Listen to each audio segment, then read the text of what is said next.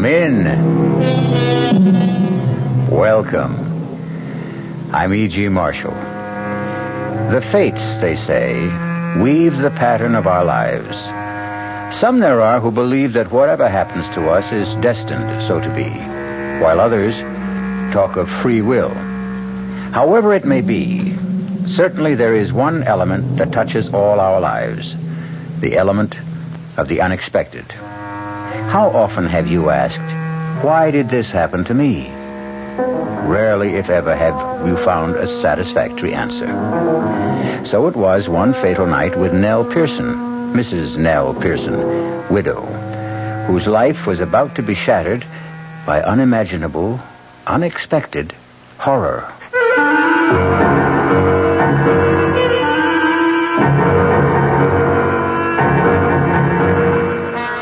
Our mystery drama, The Lodger, was written especially for the Mystery Theater by George Lothar and stars Kim Hunter. It is sponsored in part by Buick Motor Division and Anheuser-Busch Incorporated, brewers of Budweiser. I'll be back shortly with Act One. You've been hearing some pretty lavish claims recently about miles per gallon. We'd like you to consider something equally important, and that's range. Range is the miles per gallon multiplied by the number of gallons your car's tank holds. Range is what makes the Buick Apollo such a special small car. It comes from coupling the Apollo's economical 6-cylinder engine with a standard 21-gallon tank. It holds a lot, but it doesn't use a lot. Look into the Apollo. It's the Buick of small cars. Hello, this is Goldilocks. It seems like only yesterday that I was a little girl tasting porridge. You know, this one's too hot. This one's too cold. And now I conduct taste tests on diet drinks.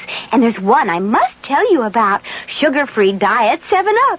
It has a fresh, natural, delicious taste. It drives my taste-o-meter crazy. Sugar-free Diet 7-Up. This one's just right. Dreaming about becoming richer? Why not wake up richer every day? At Suburban Savings in North Jersey, getting richer is an everyday reality, because Suburban has put into effect higher effective returns. Suburban's limited issue 7.50% savings certificate has an annual effective yield of 7.90%. And Suburban guarantees it from 4 to 10 years with a minimum investment of $2,500. You'll sleep a lot more soundly knowing your savings are earning more money at Suburban Savings. So sleep on Suburban's higher effective return tonight and come into any of Suburban's convenient offices tomorrow in Bayonne, Edgewater, Elmwood Park, Emerson, Hackettstown, Morris Plains, Nutley, Paramus, and Sparta. Early withdrawal prior to maturity is, according to regulations, subject to a substantial penalty.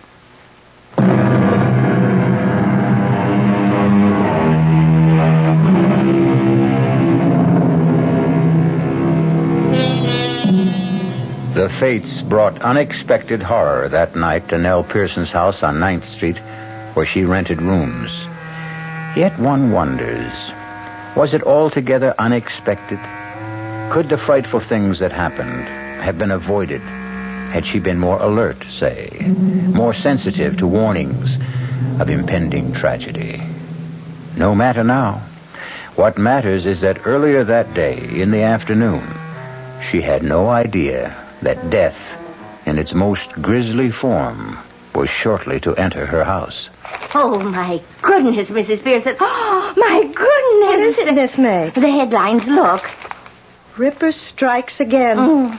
Oh, good heavens, that's awful, perfectly awful. Read it, Mrs. Pearson, read it. I am. No, out loud. I mean, I want to hear. But you just finished reading. Well, all right. The Ripper claimed another victim last night. Thursday night. He always kills on a Thursday. This time, another attractive widow, Mrs. Henry Dodd. Always a widow, always a widow. Miss Mapes, please. The body, gruesomely slashed and mutilated, was discovered by a neighbor who, hearing Mrs. Dodd's hysterical screams, rushed to her apartment. There she found the comely young widow lying in a pool of blood. Oh. And a message scrawled in red lipstick across one wall. Stop me. Please stop me. Excuse me, Miss Pearson. Which windows you want washed first? I don't know, Charlie. You want to get to that today? Well, it's kind of warm out. I thought it'd be a good time to get started on them. Well, you decide, Charlie. Suit yourself. There's been another one, Charlie. Another what, Miss Mapes? Murder by the Ripper. Another widow, like always. You don't say. That makes a fifth, don't it? The fifth in 5 weeks. One a week for the past 5 weeks. And always on a Thursday night between 11 and 12. And always a widow. Oh, I better change my night out. What do you mean, Charlie? Yeah, well, Thursday's my night out, and you're a widow, Miss Pearson. You never know. The police might start putting two and two together. Oh, Charlie, you and your jokes. I don't think that one's particularly funny. I'm sorry, Miss Pearson. I was just funning, that's all. Well, take your fun out on those windows. All right, getting right to it, Miss Pearson. Getting right to it. Maybe he wasn't joking, Charlie. Not joking? Well, Thursday is his night out, and you are a widow, and, well, who knows? Oh, Miss Mapes, if I had your imagination... excuse me. Yes? How do you do? My name is Tony Adams. I saw your sign rooms, wondered if you had a vacancy, maybe. Oh, yes, I do. Won't you come in? Thank you. I have a room on the second floor front. It's very spacious, light, and airy, too. Fine, I'll take it. You haven't even seen it. I've seen you.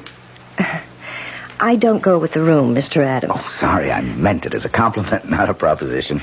I'll show you the room. This way. May I ask your name? Pearson. Mrs. Eleanor Pearson. Nell.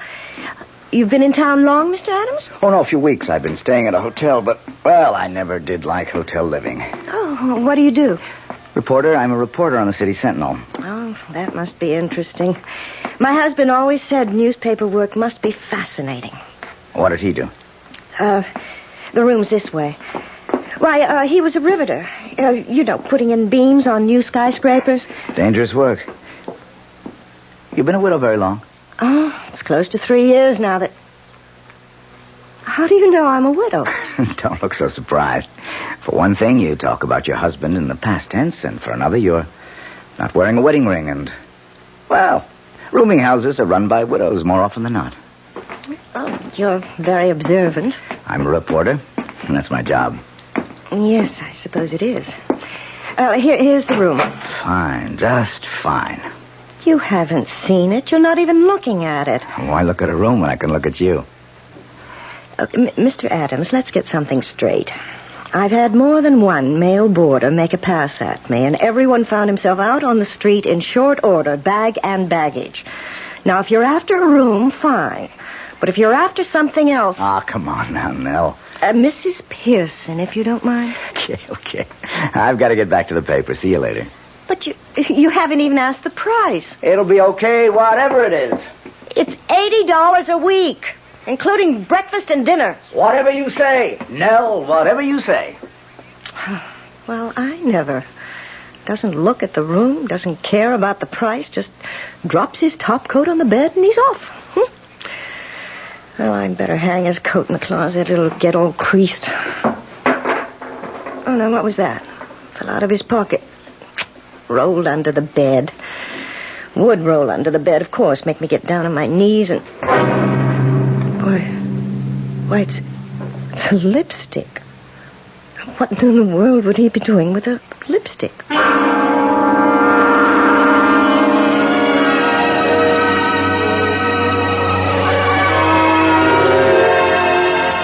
Oh, now why did you go and turn the TV set off, Charlie? You know I like to see who played what. Oh, I'm sorry, Miss Mapes. I forgot. Pretty good movie, huh? Oh, it was all right. You like it, Miss Pearson? What? What'd you say, Charlie? Well, I just asked if you liked the movie. How could she? She didn't even see it. Of course I did. Well, you may have been looking at it for 2 hours, Mrs. Pearson, but you certainly weren't seeing it. You were thinking of something else. Well, I saw it, and I liked it. Oh, 10:30. Well, I'm off to bed. Oh, by the way, I finished the window washing today, Miss Pearson. Oh, good. I'm glad they only got to be washed twice a year. It's a big job. It took a whole week. Well, good night. Night. Good night, Charlie.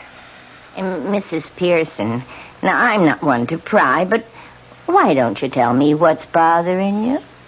Bothering me? Now, you know something is been bothering you since that Mr. Adams arrived. Now, when was it now?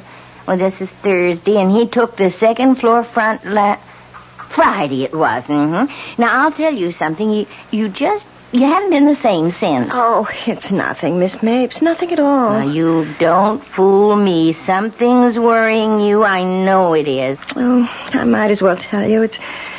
It's this. Why? Well, it's a lipstick. Why should a lipstick upset you? Well, it was in his pocket the day he arrived. His topcoat pocket. It fell out when I picked the coat up. So? It's the same color. Mandarin scarlet. The Ripper uses to scrawl those awful messages with. Oh, and you think... Oh, you don't think he's the Ripper? Oh, no. Of course not. Well, then why the worry? I don't know. It just bothers me a little, that's all. And now, if you're all that worried, you could... maybe you did check on him? Check on him? Well, find out if he really does work for the City Sentinel and like that. You could call the paper. Oh, I'm just being silly, that's all. Of course you are. Mountains out of molehills. Well, I'm off for bed. Oh, are you sleeping better since we exchanged rooms? You've no idea. The traffic isn't anywhere near so loud. But what about you? Oh, I don't mind it. I told you that months ago. I know, and I thank you. Stop worrying now, and... Oh, here's the lipstick. I certainly don't want it. Good night. Good night, my dear. Sleep well.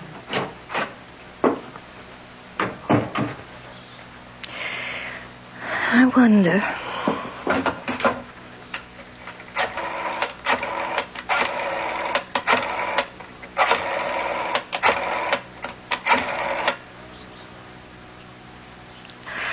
Hello? City Sentinel? I'd like to speak to Mr. Tony Adams, please.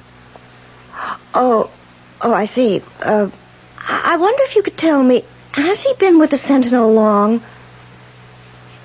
6 weeks? Thank you very much. 6 weeks. It was just 6 weeks ago on a Thursday. Just 6 weeks ago today that the Ripper... Miss Mapes! Oh, my God! Charlie! Charlie, where are you? Oh, heaven help me, I'll have to go up myself. Miss Mapes! Miss Mapes! Oh, Charlie! Good Lord, Miss Pearson, was that Miss Mapes screaming? Yes. Don't hear nothing now. It came from a room. Oh, Charlie, I don't dare open the door. Yeah, well, I guess I'll have to then. Yeah. Oh, no.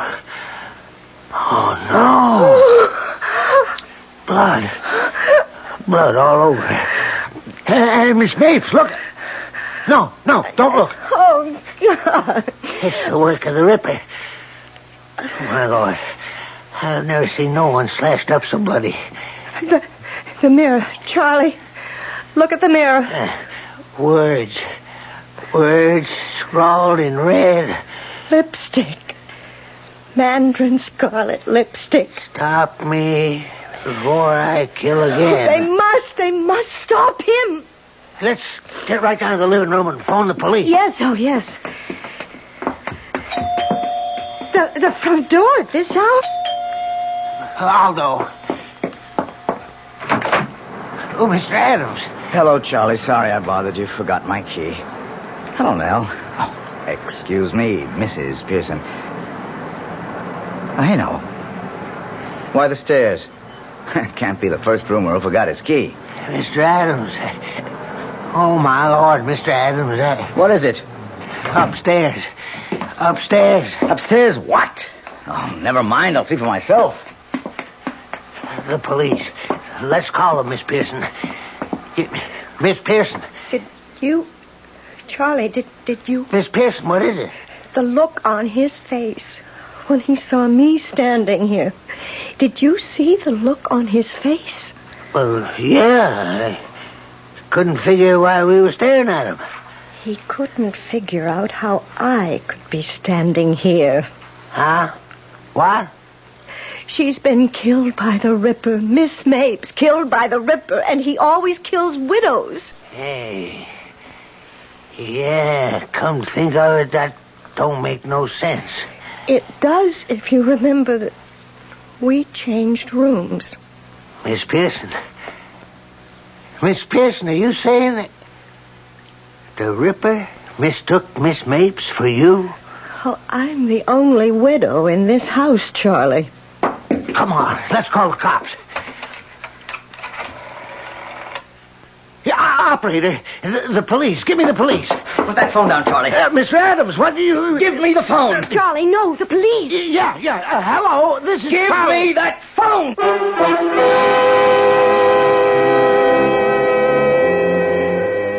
So, weaving their pattern of the unexpected, the fates bring together on this fearsome night an innocent spinster named Miss Mapes and the Ripper, who mistook her for Nell Pearson. I'll be back shortly with Act 2. When you feel like having a cold Budweiser, do you automatically reach for a glass? Well, sure, Bud's a great beer any way you drink it. But without a glass, you're really missing something. Now take that wonderful Budweiser head of foam, for instance. Those bubbles, tiny though they are, still amount to something pretty special at the top of your glass. Taste appeal and eye appeal. Two results of exclusive beechwood aging and natural carbonation. It takes a lot longer to brew Budweiser that way, but brewing beer right does make a difference that you can taste. That's why when you say Budweiser, you've really said it all. Anheuser-Busch, St. Louis.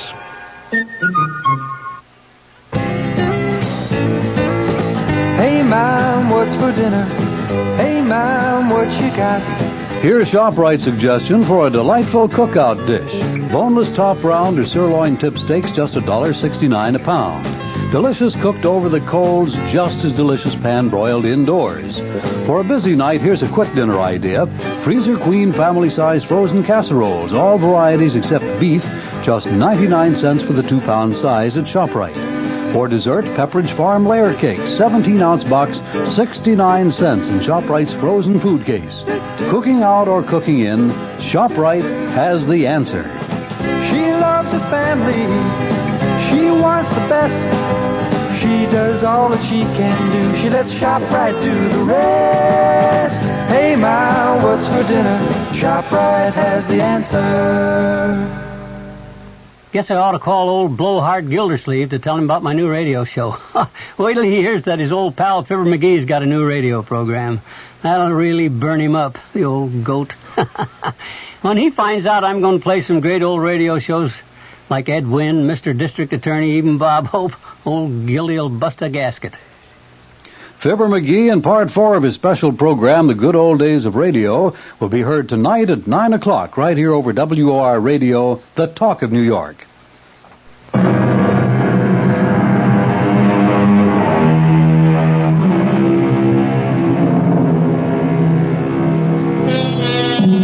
Mrs. Nell Pearson feels that she's about to faint as she sees her new boarder, Tony Adams, grab the telephone away from Charlie, the handyman, break the connection with police headquarters, and then begin to dial another number furiously. Charlie stands as if turned to stone. Nell grabs the back of a chair for support as... Give me the city desk. Hank, Adams. The Ripper is struck again. Time, 11:15. Place, 129th Street. Rooming house owned by Mrs. Eleanor Pearson, widow. What? No, not her. One of her boarders. Miss Mapes. Well, he must have made a mistake. Hank, I know, but it isn't a widow this time. Now stop talking and take this, will you? In one of the ghastliest, bloodiest murders he's yet committed, the Ripper slashed his sixth victim.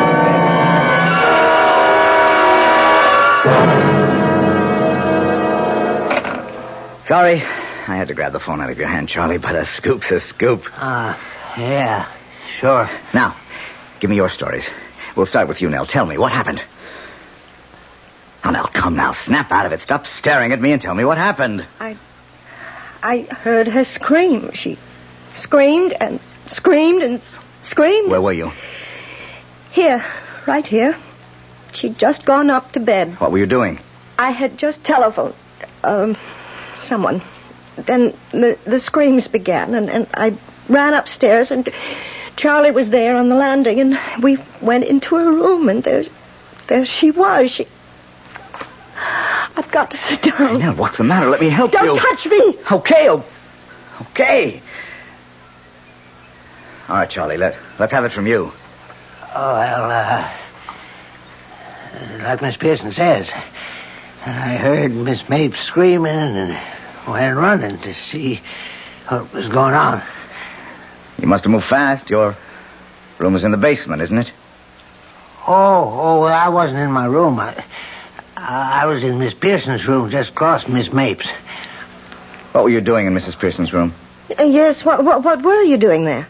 Well, you remember when you changed rooms with Miss Mapes a couple of days ago? Yes. And there was that leak in the bathroom when I fixed it? Yes. Right. Just went up to check on it, is all. I didn't know you changed rooms, Nell. No, you didn't, did you? That would account for... Why don't you say it? The Ripper mistook Miss Mapes for me because he didn't know about the change of rooms. You were lucky now. Very. This time.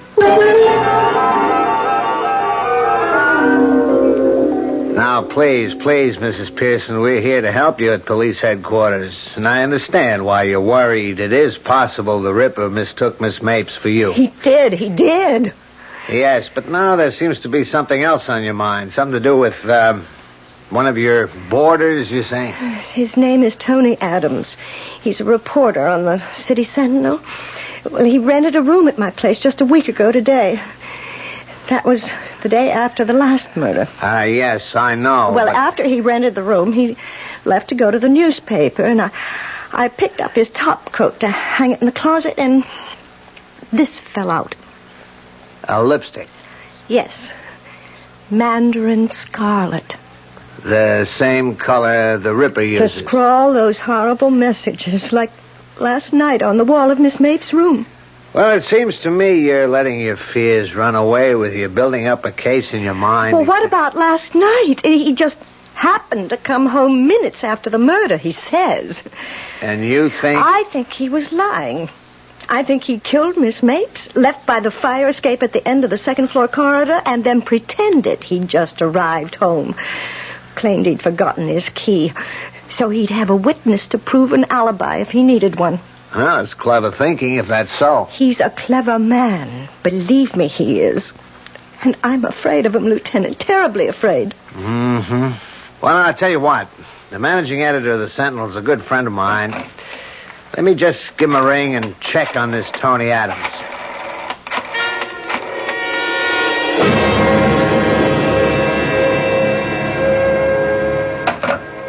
Mm-hmm. What? It's interesting.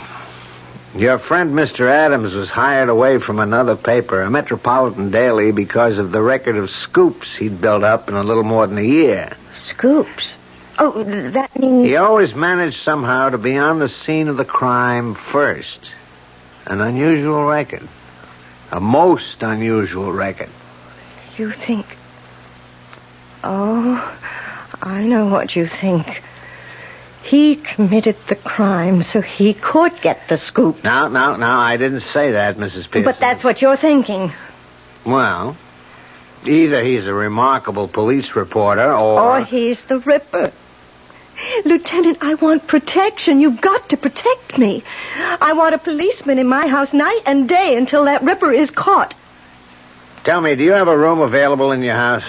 Well, there's Miss Mapes' room. Why? Well, look, don't hold me to this. What with one thing and another, we're short-handed right now, but if I sent one of my men to act like he was a boarder... Oh, I'd make room for him. You can be sure of that.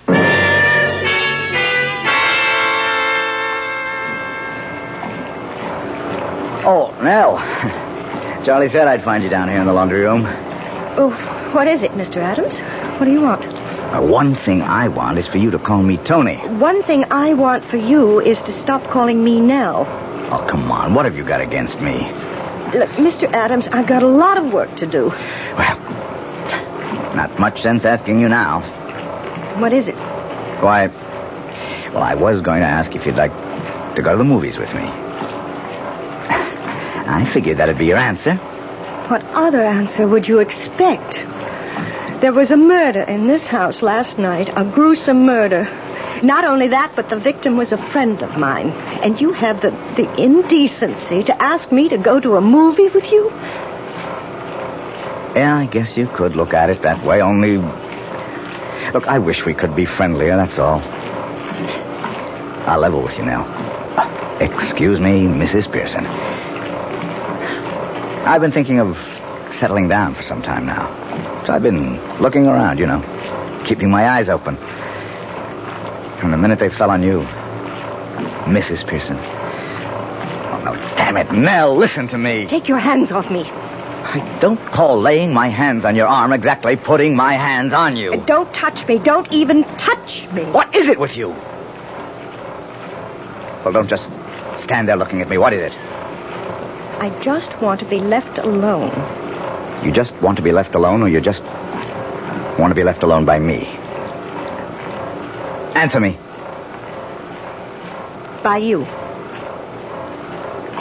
Sorry. I won't trouble you again. Good night. What are you doing there? Charlie. I come down to tell you there's somebody upstairs looking for a room.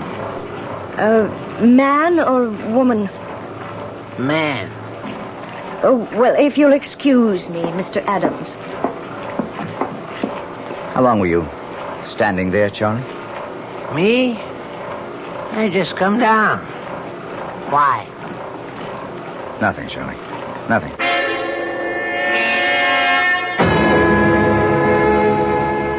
How do you do? I'm Mrs. Pearson, the landlady. My name is Bowen, Lawrence Bowen. I saw your sign out front. I wondered if you had a vacancy. Yes, I do. A bed sitting room. Would you care to see it? If it's not too much trouble. No trouble at all, if you follow me. Did anyone recommend you here, Mr. Bowen? Well, no. I couldn't say I was recommended, although... Yes? Well, you might say I heard what happened here last night, and well, that's why I'm here. Well, here we are. This is the room. So this is where it happened? Yes. Huh. What a shame to die like that. Maybe you could fill me in on some things. I got a lot from Lieutenant Golan, but I'd like to hear your side of things. Well, it's like this, Mr. Bowen. Is Mr. all right? Or should I call you Sergeant or something like that? Oh, I better keep it Mister. Oh, I understand. Did Lieutenant Goldman tell you about my finding the lipstick? Yes. Where did you find it? Well, I didn't find it, actually. It fell out of Mr. Adams' pocket. And, of course, when I saw it was mandarin scarlet, my suspicions were aroused right then and there. Yeah, same shade of lipstick the Ripper uses to write his messages. You found the lipstick and that aroused your suspicions. In other words, you think he could be the Ripper. I'm practically sure he is. Which is his room? Right there, that front room at the end of the corridor. I'd like to have a look at that. Is he out of the house? Oh, he may be. Though he was downstairs just a little while ago. I wouldn't want him to find me in his room. Maybe you could check and find out. Oh, of course, I'll do that. Now, be careful. Don't say or do anything to make him suspect. Oh, I won't. I won't. Oh, Charlie, where's Mr. Adams? Yeah, in the sitting room. He said he was going to write some letters. Oh. Was something wrong, Miss Pearson? You act upset. No. I'm not upset. Not in the least. Thank you, Charlie. Oh, you've finished writing your letters. Huh? Yes. How did you know I was writing letters? I noticed you're holding some letters in your hand. I assumed you'd just written them. Naturally. naturally. And now I'm going out and naturally post them.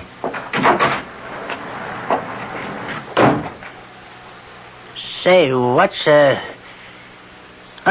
none of my business, I guess, but you two at each other's throats or something? As you say, Charlie, none of your business. He's gone. He just went out to mail some letters. How long will it take him?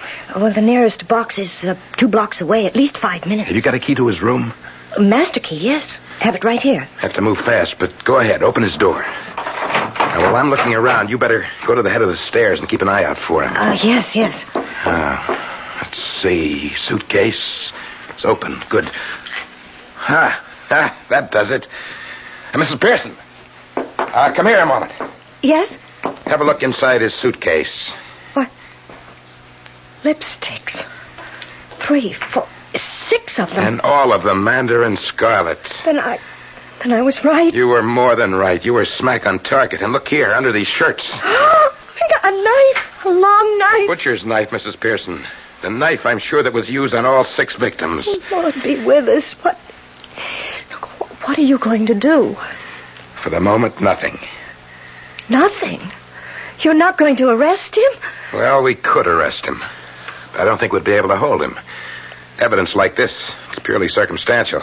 When we nail this bird, we want to nail him for good. Oh, I don't know. Maybe you ought to talk to Lieutenant Goldman and get his opinion. I will. You can depend on that. And I'll do it, Mrs. Pearson, not you. Well, I don't understand. If Adams is planning to murder you, he's keeping tabs on you. So don't try to contact the lieutenant in any way. Leave all that to me. Oh, very well, I will. Oh, Mr. Bowen, I can't tell you how glad I am you're here. There's no question about it now. He is the Ripper. He is planning to kill me. Well, he won't. I'll see to that. And that's a promise.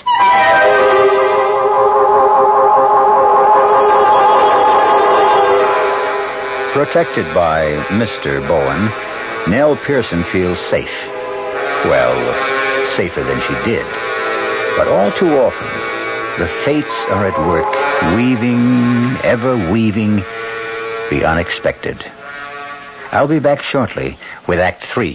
Give your hand to a friend. Give your heart to your love. But give your allergy to contact. Now listen carefully, because this message may surprise you. There is an ingredient that can effectively help block pollen's bad effect on your system. Sneezing, sniffling, drips, itchy, red, watery eyes. It's the antihistamine most prescribed by allergy specialists, and it's an ingredient in Contact. Surprising, yes, but the true wonder of Contact is how our tiny time pills keep this antihistamine working, helping up to 12 hours per capsule, all day, all night. Allergy is our business, too. Give your hand to a friend. Give your heart to your love. But give your allergy to Contact. Take Contact only when needed, only as directed. Introducing the greatest taste to come out of your toaster since Samuel Bath Thomas baked his original English muffins in 1880. Thomas's new onion English muffins.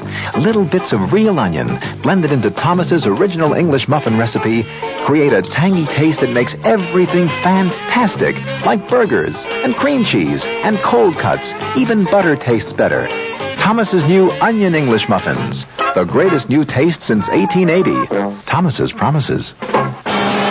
Hey, Pat, how tall do you think she is? 300 feet if she's an inch, Luigi, and a fine lady she is. The year 1886. While most New Yorkers were enjoying their first look at the Statue of Liberty, a few were enjoying their first taste of Thomas's bread and discovering it was every bit as delicious as Thomas's English muffins.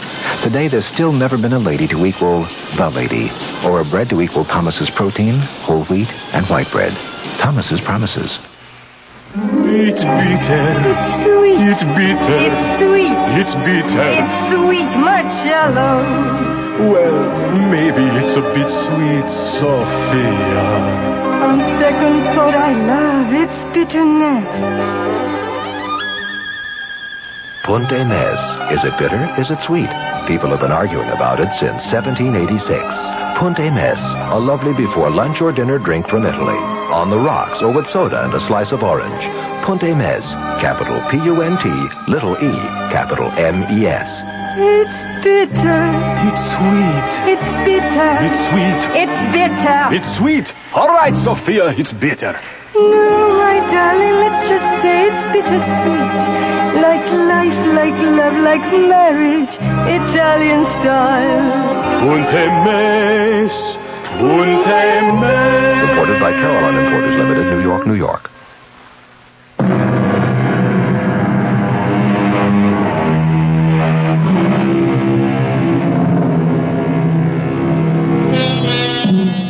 With Officer Bowen in the house to protect her, or perhaps I should say Mr. Bowen, Nell Pearson seemingly has nothing to fear. But note that I say seemingly. And having noticed it, let's move on, you and I, to the dining room in Mrs. Pearson's rooming house some days later. In fact, the evening of the following Thursday. Delicious meal, Mrs. Pearson. As always. Thank you, Mr. Bowen. Sure is. Mr. Bowen. Yes. I hope you won't mind my asking. I haven't had the chance before, but do you mind telling me what you do for a living? A salesman. Insurance. Oh? You sound surprised. No, not really, except I'd have thought you were in something that keeps you outdoors a lot of the time. Your ruddy complexion. Like what? Oh, I don't know. Building trades, maybe. Foreman of some kind of outdoor crew. Policeman, even. Oh, I'm sorry. It slipped. No, I'm insurance salesman, Mr. Adams. And that does get me out and around a lot, you know. I suppose it does, yeah. You're a reporter, a crime reporter, I hear. Mm-hmm. Are you involved in this Ripper business? Very much. Been involved in nothing else since I came here to join the Sentinel. Do you or do the police have any idea what he's like, the kind of man he is? What makes him commit these terrible murders? Well, we do and we don't. Well, what I mean, everything we know is conjecture, theory. No one has ever laid eyes on him, except his victims, of course, so we can't be sure that the picture we've built up is close to the truth or not. Still, it ought to be fairly accurate as far as it goes. Well, how far does it go? I mean, what is your picture of him? Well, we estimate he's between 5'11" and 6 feet. We get that from the height of his victims and the downward direction of some of the knife thrusts. Must we talk about the Ripper at the dinner table? Oh, I'm sorry, but Mr. Bowen asked. And... Well, there must be something else you can talk about. After all, there has been a murder in this house, and it was the Ripper, and this is Thursday, and the night that he commits these terrible crimes, and... Well, really? Oh, Nell, I am sorry. Me too, Mrs. Pearson. I'm awfully sorry. It's all right. Just stop talking about it. I certainly won't. It is Thursday night, and that means I've got to stake myself out at police headquarters. Want to be right in the scene, is that it? I'm always on the scene, Mr. Bowen. It's my job.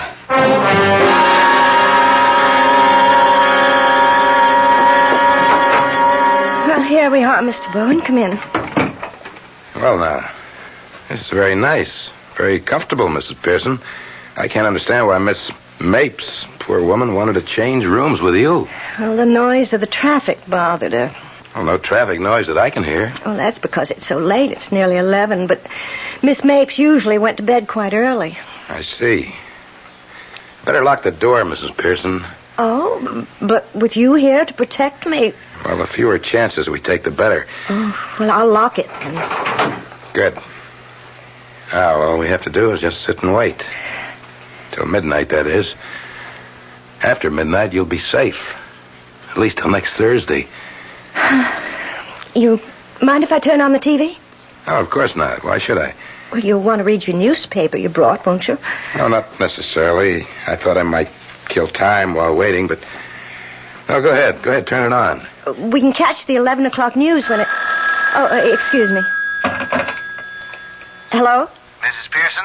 Yes. This is Lieutenant Goldman, police headquarters. Oh, yes. I just wanted to let you know you have nothing to worry about tonight. Oh, I'm sure I don't. I feel perfectly safe. You'll feel even safer when Officer Randolph gets there. Did you hear me, Mrs. Pearson? Why, Why, no. What did you say? I've sent one of my men, Officer Randolph, over to your place. He ought to be with you in about 5 or 10 minutes.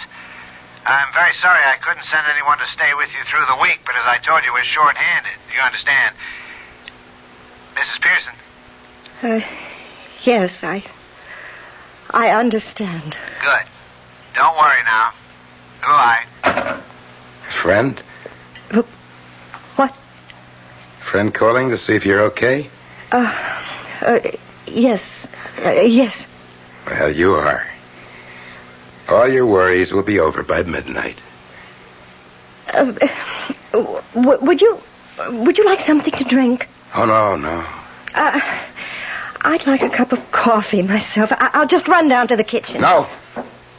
I can't take a chance of letting you out of my sight, Mrs. Pearson. Not now. It's 11 o'clock. Time when the Ripper does his killing. Even though he doesn't want to. Doesn't want to? No, he doesn't want to kill. He has to. How do you know? Why else would he scrawl those messages? Please stop me. Don't let me kill again. Always with the same kind of lipstick, mandarin scarlet. And why a lipstick?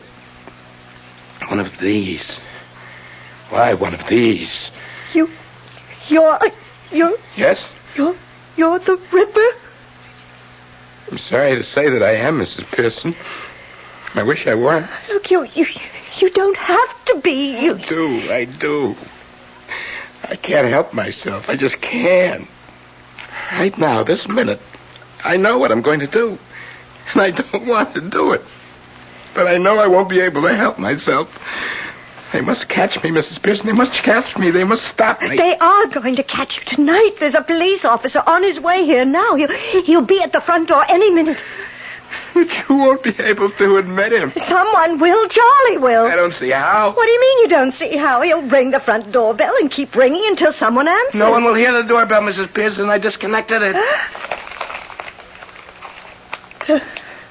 Newspaper you brought. Not to read. To carry this. The knife.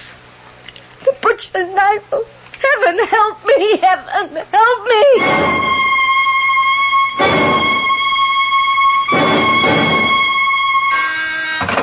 Goldman.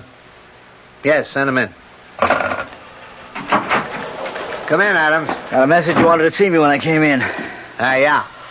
Coffee? Never turn it down. I just wanted to let you know I assigned a man to stay with Mrs. Pearson between 11 and midnight, and another hour or so after that, just to be sure. Thanks a heap, Lieutenant. I appreciate that. I think you're more worried about her than she was about herself. Well, to tell you the truth, I'd have stayed with her myself if I didn't have to cover headquarters. And if she'd have let me. Let you? For some reason or other, she won't have anything to do with me. Me, I go for her. She turns me on, you know what I mean? But I can't get to first base with her. You ready for a shock? What? I didn't tell you this before because I didn't get the chance. Too damn busy with one thing and another, including putting a check on you. I don't get you. I had you checked out up and down and sideways because, well, you're not going to believe this. Mrs. Pearson was convinced you were the Ripper. Nell Pearson thought I... Hey, excuse me. Goldman. No one answers. Well, that doesn't make any sense. She's there. I talked with her on the phone 10 minutes ago. Tell him to try again. And tell him to make sure he's got the right house. These rookies. What? The guy I sent over to stay with Mrs. Pearson says nobody answers the doorbell. Not out of order, is it? Oh, well, I know. I've got a key. Maybe he went to the wrong house. Yeah, maybe. Look, you don't know what you're saying. I never tricked you. Oh, yes, you did. You say you changed rooms with that Miss Mace because she wanted to. But what you were doing was tricking me, that's what. You're all alike, you widows. Vile, vile, vile. Please believe me. Believe you? Believe a widow? Never again, never again. I believed one. I married her, but never again. You know what the Chinese say? Fool me once, shame on you. Fool me twice, shame on me. I learned that from her. She was nuts about everything Chinese. Pagodas all over the house, Chinese screens, parading around. She was always parading around with dresses slit up to here. Even her lipstick. This mandarin scarlet. Listen to me. But I paid her back for what she did to me. I paid her back that night. That Thursday night, when I came home unexpectedly and found her. Her and him. He ran. He got away, but she didn't. Oh, she didn't. I got a knife from the kitchen, a butcher's knife, and I came into the bedroom and I slashed and stabbed and stabbed. And I ripped and I tore. I killed her once, and then again, and then again, and again. I killed her as I'm going to kill you now. Please, oh, please. What do you want first, huh? A slash across the face, a slash across your beautiful lying face. It'll do you no good to run. They all tried that and they failed. No! Help me! Please help me! No one can help you now. Stand back, Adams. I'll kill you. I'll kill you. Nellie, you all right? Thank God you're here. Thank God. But how? The cop Lieutenant Goldman sent over said no one answered the doorbell. Seemed odd to me, so I decided to come over and check. Lieutenant Goldman came too. Oh, Tony. Take it easy now. Here. Sit down. That's it. Can you ever forgive me? I misjudged you so terribly, so terribly. That's for sure. What about him, Lieutenant? He's gone. I hated to kill him, but I had no choice. Well, not the way he came at you, swinging that butcher knife. Hey, what are you doing? Calling the Sentinel. What else? I've got another scoop. If you don't mind. Hey, what? Operator, give me police headquarters. Oh, that's gratitude. I lead you to the Ripper, and you swindle me out of my scoop. You'll get your scoop. And the way Mrs. Pearson is looking at you, I'll say you get another. Hello, this is Goldman. Give me homicide.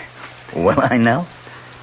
What? Chief. Tony? This is Lieutenant You Goldman. know I've been crazy about you since I laid eyes on you. Yeah. You do know that. Yes. No, he's dead. Yes, I guess I do. Had to kill him. Well, look, that movie I asked you to go to, they've held it over another week. Okay. Will you go with me some night? I'd love to.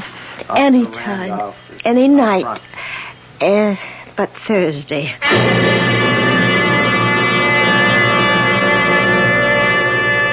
Weaving and spinning, the fates create the warp and woof of our lives. And always through the pattern runs the scarlet thread of the unexpected. Sometimes for good, sometimes for evil. And make no mistake, as the unexpected awaited Nell Pearson, so it awaits you.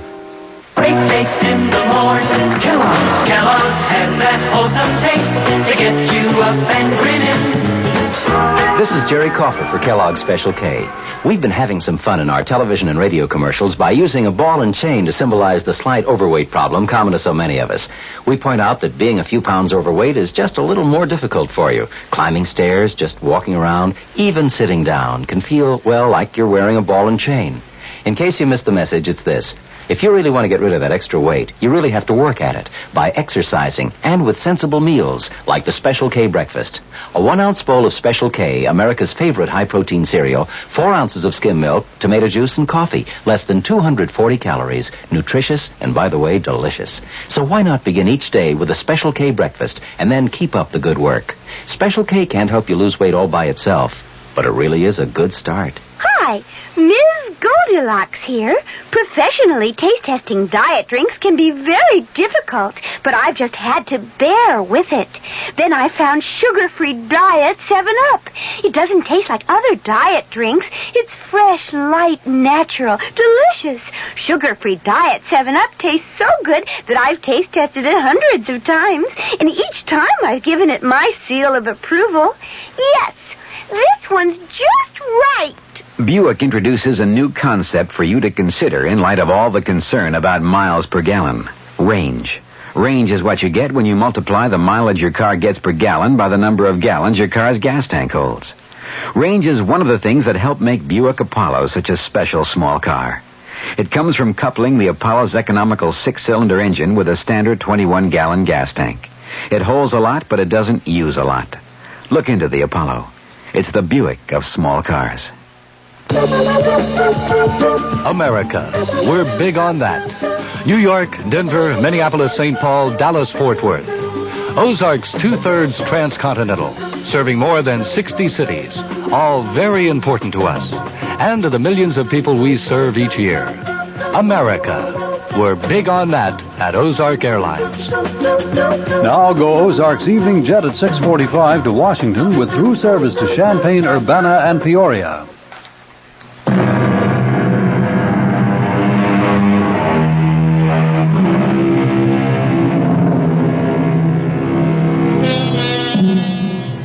I'm sure you'll want to know that Nell and Tony are married now. Tony's on his way to becoming managing editor of the Sentinel. And Nell on her way to becoming a mother. And so the fates weave a happy ending. For once. Our cast included Kim Hunter, Michael Wager, Robert Dryden, Mary Jane Higby, and Joe Julian. The entire production was under the direction of Hyman Brown. Radio Mystery Theater was sponsored in part by the Kellogg Company, makers of Kellogg's Special K cereal, new sugar-free diet 7-Up, and Contact, the 12-hour allergy capsule. This is E.G. Marshall inviting you to return to our Mystery Theater for another adventure in the macabre. Until next time, pleasant dreams.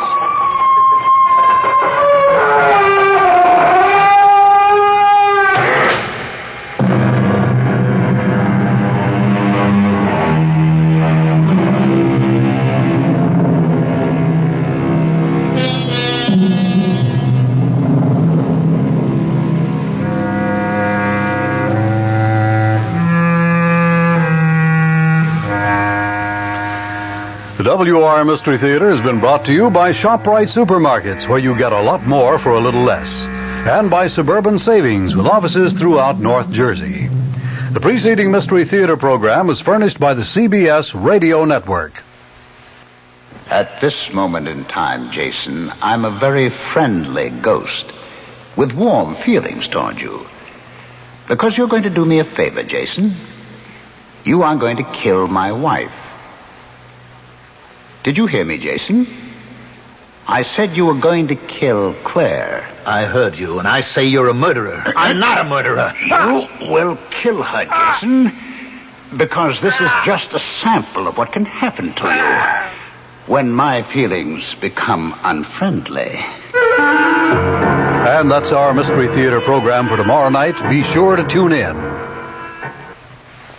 Boy, if the old-timer, Horatio K. Boomer, and Wally Wimple could see me now. Fibber McGee, back on the radio right here from 79 Wistful Vista, with a brand-new program where I'm going to bring back the great old radio shows from way back. Shows like Mr. Keene, Lum and Abner. Well, I guess I ought to get this place straightened up a bit, though. Where's that vacuum? Oh, I left it in the hall closet. Look.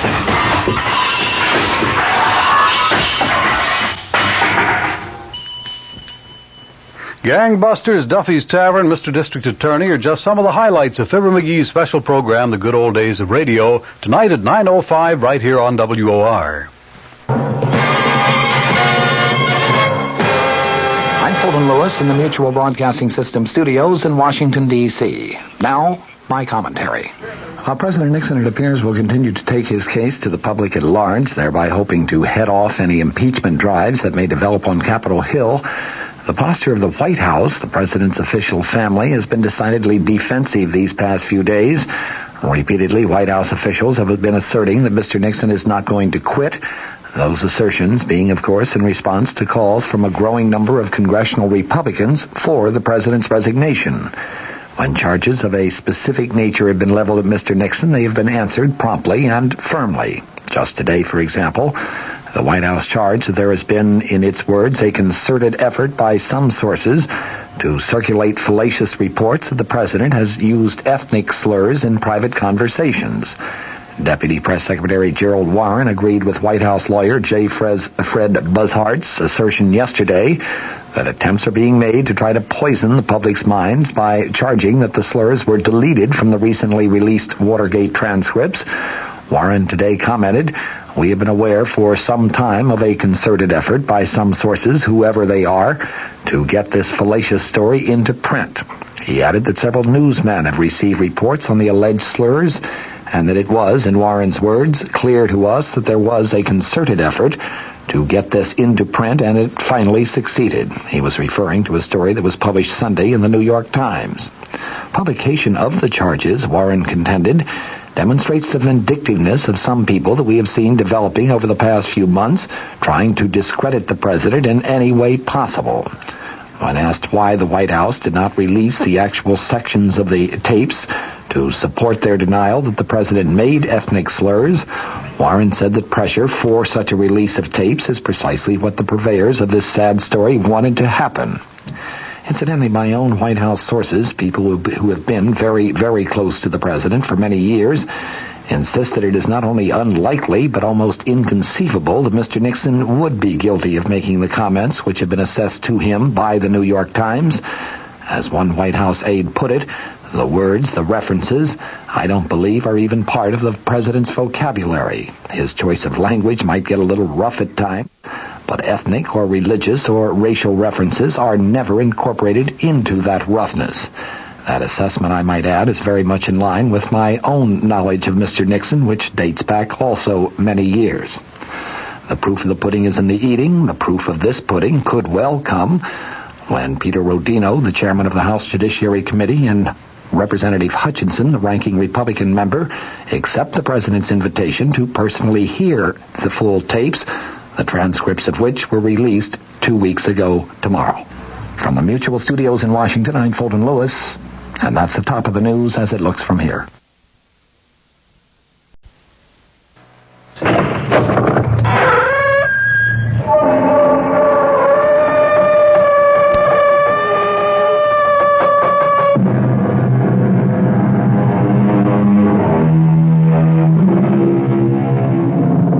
Come in. Welcome. I'm E.G. Marshall. And perhaps you've come to look upon me as the master of the macabre, your escort into the eerie. And in all honesty, I can say that I am happy you have this opinion of me. I'll admit to an affinity for tales of the supernatural, and even a sneaking fondness for ghosts. Some ghosts, that is.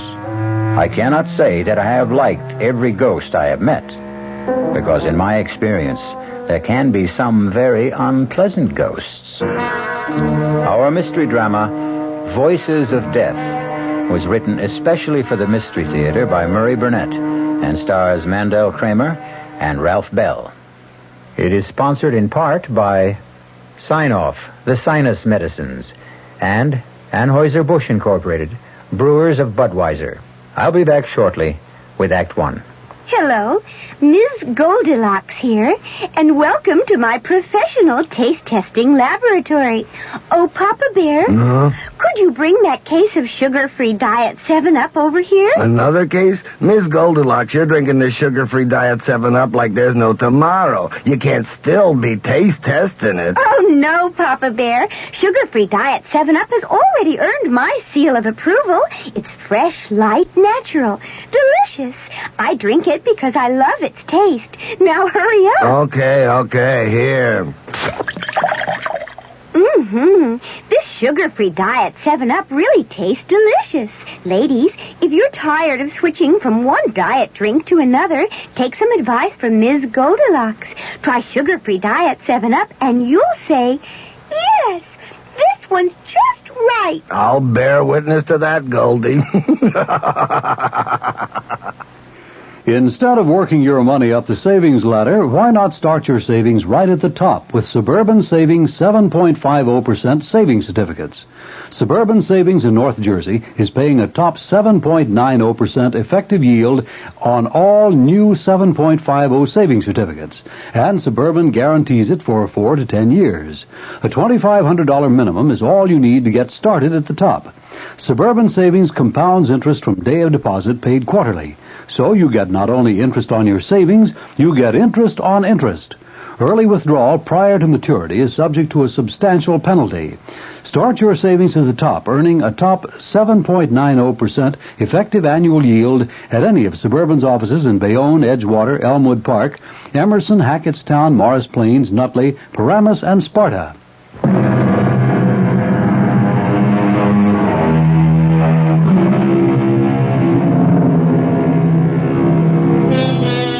There are many stories about faceless voices that speak to lonely people. Voices that come from nowhere, that threaten, cajole, terrify, or madden the mortals who hear them. Our story is about such a voice, but it is a voice that has a face, the face of a dead man. Most of us know what to expect when we turn on a television set. But the last thing Jason Phillips expected was to have the face of a dead man appear on his television tube. How did the face of Peter Truro get on my TV screen? Peter, I'm sure if you were alive, you'd understand why yours is the last face I'd want to look at. So forgive me for switching stations. What is this, Peter again? I'll try another channel. On every channel? Peter Truro? That's ridiculous. And no sound. What's wrong with the sound? Nothing, Jason. What? This isn't the normal way to return. Well, I'm seeing things. And hearing them. Peter Truro is dead and buried. He couldn't be talking to me from my TV screen. Everything happened so suddenly with Peter and Claire and that lousy Linville. Put the TV back on. Relax, Jason. I'm not a delusion. I realize that my talking to you this way must be quite a shock, but you're really seeing and talking with Peter Truro. Oh, sure. Peter Truro, who's been dead and cremated for 10 days. The body, yes, Jason, but nothing else. Now, just as soon as we complete our business, you'll be rid of me, and you'll be happy. You keep talking about business. What kind of business can we have? You're going to do a little job for me, Jason. You're going to kill my wife. There's absolutely no point in your turning off the television, Jason. You're a fraud, Peter. I don't know how you got into my set, but you're a fraud. Come on now. You're not going to claim that you're still upset because, after all, I am a ghost? Well, of course. It's a perfectly natural occurrence, isn't it? Everyone who watches television sooner or later finds himself face to face and talking with a ghost every time he turns on his set. Well, what you're really telling me is that you're afraid I'm not a ghost at all, but a figment of your imagination. And you find that strange. You don't think that that's enough to upset me? Of course it is, Jason. Like Hamlet, you're wondering about your brain. Yes, I am. Well, I can take that worry off your shoulders. How? Suppose Claire comes to see you. Claire? What would she want? An attack of conscience. Guilt. Whatever you may want to call it. But, Jason, I will make Claire visit you. And then we will talk again.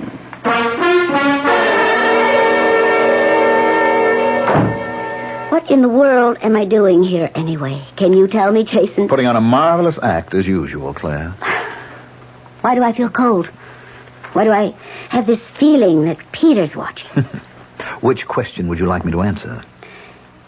Do you believe in ghosts? Of course not. Well, you sound so sure. So very. And you're not. I remember how you used to make fun of the whole spiritual scene. I said it was impossible. Claire, why this discussion? What made you phone me and come here to talk about... I've been having dreams. Dreams? Well, I'm no psychiatrist. Yes, dreams about Peter. He keeps telling me to come to you and explain about...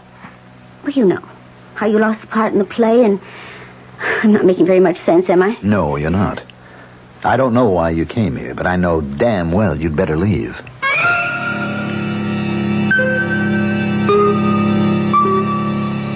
Are you convinced, Jason? Do you believe now that I'm a ghost? Well, you heard Claire. You know I sent her to you. So she says. I don't know whether it was smart to throw her out so abruptly. She may become suspicious. About what? About your wanting to kill her. You're out of your mind. You're crazy. Remember how you felt when Claire told you that she was replacing you in the part that I had picked for you in cries of dissent? Remember how you raged because you knew that Claire was throwing you out, not because of your lack of ability, but because she wanted the part for her lover, Edward Linville. You even threatened to kill her. I don't have to listen to any more of this. Right now, I could cheerfully have murdered you if you'd been alive. Hello. Jason, this is Claire. Darling, I do think you owe me some sort of explanation for almost throwing me out of your place a while ago. Claire, my love, the only thing I owe you is a punch in the mouth, and if you were a man, I'd be happy to give it to you. Are you going to be with us long, Mr. Phillips? Well, that depends. You'll find all sports and great weather at the Clarkstown Inn. You will be in 4:45. If there's anything you want, don't hesitate to ask. Now, before I call Alida, I think I'd better see if Peter is still with me. Here I am, Jason. You didn't think you could run away from me, did you? I wasn't sure, but I was hoping. I'm curious about one thing. Why did you pick this God-forsaken little town as a place of refuge? Because I happen to have been born right here in Clarkstown. Ah. Then this is an attempt to recapture the safety of your childhood. That's very touching, Jason. I've had enough of you tonight, Peter. Time for me to do what I came here for in the first place. Talk to an old friend.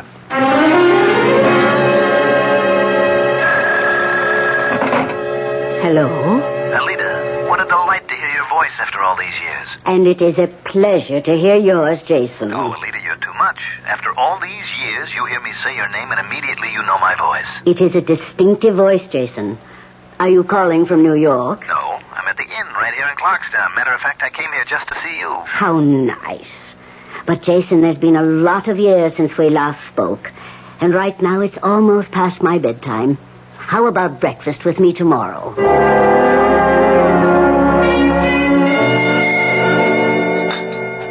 More coffee, Jason. No, thanks, Alida.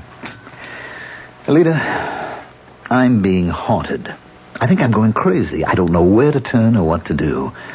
That's why I came to see you. Do you think you can help me? If you'll calm down, maybe. Well, you just don't know what it's like. And I can't find out unless you tell me. Do you know this ghost? Of course.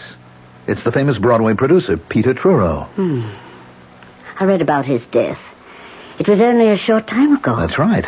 And he's been after me for the past 2 weeks. How does this haunting manifest itself? Through television. Every time I turn on a TV set, it's Peter's face that appears. I can't get any other programs, just Peter Truro. What does he say to you? Well, that's what's got me scared. He's asking me to kill his wife. What frightened you, Alida? Why? Well, Jason, as I remember you, when you were a boy, you were not particularly psychic or even sympathetic to psychic phenomena. That's right. In order to help you, I must find out why the ghost of Peter Truro chose you as his instrument in the first place. Can you? I can try. But not this morning. Can you come back tonight for another seance? Like the one you remembered as a boy? That's why I came. I'll be here, Alida.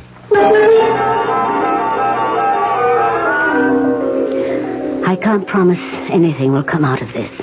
I can't even promise to make contact. But if I do, you will have to keep absolutely quiet. Understand? Yes, I do. All right. Now, hold my hands. Tighter. Yes, that's it. The light is too bright. It hurts my eyes. I can't see. Better, yes. That's better. Now, I see. I see you quite clearly. Jason, why did you do this? Just when we two were getting along so well, you went and brought this stranger in. Well, Peter, Jason, you must keep quiet. You promised. Let him talk for himself. We have some wonderful chats when we're alone. Jason is a friend of mine. He has asked my help. Why did you choose him to torment? It is I who am in torment. You must know that. It is I who cannot rest until a vow has been kept. What vow? The marriage vow. Has it not been kept? Did you not plight love till death do us part? No. Our vow was to remain faithful and loving forever. We changed the marriage ceremony, and the vow has not been kept. And I seek revenge. I will have revenge. I will. Alita, are you all right? Yes. Yes. I will be fine. Just give me a moment. You sure you're going to be all right? Yes, I am sure about me. But I am worried about you, Jason. I am not sure about you.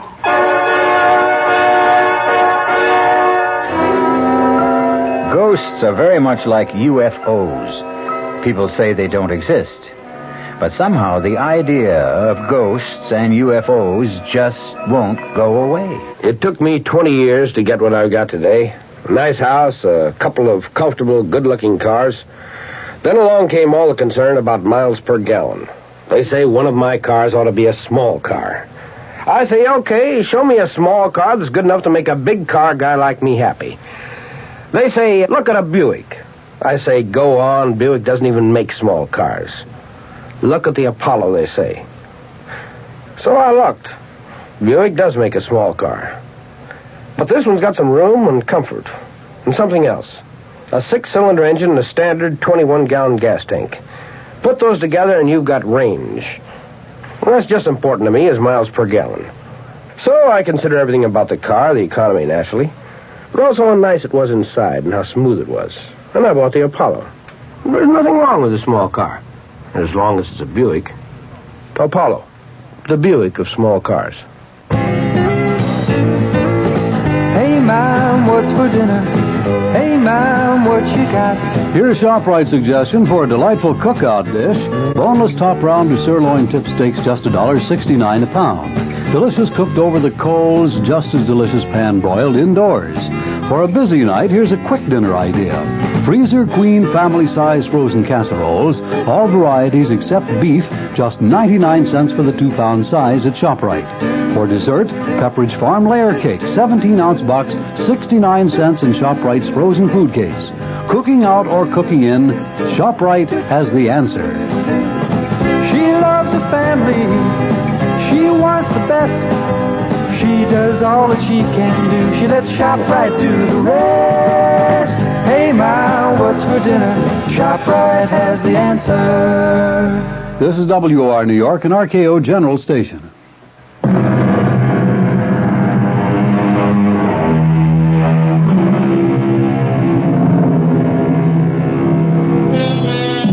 The question of whether ghosts can have anything to do with dreams is one that has occupied the thoughts of psychics since people first began to talk about ghosts. Jason Phillips was haunted by a ghost, not in his dreams, but one who took over his TV set. Jason is seeking help, not from an analyst, but from an old and respected medium whom he had known since childhood. All right, Alita. I don't mean to start a discussion. All I want to know is, how do I get rid of the ghost of Peter Truro? I wish I could tell you. You mean I can't get any help? I'll have to spend the rest of my life listening to Peter insisting that I kill Claire for him? You can turn off your television, can't you? Oh, great. I'll never look at a TV set again. Is that your solution?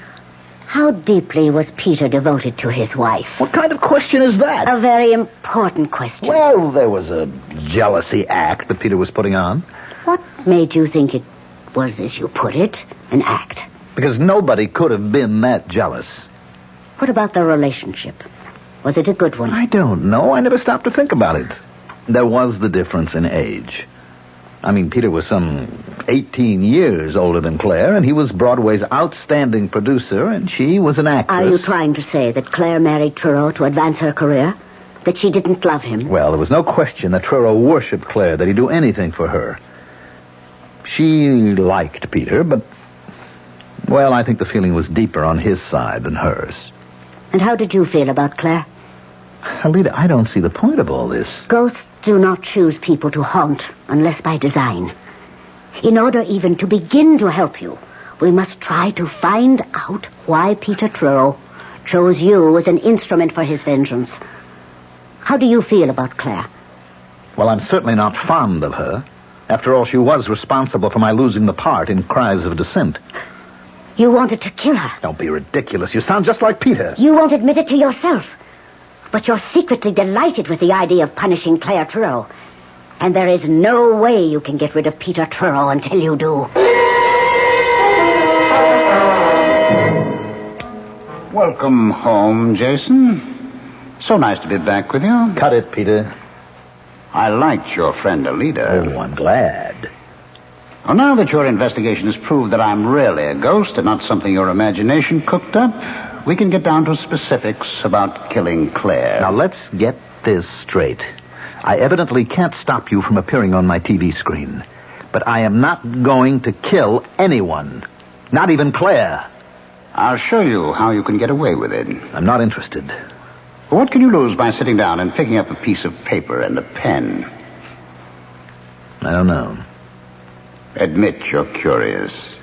All right, I'm curious. Oh, come on, Jason. You know we both burn for revenge.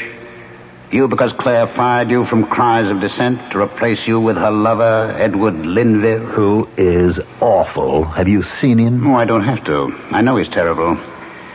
But he's playing the part. And he's sleeping with my wife, so, get the paper and pen, eh? All right. Now write the following.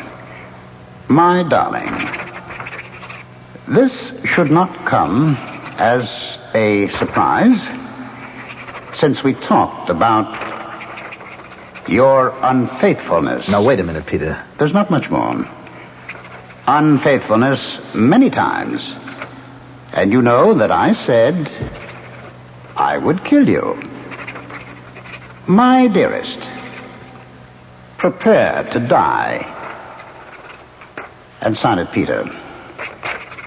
What do you think she'll say when she finds that in her desk drawer? Well, I think she'll laugh because she'll know it's an obvious forgery. Well, take another look, Jason. And then tell me if you recognize the writing. What? How did you do it? This is your handwriting.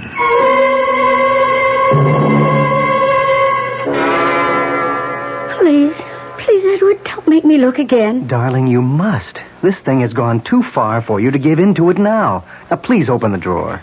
What if I find another of those horrible notes? You won't find any more. I've had the only key to the drawer in my pocket for the past 2 days. Oh, can't we just let it go for now? Open the drawer. Now, here's the key, darling.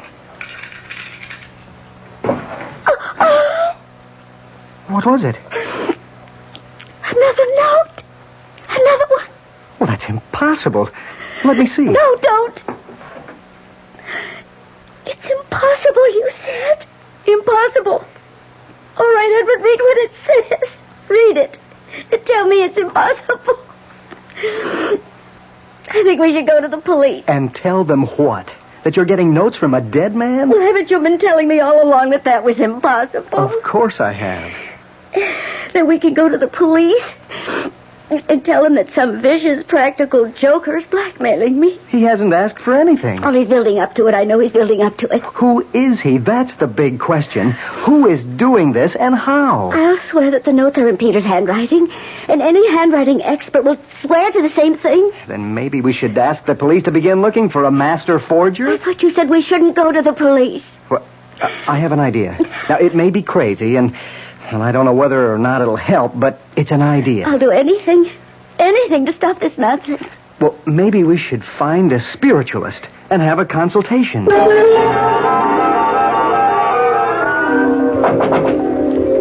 is it? Ed Linville. Well, if I say I'm surprised, I'm sure you'll understand. Completely. And I'm sure that you'll understand that I wouldn't be here in your apartment unless I thought it was very important. Granted. I'm here because I can't help feeling there's some connection between you and some crazy notes Claire's been getting. Notes? Don't think I understand.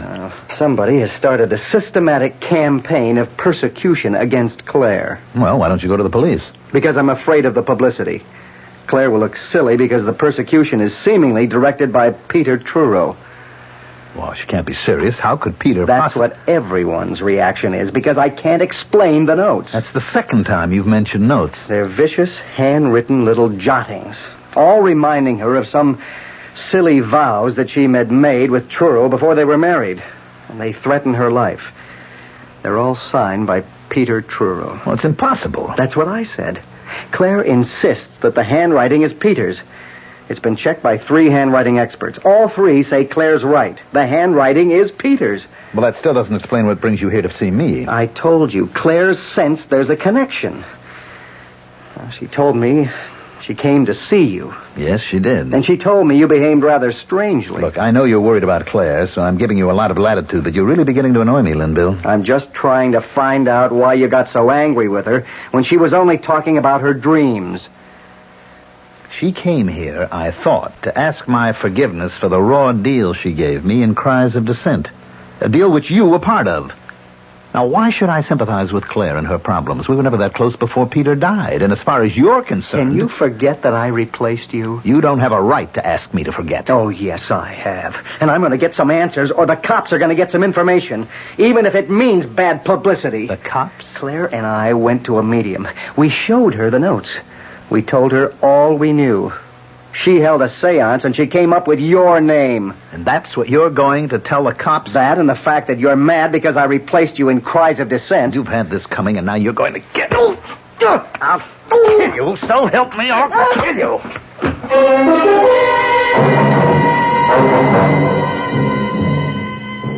So, Jason, we made quite a spectacle of ourselves with Edward Linville, didn't we? How did that medium get my name? She must have been extraordinarily perceptive. You know that it was a she. You're in on this. Oh, really, Jason? You're becoming paranoid. Since I'm obviously depending on you to kill Claire for me, it would be extraordinarily stupid for me to have you suspected even before the crime. Nobody is going to be suspected because there isn't going to be any crime. Oh, your adrenaline's still working overtime because of that scrap with Linville. When you calm down, you'll realize what a fool you're making of yourself. No need to remind me. I realized that the minute Linville said he'd been given my name. What story can Linville take to the police? He can accuse me of writing poison pen letters to Claire. He can? On what evidence? The word of a medium? According to Linville himself, Claire had the notes checked with a handwriting expert who swore that the handwriting was mine. Now, how does that point to you? Why can't you leave me alone? Oh, come, Jason. You were having a ball with the notes and watching the effect they had on Claire? All right, I'll admit that, but writing nasty little notes is a lot different than killing. Well, of course it is. And you want me to guarantee that no one will ever connect you with the killing. That's what you really want, isn't it, Jason? Look, you're too smug for me to argue with. There's no point in any further discussion, so... Now, hold on a minute, Jason, hold on. I want to tell you how I can guarantee you're being in the clear. Like promising me you won't give the police my name. I offer you complete safety. How? A suicide note. Suicide? Exactly. Claire will commit suicide. Take an overdose of sleeping pills and leave a completely authentic suicide note to prove it. You mean you're really going to drive Claire to suicide? Don't you think Claire is the suicidal type? No. I agree. That's why we must have the note. Do you want to write it now? Are you out of your mind? Just write what I dictate. No way. We are going to say that she just couldn't stand the idea of betraying me and breaking her solemn marriage vow. Now, you're not going to mention me, are you? Of course not. Somebody will remember that the earlier notes dealt with me and Linville. That's why we'll just stick with her guilt about betraying me. You see how careful I'm being about involving you? Yes, but you want me to write the note. You must. I guarantee the handwriting experts will all swear the handwriting is genuine. In addition, it will be on her special stationery, of course. Mm-hmm. And how are you going to arrange that? You are. You are going to be invited to a party. A bash that Claire will be giving next week. And while you're there, I'll arrange to show you the room where Claire keeps her stationery and the desk. Oh, forget it. Haven't you ever heard of fingerprints? Mine will be all over the place. Pick it up, Jason. That's Claire calling with your invitation. Congratulations, Jason. You accepted Claire's invitation with just the right amount of reluctance. How did you know that Claire would call? Oh, you must grant me certain ghostly secrets of the trade. It should reassure you about our chances of pulling off a successful murder. I thought you said suicide. Yes, I did, but to be quite accurate, I should have said apparent suicide. We both agreed that Claire wasn't the suicidal type. Then what was all that talk about sleeping pills and a suicide note? Just talk? By no means. Well, she's not going to take an overdose of her own free will. That is where you come in, Jason. You'll have to see to it that she takes them. We'll work that out somehow. The devil we will. This is where I get off, Peter. I'm finishing with you once and for all, even if I have to smash the set. We're past that, Jason, old boy. What? Wait a minute. The set's off. I hear you. Why can't I see you? Of course the set is off, Jason. But now we have such a close relationship that I don't have to depend on a mechanical device to communicate with you. From now on, Jason, I'm your friend and faithful companion. Who was it who first said, with a friend like that, who needs enemies? Oh, well, it really doesn't matter.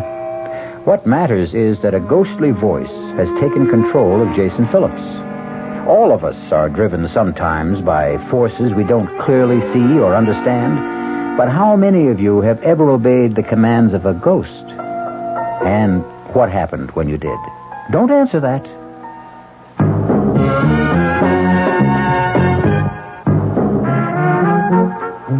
Some beer drinkers have funny ideas about beer. They think beer improves with age, like wine. Well, find a brewmaster, though. You'll find a beer drinker who knows better. The Budweiser brewmaster says it all depends on how beer is aged. Just letting beer sit in lagering tanks makes it older, not necessarily better. That even goes for keeping a case around the house for a couple of months. But there is one kind of aging that's good for beer. The Budweiser kind. Beechwood aging. In this kind of aging, something happens. It lets all the flavor of the choicest hops and best barley malt that go into Budweiser get through to you. Sure, it takes more time and trouble to brew Budweiser that way, but brewing beer right does make a difference. Anheuser-Busch, St. Louis. Eyeglasswares, why buy glasses without a guarantee? Especially the kind of guarantee you get at the 15 Hillman Cohan Vision Centers in New Jersey. It's a unique you bust 'em, we fix 'em guarantee, and it comes with every pair of glasses they dispense. If they break, take back the pieces and they'll fix or replace them unconditionally for 1 whole year. Who else gives you such a guarantee? And such an unbelievable selection. Hillman Cohan Vision Center. Everything for everybody who wears or buys eyeglasses, including complete 1-hour service for most glasses, satisfaction assured. No wonder Vision Center is growing so fast. Check out the one nearest you. They're all open daily, 10 to 9, Saturdays till 5. Put on a happy face at your Vision Center. Get 1-hour service in the Great Eyeglass Guarantee at 2 Hillman Cohan Vision Centers in Wayne, Route 46 opposite Willowbrook, and in Wayne Hills Mall, Hamburg Turnpike. Bank AmeriCard and MasterCharge accepted.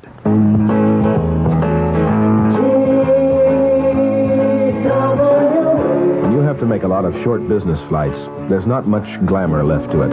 All you want is to get there on time as conveniently and comfortably as possible. That's why TWA developed Ambassador Express. If you're a little late getting to the airport, you can get your ticket right in the gate area. Then you can carry your suitcase on board with you, because TWA has big carry-on luggage compartments on more planes than any other airline. In coach, the TWA twin seat lets you fold down the middle seat if nobody's there and sit a comfortable 2 across instead of 3. And we've set up our schedules with convenient return flights, so you can usually fly out in the morning and back home again that same evening. TWA's Ambassador Express. It's a business-like approach to flying on business. TWA has 44 Ambassador Express non-city, Pittsburgh, and Indianapolis every business day. Call your travel agent or TWA.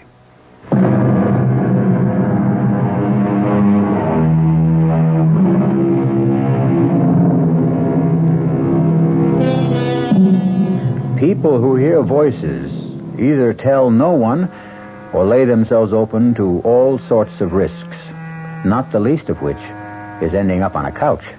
Actor Jason Phillips has been hearing the same voice for weeks. The voice of a Broadway producer who keeps urging Jason to kill the producer's actress wife. Jason is now disturbed enough to seek help from a distinguished and brilliant psychiatrist. The whole purpose of our talks, Jason, depends on your deciding what is important. Now, obviously, your losing the part in Cries of Dissent was a real shock to you. Well, it would be to anybody. Of course, but what about Claire Truro? What was your relationship with her before that? It was friendly, casual. I mean, after all, she was Peter's wife, and he made no bones about how he felt about her. Were you attracted to her? She's a very good-looking woman. That's not what I asked. Oh, I guess maybe, but nothing earth-shaking. And how did she feel about you? I don't know. I think it might be wise if you could recreate the day she told you she was replacing you in Cries of Dissent. Well, I don't know if I can remember all of it. I came to the theater that day about the same time as usual. Rehearsal was scheduled for 11. I got there about 10:50. I was sitting in my dressing room when I heard a knock on the door. Come in. I'm glad you're early, Jason. There's something I want to talk to you about. Fine. Well, I need the script? No. Jason, darling, this isn't going to be very pleasant. Well, the last few weeks haven't been very pleasant. This is something I know is going to hurt you, and I wish... You're not making sense. I've never done this before. I've never fired an actor before. Fired an actor? You mean I'm out of the play? I'm afraid so. But why? Why? You know I'm good in the part. You know what the part means to me. Why would... I think you're beginning to understand. Believe me, Jason, Does Linville mean that much to you? Well, you knew I knew you were seeing a lot of him, but I didn't think that... Well, isn't this very sudden? Peter's only been dead a few days. Edward Linville and I... Well, we go back a long way. Claire, I don't want to hear any stories of old love affairs. It's not going to make me feel any differently about the kind of deal you're giving me. I don't suppose I could expect you to feel any other way. Come off it, Claire. You cut my heart out and you want to be forgiven? You'll get your full salary for the run of the I don't need it. I'll take my 2 weeks' notice. I'll be in touch with your agent. Goodbye, Jason. And that's about the way it was, Doctor. Oh, a traumatic experience. It has left a deep scar. Well, I knew that before I came to you. Now, help me. Well, the help must come from within you. You don't believe in this ghost of mine. Do you? We keep going around in circles, Doctor. Not quite.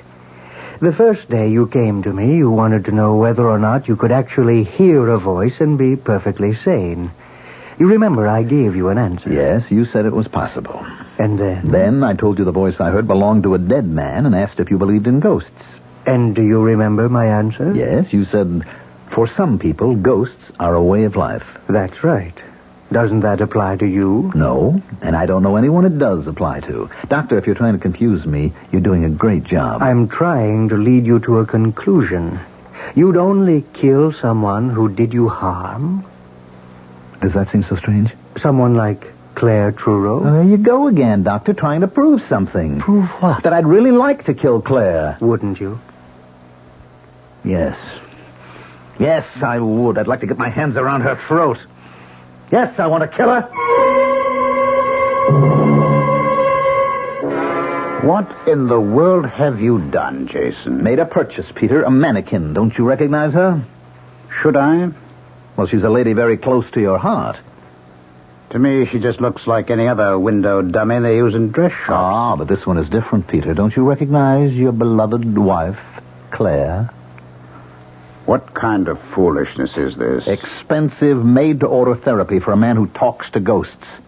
A ghost who wants him to kill his wife. Now, I prop Claire up here in the corner of this couch, and I hit her. And I hear again, and again, and again. You feel better? Much better, Peter. You see, I'm willing to admit to you now that I am aggressive towards Claire, and I would like to see her dead. That is progress. That's what my doctor says. Now that I've admitted the terrible thought and acknowledged it, I can get rid of my aggression. By hitting that department store dummy on the head? You go ahead and laugh. But it's going to work.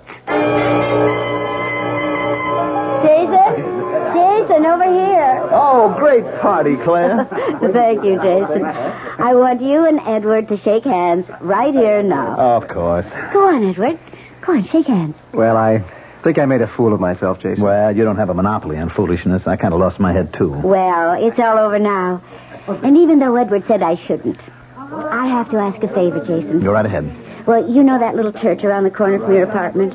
You mean St. Anthony's? That's it. They have a theatrical about this time every year, and I've known Father Kinsolving for years and years, and, well, I always donate some costumes, and I was wondering if you'd be kind enough to drop them off for me. No trouble at all. I'd be happy to. You see, Edward, what you called my silly brainstorm turned out to be not such a bad idea at all.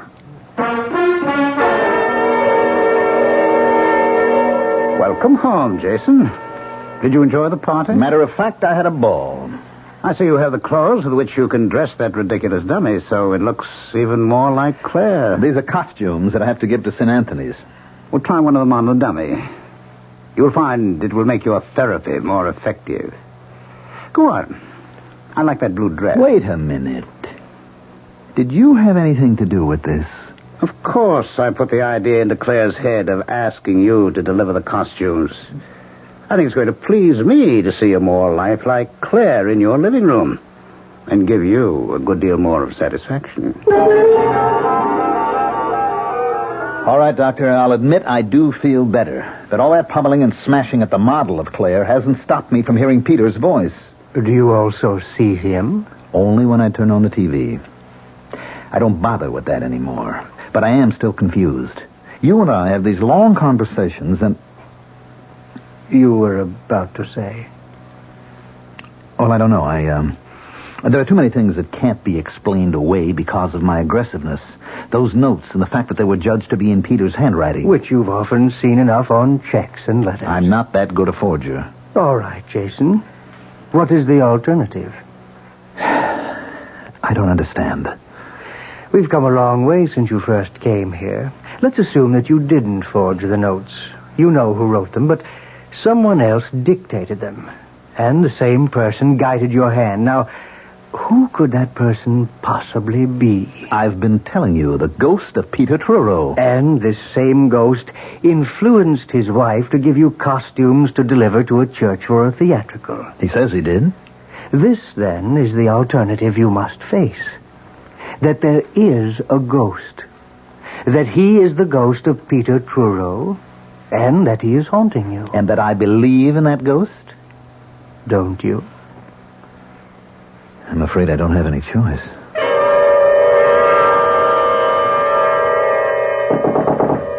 Who is it? Alida. Oh, come in. Thank you for coming so soon after I called. I'd never forgive myself if I hadn't. Who's that? It's just a dummy dressed in Claire's clothes. You must get rid of it. Well, I will, but I asked you to visit with me. Get rid of it now. What do you want me to do, throw it out the window? It doesn't matter. Don't you realize how dangerous it is for you to have her here? Oh, come on, Alida. It was my doctor's idea. He said I could use the dummy to take out my aggression. Indeed. And where did you get the clothes? Claire gave them to me. Does she know how you're using them? She gave me a lot of stuff to give to a church theatrical. I kept this one dress out. Are you so friendly that she would ask you to do her a favor like that? Look, I'm afraid I've gone as far as I can with the doctor. He feels that it's all my subconscious. My urge to kill Claire that accounts for everything. Your wish to kill Claire does not mean there are no ghosts. There is evil all around you. Either you or Claire must leave New York. I don't see how running away will get rid of Peter. I'm not so much concerned now with your getting rid of Peter as I am with saving your life. You really mean that, don't you? You're really frightened.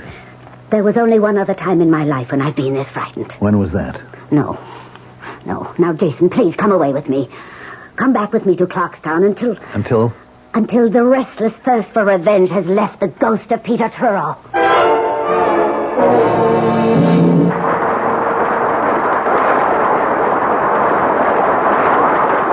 You were sensational tonight, Claire, my love. Thank you, Edward. Shall we eat something before we go home? No, I'll meet you at the house. I have to go someplace first. Oh, very mysterious. Well, it's important. You care to tell me? I'm afraid you disapprove. Well, if it's what I think it is, I certainly will do more than disapprove. Oh, be a darling and don't ask any questions. I'll tell you all about it when I get home. Now, Claire, I have to get this makeup off, and You're not going. Now, don't be silly, Edward. You don't even know where I'm going. Stop treating me like a child, Claire. It's obvious that you're taking that last note seriously.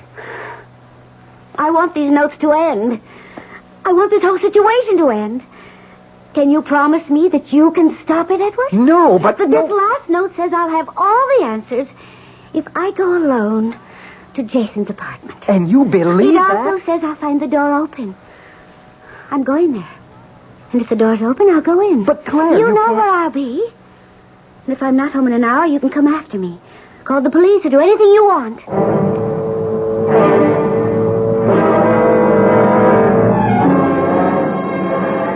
Oh, darn, I just remembered something, Alita. What? I left something important in the apartment. Oh, but Jason, our bus leaves in half an hour. You promised to go home with me. There's plenty of time. My apartment's only a short distance. I'll grab a cab, be back in plenty of time. Meet you at gate number 5.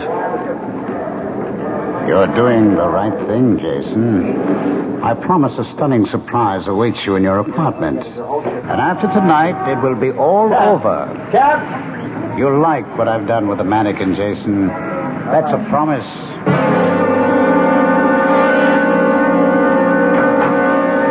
The door is open. That part of the note is right. Jason? Jason, are you home? Oh, darn. Oh, where are the lights? Oh! What's this? Jason, you're not playing some silly game, are you? Oh, a dummy. Some kind of store figure. Jason, whatever you're up to, get this thing away from me. It's just where a dummy belongs, on the floor. Jason, I'm too old to be afraid of the dark. I'll just sit and wait for you. And if you don't come soon, Edward will be here. I'm warning you. Oh, I thought mentioning Edward would do it. Switch on the light, Jason. Oh, Peter, this is what your surprise is. You've made the mannequin talk. Marvelous, Peter. Who are you talking to, Jason? Please turn on the light. Thank you, Peter. This is really wonderful. Jason! Are you mad? And the throat feels like real flesh. My hands are closing around real flesh. I don't know how you did it, Peter. Jason, you're killing me. Jason, stop. That finishes you once and for all. Now, a little light. Clear. Clear. It's really clear. Of course, Jason. I've kept my promise, and you've done the job. Now you're rid of me forever. Goodbye, Jason. Claire. Claire, I've really killed you. No. No. Oh, no.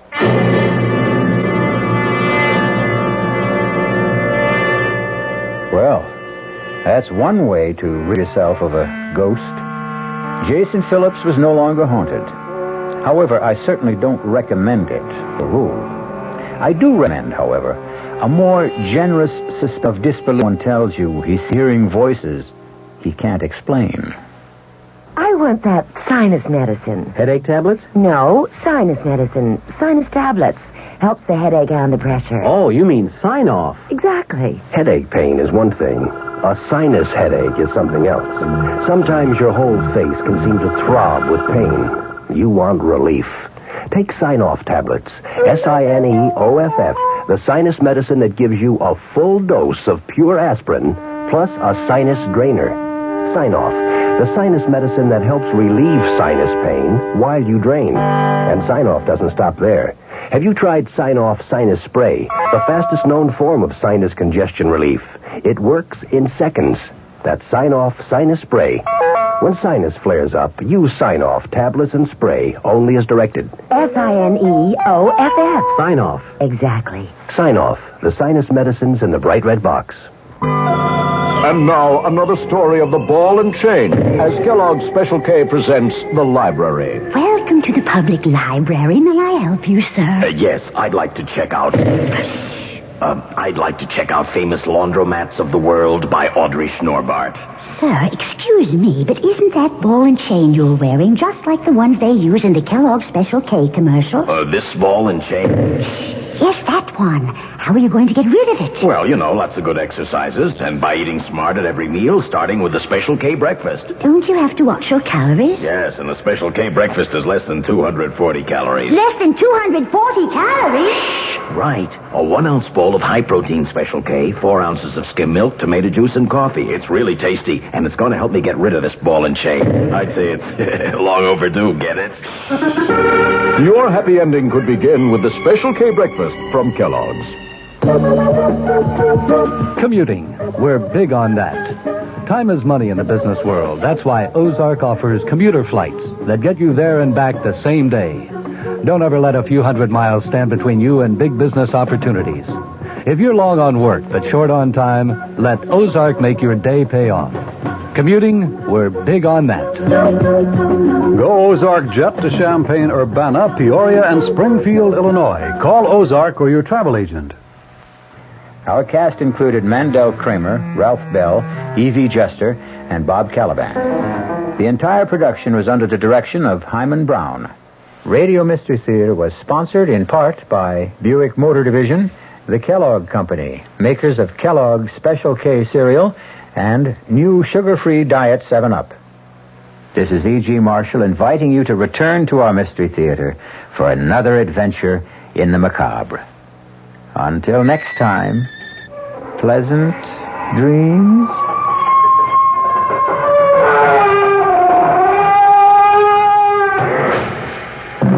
The WR Mystery Theater has been brought to you by ShopRite Supermarkets, where you get a lot more for a little less, and by Suburban Savings, with offices throughout North Jersey. The preceding Mystery Theater program is furnished by the CBS Radio Network.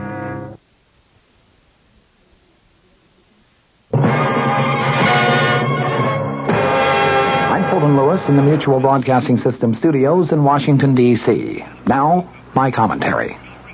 Well, it's getting so you may need a program to follow the players. In the past few days, some Republican congressional leaders have called on President Nixon to step down from office rather than to face the impeachment process in the House of Representatives and perhaps later the Senate. Today, Democratic leaders said that President Nixon should not shortcut that impeachment process by resigning. They also added that Republicans who have been calling on him to resign are worried about their own future.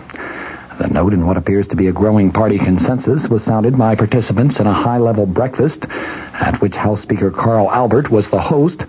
Speaking with newsmen afterward, Albert reaffirmed his own opposition to resignation in shorter terms than he has yet used, saying it would be disastrous for the president to resign under political pressure. Albert added, if he is not guilty and those facts come out, he would be exonerated. But if he resigns and later it is shown that he was not guilty, it would result in irreparable harm to our country and our political system. Albert added that he is certain that the president is not going to resign. Meanwhile, Democratic National Committee Chairman Robert Strauss praised leaders of his party for what he called remarkable restraint in what obviously has to be an issue with partisan overtones. In contrast, he said, there is a terrible hue and cry by Republicans running for office around the country, trying to put great distance between themselves and President Nixon. For this reason, Strauss added, Democratic leaders have to step forward and express themselves, calling not for resignation, but calling instead for White House cooperation and making information available to speed the impeachment inquiry. Representative Thomas Tip O'Neill of Massachusetts, the House Democratic leader, said that he had one time publicly expressed the opinion that the president's resignation would be good for the country, but he said circumstances have now changed his mind. O'Neill said, I think now that Americans want all the facts to come out, not only for now, but for posterity and for history. Kentucky Governor Wendell Ford, the chairman of the Democratic Governors Conference, said that he has expressed no opinion on the impeachment process because he is seeking the Senate seat held by Republican Marlo Cook, and so he might conceivably become a juror in the impeachment process. Ford said, Senator Cook and others who asked the president to resign create the impression that they are trying to put some distance between themselves and the president. Also attending today's breakfast were Senate Democrat leader Mike Mansfield of Montana and Senate Democrat Whip Robert Byrd of West Virginia, both of whom said yesterday that the president should not resign. Meanwhile, Senate Republican leader Hugh Scott also said today he opposes presidential resignation. Scott commented, I think our nation is strong enough to withstand the functioning of its own constitution. The Judiciary Committee met in closed session today for a background briefing on impeachment evidence and also to listen to White House tapes. And White House lawyer James St. Clair reportedly planned to present a document to the committee outlining the president's position on future subpoenas that the panel might consider issuing during its impeachment probe. The first order of business today at a committee session that has been scheduled for tomorrow morning is going to be a vote on whether to subpoena additional material from the White House. Exactly what material is not yet known. The morning session today was devoted to a briefing on impeachment evidence. This afternoon, the committee members listened to various White House tapes. Before going into this afternoon's session, California Republican Representative Charles Wiggins said that he understood presidential attorney St. Clair has a document for the committee bearing on the subpoena process. Wiggins said that he did not know what sort of argument St. Clair planned to present. California Democrat Representative Jerome Waldy, the only committee member who had any comment when the meeting broke up for lunch, said, nothing we heard today has not been heard before by the public.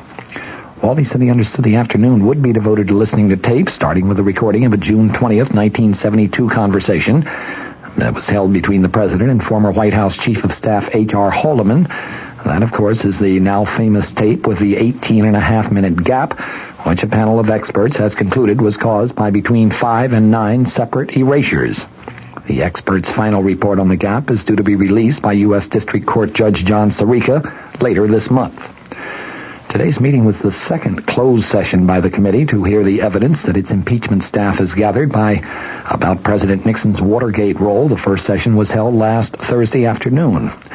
This initial phase of the evidence presentation is being devoted exclusively to the Watergate break-in and to the alleged cover-up that occurred subsequently. Later presentations are going to cover such areas as the activities of the White House Plumbers Unit, the president's personal finances and his tax problems, the ITT antitrust settlement, and political contributions from the dairy industry. Representative Waldy, who has opposed closing these sessions to the press and to the public, said that the committee had heard no information so far that would in the slightest defame or degrade anyone. He was referring to a rule of the House of Representatives that requires closed sessions in cases where defamatory or degrading information was being presented. Congressman Waldy added it was a monotonous session.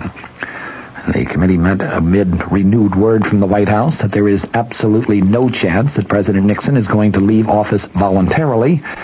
The committee members went into the closed session carrying the thick, loose-leafed index books that they received last week from the committee staff. From the Mutual Studios in Washington, I'm Fulton Lewis, and that's the top of the news as it looks from here.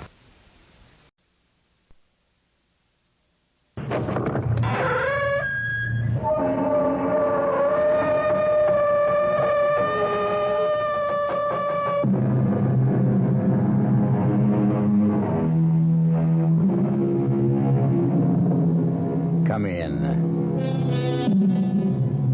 Welcome.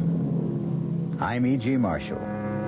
Welcome once again to the shadow world of mystery and suspense, to a dark and cryptic universe called the imagination.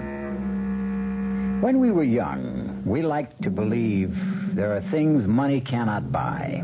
You know, things like love, happiness. But as we grow older and learn more about the world, well, we're not so sure. As a matter of fact, many of us even begin to believe that the only thing money cannot buy is a fresh new body and a chance to live another lifetime. Well, don't be too sure of that. Our mystery drama, The Forever Man, was written especially for the Mystery Theater by Sam Dan and stars Paul Hecht.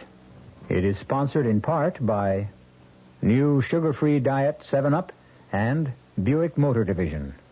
I'll be back shortly with Act One. Great taste in the morning. Kellogg's has that wholesome taste to get you up and grinning. This is Jerry Coffer for Kellogg's Special K. You know, for years we've been talking about the Special K breakfast, a great way to start the day if you have a weight problem.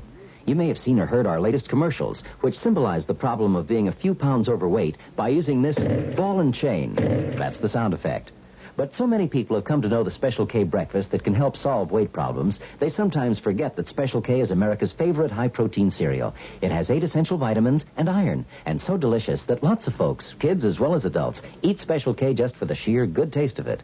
So we don't want you to think that you have to wear a ball and chain to eat Special K. All you need is an appreciation for the finer things of life, a 1-ounce bowl of Special K, 4 ounces of skim milk, tomato juice, coffee, and maybe a little sugar. The Special K breakfast can help you lose weight all by itself, but it really is a good start.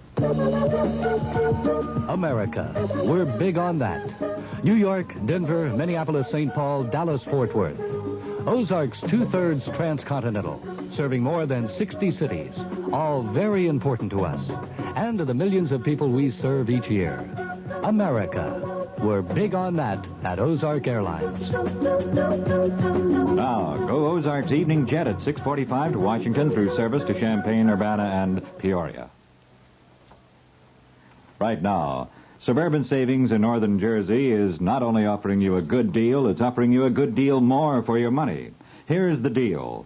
You can get a top 7.90% effective annual yield on Suburban's limited issue 7.50% savings certificate. And Suburban guarantees it for from 4 to 10 years. Minimum deposit $2,500. Early withdrawal prior to maturity is subject to a substantial penalty. What's the big deal about Suburban's big deal? Plenty. For one thing, Suburban compounds interest continuously from day of deposit paid quarterly. So you not only get interest on your savings, you get interest on the interest. And Suburban offers you the highest interest rate allowed by law. So you couldn't find a better deal anywhere. Come into any Suburban savings office in Northern Jersey and get a good deal and a good deal more. 7.90% annual effective yield on Suburban's limited issue, 7.50% savings certificate. In Bayonne, Edgewater, Elmwood Park, Emerson, Hackettstown, Mars Plains, Nutley, Paramus, and Sparta, North Jersey.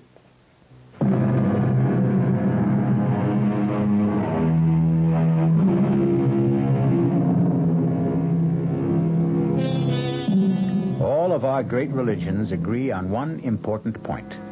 The soul leaves the body after death. However, from time to time, the question has been raised, can the soul leave before the body dies?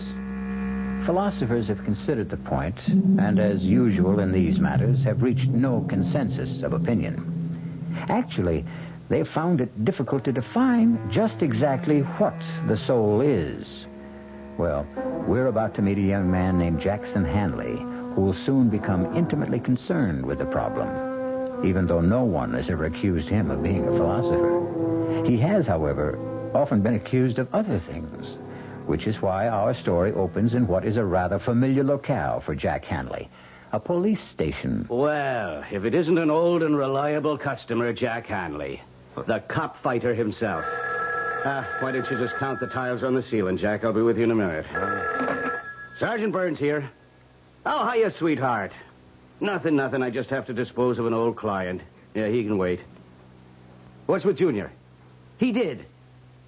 He said daddy, I told you he was a genius. No, sure, me darling. You can always call me up with news like that. That's right. Goodbye. Well, Jack. What are we going to do with you? I guess I'm just a bad boy, Sarge. Why do you fight with cops, Jack? I don't like to get pushed around. Well, there's no percentage in it. Yeah, you're 100% right. I mean, you can't win. So what? All you do is wind up in a cell with a black eye and a fat lip. Look, maybe there's a law that says I gotta go to the cooler. But is there a law that says I gotta listen to you? Jack, I got great news for you. Yeah, like what? Take a real wild guess, Jack. Okay. Somebody came along and posted bond. That's right. What's right? Somebody came along and posted bond. What are you talking about? You guessed it. Are you kidding? No, it's on the level. But who'd post a bond for me? I don't know. Maybe you got a fairy godmother. You mean I can just walk out of here? There's the door. Take off. That's all there is to it? That's all. You mean you ain't even going to give me the speech? Oh, Jack, on your way, will you? I don't have all day to fool around with every hood that's hauled in here.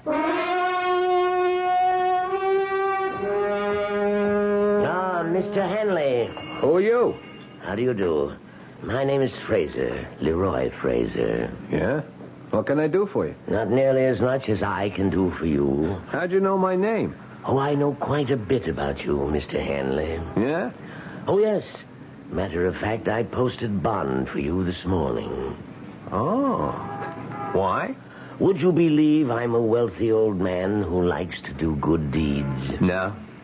Then why do you suppose I did it? You want something? Excellent.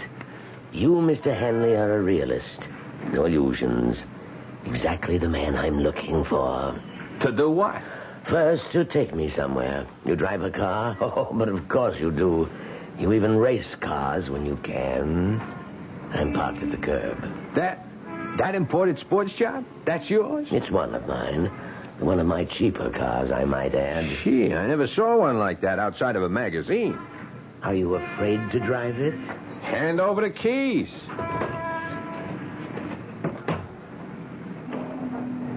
Where to? Not far, the Pershing Arms. Hey, that's a pretty classy joint. I find it adequate. Why'd you post my bond? You already know I want something. What? Let us say my share of eternity. What does that mean? Are you willing to take a job? Doing what? For one thing, you'll drive this car. Chauffeur, that's a drag. The car will be yours. Mine? You'll need it to get around. Where would I be going? You'll find out after lunch. Why not now? It's a long story. Yeah. Listen, Mr. Fraser, I better straighten you out. Please do. You see, I'm a guy who gets into trouble. I know. Yeah, it's because, well, maybe I got a bad temper, you see. The rather low boiling point. Yeah. You see, so, well, I get into fights, I get arrested. I'm aware of that. But I'm not a crook. You understand? Understand perfectly. Yeah, so, this thing, well, it better not be something I could go to jail for. Jack, I assure you, it's a pure and simple, out-and-out private business agreement. But to do what? Something that is mutually profitable. Well, what is that? Pull over. Oh. We're at the Pershing Arms. Uh-huh. What's here? Your apartment.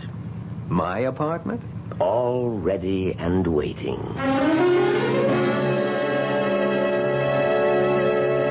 Well, I hope the place is satisfactory. Yeah, it's okay. Hey, wait a minute. Come over here and look. What a magnificent view of the park. Yeah, but hold on. We got some things In to the kitchen, a freezer stocked with steaks. Yeah, that's fine, but listen. Splendid hi-fi and stereo. A liquor cabinet. Sure, that's all very nice, Fraser, but... But what, Jack? What is all this about? I promised to tell you after lunch. Well, why do I have to wait? I'll see you at my place at 3 o'clock. Hey, now, wait a minute. Where are you going? To my apartment. I have a duplex down the hall. I thought we were going to have lunch. I always eat alone. I'd forgotten. You'll need money. Money? For expenses. Oh, yeah. Hey, what kind of expenses? 300 should see you through the next couple of days. Do you agree? Well, On second thought, let's be safe and make it 5. 5. Let me see. 50, 100, 2, 3, 4, and 500. There you are. Enjoy lunch. But, Mr. Fraser, I gotta know what I'm getting into. Is it bad so far?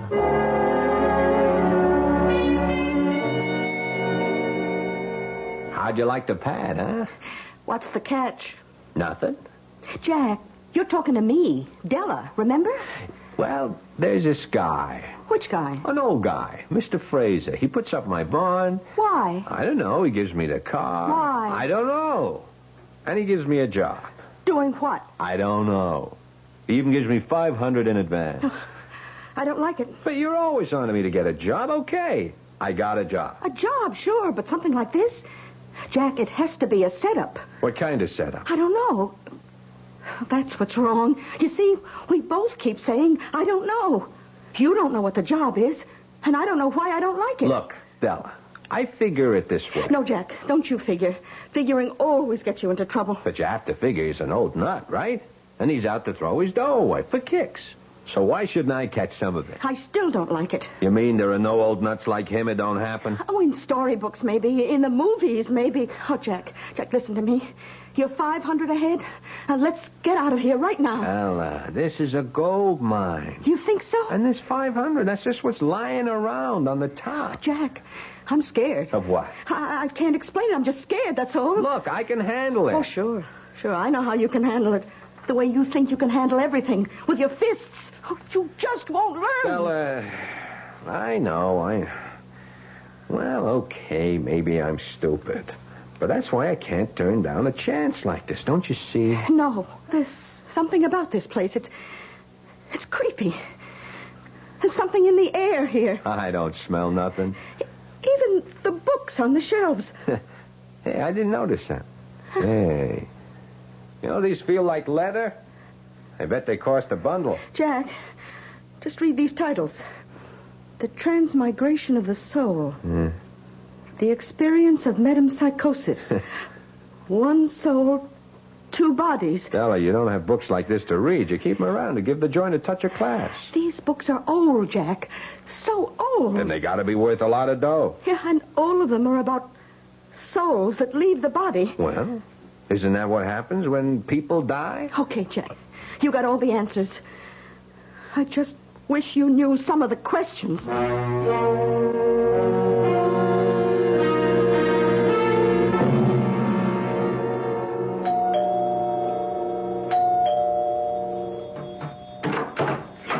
Oh, you must be Mr. Jack Handley. Come in.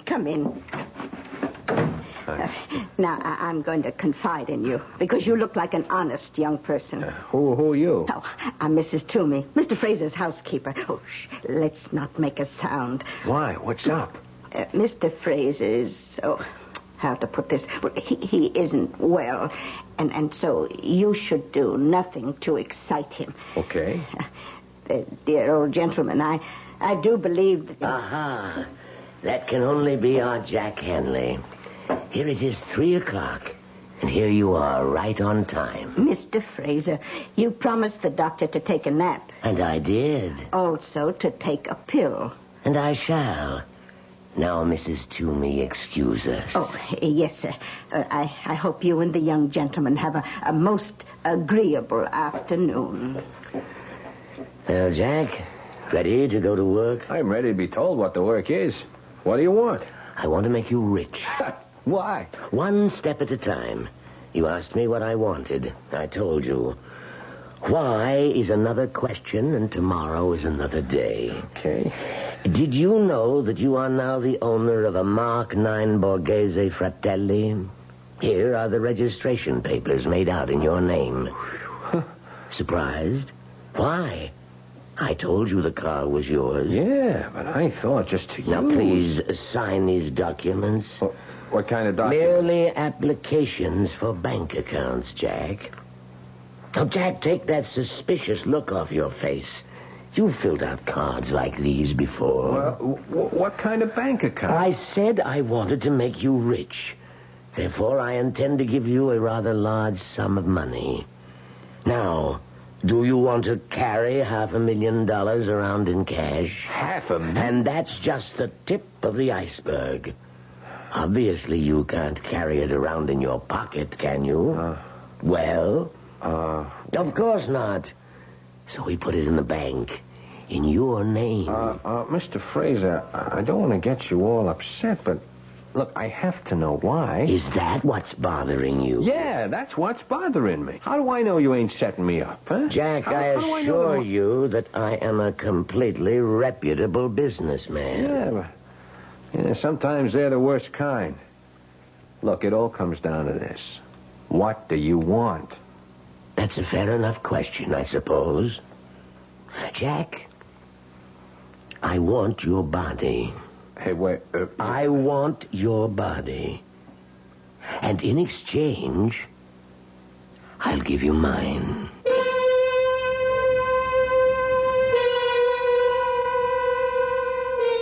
Well, now, let's place this thing in perspective. The art of exchange, of trade, is as old as history. Men have traded almost everything you can think of. Empires, goods, even wives. So, just because you never heard of people trading bodies doesn't mean it can't be done. Buick introduces a new concept for you to consider in light of all the concern about miles per gallon. Range. Range is what you get when you multiply the mileage your car gets per gallon by the number of gallons your car's gas tank holds. Range is one of the things that help make Buick Apollo such a special small car.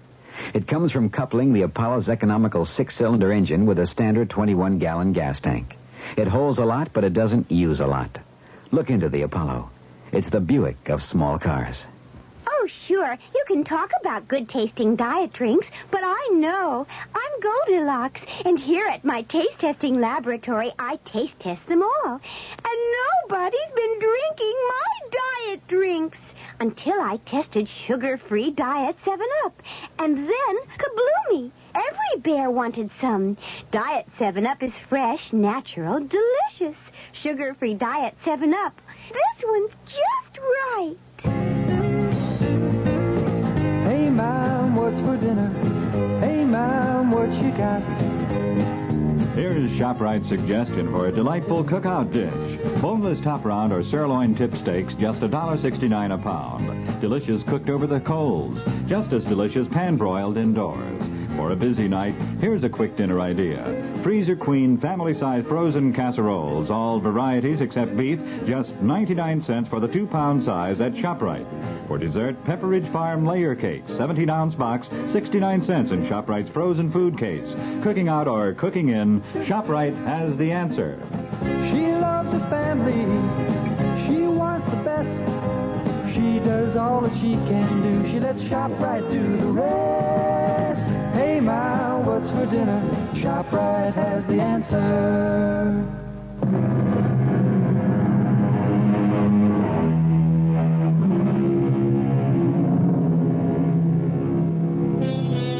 Well, here's an offer you might not get every day.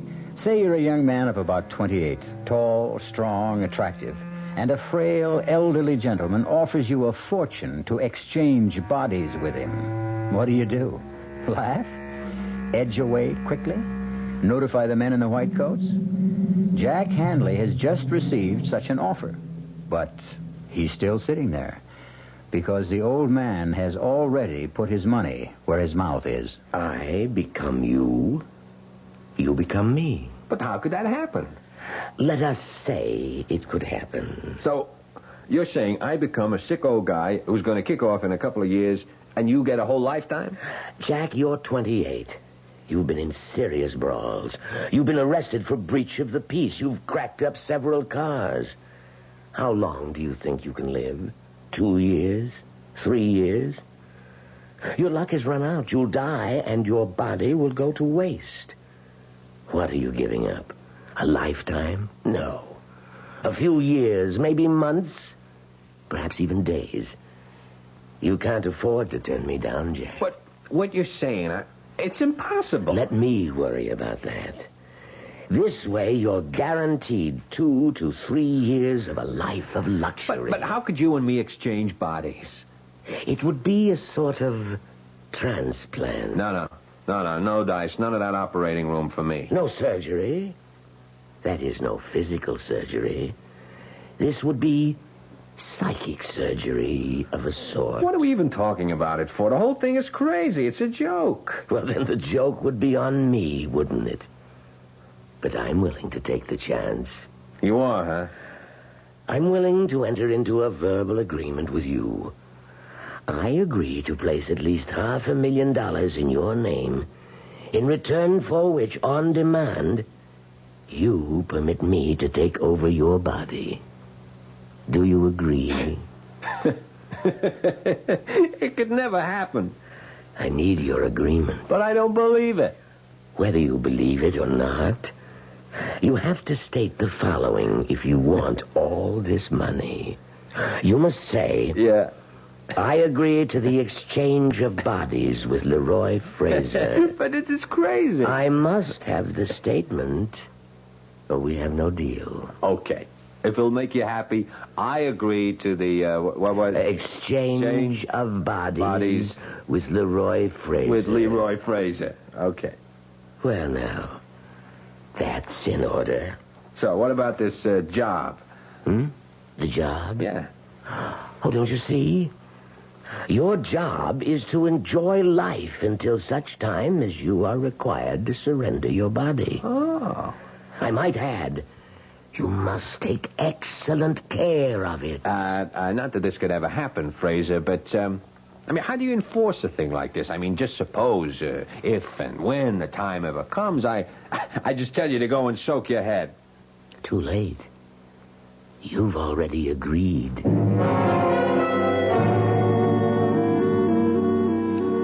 How do you do? My name is Mr. Soames. Do you need help?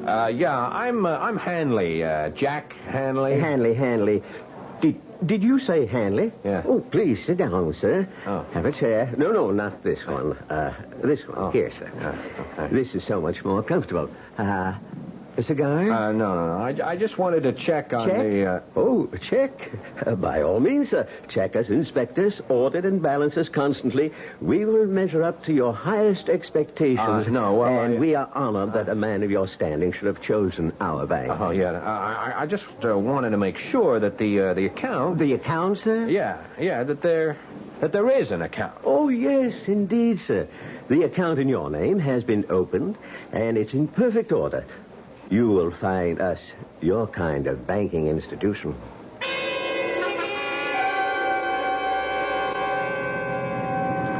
I've been to all the banks. You know how much it adds up to? $590,000. Well, say something. What do you want me to say? I want you to say what you think. You know what I think. Yeah, I shouldn't have told you. Oh, you've got to break that agreement somehow. Agreement? You know, I listen to your talk, and I wonder, have you got all your marbles? You did make an agreement with this Mr. Fraser. All I did was I went along with a gag to keep some old nut happy. But it's an agreement. Look, all right, why don't we just forget it, huh? Okay. You know, I think I've figured out a way you can break it. Who wants to break it? Don't touch the money. Don't take a nickel that's in the banks. Now, how much of the $500 did you spend? Now, look here. And give him back the car with a full tank of gas. No. This baby is mine, all mine. Oh, please, Jack. You know where we're headed tonight? Meridian Oval. Jack. Yes, ma'am. I called up the whole crowd. Spread the word. Jack is back. Jackie, you're not going to race. In this one? It won't be a race. It'll be like wheeling the baby home. Jack, suppose I crack up the car, so what? So what? Yeah, so what? This heap goes for $21,000. Big deal. All I got to do is write out a check. That's all there is to it. Listen, I got to educate you on how to behave. You see, you never had any real dough in your life. Jack, you don't understand. Another thing, I'm getting sick and tired of being told by you that I don't understand. Jack, this Mr. Fraser, he wouldn't make an agreement like that unless he knows something. Or unless he's lost all his marbles and he's a loon. I got the inside dope from his housekeeper. Give it all back. You know, Della, you're starting to be a drag. Oh, Jack, I'm only thinking of what's best for you. You know, I found out what money is these past few days. I found out. You know what money is? Everything. Now, sir, all of a sudden you're Mr. Hanley, and it's, yes, sir, Mr. Hanley. It's an honor, Mr. Hanley. And you know what? I like it. Oh, Jack, I just wish I could... Save it.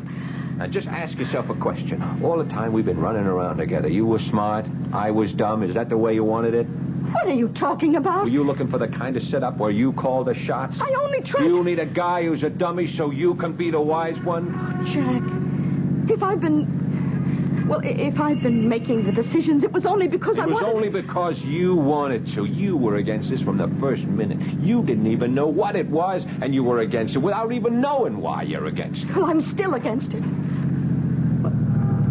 What are you stopping for? So you can get out if you don't like it. Oh, is that how it is? Yeah, baby, that's exactly how it is. Well, goodbye, Jack. Who are you kidding? You'll come back. Ha! You always come back.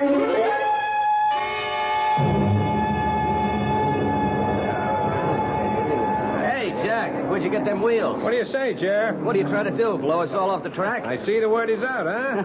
Crazy, Jack. Man, you won't be happy till you kill yourself, huh? Look at me now, Jerry, old buddy, because in 5 more minutes you won't see me for dust. Boy, a car like that, on a 2-bit track like this. I'm just warming up for the big time, Jer. Yeah, but it's been a couple of years since and you were better than ever. Hey, there's the flag. Yeah. See you, Jerry.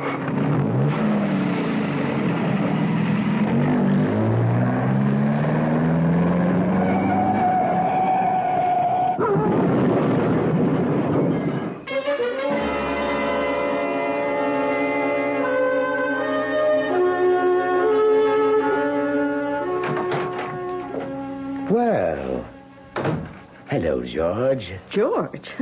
Do I look like somebody whose name would be George? Oh, yes, yes. The voice is different, but there's the same kind of spirit she had. She? Who? George. George Sand. And who was George Sand? A friend of mine. What are you doing here? I'm waiting for Jack Hanley. How did you get into the apartment? Same way you did. I have a key. Oh, I came here to give mine back.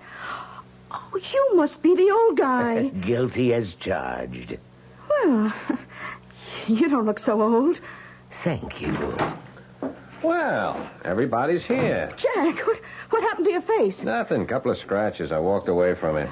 From what? I hit the turn too fast. I totaled the car. So what? Jack! Look, that's enough out of you. What are you doing here, anyhow? Well, I thought maybe we could... No. We do things my way or no way. All right, Jack. Then it's no way. Goodbye. And this time I mean it. Sure. See you tomorrow. Well, Fraser, what can I do for you? You cracked up the car tonight. I can afford another one. Our agreement calls for you to take care of your body. Have a cigar, Pop? By continuing to take foolish risks, you can cancel the agreement. I can, huh? Oh, yes. That's too bad. I got the money. It's in my name. How could you get it back from me? I couldn't. It's yours. Yeah, so I'm holding all the aces. You have a powerful hand.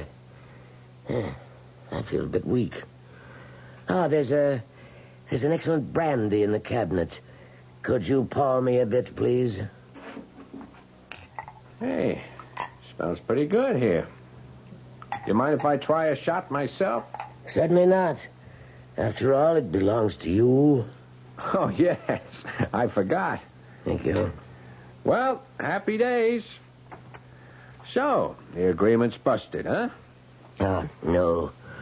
No, not the complete agreement. You see, only the part of it that gives you the 2 to 3 years. Is that right? I can't take a chance that you will live that long. Not at the rate you're going, so... So what? You are required to surrender your body on demand. You agreed, remember? Sure, I remember. You want some more of this brandy? No, but help yourself if you like. Yeah, thanks. You were saying? I was saying you agreed to surrender your body on demand. But I demand it now. Huh? The exchange will be made tonight.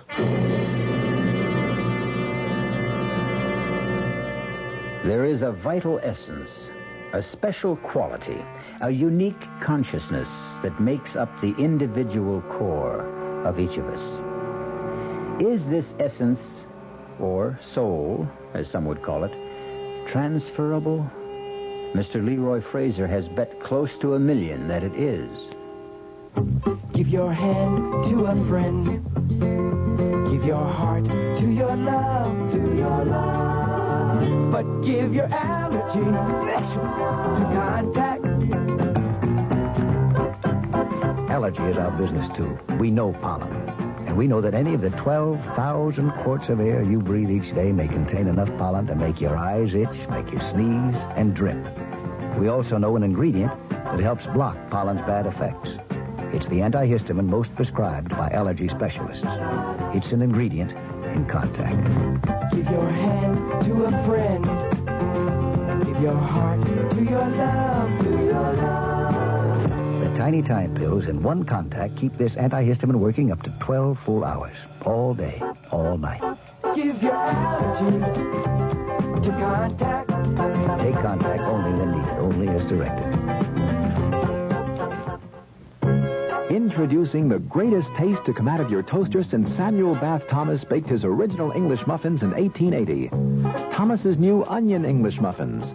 Little bits of real onion blended into Thomas's original English muffin recipe create a tangy taste that makes everything fantastic, like burgers and cream cheese and cold cuts. Even butter tastes better. Thomas's new onion English muffins. The greatest new taste since 1880. Thomas's promises. Hey, Pat, how tall do you think she is? 300 feet if she's an inch, Luigi, and a fine lady she is. The year 1886. While most New Yorkers were enjoying their first look at the Statue of Liberty, a few were enjoying their first taste of Thomas's bread and discovering it was every bit as delicious as Thomas's English muffins. Today, there's still never been a lady to equal the lady, or a bread to equal Thomas's protein, whole wheat, and white bread. Thomas's promises. It's bitter. It's sweet. It's bitter. It's sweet. It's bitter. It's sweet, Marcello. Well, maybe it's a bit sweet, Sophia. On second thought, I love its bitterness. Punta Mes. Is it bitter? Is it sweet? People have been arguing about it since 1786. Punta Mes, a lovely before lunch or dinner drink from Italy. On the rocks or with soda and a slice of orange. Punta Mes, capital P-U-N-T, little e, capital M-E-S. It's bitter. It's sweet. It's bitter. It's sweet. It's bitter. It's sweet. All right, Sophia, it's bitter. No, my darling, let's just say it's bittersweet. Like life, like love, like marriage. Italian style. Punta Mes. Punta Mes. Reported by Caroline Importers Limited, New York, New York.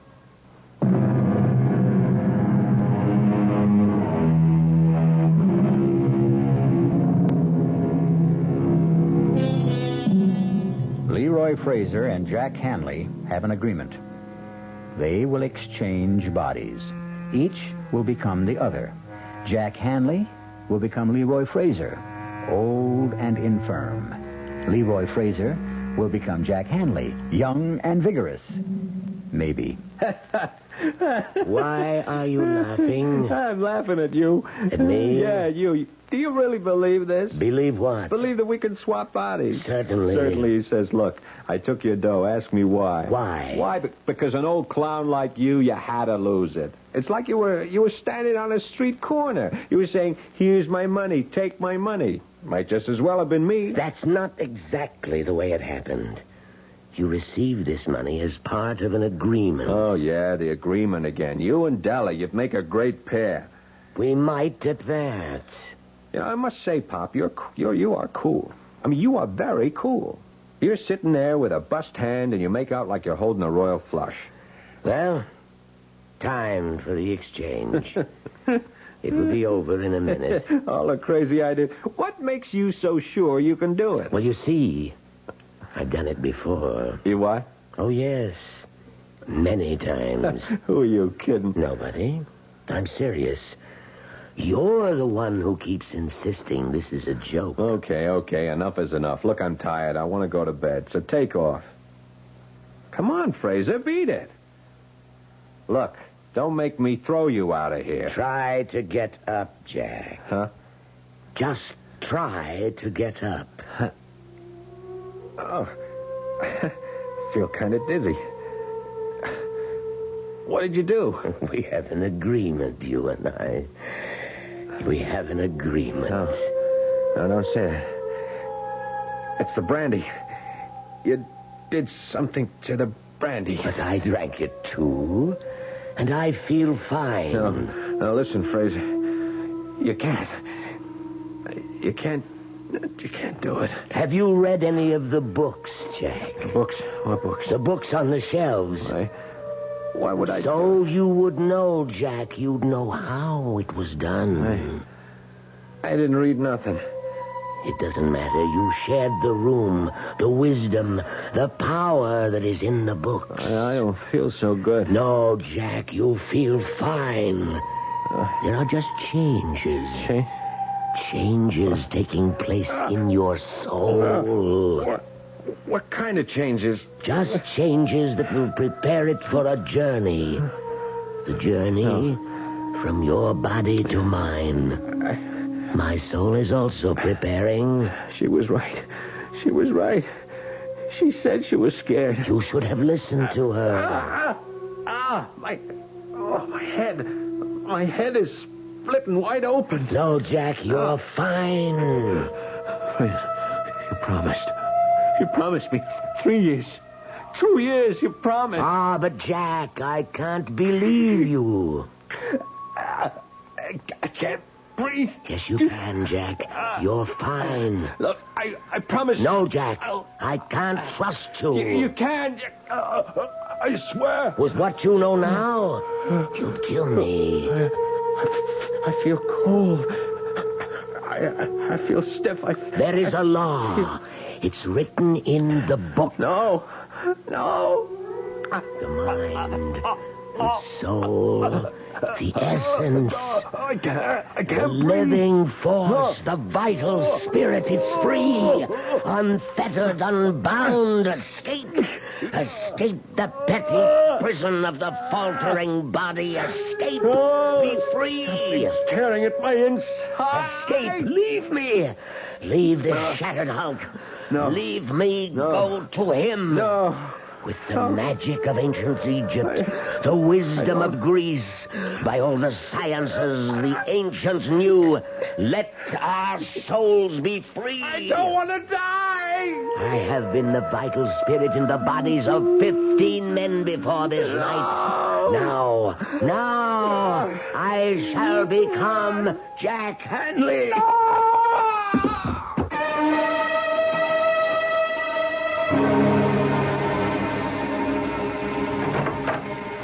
Well, and how are you this morning, Mr. Fraser?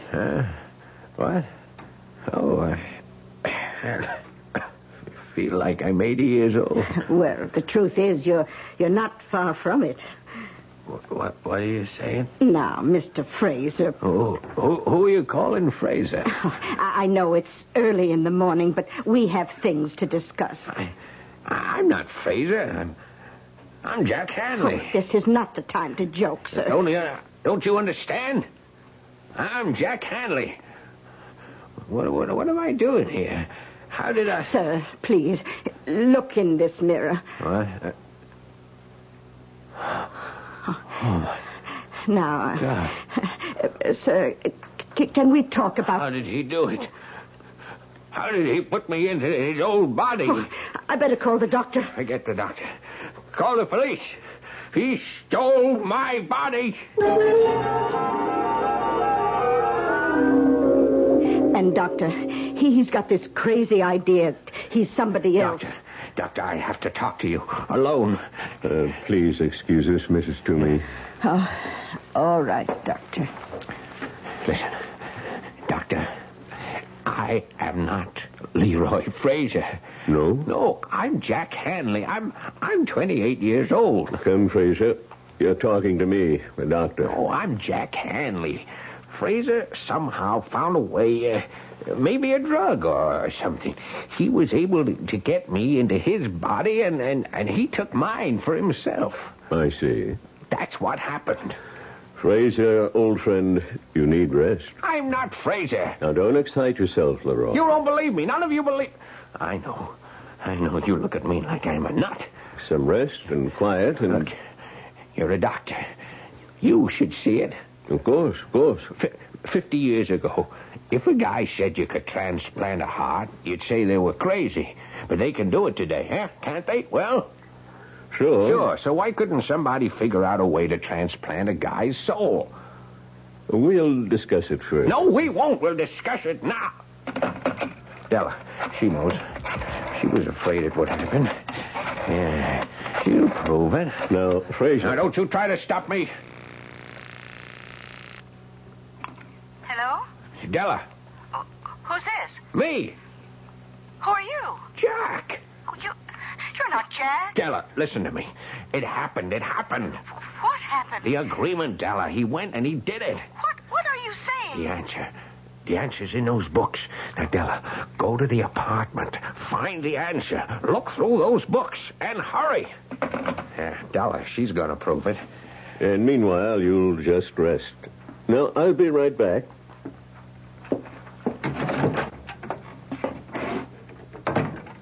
How is he, Doctor? Well, we'll have to get him to a sanitarium. Whatever gave him the idea that he's a young man? A delusion. A not uncommon delusion. A yearning for better, happier times. Should we get him ready to travel? Yes, go in and help him dress. I'll make some telephone arrangements. Oh, certainly, Doctor. Mr. Fraser? Mr. Fraser? Oh, Doctor, he's disappeared.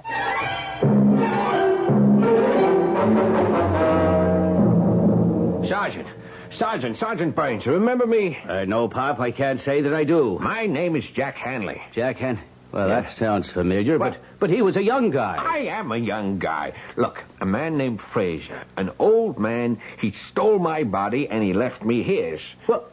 Well, come on. It's true. Yeah, sure, Pop. Don't call me Pop. I'm younger than you are. Now, look, friend, why don't I have one of the officers take you home? I'm Jack Hanley. I was here 3 days ago. Jack Hanley was here 3 days ago, not you. I am Jack Hanley, and I can prove it. Sure you can. Sure. You called me cop fighter. Huh? Yeah, cop. How would I know that if I weren't Jack Hanley? Huh? If I were some old man, how would I know that? Well, it's... And another thing, how would I know that your wife called while you were talking to me? What? Your wife. She called, huh? She said your son had just said daddy. Now, wait a minute. How would I know that, Sarge? Now, look, Burns, you're a cop. Well, you're a great guy, and you're the only chance I got. Well, what do you want me to do? Come over to the pad. Della's there. She'll show you the books. I'll show you the brandy, and I'll prove to you how it was done. Della can prove it. Now, come on. Come to the apartment with me.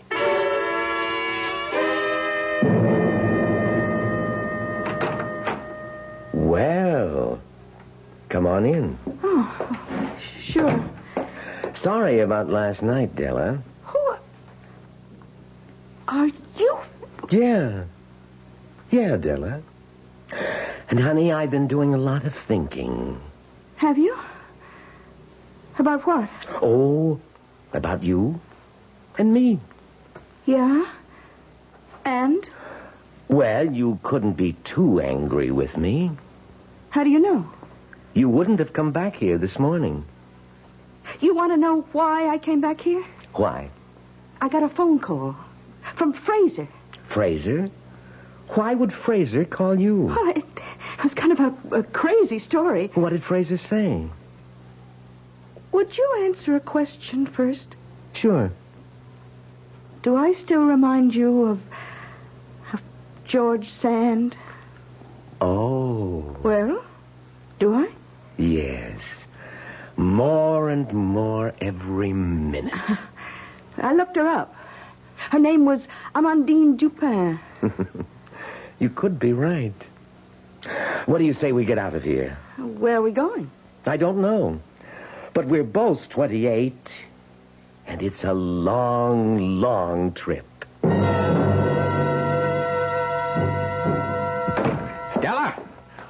Della! Oh, hey, Pop. Now, what are you handing me? There's nobody here. Just last night. Last night. Sure, There were Pop. books on that shelf. Well, there's nothing there now. Oh, there you are. Oh, thank heavens you're safe. Ah, ma'am, now this old gent claims... Sergeant, I'm surprised at you. Oh, excuse me. Yes. Yes? Oh, for you, Sergeant Burns. Oh, thank you. Yeah? Oh, you checked the banks. I see. No record of deposits in the name of Jack Hanley, huh? What? Well, naturally, where would a dumb hood like that get money? Who'd give it to him? Don't you see he's got my body? Sure, okay, I know. It was a wild thing, but you know how it is. Anything can happen. Yeah, that's right. Oh, Pop, what are we going to do with you? Don't call me that. Where's Della? She crossed me. She went with him. Now, Mr. Fraser, you'll feel so much better in the hospital. So much better. I am not Fraser. I'm Hanley. I am Jack Hanley. Won't anybody believe me? Oh, look. Get some rest, Pop. Anybody believe me? You'll feel better with good food, lots of sleep. Somebody has to believe me. Won't anybody believe me?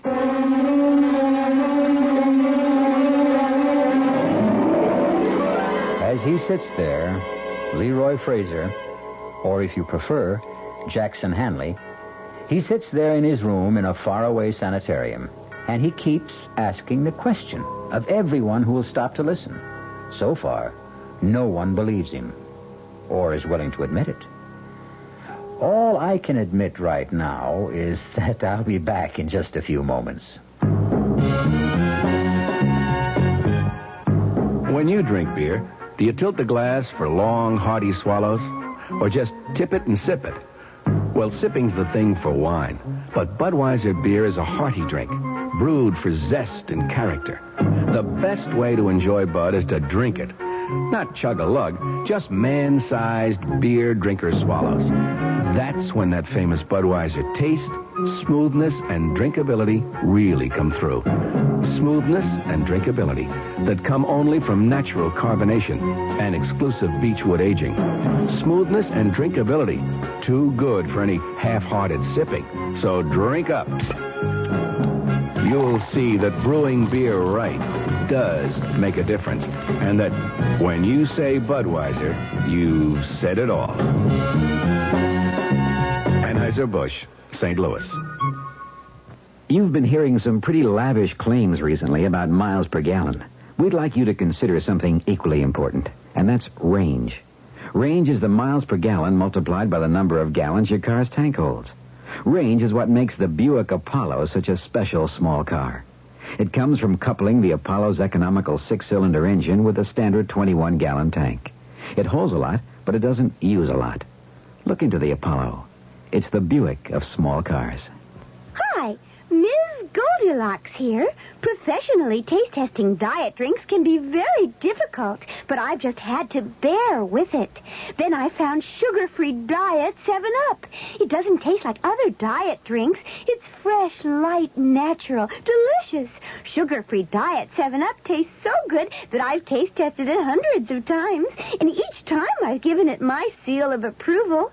Yes, this one's just right. Service. We're big on that. When you buy an airline ticket, you're buying service. And at Ozark, we try to give you your money's worth. Service in making reservations, planning your trip, at the ticket counter, service on board. Ozark didn't get where it is by being small in things that really count. Service, we're big on that. Go Ozark Jet to Champaign-Urbana, Peoria, and Springfield, Illinois. Call Ozark or your travel agent. Our cast included Paul Hecht, Bryna Rayburn, William Redfield, Dan Ocko, and Leon Janney. The entire production was under the direction of Hyman Brown. Radio Mystery Theater was sponsored in part by Contac, the 12-hour allergy capsule, Anheuser-Busch Incorporated, brewers of Budweiser, and the Kellogg Company, makers of Kellogg's Special K cereal. This is E.G. Marshall inviting you to return to our Mystery Theater for another adventure in the macabre.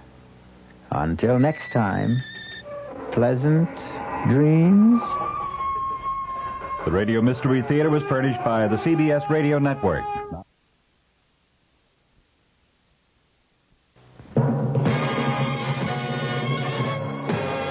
I'm Fulton Lewis in the Mutual Broadcasting System studios in Washington, D.C. Now, my commentary. Senate Watergate Committee Chairman Sam Ervin disclosed today that White House Chief of Staff General Alexander Haig testified for more than an hour and a half during midday, answering questions about the use of a $100,000 payment made by representatives of multimillionaire Howard Hughes 4 years ago to the president's close personal friend, Bibi Rebozo. On May 2nd, you recall, General Haig had been asked virtually identical questions by the same Watergate panel. On that occasion, he produced a letter from the president directing him to invoke executive privilege and declining to answer any questions. Mr. Nixon, during the interim, though, decided to waive that executive privilege, but only as it applied to questions regarding the Hughes contribution. The funds in question regarding that contribution were returned to by Rebozo to Hughes in the spring of 1973. Rebozo has contended that the money was given back intact and had never been used for any purpose. Its interest in that issue was a major factor in prompting the Watergate Committee today to vote unanimously to extend its life to June 30th. Another reason for the extension is that the committee wants to eliminate from its final Watergate report any findings of individual guilt or innocence in the Watergate matter. An earlier preliminary staff report includes such findings and has been widely criticized because of that fact. The committee members themselves apparently appreciate something that the staff has failed to even recognize, namely that the Irvin panel is not a court of law. It has no right whatsoever, on the basis of the testimony it has received, to make any assessments of guilt or innocence on the part of anyone involved in the Watergate story. Such assessments can be made only in a judicial proceeding where the accused are given the right to cross-examine their accusers. As I mentioned a week ago, when portions of the staff report were leaked to the press, it was an outrageous document. The staff members who prepared it and who caused its partial release should be severely disciplined. President Nixon's move in ungagging General Haig today is perhaps significant in that it represents still another step on the president's part to try to accommodate those in the Congress who are probing the record of his administration. As I have noted before, Mr. Nixon had a perfect right to extend the cloak of executive privilege to General Haig. It is, of course, precisely the same cloak which many former presidents have used on many occasions for the same purpose. You recall President Eisenhower used executive privilege time and time again as a means of preventing his administration officials from cooperating in the slightest with the late Senator Joseph McCarthy's probes into subversion in government back during the 1950s. The House Judiciary Committee voted 37-1 today to subpoena 11 Watergate tapes that President Nixon has refused to provide for the committee's impeachment inquiry. By top-heavy votes, it also subpoenaed schedules of the president's daily meetings and conversations during 4 periods of time. It set a vote for tomorrow on subpoenas for tapes of 66 presidential conversations dealing with other matters that the Judiciary Committee has under investigation. The vote on the Watergate tapes, supported by all committee Republicans except the ranking committee GOP member, Michigan Representative Edward Hutchinson, it was a direct challenge to the president, who, of course, notified the committee last week that he would give it no more Watergate materials. The subpoena calls for the subpoenaed materials, the tapes, to be turned over next Wednesday. The 11 conversations covered by the new subpoena deal with plans for bugging Democratic headquarters, conversations a few days after the Watergate break-in, and efforts to get the CIA to limit the FBI investigation of the break-in. That's as far as Chief Counsel John Doerr has gotten in his presentation of evidence to the committee, which he resumed after the vote on the subpoenas today. Doerr said as he proceeds through the House panel's Watergate evidence, he is going to request additional subpoenas for tapes that the White House is still withholding. The committee requested 76 Watergate conversations last April 19th, of which the 11 that were subpoenaed today are part. The subpoenas the committee will consider tomorrow cover 46 conversations believed to relate to the president's decision to increase milk price supports, 20 conversations believed connected with settlement of a government antitrust suit against ITT. It took 4 votes to approve the subpoena for the president's daily schedules, 1 for each of the time periods covered. Indiana Republican Representative David Dennis, who objected to 3 of them, forced the separate votes. Those votes ran 36-2, 32-6, 29-9, and 32-6, all in favor of the subpoenas. Doerr said the committee should see who Nixon met with and talked to during the specified periods so that it can determine whether it wants to request some specific conversations. The periods covered by the subpoena are April through July 1972, which Doerr said was critical to the Watergate planning and break-in, February through April 1973, which cover the White House investigation of the affair, July 12th through 31st, which he said was the period before and after the existence of the White House taping system became known, and October 1973, during which time the president fired Special Prosecutor Archibald Cox. in contrast to the request for subpoenaing the daily schedules, which Iowa Republican Representative Wiley Main called a fishing expedition. No one spoke against the subpoena for the Watergate tapes. Hutchinson, the ranking Republican member, did not take part in the discussion, but he has stated on several occasions in the past that he is going to consistently vote against any subpoena because he opposes a confrontation between Congress and the executive branch. New Jersey Democrat Representative Peter Rodino, the committee chairman, said the committee was not seeking a confrontation, but was after the truth. Several members questioned Dorr as to whether he knew tapes existed for the 11 conversations that the committee has subpoenaed. Dorr responded, "We are reasonably satisfied that they do exist." In other related developments, former presidential appointment secretary Dwight Chapin was sentenced today to 10 to 30 months in prison, that for lying under oath about political dirty tricks in the 1972 campaign. He was the second high-ranking former White House aide of President Nixon to be sent to prison. Chapin, who had pleaded for leniency in a written statement to U.S. District Judge Gerhard Gesell last week, made no statement to the judge today. His attorney said that he would appeal Chapin's jury trial conviction this Friday. The judge allowed the 33-year-old Chapin to remain free without bond until that appeal is disposed of.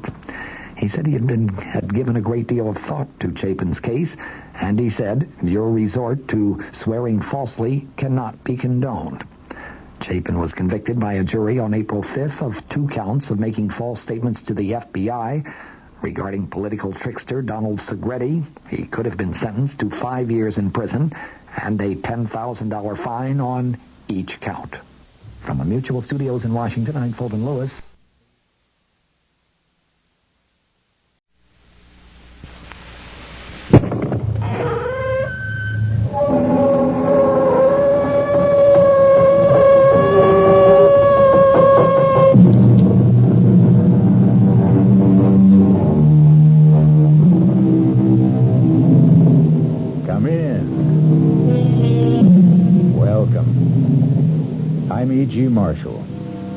Welcome again through the creaking door. The sound which always signifies the beginning of another tale of danger and suspense. Being in the mystery business, our fables often deal with crime and criminals. This time, it's a thief, but a thief with a very definite difference. For Ruth Moody is a young lady who walks into department stores and simply helps herself. Simply because she can't help herself. Yes, you've heard of her peculiar ailment. It's called kleptomania, the neurotic impulse to steal. But kleptomania isn't the only trouble in store for Ruth.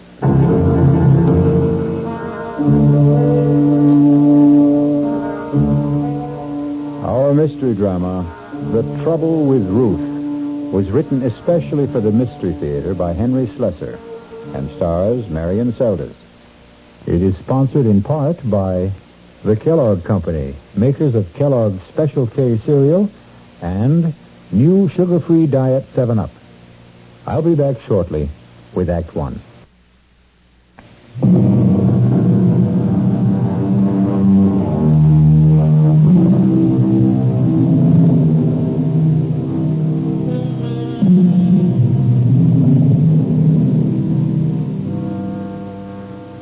Barnett's department store in the downtown shopping district.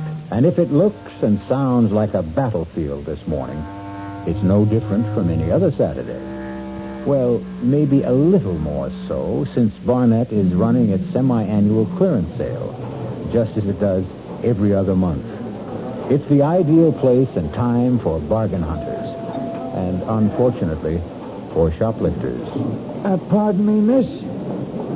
Yes? Would you mind coming with me just for a moment, please? What for? Our assistant manager, Mr. Hutchins, would like a word with you. I don't know, Mr. Hutchins. Why does he want to talk to me? Now, please don't make any trouble. I could call the guard and have you escorted upstairs. You wouldn't want me to do that, now, would you? Guard? Oh, why? What have I done? I think you know exactly what you've done now. Will you please come with me quietly?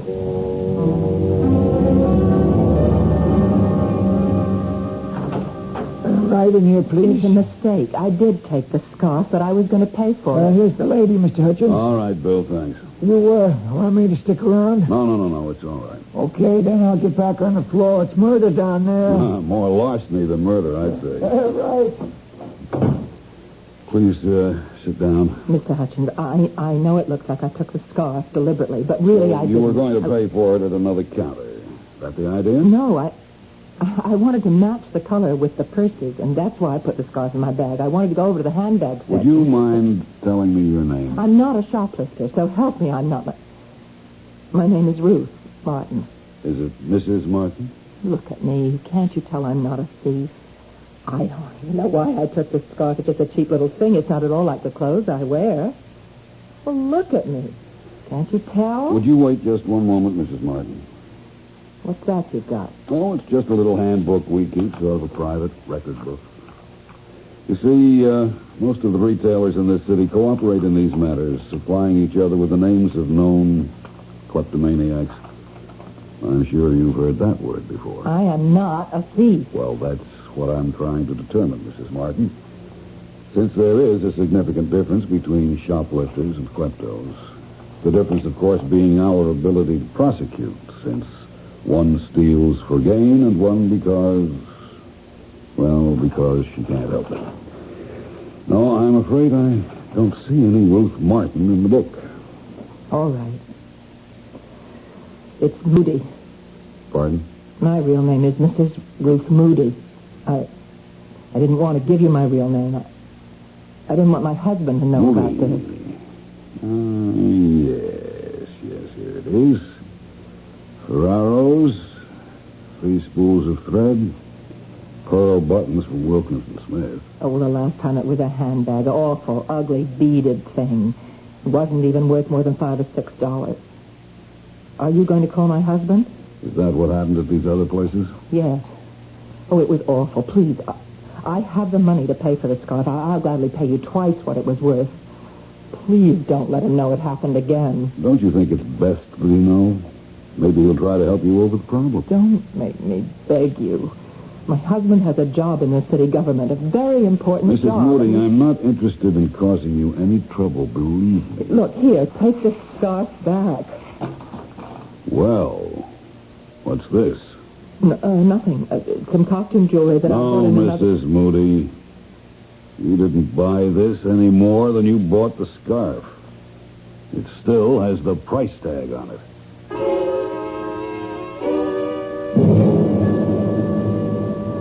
$1.95. That's what makes it so unbelievable, Ruth. $1.95 rhinestone pin. Don't know why I took it, Ralph. Any more than I know what drove me to pick up that awful scarf and just drop it in my bag. Just like those other times. Yes, but you swore to me that those other times would never be repeated. Well, I thought it was over. I really did. I don't understand what goes on in your mind when you do these crazy things. I don't know. It's just an impulse. It seems so terribly easy that things are just sitting out in the open the way they are, and I never even stop to think if I like it. Just if I can get away with it. But you never do. You get caught. Maybe that's part of the sickness, too, huh? Oh, stop saying I'm sick. I'm not. Well, what would you call it? Look, honey, you've got to see a doctor. I've told you that a dozen times. I will not go to a doctor. I can't stand the idea of it, Ralph. Just talk to one. Give him a chance. Maybe it's something simple. Maybe you're just trying to get punished because of guilt feelings that you can't resolve. Oh, you're wrong about wanting to get caught. I don't. I swear I don't. I've gotten away with a dozen things. What? What was that? Nothing. I don't want to talk about it anymore. And it isn't just 3-4 times that this has been going on. You're probably out there shoplifting every single day. That's not true. I almost never go into the stores for exactly that reason. All right, Ruth. That settles it. You are going to talk to a doctor. Then, you do remember the first time you stole, Mrs. Moody? Yes. I remember very well, but it was something I really wanted then, Dr. Berger. That was the big difference. How old were you? I was about 8 or 9. I was in school. There was a girl named Fanny Ritter. Her family was very wealthy. She was always the best-dressed girl in the class. Ah, yes. She had this pencil box. It was absolutely beautiful, with a blue binding and all sorts of secret compartments. I wanted that pencil box so much. And one day I walked into an empty classroom, and there it was, lying on the seat. Yes, and were you caught? No. I was never caught. Mm-hmm. But that was the biggest thrill of all, not being caught. But then I also realized I couldn't use the pencil box, at least not at school. Yes, I see. All kids steal sometimes. There's nothing abnormal about it. But you're not a child now, are you? And yet you still crave this secret feeling, this secret gratification. No, you're wrong. I don't get any pleasure out of taking things. I feel terrible afterwards every single time. Ah, but that may be exactly the gratification you require. I don't want to hear any more. You sound just like my husband. Believe me, Mrs. Moody, neither your husband nor I want to find fault with you. We both want to help you. Well, it's his job my husband is worried about, not me. Why do you say that? Because he works for the city government in the controller's office, and he's afraid if they ever found out about me that he... Why am I talking about Ralph that way?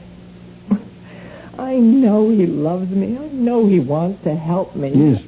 So why don't you let him try? Let both of us try. No. I don't need a doctor. All I need is to stay out of department stores.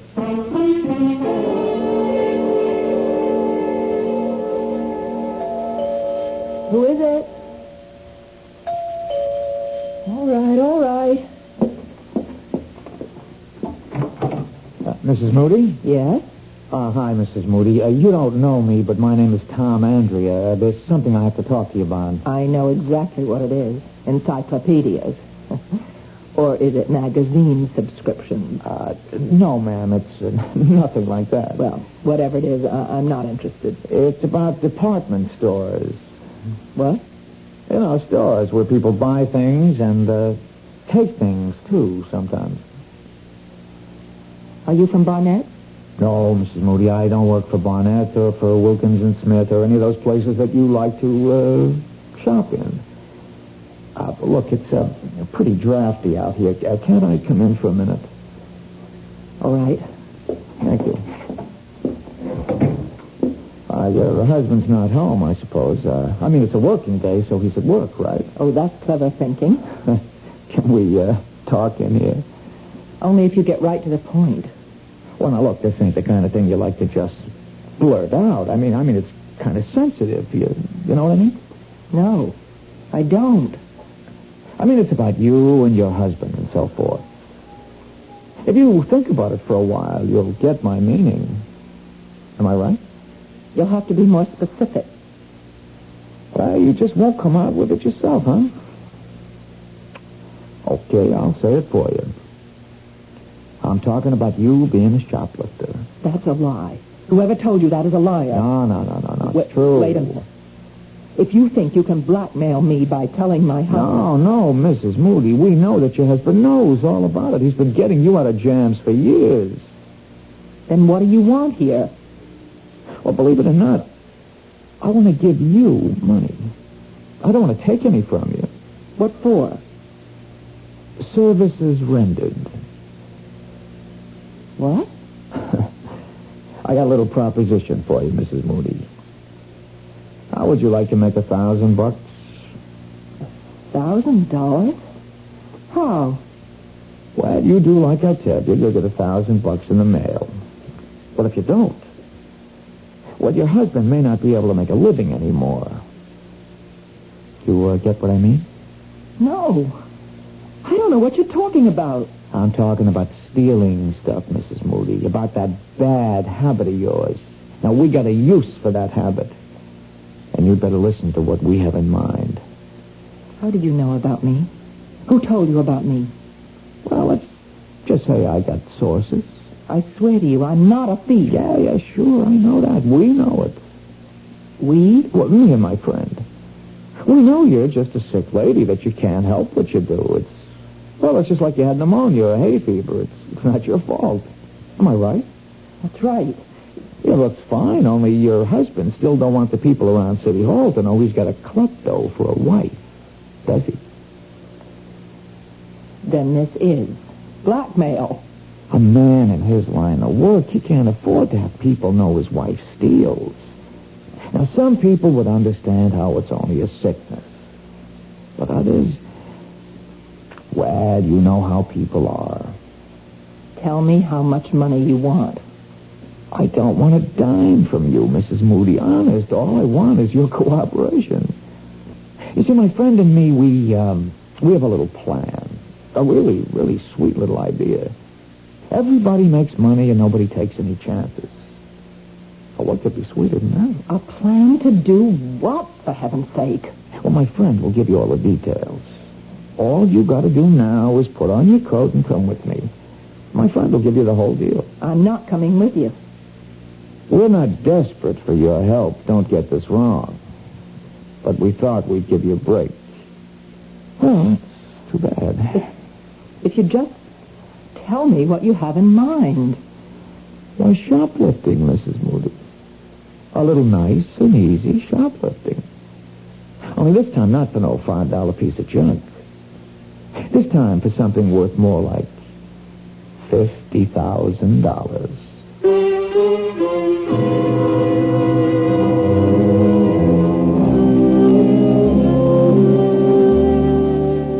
Well, troubles have a way of multiplying themselves, don't they? And as you've just heard, the trouble with Ruth has suddenly developed serious complications. Will Mrs. Moody's unwilling petty larceny turn into larceny of the grand variety? We'll find out when we return shortly with Act 2.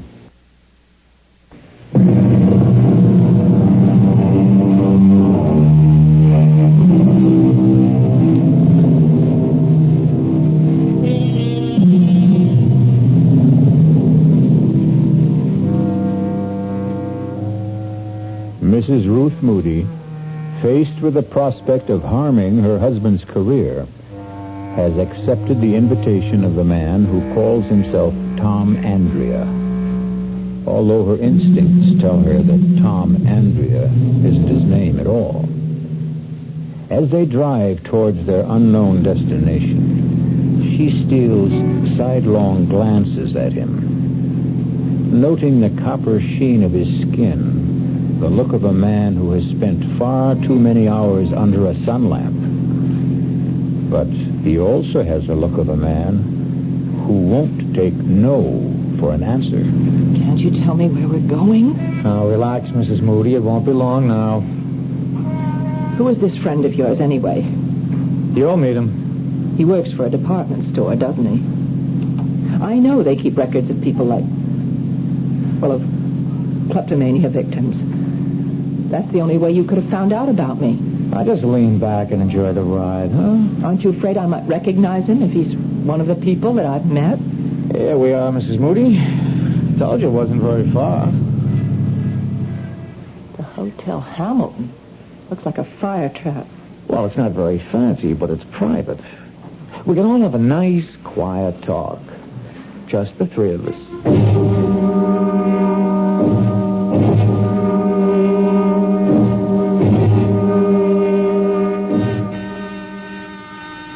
One moment.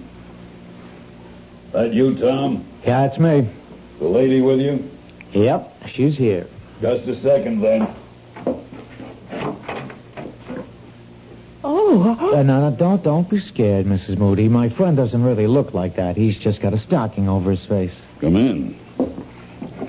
I hope you'll forgive the mask, Mrs. Moody. I know it looks grotesque, but it's necessary. For your own protection. For me? It's important that you don't recognize me after our business is concluded. It would be embarrassing if we were to run into each other in different circumstances. In a department store, for instance? What my friend means, Mrs. Moody, is that if you started hollering for the cops when you saw him again, we would have to do something about you. Understand? Yes, I understand. But please don't be alarmed. Nothing like that's going to happen.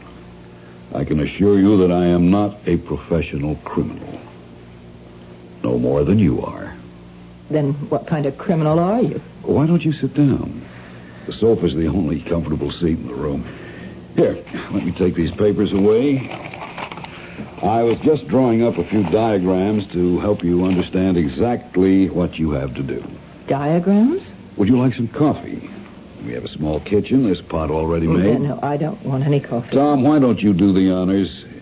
Do you drink yours black, Mrs. Moody? I'm afraid I don't have any cream. All right, black coffee. I see, Mrs. Moody. I told you it was going to be very friendly.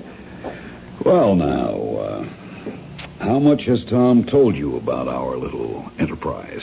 He just said that if I didn't help you, you'd tell my husband's employers about me. Well, I really hate for that to be the inducement, Mrs. Moody. I was hoping that you'd cooperate more willingly. Why should I? Well, didn't Tom mention the $1,000? He also mentioned something about $50,000, about shoplifting something worth a fortune. Oh, don't tell me you have qualms about it. A lady with your history?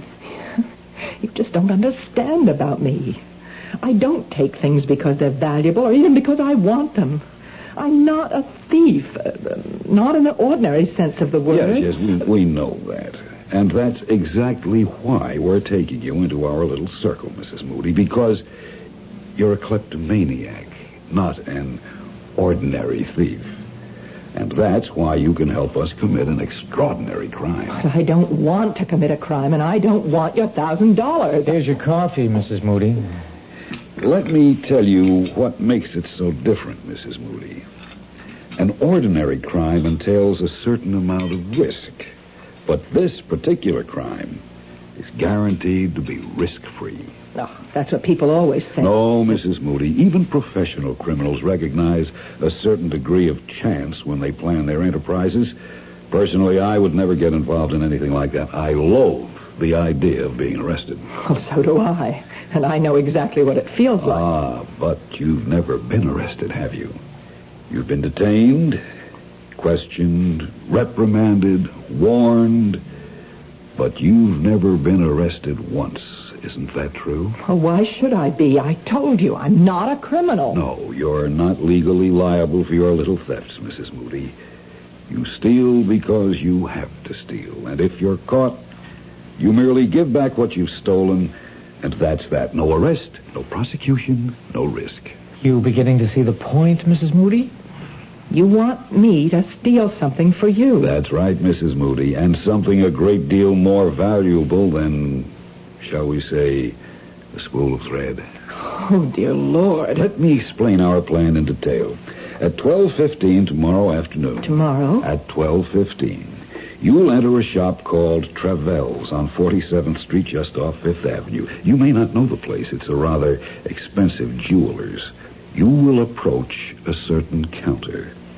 The diagram will make it clear which one Wait a minute. You're talking as if I've already agreed to do this thing. Please look at the diagram, Mrs. Moody.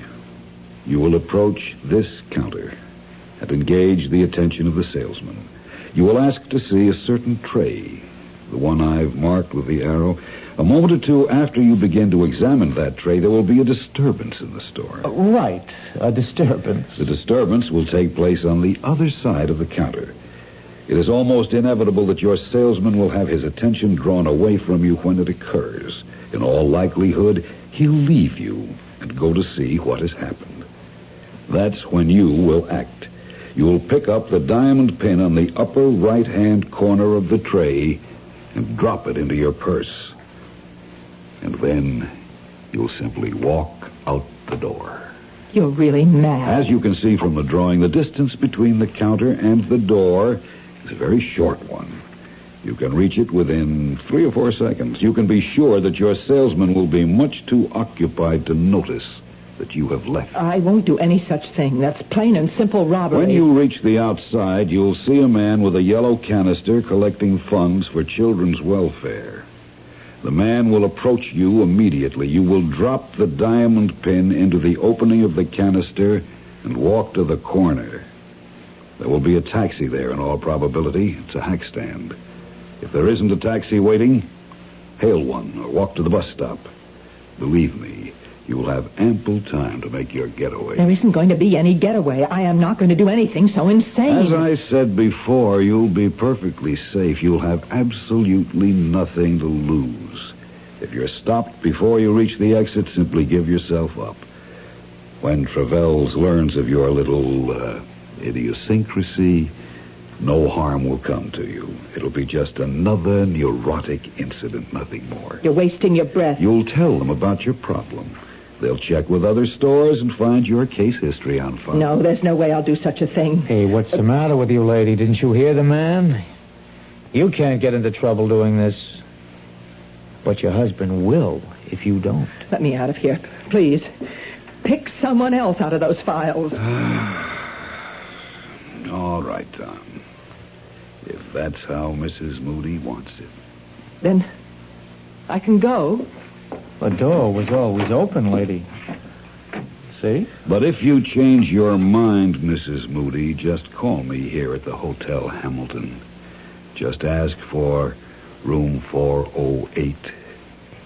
But if I don't hear from you tonight, well, you know what we'll have to do.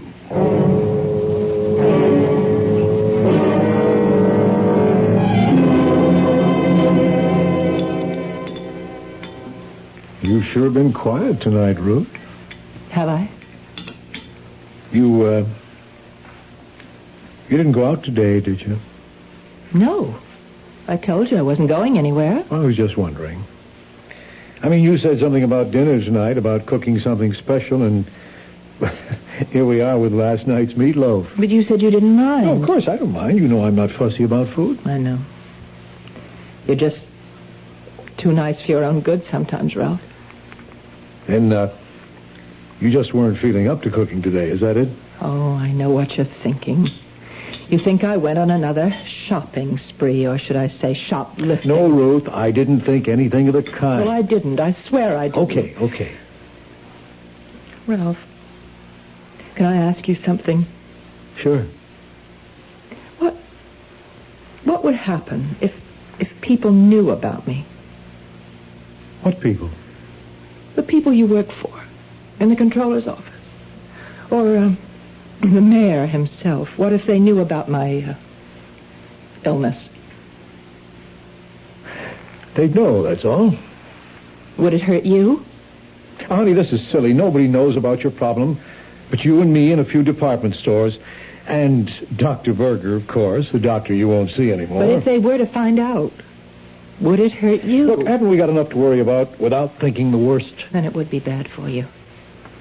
Someone in your position where honesty is so important. Ruth, you're not dishonest. You're sick. There's a tremendous difference.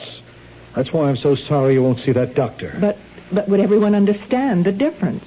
I mean, when they learned about my stealing things, would they think twice about you? You want the truth? Yes. Yes, they would. They're only human. No, they're worse than human. They're politicians. They have to be elected to office, and that's exactly the kind of scandal they don't like. Yes. I guess I've always known that was true. Honey, I think I could use some more gravy. Yes. Oh, I have some in the kitchen. I'll be right back.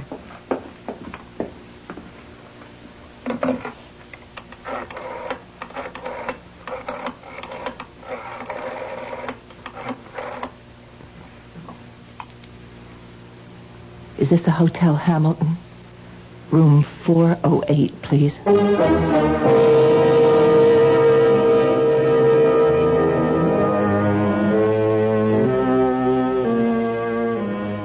And so Mrs. Ruth Moody has taken the first fatal step.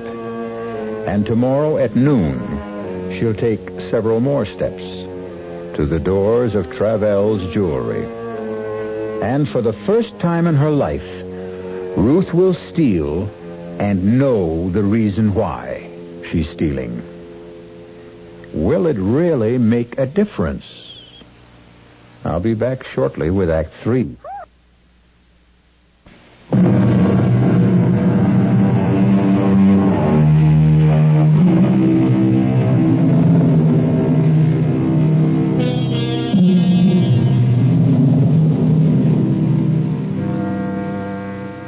At 11:30 the next morning, Mrs. Ruth Moody left her apartment and took a Fifth Avenue bus to 47th Street.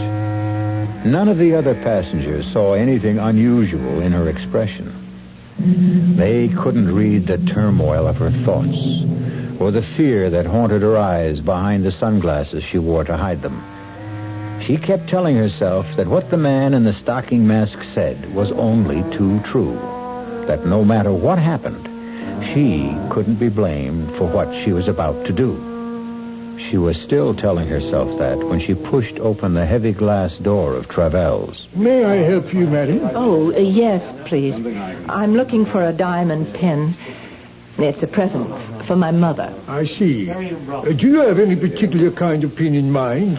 We have everything from abstract designs to representational pins. You know, animals and flowers and so forth. Maybe if I just browsed a little? Certainly. You can see some of our selection right here, but we do have others. Oh, yes. There's so many, aren't there? Of course, it would help if you knew the price range. Well, the price isn't important. It's just that the pin be right. Yes, I see. This tray right here, on the first shelf. Yes? Well, that seems to have quite a few nice pins. Yes, I'll bring it out for you. Actually, these are some of the best stones in our collection. You have good taste. They really do sparkle, don't they? This is what I meant by representational. As you can see, it's in the shape of a cat. Oh, well, no. My mother hates cats. I think maybe just something simple. You just take your time. All right. Thank you. What was that? Someone smashed one of my cases. Excuse me. Terribly sorry. A clumsy thing to do. It's all my fault. I was holding my umbrella under my arm that just slipped out and hit the glass. I'm terribly sorry. Got to do it now. I really don't know how. All right. Just step back, please. Bob, would you lend a hand over here? There's glass all over the merchandise. I feel dreadful about this. It's quite all right, sir. No harm done to all, I assure you. I've done it. I've really done it. Outside. Help the needy children. Help the needy children, lady. What? Please help the Children's Welfare Society, lady. Oh, yes, of course. Here. That's all I have. Thanks very, very much, lady. Thanks a lot. Help the needy children.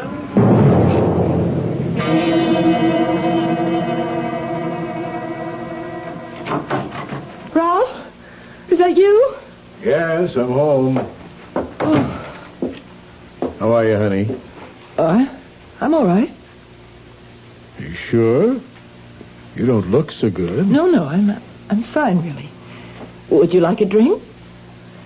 Yeah, I wouldn't mind, thanks. What'd you do today? I went out for a little while. Where to? Oh, no in particular. I took a walk. Weather was nice. Uh-huh. Took some things to the cleaners, did a little marketing. Here's your drink. Oh, thanks. For heaven's sake, stop looking at me like that. I can't bear the way you look at me sometimes, Ralph. I'm sorry, Ruth. It's nothing deliberate. Well, of course it's deliberate. It happens all the time now. You keep staring at me as if you're trying to read my mind. As if you wanted me to confess something. Now, Ruth, that isn't true. You've got to stop thinking such things every time I look at you. What's going to happen to us, Ralph? What kind of marriage are we going to have from now on? Ruth, we've been married 6 years now. I think we know how to live with each other. But you can't live with this disease of mine? You can never stop suspecting me of having stolen something again. Isn't that what you're thinking right now? All I'm thinking about is that you don't look well. And how disappointed I am that you won't see Dr. Berger. I called him today, by the way. What for? Well, I just wanted to talk to him, find out if there was anything more I could do to help you. And what did he say? He said there might be. Well, what do you mean by that? Well, I told Berger about our talk last night, about how worried you are that the people at City Hall might find out about your illness. Now, he told me that was an important part of your guilt syndrome, whatever that means. Oh, I hate that psychiatric double talk. Just the same, he thought you'd be a lot better off if you weren't concerned about such things, if you were able to admit that you were ill. I do admit it. That doesn't mean that other people have to know about it. Ruth, I told him. What? I told McGuire, the controller. I took him out to lunch. I told him all about your kleptomania. Oh, no, Ralph. Oh, no. Look, I began to realize that I was hiding it, too, that I wasn't treating it like an illness, either. That I was acting as if it were something shameful. Oh, what did you do it for? For us, Ruth. But now you'll lose your job. No, I'm not going to lose my job. It's going to be all right. But you said... Now, I know all the dumb things I said last night about how this sort of thing can hurt a politician. Well, I was wrong. McGuire is more of a human being than a politician. You mean he's not going to tell anyone else? He won't give me away? No, that's not what I meant. McGuire suggested that we both go and talk to the mayor himself about this. Oh, Ralph, you can't. I already have, Ruth. What? I've seen the mayor. And you know what he said? He said that it wouldn't make any difference to him this year or next year when he recommends me for the #1 job in the controller's office. The #1? That's right. McGuire is moving up next in line for his job. And the mayor is behind me now, Ruth. Do you think he'd be behind me if he really thought my wife was a thief? Oh, dear Lord. Ruth. Oh, what have I done? What have I done? Honey, what is it? Oh, why did I go through with this? What's the matter, Ruth? I just told you everything's okay. No.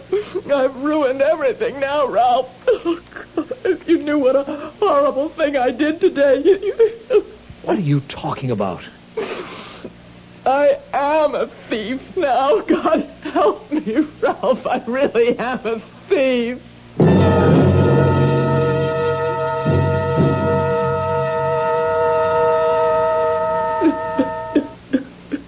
Try and stay calm, Ruth. Did you get a look at the man who broke the glass with his umbrella? Do you think that he was the same man you met yesterday at the Hotel Hamilton? I'm sure he was. But I told you he was wearing a stocking mask over his face. And this other man, though, the one who called himself Tom Andrea, he was the same man who was collecting for children's welfare outside the store. Yes. Ruth, you know, there's only one thing to do now, don't you? What do you mean? We've got to tell the police. Oh, Ralph, no, that would be awful. Travels will have discovered the theft by now. They must have your description from the clerk. Sooner or later, you might be identified. But they can't do anything to me, Ralph. I'm not responsible. I'm sick. No, Ruth, in this case, you are responsible. That's why we have to call the police.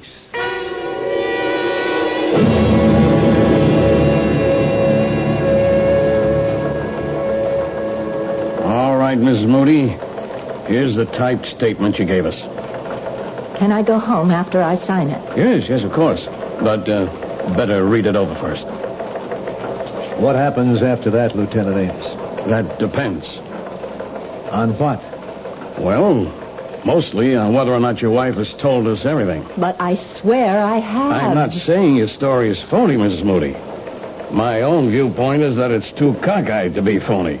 But that may be a subtle way of looking at it. Why should she lie about this, Lieutenant? What would my wife have to gain? Well, she could stand to gain a diamond pin worth almost $50,000. But she doesn't have the diamond. She gave it to them. Yes, that's a story.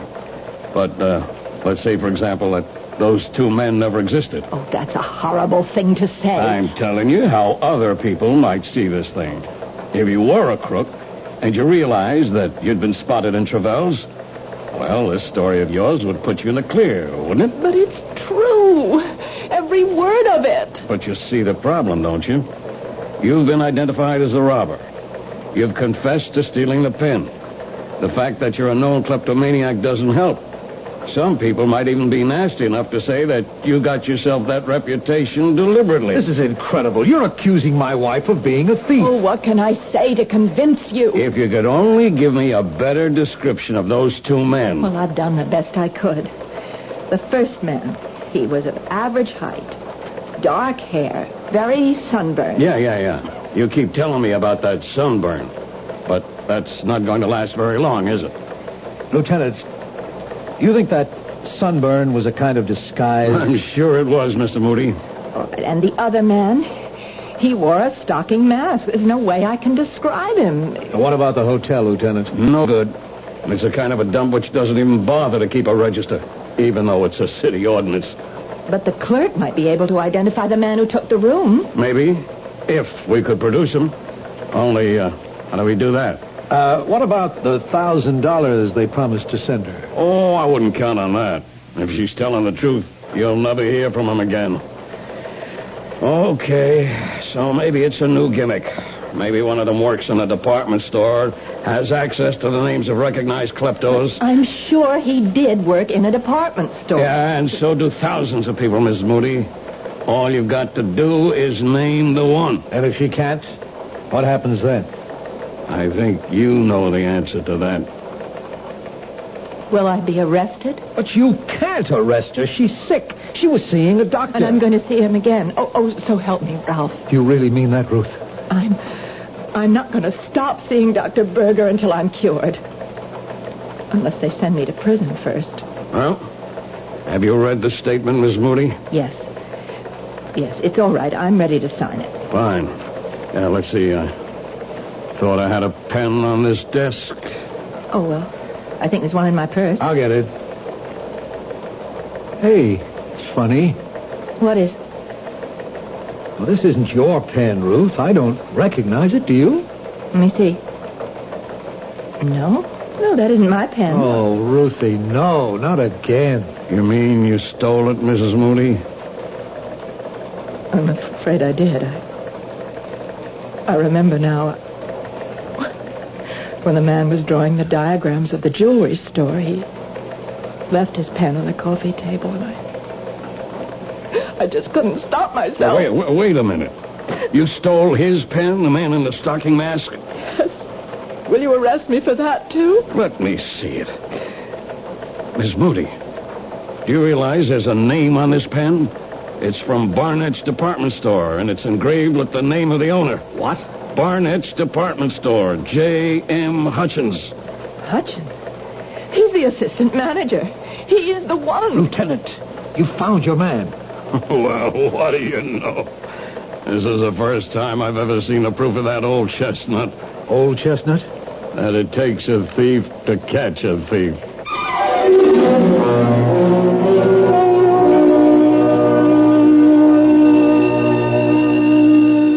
The moral of this story might be, never steal anything small, particularly if it's a diamond pin worth $50,000. Well, you'll be happy to know that the police investigation proved the guilt of Mr. J.M. Hutchins and the innocence of Mrs. Ruth Moody.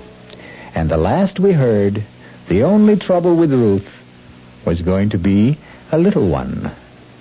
I'll be back shortly. Look, let's put an end to all this gloomy-sounding stuff you've been getting so much of lately. Income tax is behind us, spring is here, Aaron's hit number 715, and there's even reason for hope with the gasoline thing. It's in this new spirit that I'd like to talk to you about buying a new car. It's a small car, one you can judge sanely, and not just in terms of how many miles per gallon it gives you. The car is a Buick Apollo. Like any self-respecting small car, it is economical. It's got a 6-cylinder engine and a 21-gallon gas tank, which combine to give Apollo good gas economy and great range. But Apollo can also seat 6 passengers. And it has the kind of smoothness, quietness, and interior comfort that you'd expect of a Buick. Okay, you're looking for a car, and you think it should be small. Well, Buick has the car, Apollo. But don't buy it because it's small. Buy it because it's a Buick. You've seen the Budweiser commercials on television, and maybe you've wondered how long people have been putting that famous Bud label on things.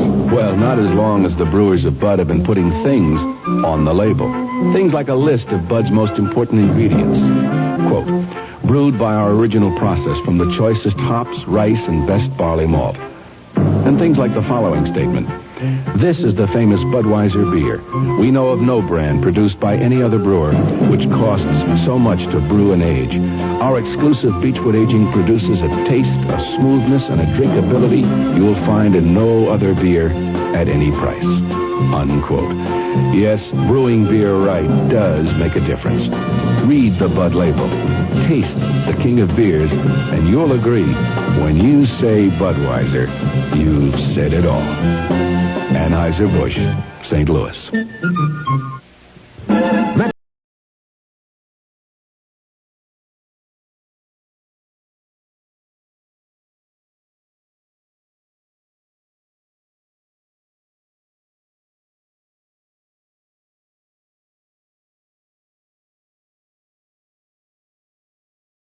Entertainment with special appearances by Elizabeth Taylor, Fred Astaire, Gene Kelly, James Stewart, Debbie Reynolds, Mickey Rooney, Bing Crosby, Liza Minnelli, Donald O'Connor, Peter Lawford, and Frank Sinatra. That's entertainment.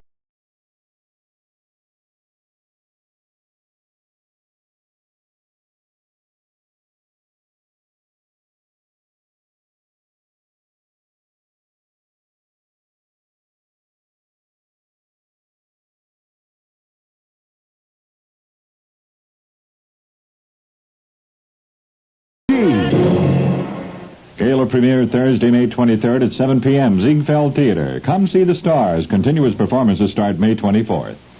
Our cast included Marion Seldes, George Petrie, Jack Grimes, Jackson Beck, and Gil Mack. The entire production was under the direction of Hyman Brown.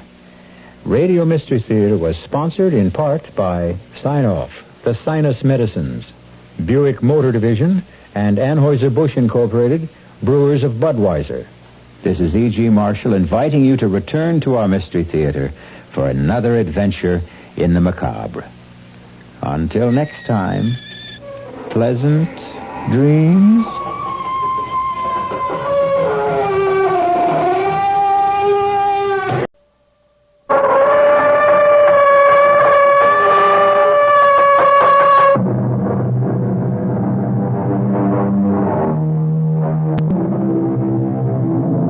Come in.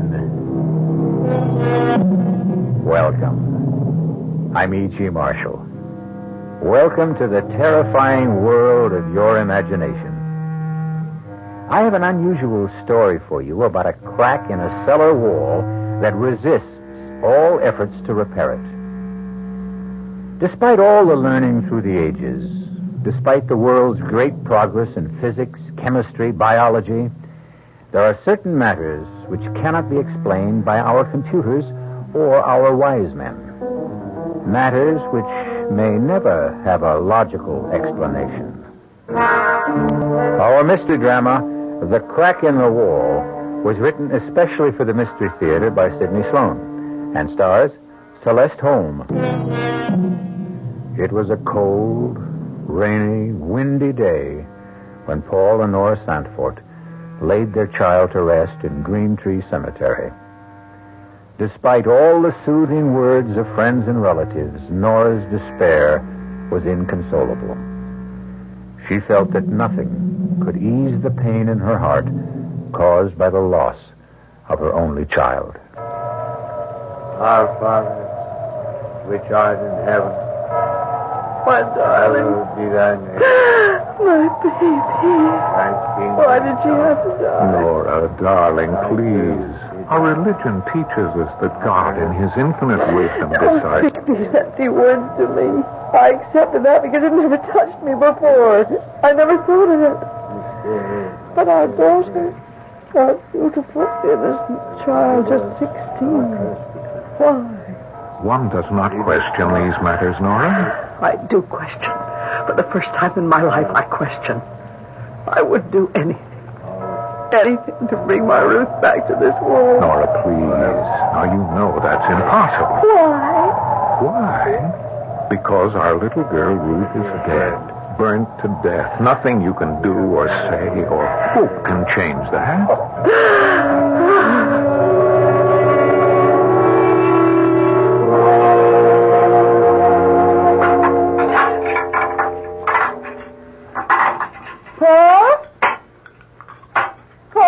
Yes, Nora. Are you busy with something? No. I'm just reading the newspaper. First chance I've had to take a look at it today. The minister was here today, Dr. Fowler. Oh? Said he wanted to see our new house. New? This house is over 100 years old. Well, new for us, he meant. It was just an excuse to come here, actually.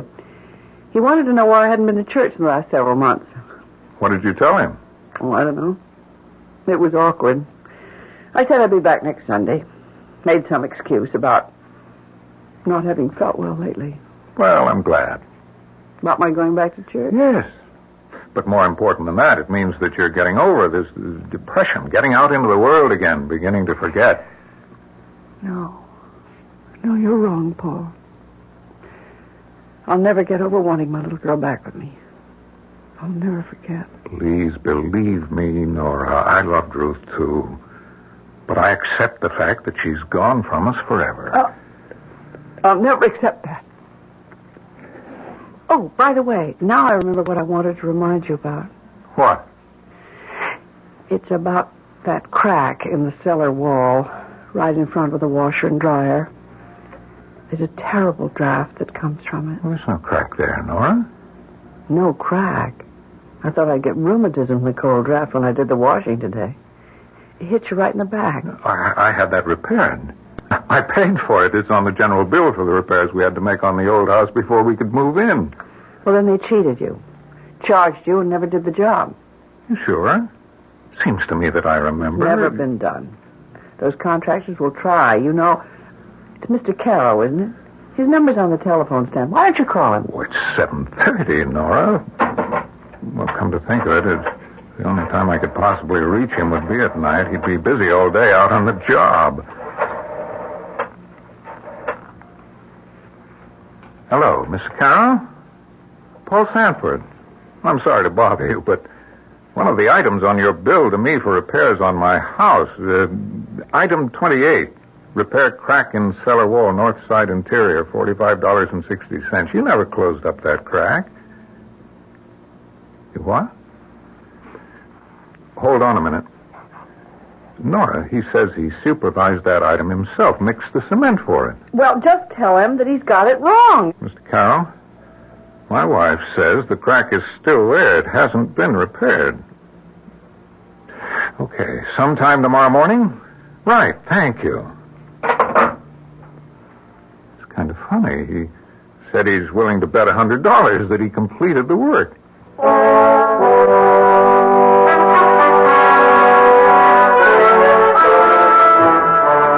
Mrs. Sanford, I'm finished with the job, and I want your okay. I'll put on the pot and give you a cup of coffee. Thanks, I'd appreciate that. Come right down. I'm in a bit of a hurry. Won't be a minute. I'm coming, Mr. Carroll. Mrs. Sanford, the strangest thing. What did you say, Mr. Carroll? Look at that wall. Oh, dear. Another crack? No, it's not another crack. What? It's the same crack. I just filled it with cement. But you couldn't have. It looks old and dry. Look at my hands. They're still covered with cement. Here are my tools, my trowel, my hammer and chisel. I could swear it was closed up not 5 minutes ago. And that cold draft blowing from it. Like from a tomb. Like from a tomb.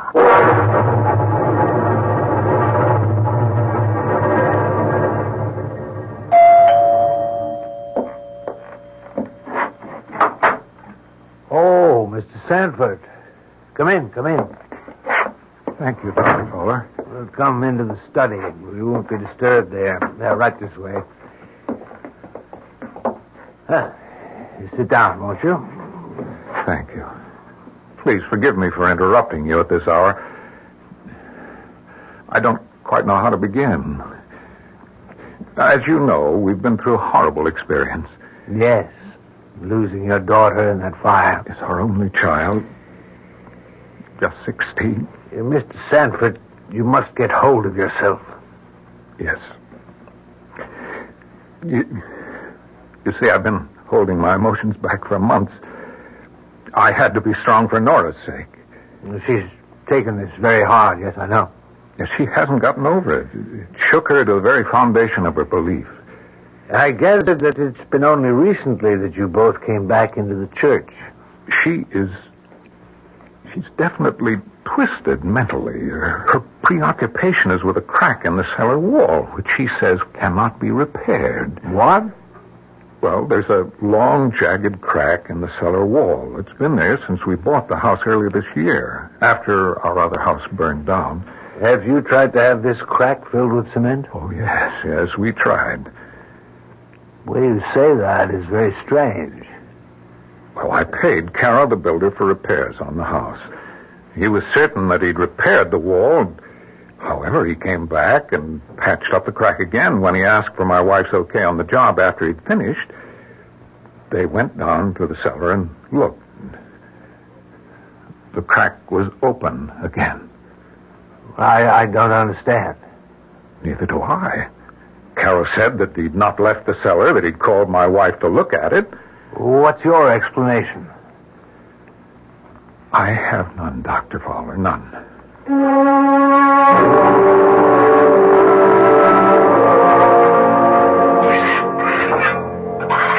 Is that you down in the cellar, Paul?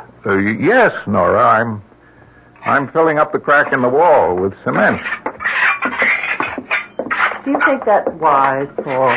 Wise? Well, I thought you wanted the wall repaired. Carol won't come here anymore, so... Well, that's what I mean. Paul, there's some very good reason why that wall resists repair. That's a strange way of putting it. Wall resist repair. So you thought the wall had... I don't quite know how to put this. As though the wall had a will of its own?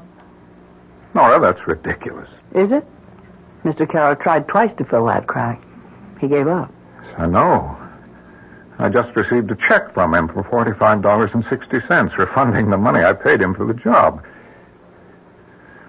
Come on, let's go upstairs. This old cellar gives me the creeps. Paul! Look! My God. It's disappearing. The cement I just put into the cracks dissolving into thin air.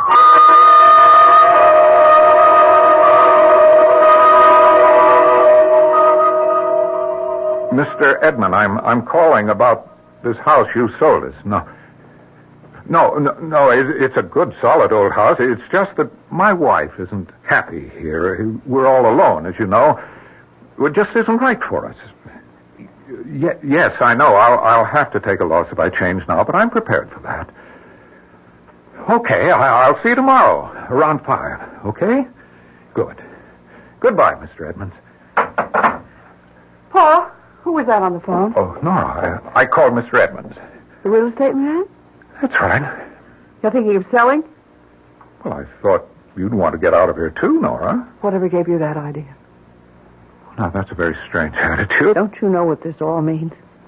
No, I don't understand it. Frankly, it scares me. Ruth is trying to reach us. What are you talking about? It was just 2 days ago. I was lying in bed. You were sound asleep. I heard the clock chime 3. I felt something urging me to leave the bedroom and go down into the cellar. Nora, I've got to take you to a doctor. Paul, I'm not out of my mind. I tell you, our daughter is calling to me. She's trying to get to Darling, me. Nora, listen to me. What you're saying doesn't make sense. Our child is dead, Nora. Burned to death. I spoke to her. I spoke to her through the crack in the cellar wall. You what? I spoke to our Ruth, and she spoke to me.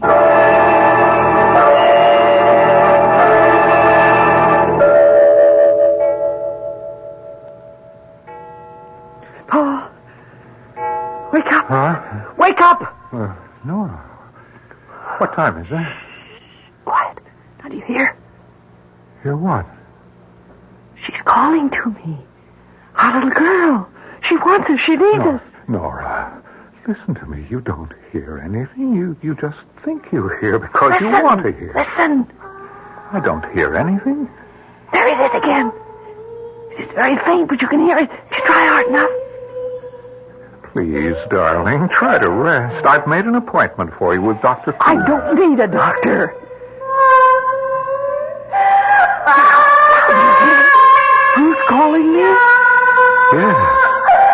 Sounds like it's coming from... The cellar. I must go to her. No, don't. You mustn't. My little girl is calling. I must go to her.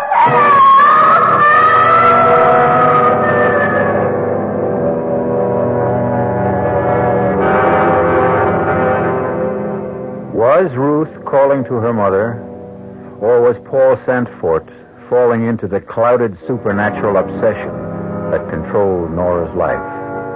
He thought he heard the voice of his dead child calling to her mother. He couldn't be sure, but Nora's certainty was so strong that he was almost convinced that he heard it too.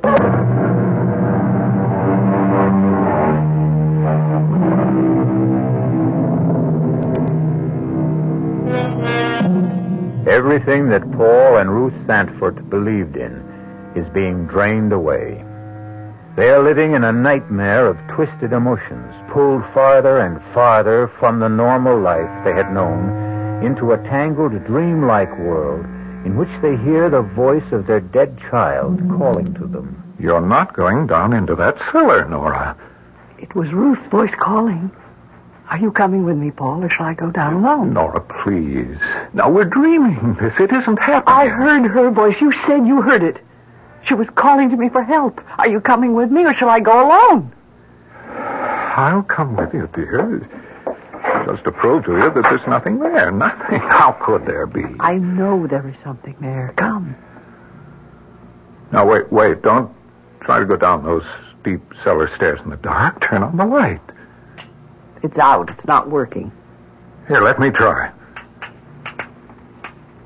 Oh, I'm not going down there in the dark. There's some candles in the cupboard just outside the door. Get them. Well, candles won't do any good. Get them. I just remembered. I've got a flashlight in the kitchen table drawer. Hurry! Here we are. Now stay right behind me. I'll go first. Flash the light around. No, there's nothing. Nothing but that crack in the wall. Let's go back upstairs, Nora. Good evening. What? Who are you? Oh, I'm sorry if I frightened you. What? Who are you? What are you doing in our house? Doing? I am inspecting the wall. The wall that needs repair. And who are you? Why, I'm the helper. What are you talking about, helper? Whom are you helping? You. I don't like this, Paul. Please make him go away. If you want me to, I'll go. But I thought you needed me. Now, I want you out of here. I see you have a hammer in your hand. You're afraid of me. Well, believe me, I came to help you. Who sent you? My, employer. Who? Your friend. Your friend who knows of your sorrows. He sent me to seal up the crack in the wall. Well, I've tried. Several people have tried to do that. It won't stay closed. I can close it for you if you want me to. I repeat, if you want me to. You may not want it. Why? You will not hear the voice of your daughter ever again. No, don't seal it. Please. Nora. Now, maybe it would be better. No. No, this is insanity. Nora, our daughter is dead. Dead and buried. And you think that is the end? Of course. It's the end of mortal life. And do you share your husband's beliefs, Nora? No. Ruth was calling to me. I want her back. I want to hold her in my arms. Am I dreaming? This can't be happening. What are we doing standing here talking to this... Paul, please, don't. There's no one here. He was here? Where is he? He couldn't get past us up the stairs. Nora, where did he go? Who? Oh. Nora, darling. What's happened to you? Speak to me, dear. Speak. Paul. What are we doing here in the cellar? How did we get here?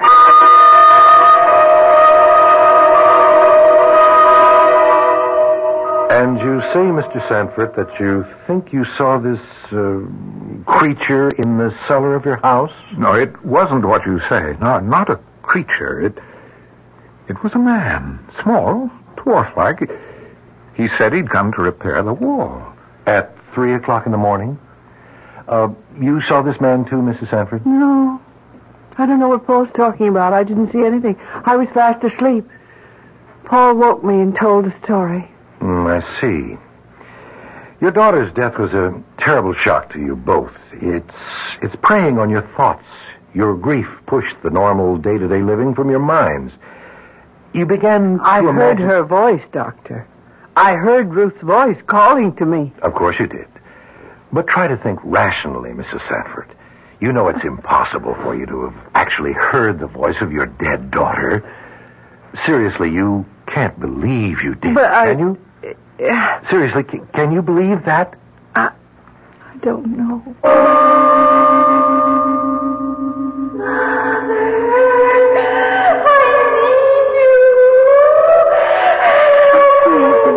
My little girl. It's all so simple if you will recognize the true authority. Who are you? I am merely a conveyor of ideas, a messenger. Then you are sent by the devil? Perhaps. Perhaps I'm your friend. Call me the helper. Can you help me? Can you bring my daughter back to me? Under certain conditions. But you might find the cost too high. What? Tell me. Nothing is too costly, too terrible. I'll agree to anything. Even if it meant that you would lose everything? Everything you've been taught about life and death since you were a child? Oh, yes, I agree to anything just to help me save my child. Help me. Nora, wake up, Nora. You're having a bad dream, darling. I'll agree to anything. Darling, Nora. Paul. You were crying out in your sleep. I woke you. Oh, he came to see me and told me that Who, darling? That ugly little creature. I'd seen him before, but I can't remember where. The helper. That's what he calls himself. I heard Ruth calling to me. Then he appeared. I don't know what it is. I don't want to know. We're getting out of this house and we're not coming back. Oh, you go, Paul, but I can't. But don't you see what's happening to us here? Something evil is pursuing us, either to destroy us or drive us insane. No, I can have my daughter back. He'll help me. You can't believe that. I believe it. What does he expect in exchange? I can't tell you, Paul. I just can't tell you.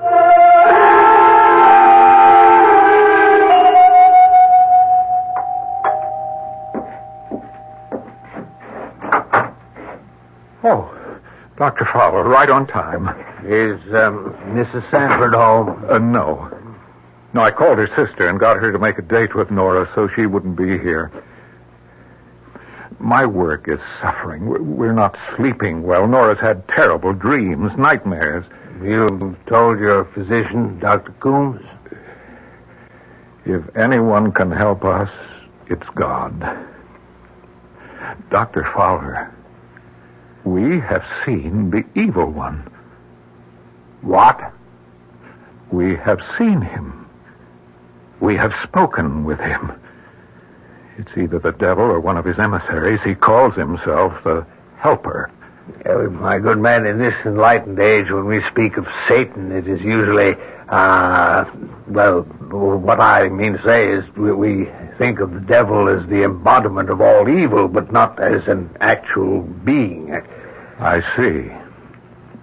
Well, Dr. Fowler, if you can't help us, we may have to go to someone who can. There are groups where they believe in the devil. Mr. Sanford, Paul, please understand.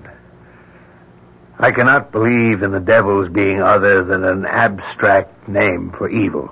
If I can show him to you, will you believe me then? I saw him.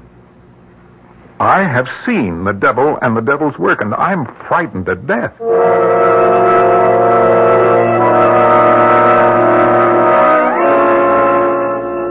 Sorry to bother you, Dr. Coombs, but something very disturbing has happened. Yes? You know the two people I referred to you, the Sanfords? Yes?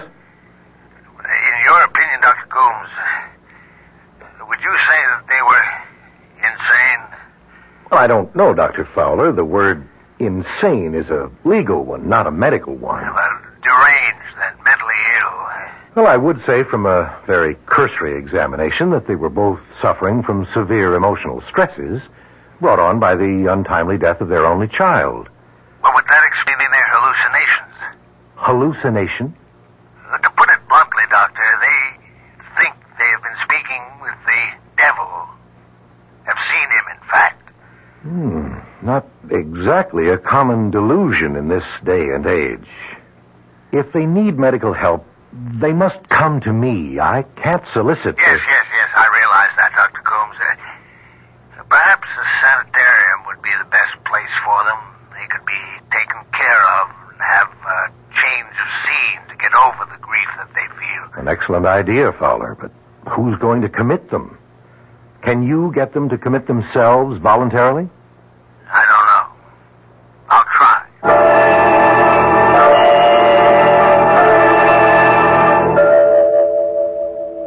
Have you come to any decision?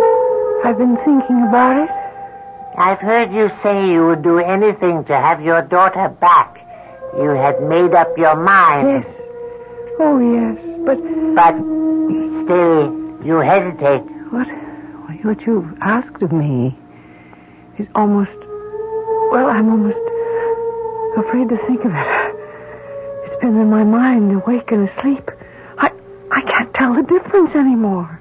You hesitate. Thinking of yourself while your daughter suffers. Oh, no. I will leave you now. Perhaps never to return. This is your last chance. No. Nora? Nora, darling, listen to me. You're having bad dreams. I'll do anything. Wake up, please. Nora, it's me, Paul. What? Open your eyes. No. You're all right. No. You're safe with me. Darling, it's me, Paul. Yes. It's all right now. Paul, I've made my decision. What decision? About Ruth. I am going to bring her back. Bring her back? What are you saying? I'm going to bring her back no matter what the cost, no matter what the consequences are.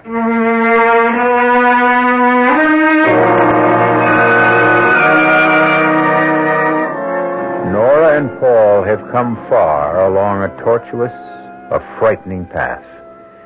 Now Nora is determined to see the matter to the end, despite the consequences.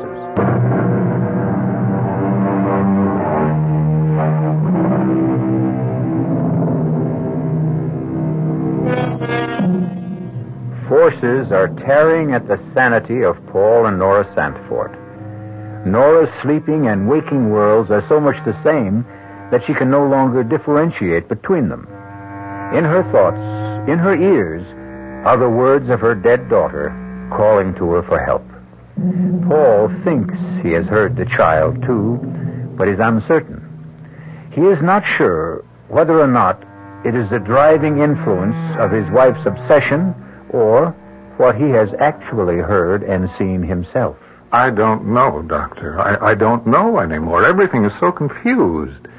I want you to sign commitment papers for your wife.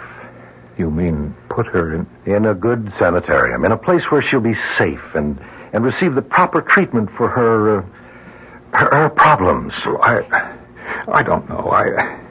I don't think she's crazy. You're not in any condition to judge her mental health, Mr. Sanford. What do you mean? Oh, well, I mean, I'm asking you to make a difficult decision. I'm also asking you to commit yourself.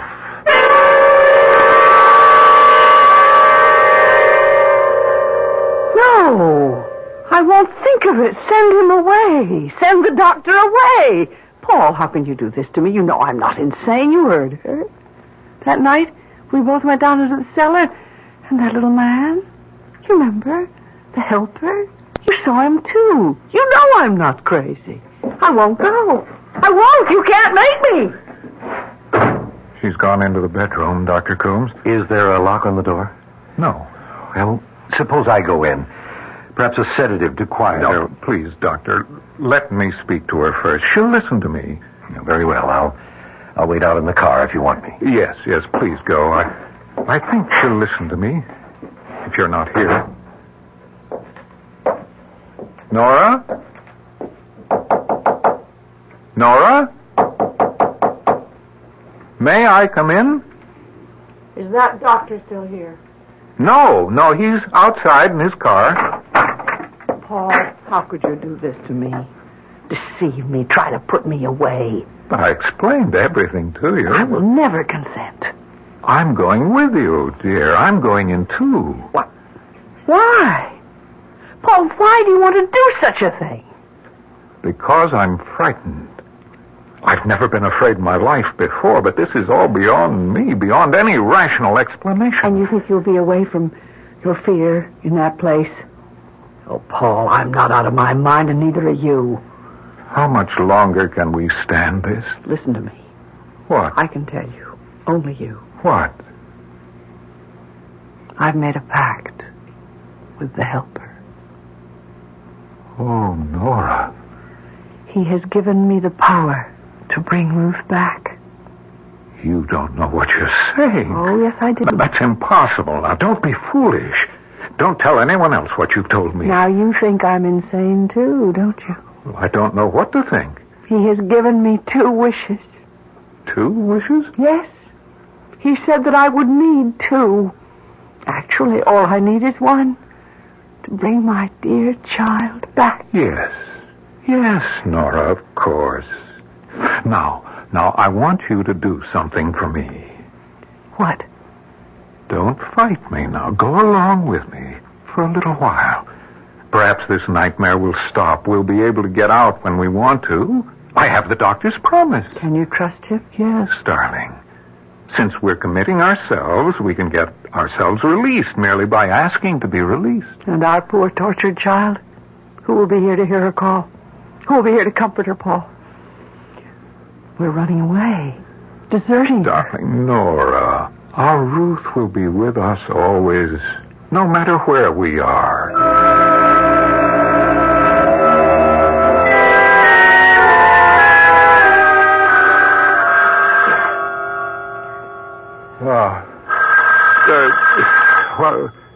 The phone.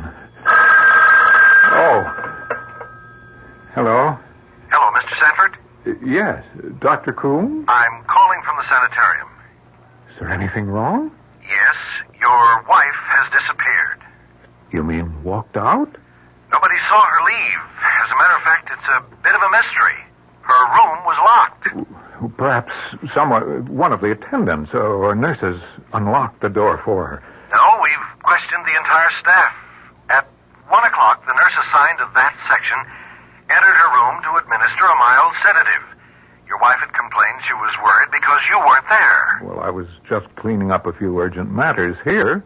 I was coming to commit myself tomorrow morning. I told her that, but it didn't seem to have any effect. When was Nora last seen? Not more than 10 minutes before 1 a.m. Another nurse on the floor answered her ring. She told the nurse about her anxiety and her inability to sleep. She hasn't returned home, has she? No. What do you want me to do, Doctor? Stay where you are. She may come home. It's very likely that she will come there.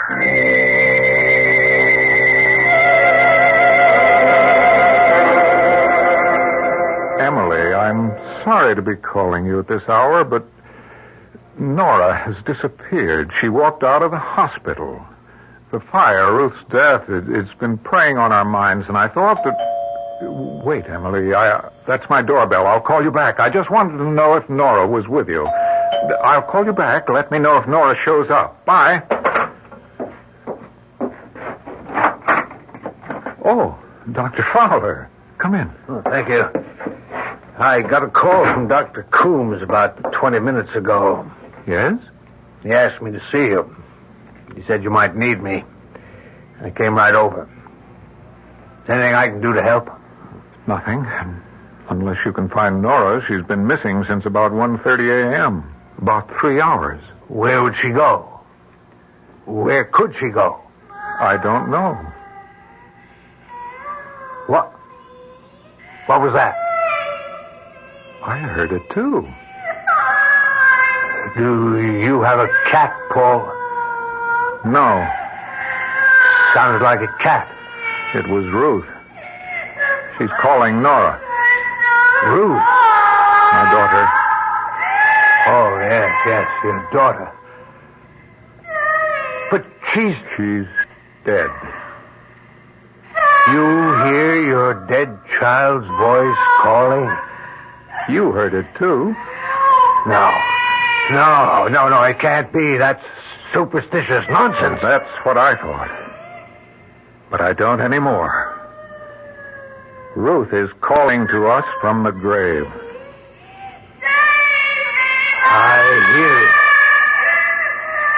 I hear it. Paul, pray with me. Pray to God to make her go back. No. Nora will be here. She will come here and answer to her child's cries. Her mother's love is so strong that Ruth's outstretched hand will reach across the void of death and touch the hand of her mother.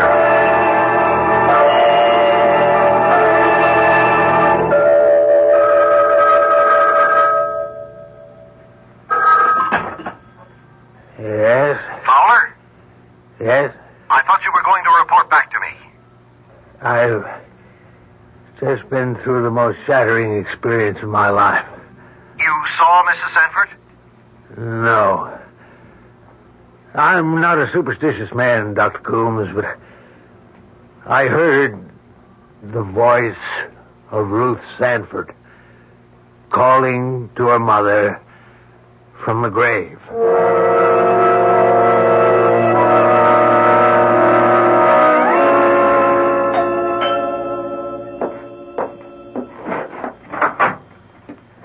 Oh, Dr. Coombs. I thought it was Nora. She hasn't returned yet, huh?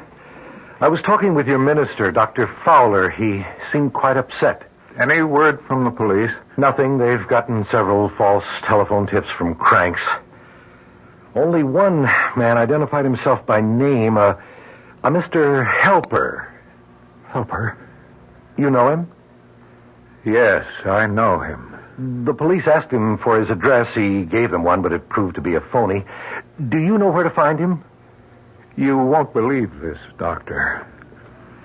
But the last place I saw him was in my cellar. What? I don't know how he got there. I didn't see him leave, although I was standing talking to him at the moment. He vanished. Vanished? Disappeared. I see. Disappeared right before your eyes. Oh, yes, I remember your telling me about that incident when you both came to my office. Hello, who's there? Paul? I've come home. What is he doing here?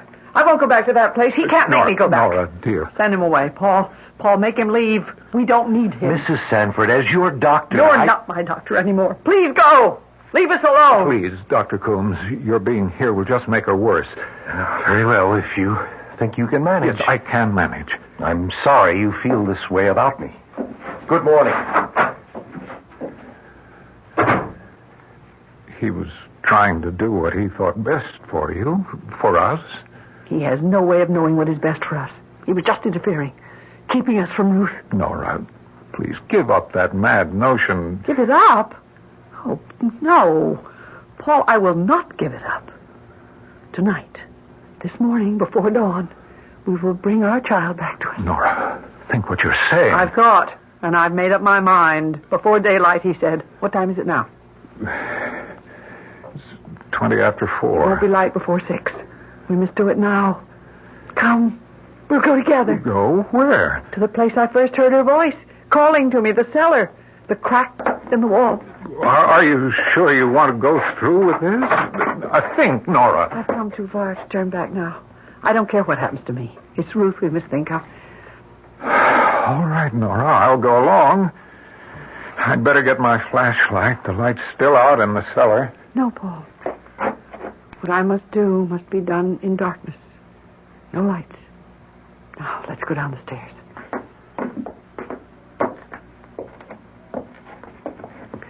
Now, Paul, don't say anything.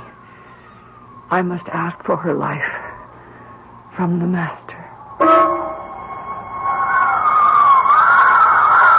Oh, Master, listen to my plea. I have paid dearly for this doing. Heed my request and grant it to me in payment. I fear your presence, Master, but I implore you, grant my wish.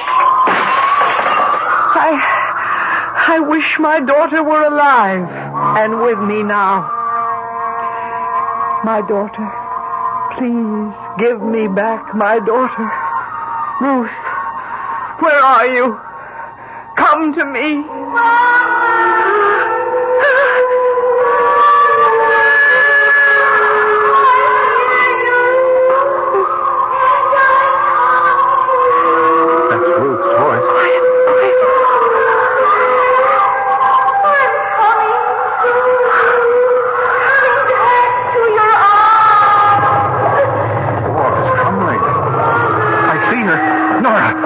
I see. Oh, my God. Oh, no. No. Nora, stop this. Make her go back. Oh, Nora, she's a bird. Her face. Nora, please. Stop. Nora, send her back. Send her back. She's mutilated. She's mutilated. Disfigured. Nora, you can't bring her back into the world. You must send her back to her grave.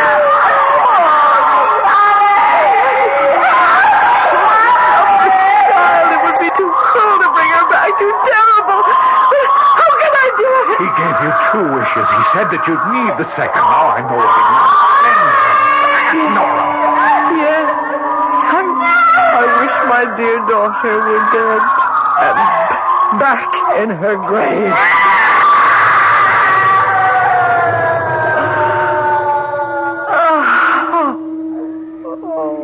Nora. It's over. It's all over. Our child is gone. Forever. Oh, Paul. May our dear child rest in eternal peace.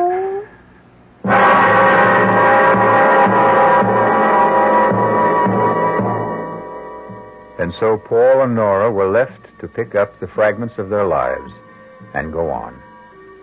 Strangely enough, the crack in the cellar wall was finally closed, and no human hand had a part in its repair.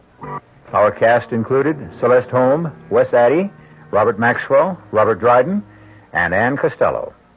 The entire production was under the direction of Hyman Brown. This is E.G. Marshall inviting you to return to our Mystery Theater for another adventure in the macabre. Until next time, pleasant dreams.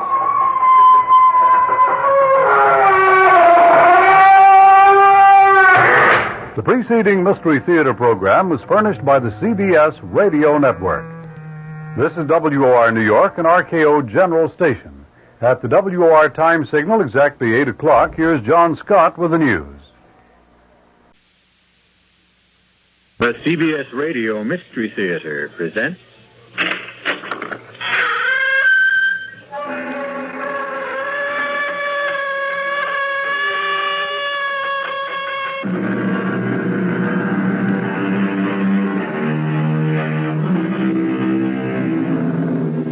Come in. Welcome. I'm E.G. Marshall. Once again, be my guest on a strange journey. A weird, wild trip through a mysterious, uncharted terrain. Bounded only by your imagination. There's an expression, the night of the long knives. And it has come to mean an orgy of murder. And it usually follows a rebellion or a civil war. It's a time when many of those on the winning side take the opportunity to settle some personal scores. Why are you leaving, Roberto? It isn't obvious. Who can live here any longer? There is another woman. Oh, Pilar, there never was. There never will be another woman. You are going to her. There is nothing here for me any longer. That's a lie. Pilar, won't you understand? Yes, I understand one thing. You are tired of me. Pilar, one day, as soon as... I cannot have you, no one will. But I tell you, there is no one else. Oh, Roberto, don't leave me. Goodbye, Pilar. Oh. Patriot! Patriot! After him!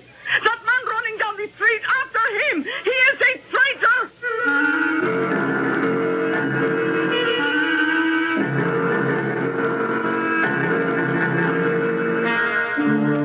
Our mystery drama, The Longest Night, was written especially for the Mystery Theater by Sam Dan and stars Bryna Rayburn.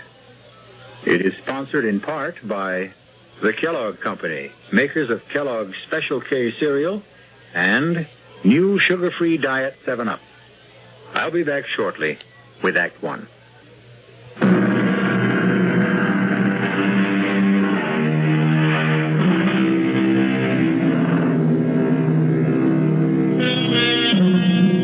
You're about to discover one of those little-known, out-of-the-way restaurants where the food can only be described as heavenly. It's a safe bet you've never heard of a place called Mama Pilar's. It is located in a tiny seaport village called Puerto San Jorge in an obscure Latin American country. It's a long way to travel for dinner, but be assured it's worth it. Mama Pilar's doesn't look like very much. It's small, dark, narrow, but don't let that put you off. Seated at his usual table near the door is a chubby, pleasant-looking middle-aged man named Ciriaco. Ciriaco is unable to talk, but his guitar speaks for him. Tonight, the only customers in the place are Pete and Marge Miller, and they are obviously young, North American, and newly married. This is the finest restaurant in the entire world? Darling, taste is the test. Now, come on, bear with me. Pete? Whose picture is that on the wall? He's just like one of those funny admirals in a Gilbert and Sullivan operetta. Marge, come on, don't talk like that, as if... As if what? Well, as if you're back home in a free country. Well, you see that picture everywhere. Is he some local wheel? Angel, he is the wheel. No kidding. He is the generalissimo, numero uno, a maximum leader. Even so, he looks like a pig. Marge, now you can't talk like that in public. Besides, he's the client. He's the man I was sent here to sell, and you'd better pray for him. How can I pray for him? Instinctively, I hate him. You can see evil all over his face. Well, he's a very sick man. Oh, really? I understand he has severe ulcers, yet eats like a pig. Aha, now you said the word. Here she comes.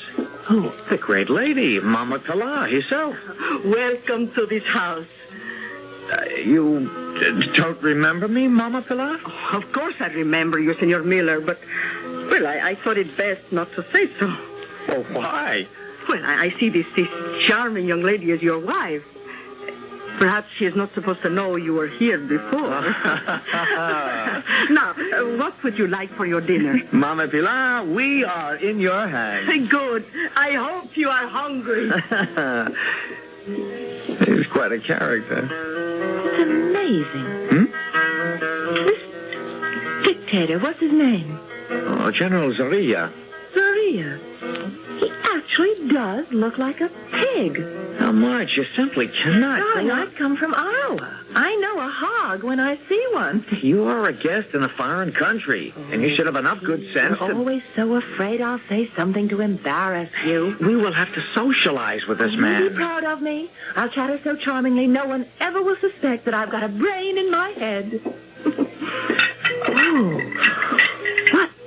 What is that? Oh, divine aroma. Uh-huh. Well, you taste it. Now, good friends, your dinner. What is that? Food, that is all. That's all. What's a song? Notes. But it's how these things are put together. Oh, thank you, Senora. You have been married long? Well, this is our honeymoon. And also a business trip. Oh, well, can the two be combined? You will be here a while? My company is working on a development plan with General Zorilla. Ah, yes. The leader will make us into a great nation. One day we will all be rich. Oh, sure. He promised. Well, don't bet on it. You think he lies? At least, I think. Marge. No. Tell me, Senora. Who has poisoned you against our leader? The traitors? The cowards and doubters who fear to believe? Oh, you are a foreigner, so how can you understand that I love my leader because I love my country? When he fought the old government, that unholy alliance of thieves and oppressors, when he called for volunteers, I gave this man, my only son. Go, I said to Ramon, follow him. And today, my Ramon is a captain. And one day he will invite me to the capital city and present me to the leader. Forgive me, I talk too much. Well, see what the wind blew in. A beggar. Mama Pilar. Yes, old woman. You found me. If you are Mama Pilar, I have a letter for you. A letter? For me? From your son. From Ramon? How is he? When did you last see Ramon? I have no time here. Take your letter. But I want to talk to you. Oh, well. A letter. Oh, that devil, Ramon. You'd think he'd come by to visit his old mother. No. Well, he is busy. Senora, you read, I am sure. Me, I never did learn. Would you be... I'm sure that it must be something private between you and your son. Oh, no, Ramon knows someone will have to read it to me. It would be a favor, Senora. All right. Well, what does he say? His letters are always so amusing. My dearest little mother, when you receive this letter, I will be dead. Read. Our leader has betrayed us. We thought we fought for freedom, but he has made slaves of us all. Mama, he is a madman, and now that he realizes I know him, he will kill me with his own hands. Avenge me, Mama. Avenge me. My last thoughts are of you, the loving son, Ramon. You lie. You make up this ugly falsehood because you hate the leader. I'm sorry. Mama Pilar, can we help you? Leave me. Well, if you need anything, we'll be in the capital city. Goodbye, Mama Pilar.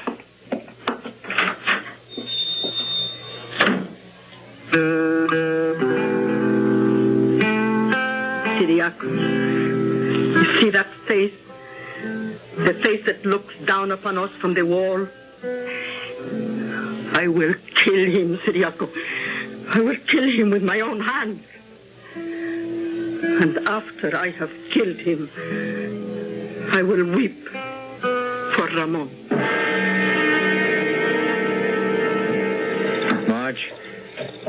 Marge, darling, I'm sorry a thing like this had to happen.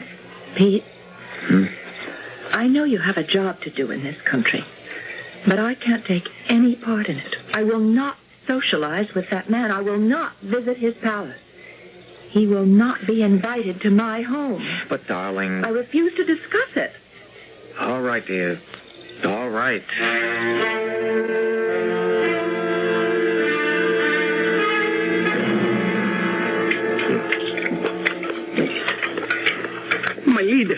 My leader, you are breaking your diet. Shut up.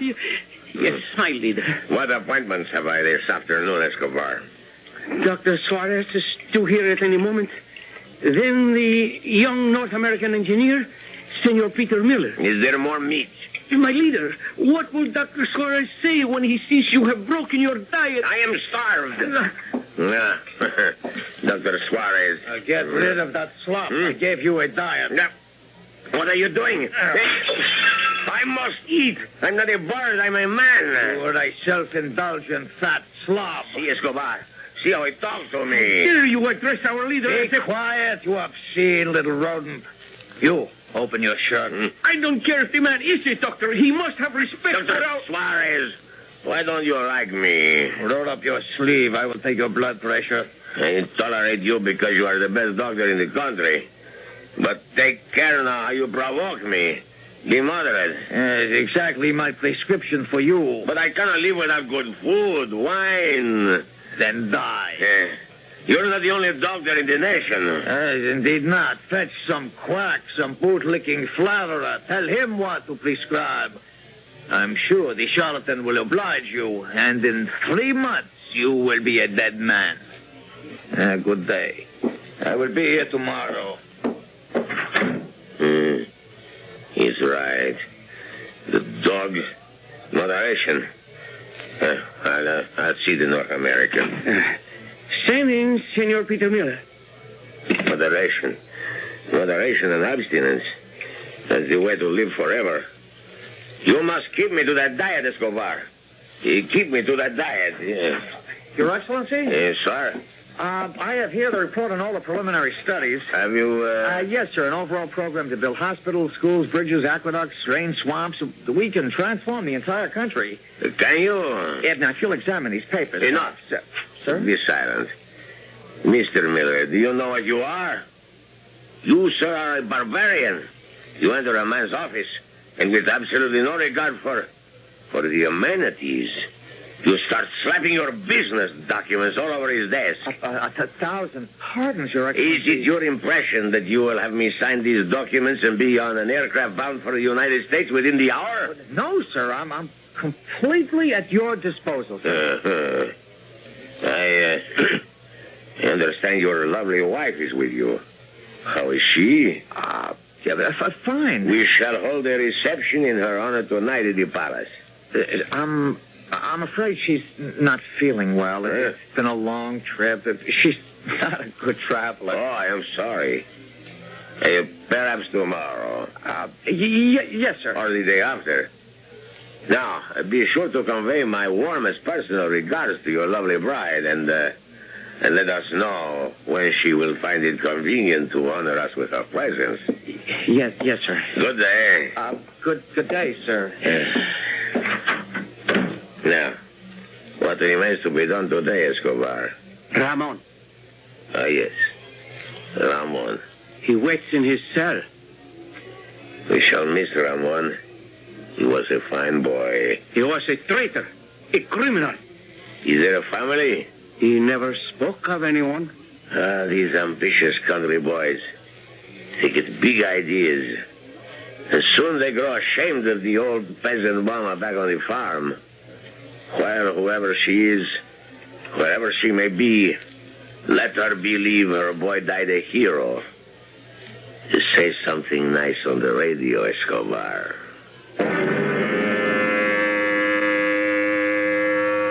Yes, my friends. This brilliant young soldier, a hero of the Holy Revolution, was one of our leader's closest companions.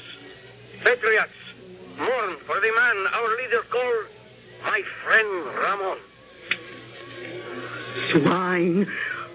Oh, I will avenge you, my little Ramon. I will avenge you. Oh, Siriaco, did you get the flowers? Oh, what a beautiful bouquet. Oh, thank you, Siriaco. Oh, thank you. And now, dear friend, we must practice. I will stand outside the palace gate and wait for him to come. Now, you pretend to be the pig. Now, you are leaving the palace. Start walking toward me. I call out, my leader! You hear a woman's voice. You look. You see a peasant. Her face, it shines with adoration. I hold out this bouquet, and because you are a depraved and evil man, the sight of sincerity must always amuse you. You step forward to receive my homage, my gift. I extend it eagerly, lovingly. And as you reach out to take it, my right hand withdraws the knife from inside the flowers, and I step and thrust.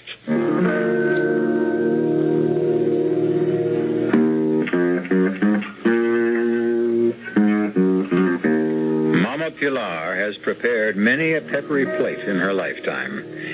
But now she is assembling the ingredients for the most pungent dish of all, revenge.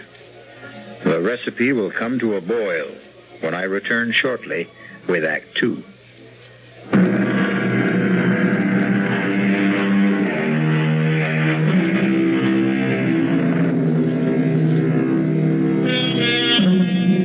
Intense love, violent hate.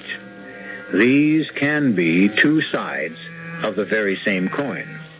And just as a coin can be flipped, so can the human emotions. Mama Pilar worshipped General Zorilla, the dictator of her country, until he murdered her only son. Now she regards him as a pig to be slaughtered. And with this object in mind, she approaches the presidential palace. In her hand is a beautiful bouquet of flowers. Hidden among the stems is a knife. Clutching the bouquet, Mama Pilar addresses the soldier who stands guard at the gate. Senor, I beg your pardon. Can you tell me if our leader will be leaving the palace today? Why do you want to know? Well, I want to give him this lovely bouquet of flowers. How do I know there is not a bomb hidden inside those rose buds? I know. You better beat it. But why? He's going to get very rough around here. Sweetheart, go home. Take your hands off me. You can't get near him. He's surrounded by his personal bodyguard. I want to give him Nobody ever gets within 50 yards of him. Move back. Move back, sweetheart. I have a gift for my leader. I have a gift. Run, sweetheart. They love to hit.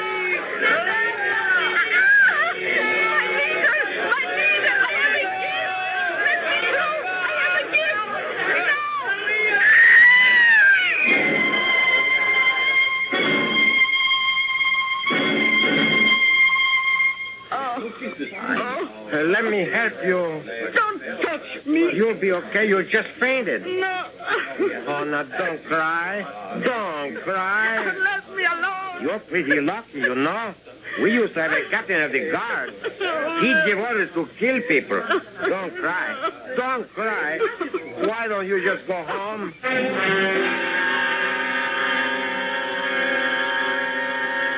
You must sign these death sentences, my leader. How much longer must I wait for food? Till 2:30.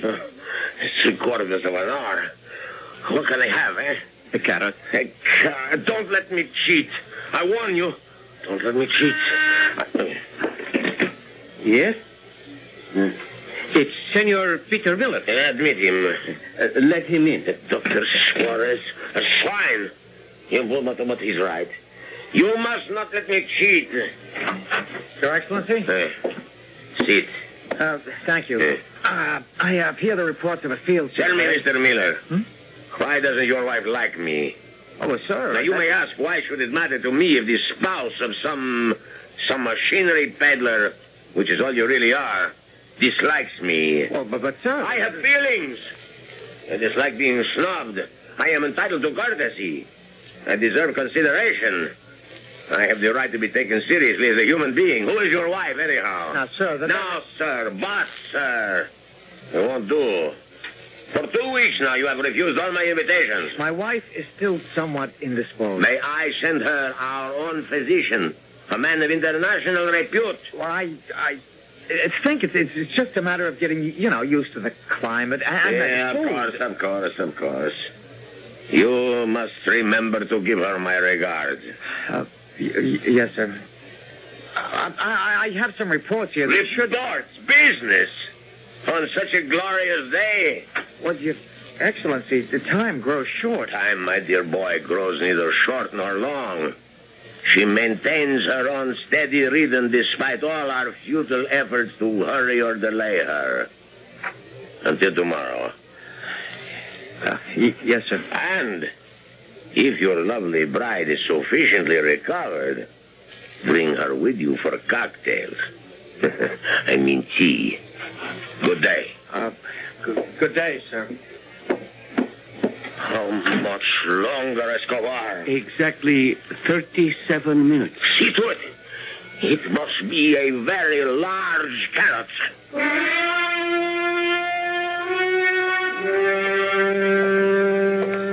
Hello, Robert. Hello, Pilar. Human beings. What an astonishing lot we are.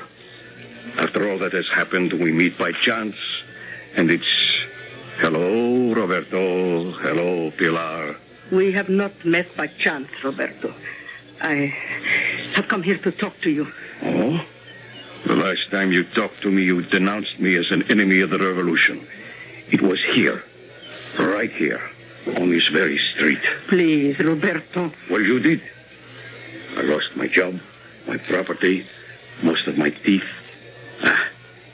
But that's no matter.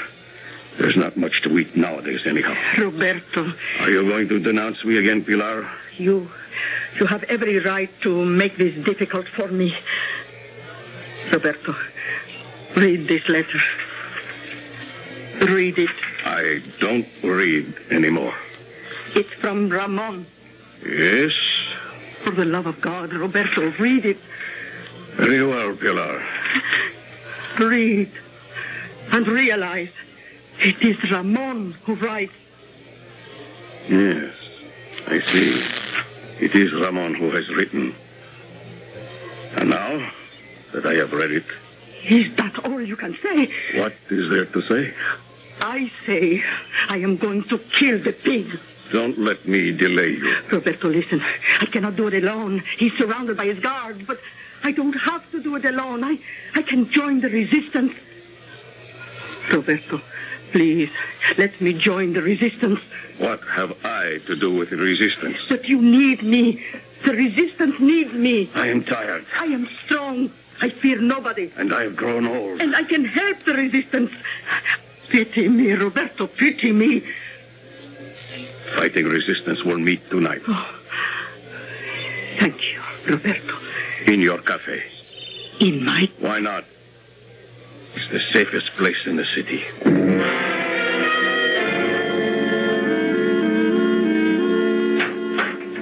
Is that you, Pete? Yeah, Marge, it's me. Oh, what about dinner? We'll have to send out. Oh, I see. I'm still being punished. Well, how can we be seen anywhere? I said you were indisposed. Well, why'd you say that? What else could I tell him? The truth. I don't care for his company. Yeah. Yeah, indeed. Another cozy evening at home with the Millers. Pete, not. Oh, you got a call from New York. Mr. Lowry. Oh, they're getting nervous. I don't have result number 1 as yet. You just won't understand why I refuse to see that man. Marge, it's okay to have principles. As long as you don't practice them. Listen, we can really help these people. We'll drain swamps, cut down disease, raise food, create industry. Give them the strength to rise up and fight him. That's how to destroy Zaria. Well, Honey, I'm right. You know I'm right. Okay. Now you're finally doing the right thing. You really do believe that my only mission is to keep you happy? I'm not a human being in my own right. Oh, for crying out loud, there you go again. What do you mean? There I go again. Marge. I have no thoughts, no feelings of my own. I'm even required to give up my own honeymoon because you don't have the backbone to stand up to a two-bit would-be Hitler who needs your machinery more than you need his business. I didn't say I would. Said enough. Where are you going? I'm indisposed.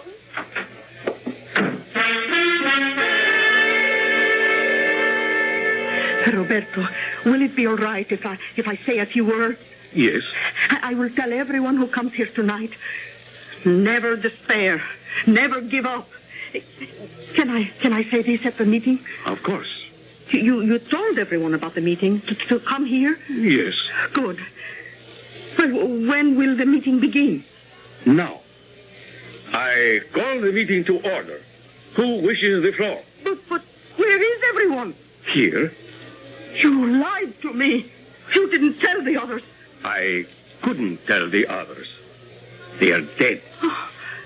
But you said the resistance would meet tonight. The only organized resistance to Eduardo Guillermo Carlos Vicente Zorrilla, known as the Pig, is assembled in this room.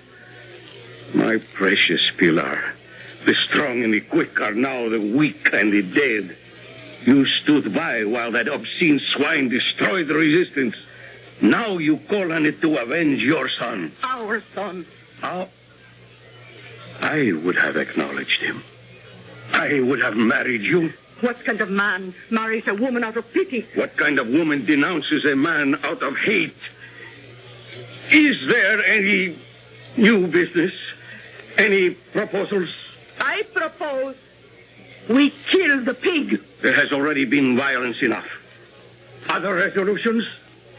None? Unless the chair hears to the contrary, this meeting stands adjourned. Good night, Pilar. Good night, Roberto. Good night, Ciriaco.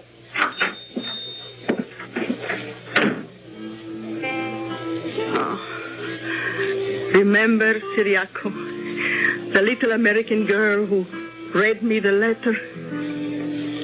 He looks like a pig, she said. Just like that.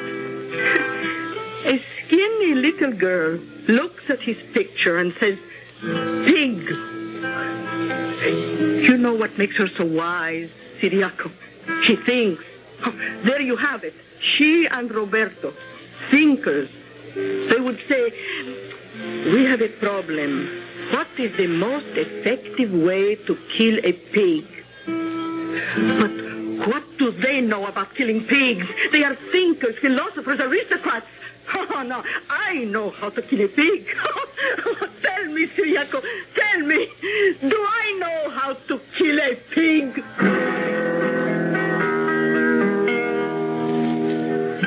There are probably many ways to kill a pig, but all of them have one basic requirement for success. It is necessary first to have your pig firmly in hand. Till now, this has been Mama Pilar's fundamental problem. However, we can depend on her to solve it when we return shortly with Act 3. Yes, when you say Budweiser. One thing you can't fool American beer drinkers about, and that's taste. When it comes to beer, they know what they like.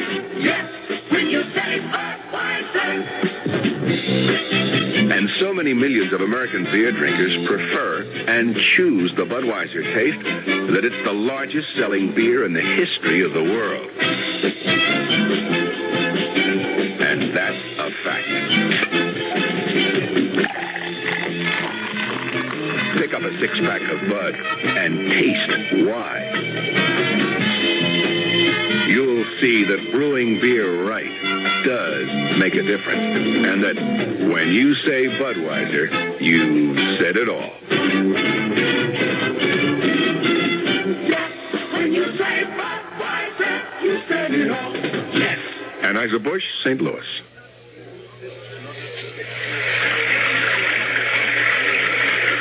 Sometimes a gentle rain in one place adds up to a raging torrent in another. A torrent that can uproot lives as well as trees. To remedy the things that can be remedied in a disaster, America has a unique emergency force, the American Red Cross, America's good neighbor. Red Cross is on call 24 hours a day, every day, to cope with emergencies, whether they're on the next block or a continent away. Most of the help that's given is from volunteers. The money's from volunteers, too. Volunteers like you. If you need help, join us. If you can give help, join us. The American Red Cross. Help us help people just like you.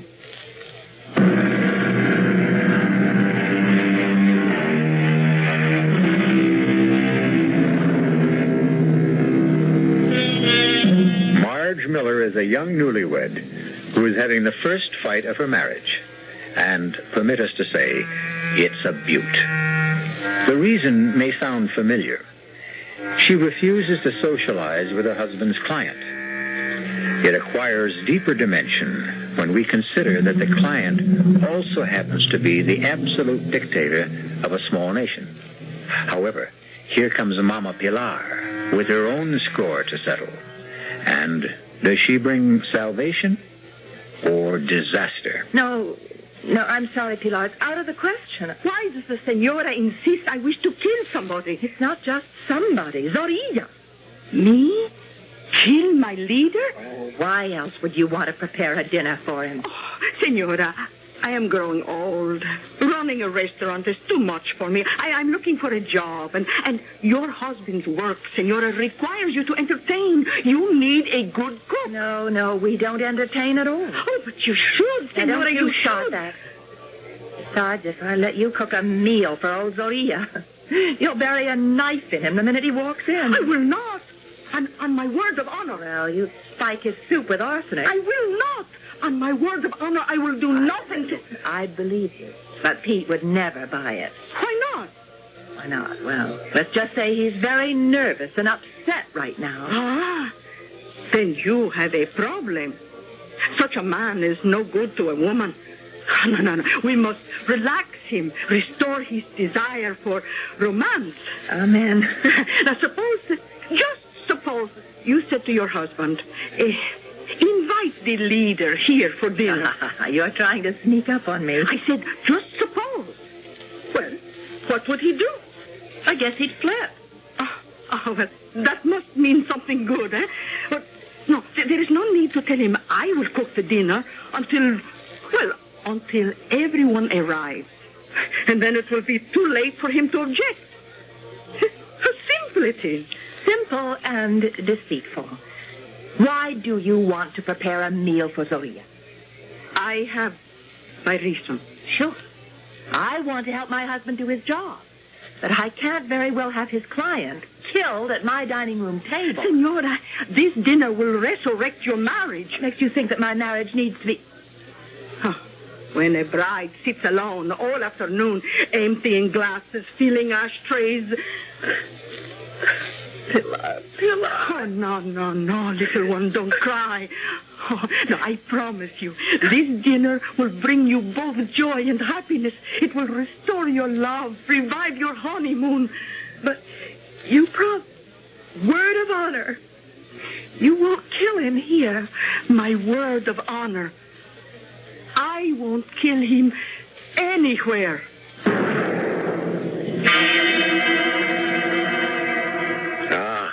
Mr. Miller, now I understand.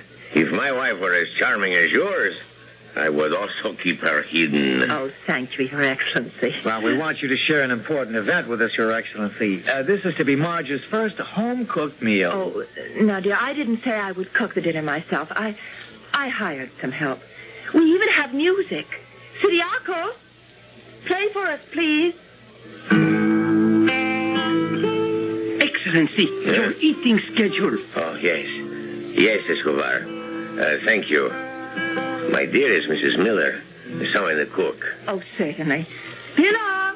Marge, what are you doing? Relax. No matter what happens, remember, I love you. Your Excellency. Your name is Pilar? Yes, my leader. You are not from this city. I would know that hill country accent anywhere. Now, don't tell me. Puerto San Jorge. I was born there, my leader. That's the real country. Those are the real people. Now, my good Pilar, prepare for me 2 boiled eggs, 3 minutes. You tell the time? Yes, my leader. 3 minutes, no more, no less. Tea with 1 teaspoon of skim milk. Toast.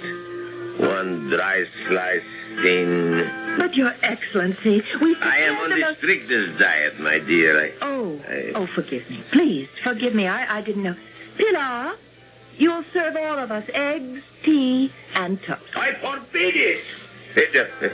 No, you are so sweet, sympathetic, sensitive, my dear, but I must forbid it. Pilar, you will serve your master, mistress, and Captain Escobar the prepared meal. Yes, my leader. But, Your Excellency, we have no right to enjoy something I must learn to live with. It's for the best. What is food? Merely a fuel. And with me, it was once a passion. Now that passion is spent, it is burned out completely. May I serve now, Senora? Well, yes, I suppose so.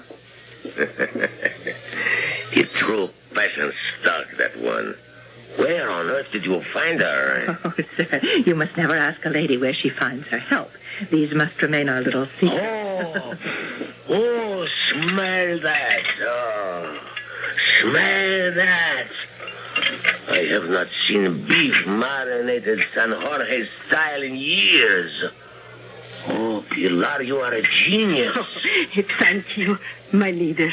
I don't know if I'm hungry. I command you to eat. But we have no right to enjoy gourmet cooking while you My dear, this is not gourmet cooking.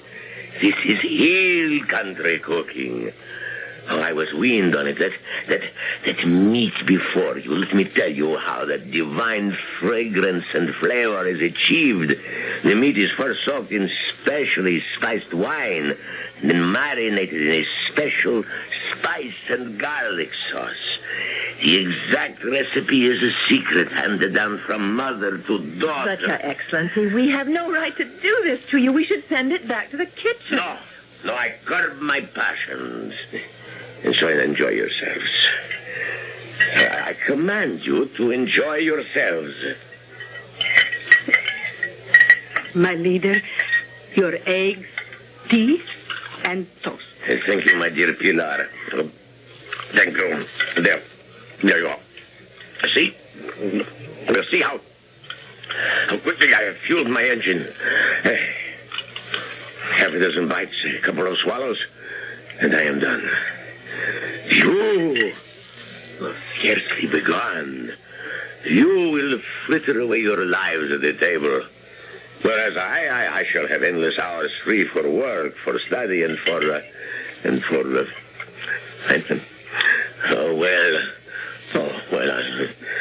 I don't see how just perhaps the tiniest piece of that meat could do me any real harm. Pilar. Yes, my leader. Let go of her arm, Escobar. My leader, I am only doing my duty. You deserve a decoration. Make note of it. Now, Pilar, that piece, and that one. Oh, fine. Splendid. Oh, this is every bit the way I remember. Oh, this is the food of the gods. The gods, Pilar. My leader? Special spiced wine is always served with this. Oh, I have it here, my leader. Yes, this is... Oh, good. I'm renewing myself. More meat, Pilar. Where did he put it, Pete? Where? I don't know. Your Excellency, your diet. You shouldn't eat this much in a week. A month. Pilar. Yes, my leader. My glass is empty. My plate's empty. Oh, this is heavenly. Where has the shining light been hidden? Pilar, more meat, more of everything. Oh, you work for these good people, Pilar. Yes, my leader. And when they go home? Oh, well, I must find another place to cook. No. I must eat no more. I have eaten too much. I should have eaten nothing. Take it away, Pilar. Remove everything. I must not eat no more. I must not. My doctor is right. Your doctor lies. Huh? What have you said? Oh, please, my leader, I meant no harm. All my life I have prepared food. It's never hurt anyone. How can a doctor blame food? Yes, my kind Pilar. Oh, all the men in my family, my father, my brothers, my son, they always ate what I cooked. Not one was ever sick. My leader, this is food. This is life. It was so good. So good. My leader, who ever heard of doctors at the hill country? My father died at 95. My father was drowned at 86. He was trying to swim the San Jorge River to visit the most beautiful widow in the province. Mr. Miller, Mrs. Miller. Yes, sir. You have made me aware of something I seem to have forgotten. My roots. I lost them. But I find them here. Just in time. Yes, I shall be nourished by the food of my peasant ancestors. Escobar, dismiss that quack Dr. Suarez. But, Your Excellency... Mr. Miller, why have you come to this country? To make your fortune, eh? Well, your fortune is made. Create, build, construct, send me engineers, teachers, technicians, designers. Have the necessary papers ready for signature in the morning. Your Excellency. See? You are successful beyond your wildest dreams. Thank you, Your Excellency. Thank me by giving me this woman, Pilar. Would you like to live in the palace? Oh, my leader, what does a peasant woman know of a palace? The kitchen. You shall rule over the kitchen. I? Me? To cook for my leader? Oh, but I am only a plain peasant woman. Escobar, it was a plot. A plot, Excellency? A clever plan to kill me. How? They would starve me to death. Oh. Pilar, is there more meat? Oh, yes, my leader. Of course, I've learned a lesson, even from my enemies. Moderation. I shall enjoy good food, but in moderation. And what does my leader desire for his breakfast? Do I solicit your advice on the training of troops, the administration of justice? Do not consult me. Prepare what you choose. Is there dessert? Of course, my leader. I'll go and help Pilar serve. Pilar, see? I gave you my word of honor. But you are going to kill him. You see that man. He can't help himself. Neither can a pig. It's the nature of the animal. But Pilar, look at him. A knife, a bullet, a few grains of poison. Much too swift, much too merciful. No, this is better. I have seen swine stuffed like him. They die slowly, badly, in agony. Much better. Oh, be happy, Senora. I have kept my word. And you have won your husband again. Pilar, the dessert. Oh, time once again to stuff the pig.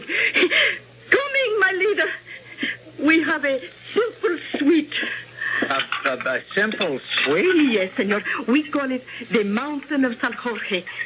Whipped cream, ice cream, chocolate, preserves, not fruit. Oh, Pilar. Dear good friends, you have renewed my life. Your slave, my leader. Escobar, have Dr. Suarez shot at once. There is plenty more in the kitchen, my leader. I can hardly wait for breakfast. What shall we have, Pilar? Oh, you said for me to surprise you. Oh, you will serve me always, Pilar. Say you do. You will serve me always. You are my leader. I will serve you to the death.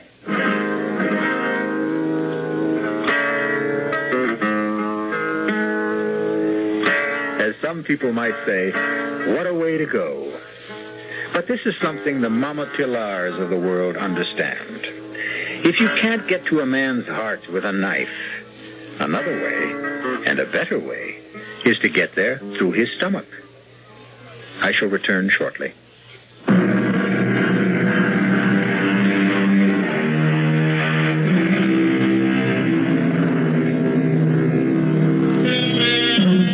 You may have heard it said, the pen is mightier than the sword. This sentiment was written by a man and can be dismissed as male chauvinist propaganda. What every woman knows is that mightier than the pen or the sword is the knife and the fork. If you don't believe it, just ask Mama Pilar. Our cast included Bryna Rayburn, Marion Seldes, Jack Grimes, Leon Janney, and Gil Mack. The entire production was under the direction of Hyman Brown. Radio Mystery Theater was sponsored in part by Sign-Off, the Sinus Medicines, Buick Motor Division, and Anheuser-Busch Incorporated, Brewers of Budweiser. This is E.G. Marshall inviting you to return to our Mystery Theater for another adventure in the macabre. Until next time, pleasant dreams.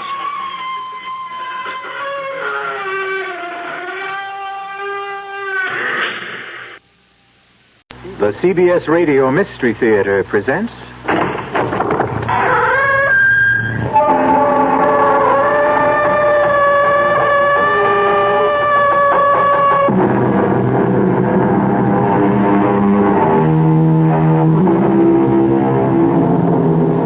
Come in. Welcome. I'm E.G. Marshall. Welcome to the exciting world of your own imagination. The lithe body, muscles rippling, seems suspended in air, twisted in its last agony. The goat legs flexed in their last spring. The beautiful boy's face transformed by a snarl of agony as the arrow bites through the back flesh to bury itself deep in the heart.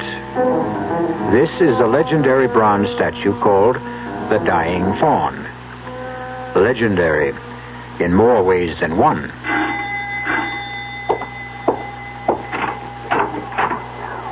Jameson? Miss Abbott. Not any longer. This is my husband, David Cadelli. How do you do, sir? I've heard so much about you. It's my pleasure, Jameson. Congratulations, Miss Abbott. I mean, Mrs... time for that afterwards. Are the others here? Mrs. Abbott and Mr. Pierce arrived this afternoon. Are they with him now? No, Miss Sarah. Like you, they were too late. Oh, no. You mean he's dead? It was to be expected. When? The statue started to bleed the night before last.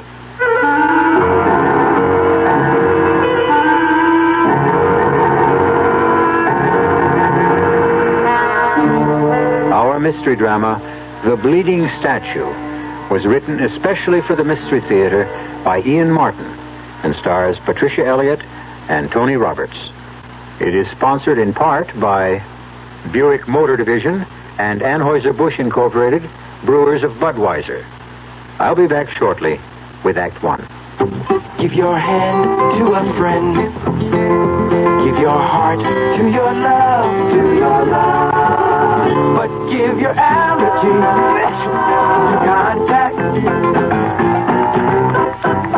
Allergy is our business, too. We know pollen. And we know that any of the 12,000 quarts of air you breathe each day may contain enough pollen to make your eyes itch, make you sneeze, and drip. We also know an ingredient that helps block pollen's bad effects. It's the antihistamine most prescribed by allergy specialists. It's an ingredient in contact. Give your hand to a friend. Give your heart to your love, The tiny time pills in one contact keep this antihistamine working up to 12 full hours. All day, all night. Give your allergy to contact. Take contact only when needed, only as directed.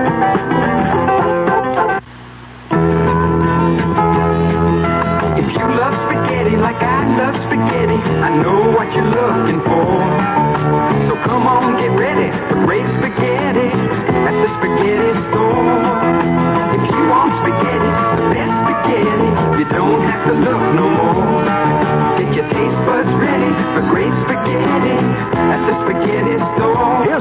you. What has 6 different kinds of spaghetti? Chicken, mushroom, meat sauce, shrimp, meatballs, or a combination of any of the above? Oh, that's easy. And dinner prices from $2.10 to $2.85. Still easy. And additional selection from ravioli to steak. That's not a riddle, that's a cross-examination. Come on, what's the answer? The spaghetti store. Now, here's one for you. What has blue eyes and a craving for spaghetti? Paul Newman's stomach. No, me, meatball. When you come in, bring your appetite.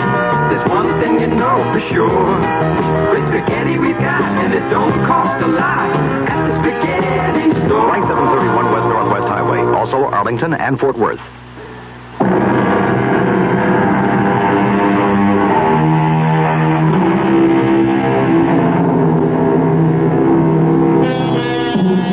What is more mystical than a statue?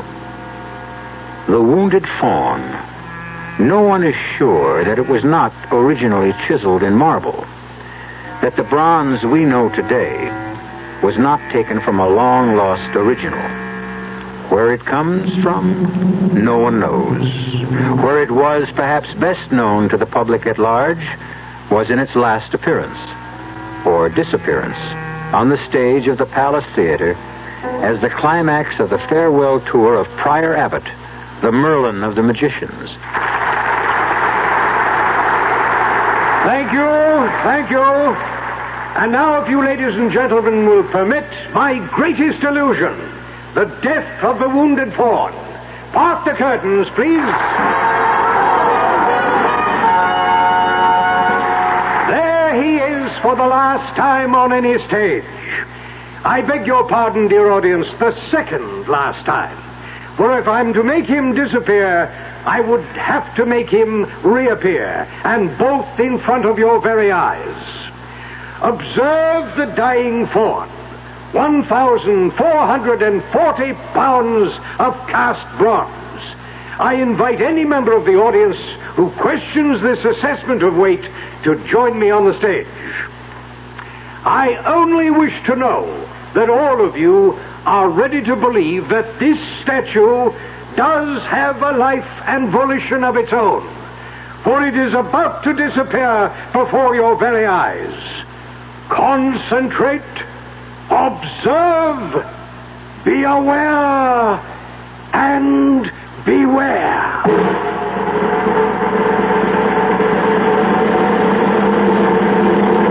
That was back in 1936, David. 15 years before I was born. 18 for you. How do you know about that final performance? You weren't there. Neither was my mother. She was about 5 then. Strange. What? I can't connect your grandfather.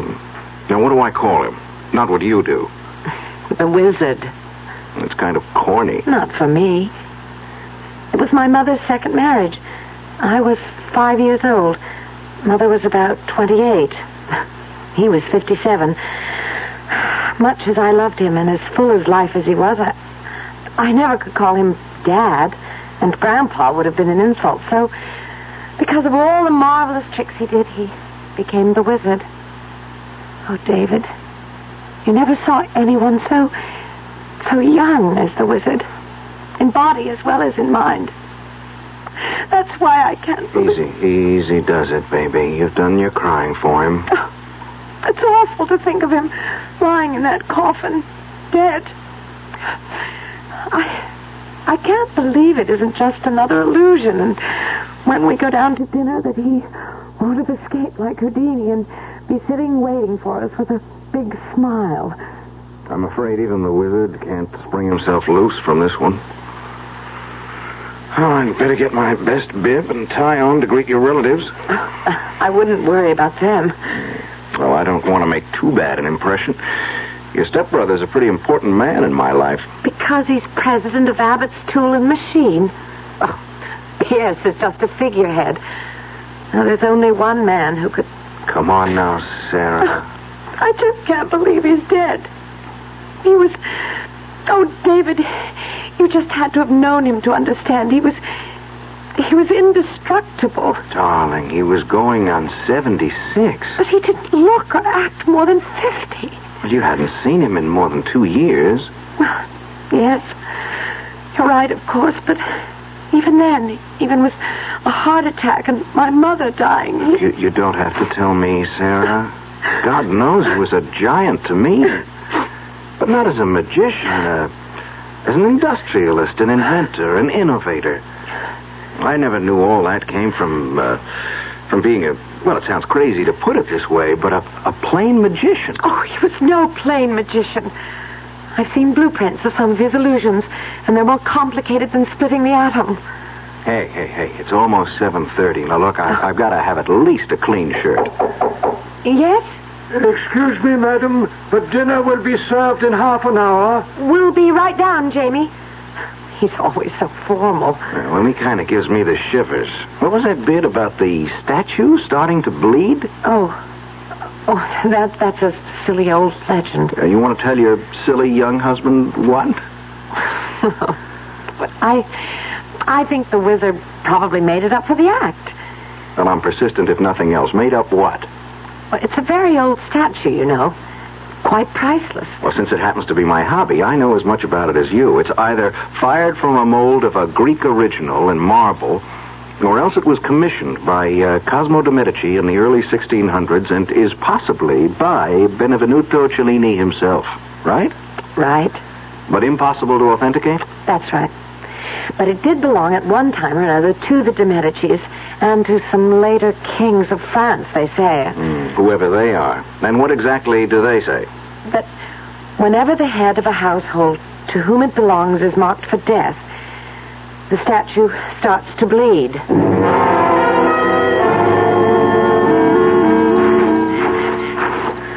I don't want to be late for dinner. No, we won't be. I just had to see this fabulous statue. Well, there he is. Wow. What a setting. He's magnificent, whoever the sculptor was. He's sad. Poor wounded god. God? Come closer. Look at him. He's not just a faun. He has to be Pan himself.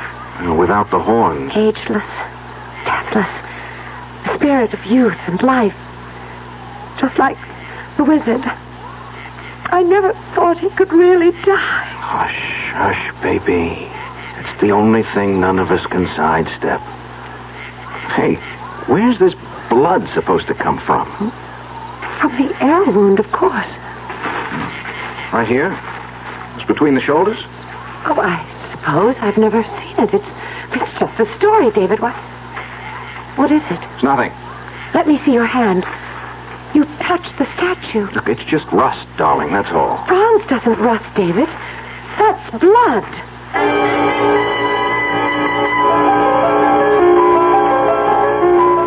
Are you sure this is sherry, Pierce? As advertised, and as always, nothing but the best. It doesn't taste right somehow. I doubt if anything will until we all find out just where we stand.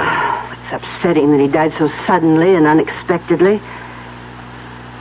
You don't suppose he could have left everything to Sarah? He couldn't do that to us.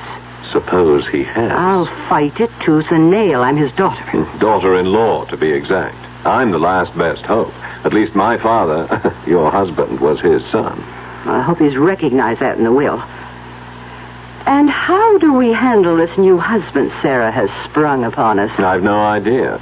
It's too bad the wizard didn't know about him before he kicked off. I doubt if he'd have reacted too well to some European opportunist who wanted to pick up a nice American girl with a lot of money in the family. Well, he isn't here to react. It's up to us. Pardon me, madam. Yes, Jefferson, what is it? Mr. and Mrs. Cavelli have returned from the garden. Dinner is served. Thank you, Jefferson. We'll be right in. Well, shall we start reacting? Kiss the bride and meet the groom?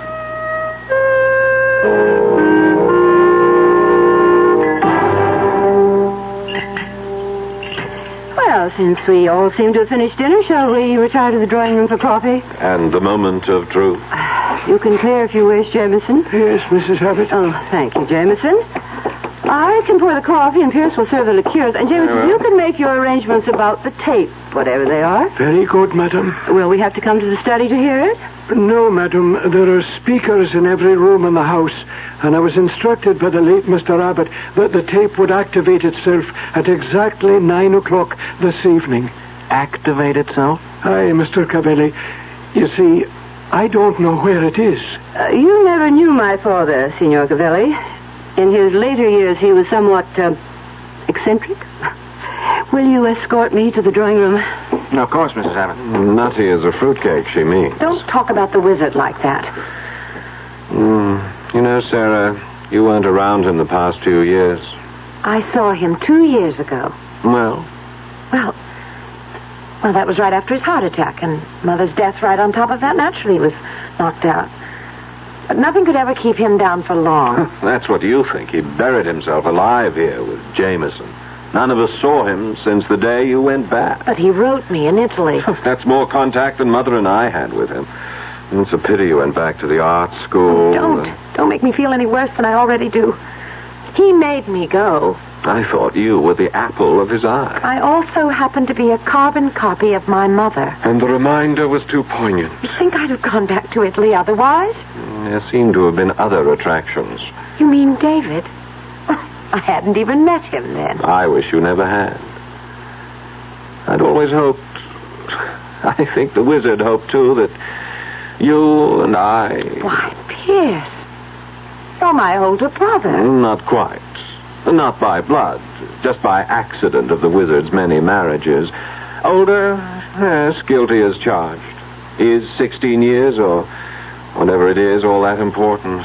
Oh, come on, Pierce. Oh, it didn't matter a hoot to the wizard and your mother. It was damn near double that with them. It hadn't anything to do with age or family. Just choice. Well, all right. Oh, well, let's go in, and on our way, why don't you tell me more of the man you did choose? I suppose we really should have had espresso for you, Signor Cavelli. No. Plain American coffee, Mrs. Abbott. Oh, really? I thought all Italians like... Mrs. Abbott, I'm not Italian. Oh? Sarah met you in Rome. Florence. Well, Florence. And your name is Cavelli? Well, that's right, but Italian-American. My father and I were both born in this country. Oh, how nice. But you lived in Italy. Well, my father was an engineer with United States Motors. 2 years ago, while I was studying to be an engineer at MIT in Boston, the company moved him to their plant in Torino. When I graduated, I went over to join them and met Sarah. You said in Florence? Yes, at the Piazza della Signorina, looking at the statues. You knew, of course, who Sarah's father was. Well, I knew who Prior Abbott was, but I never guessed that Sarah was his daughter. Stepdaughter. The wizard actually only had one child. Your husband, which makes you Prior Abbott's daughter-in-law. What time is it, David? It's just about 9. Well, people, the moment of truth is almost upon us. I don't know about the rest of you, but I think I could do with something to calm the nerves. Brandy for anyone? Oh, I had my coffee. I don't know. Why don't you, darling? I might join you. Why not? Signor Cavelli, would you help... Since we are family, may we make it David? Very well, David. Help Pierce get the brandies. I'll pour the coffee. As you wish. Tell me, Sarah, did the wizard know about this hasty marriage of yours? It wasn't all that hasty. Except at the last moment. You haven't answered my question. No, the answer is no. But let me explain exactly what... 'Tis the witching hour. Pierce. Well, the whole thing is a bit spooky, Mother. Within seconds, all of us are going to face our futures, just where each of us is going, and all manipulated like puppets from beyond the grave. I wonder what particular trick the wizard has up his sleeve this time. We're about to find out. Pierce Abbott termed it the moment of truth. Are we to hear it from a disembodied voice speaking out of the past? And what will the truth mean for the 4 people sitting, awaiting that voice? I'll return shortly with Act 2. When you say Budweiser, when you say Bud, you've said a lot of things nobody else can say. When you say Bud, you've gone as far as you can go to get the very best. When you say Bud, you've said the word that means you like to do it all. When you say Bud, it means you want the beer that's got a taste that's number 1. When you say Bud, you tell the world you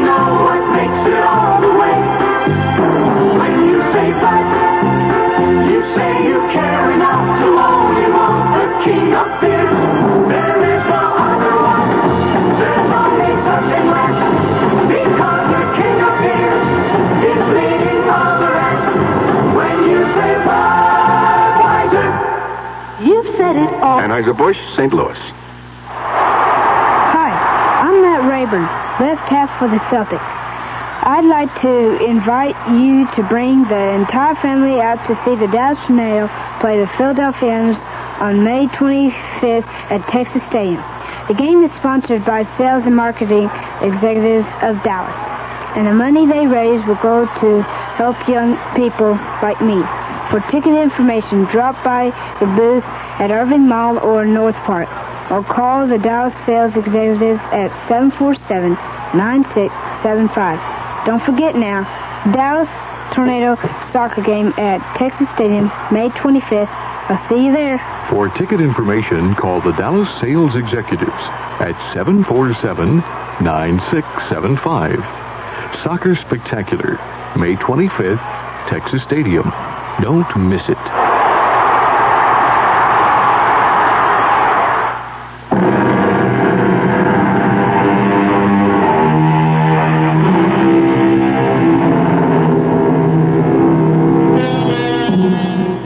Built in the late 20s, Abbott House is a Gothic castle perched on a promontory that juts out into the mouth of the Connecticut River.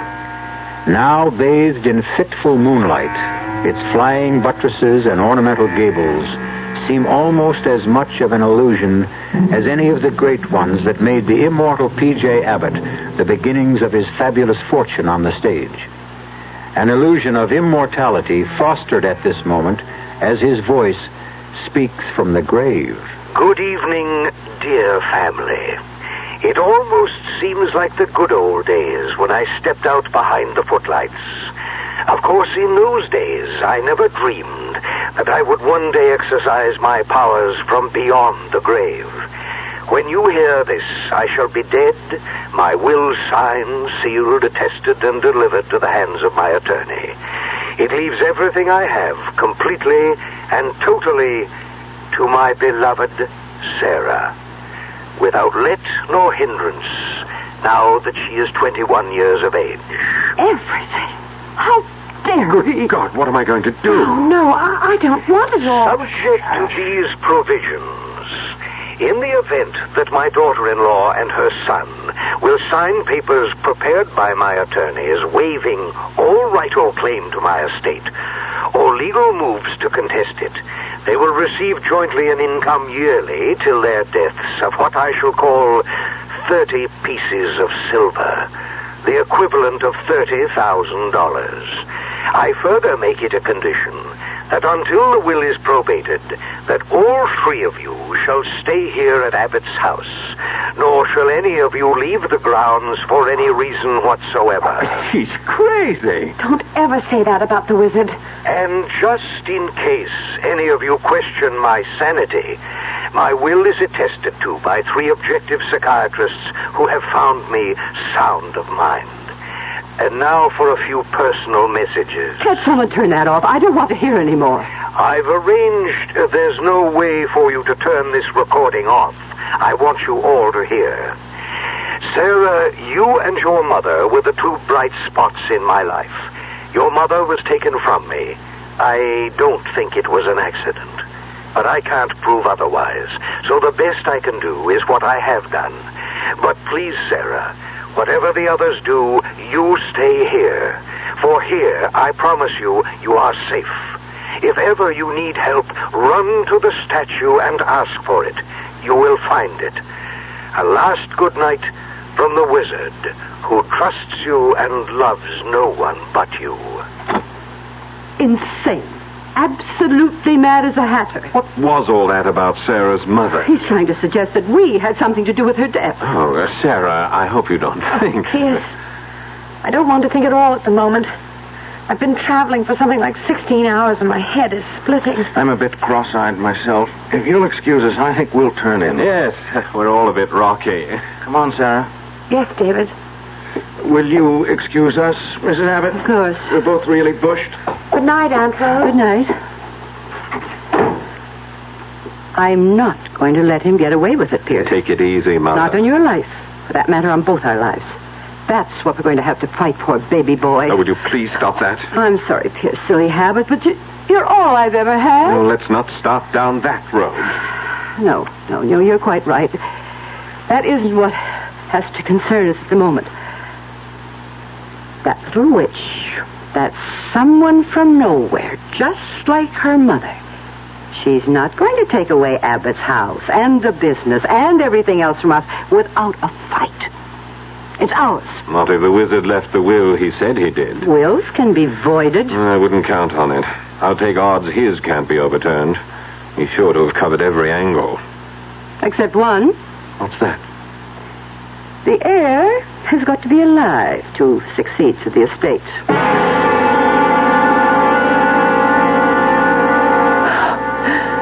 I think I'm too tired to get ready for bed. David? What? What are you staring at out the window? That damn statue? It haunts me. Why? Oh, a lot of reasons. Sarah, I don't like this. I don't like any part of it. What, David? It's all so crazy.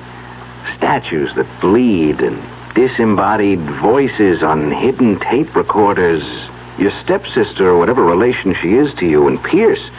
The suggestion that your mother's death was... How did she die, darling? Well, I was away. So I only know what I was told. The wizard had had a heart attack, and she'd been nursing him. She came downstairs and told them that she wanted a breath of air, and she went out... Wait a minute. Who is them? Them... Pierce and Rose and Jameson. Where were they? Rose and Pierce were in the drawing room. Jameson was in the pantry. And none of them followed your mother? Followed her? How did she die? I guess she had a sort of fainting spell. And she fell and hit her head somewhere on the statue. And while she was unconscious, she drowned in that little pool behind the statue. You're sure of that? Well, what else could have happened? There was a coroner's inquest, and a lot of newspaper stories, of course. Then what do you make of your father's obvious accusation that they were responsible? I don't know. Maybe they're right. That the wizard was never really himself again. Oh, David, I wish you could have known him. He was marvelous. The most marvelous person I ever knew. Before you. Holy smoke. What is it? The statue, it isn't there anymore. It's gone. What do you mean? Where? Wait a minute. Cloud just drifted across the moon. As soon as it clears, you'll see. But it couldn't just disappear. But it did. There's nothing there but the empty pedestal. And the grotto and that little pool rippling in the moonlight. Wait a minute. That cloud's just about to clear and we're... I don't believe it. Well, you'll have to. There it is, large as life. But it wasn't there a moment ago. Oh, darling, there must have been a tree branch in the way. How could it disappear? Oh, David, I'm just wrung out. I've got to go to bed. I just want to sleep away today. Do you mind if I use the bathroom first, dear? Of course, darling. I want to run downstairs for a moment anyway. Where are you going? I won't be a minute. I left something in the car. I want to get it.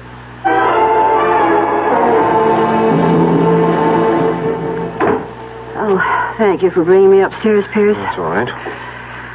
What are we going to do about Sarah? What do you mean? Oh, now, don't play games with me. Are we just going to sit still for her taking over everything? What else can we do? We didn't when we thought it was going to be her mother. Look, we got away with it once. We're not going to get away with it again. We're going to have to. And within the next few days if we're going to. Not here. We don't have any chance anywhere else. The girl has got to die. What good would that do us? The estate would go to her husband. Her husband? Oh, now that's very interesting, Pierce. This young upstart, ambitious, carefully marrying a young girl without her family's knowledge, obviously anxious to make profit out of it. What do you have in mind, Mother? Why wouldn't he be just as anxious to get rid of Sarah as we are, Pierce? I would never be able to get away with convincing anyone of that. No, there's only one way. How? Now that Grandfather's dead, and we know the secret of the statue, I can fix it so it will seem to kill them. Both of them?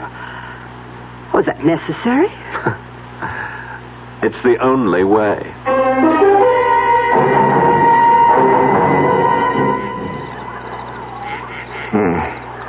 Nothing there now. Heaven knows it seems solid enough. I wonder... Who's that? It's Jameson, sir. Miss Sarah was asking for you. Oh, yeah, sure. I'll be right in. Jameson. Yes, sir? You've been with the family a long time. With Mr. Abbott, I was, sir. Nearly 55 years. I started out with him as an assistant in his magic days. He was about the grand illusionist of all time, I guess. No one better, sir. He was beyond peer. And this statue was one of his better ones, huh? Before it got cemented into place here at Abbott House, that's nearly 40 years ago. But he used to make it disappear right on stage, didn't he? Well, in a manner of speaking. Well, what does that mean? An illusion, don't you see? It never moved. It took 11 tons of mirrors and 14 helpers to make it happen. That was the old days. They won't come again. Magic's all gone. Well, what about the rigmarole of the statue bleeding? That's something else again, sir. That's way out of the past. Well, I don't know. I thought I found blood by the arrow wound earlier tonight. It's dry now. It's been wiped off. I don't know by whom, sir. What shall I tell Miss Sarah, sir? You don't have to tell her anything. I'll go in with you.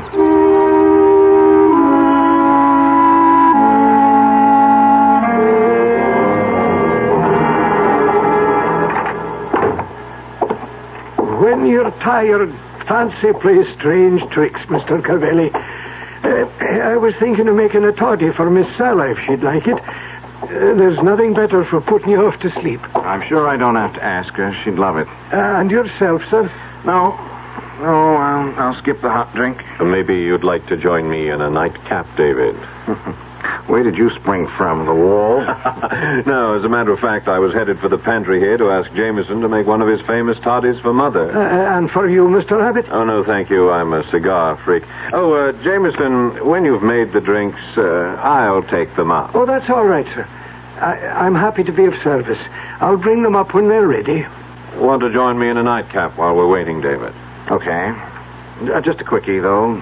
Then I'll walk you upstairs.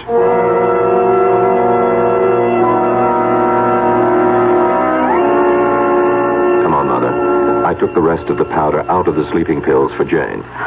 It's right here, Pierce, but how are you going... Sheer luck. Jameson is making a hot toddy for both of you girls. With this, I can fix Sarah's so she'll never wake up. Oh, we can't get away with it. Leave it to me. David and I just had a good night drink. I only had some chloral hydrate to slip in that. But he's going to wake up with a large headache tomorrow.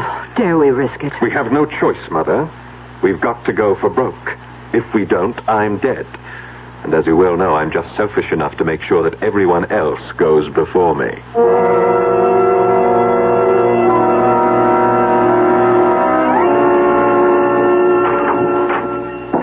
David? Oh, thank the Lord it's you. Come here, darling. Quickly. Sarah. Sorry. I don't know. I gotta get to bed. Where is it? I just looked out the window again, and you're right. The statue just isn't there.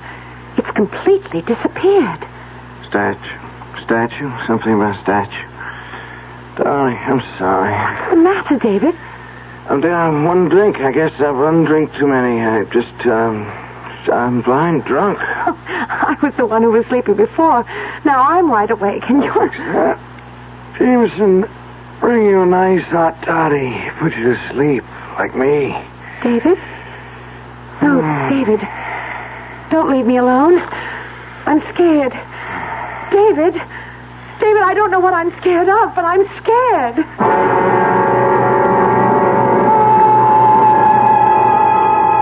And well, she should be scared.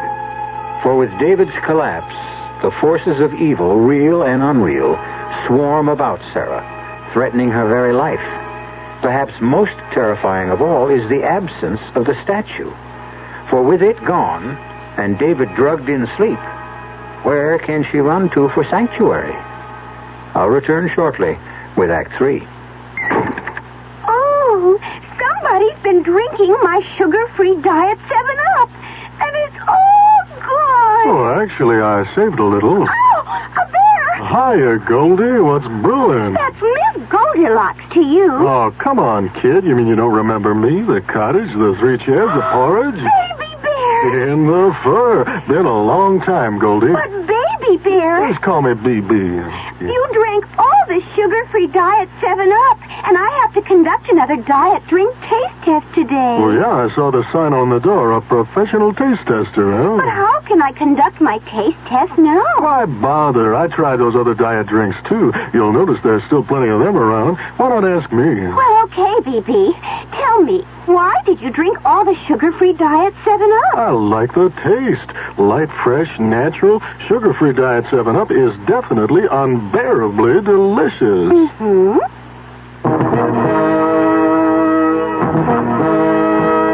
Where the roads unwind with travelers, with friends, with family, with people going places, seeing all there is to see.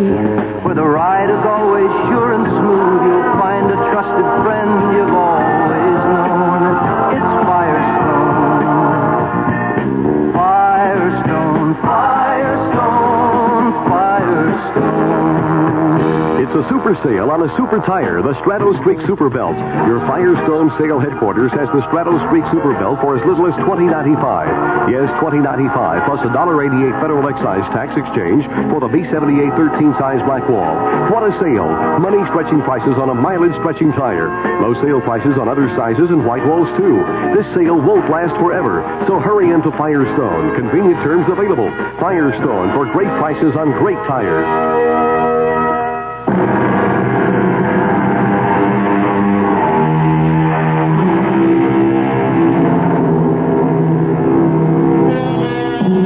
Those scudding clouds that alternately mask and unmask the moon play a ghostly light across the long, curving staircase as Pierce Abbott descends it. The phial of lethal powder spilled from the sleeping pills hidden in his hand. Silently, he crosses to the swinging door of the pantry, edging it open slowly, disappointed to find Jamie facing him. Yes, Mr. Abbott. Oh, just wondering if the drinks were ready to take up. Oh, just have to add the hot water. Anything I can do for you, sir? Oh, yes, Excuse my back, sir. Oh, that's quite all right. Just getting the kettle? That's fine. What did you say before? I wondered what brought you down again, sir. Oh, yes. Anything I can help you with? No, I thought perhaps I might have left my lighter down. Ah, indeed you did. I put it right here on the tray with a glass for your mother. Yes, thanks. Jameson, it's all right. I might as well take this tray up with me, If you wish, sir.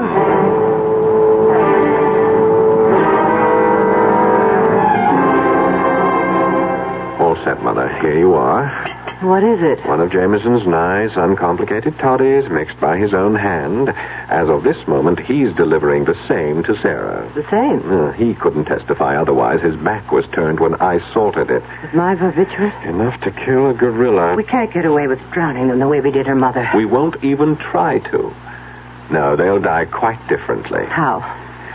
I've been experimenting with the statue, and I've made a discovery. It moves on hinges and counterweights and escapes into the pool. Take those hinge pins out, reduce the counterweights, and it will collapse and crush anything in the way of its fall. The secret room would be exposed. No, there's a false base which slides into place. The whole thing will seem nothing but a tragic accident. Another chapter to add to its legend. When will you get them there? Tonight, when everyone's asleep. Sarah may be dead already. David is dead weight, but I can drag them through the secret tunnel. It's mostly downhill. Come on, drink your toddy, go to sleep, and leave this to me. I won't draw an easy breath all night. By tomorrow, you'll be able to. We both will.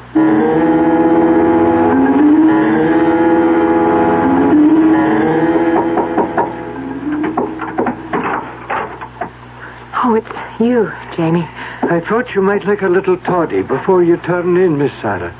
The Scottish panacea? Not exactly, but it does make for a long, peaceful sleep. I could use that tonight. Your new husband didn't want any. No, he's sound asleep already. Well, see you tomorrow, Jamie. You'd better, or the old wizard would never forgive me. I only wish he were here. So do I, Miss Sarah. But don't you worry. Wherever he is, he's looking out for you. Turn the key in the door after I leave. You'll sleep sounder. Maybe I'll do that. Good night, Jamie. Good night, Miss Sarah.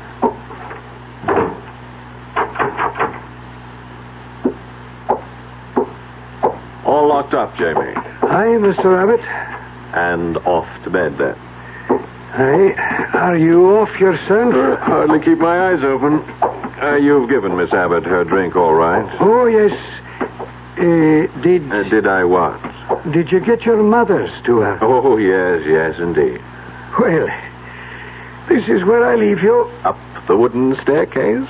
My nightly climb. Sleep sound, Jamie. Sorry, Jamie, old boy. I just have to make sure.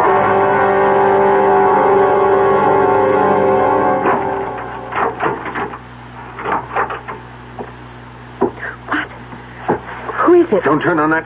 Pierce, what are you doing with that pillow? What are you doing awake? Keep away from me. Pierce, keep away. I'll scream. Won't do you any good. There's no one to hear. David! You might as well try to waken the dead. Oh, no.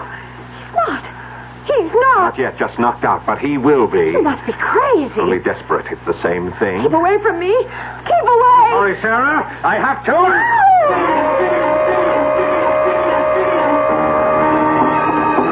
Help me. Someone. Help me. Wizard. Help me. Save me. You said to come to the statue. Help me. There's no one to help you anymore, Sarah. No one. It's moving. Help.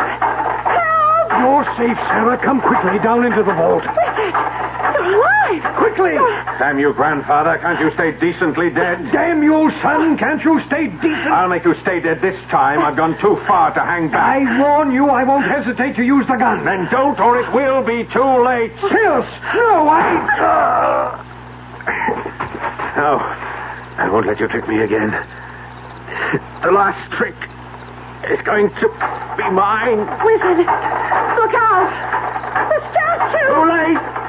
We all go together!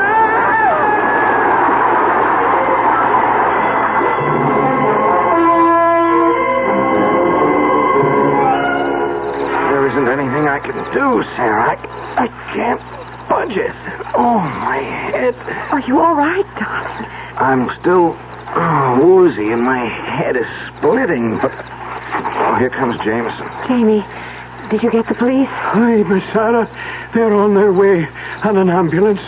How's Mrs. Abbott? I'm afraid she's... Oh, poor Rose. I wouldn't spare her much sympathy. She only got the drink that was meant for you. Thanks to Jamie. Yes, which to... Is Mr. Abbott? He's alive. Pierce is dead. Sarah. Yes, Wizard?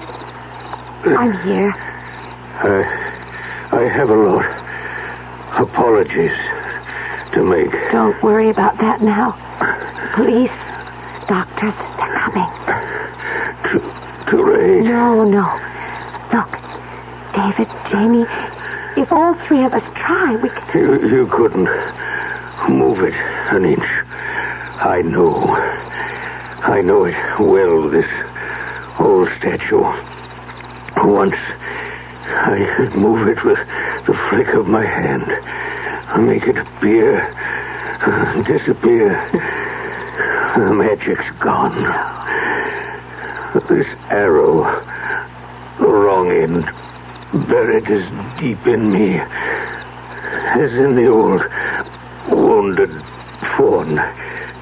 Things I have to tell you. It's better not to try to talk. Let him, Sarah. He wants to. Jamie, will you tell the most? Jamie, tell him about the last 2 years. After his mother died, Miss Sarah, he was in a bad way. The heart mended physically, but it was still broken. And then he began to think and brood on it. And he was sure that Mr. Pierce or Mrs. Abbott had killed her. But why would they want to... If your father had died, honey, all the money would have gone to your mother. But Mother, or me for that matter, we'd have been willing to share.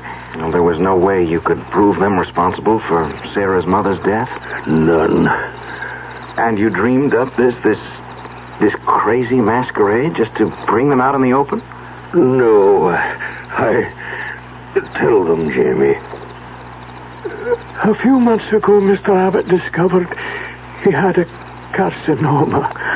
The prognosis was very bad.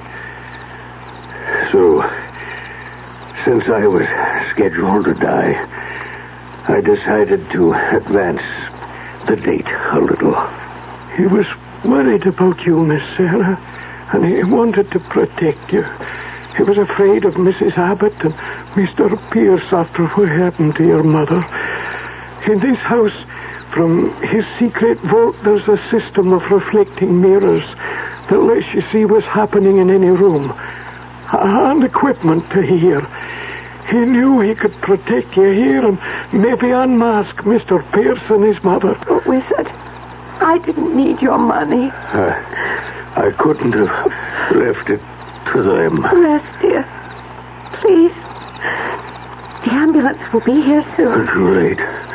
For me, child. This is my real farewell appearance. Wizard, please. Sing no sad songs for me. I had it all. I leave it all. And I'm glad that in the final grand illusion, my old partner shares it. Funny. The day before you came, I cut my hand on this arrow buried in my chest. It was blood. Signaling the death of the head of the house. Now, Sarah, this statue will never bleed again. We die together, he and I. Now watch. I am about to disappear before your very eyes. Concentrate. Observe. Be aware. And all the rest is silence. The statue, of course, did not disappear. Restored, it still occupies the grotto. Abbott House is a curiosity. Its periscope mirror system, its intricate sound wiring, its secret passages and subterranean vault, a mecca for tourists. And the statue doesn't bleed. Enough blood has been let, one hopes, to still the legend forever. I'll be back shortly. Great taste in the morning. Kellogg's has that wholesome taste to get you up and grinning. This is Jerry Coffer for Kellogg's Special K. You know, for years we've been talking about the Special K breakfast, a great way to start the day if you have a weight problem. You may have seen or heard our latest commercials, which symbolize the problem of being a few pounds overweight by using this ball and chain. That's the sound effect. But so many people have come to know the Special K breakfast that can help solve weight problems, they sometimes forget that Special K is America's favorite high-protein cereal. It has 8 essential vitamins and iron, and so delicious that lots of folks, kids as well as adults, eat Special K just for the sheer good taste of it. So we don't want you to think that you have to wear a ball and chain to eat Special K. All you need is an appreciation for the finer things of life, a 1-ounce bowl of Special K, 4 ounces of skim milk, tomato juice, coffee, and maybe a little sugar. The Special K breakfast can help you lose weight all by itself, but it really is a good start. I'd like to clear up a little misconception, and to do it, I'm going to take you to a Buick dealership. See, a lot of people are considering the purchase of a small car, but they might not consider coming to a Buick dealer to get it. That's a mistake, because right here are all kinds of small cars, imported and domestic, with 4, 6, and 8-cylinder engines, with 2, 3, or 4 doors. Here's our biggest small car, the mid-size Century. It's pretty luxurious in there, but the size makes it practical, too. This one's our next smallest, Buick Apollo. Under this hood, there's a 6. Pretty handy these days. Yet because Apollo is a Buick, it has qualities you don't often find in cars this size. And this little rascal is Opel, 4 cylinders, and the best-selling car in Germany. You'll know why when you drive it. Well, there you have it. An impressive small car variety under one roof. At your Buick Opel dealer.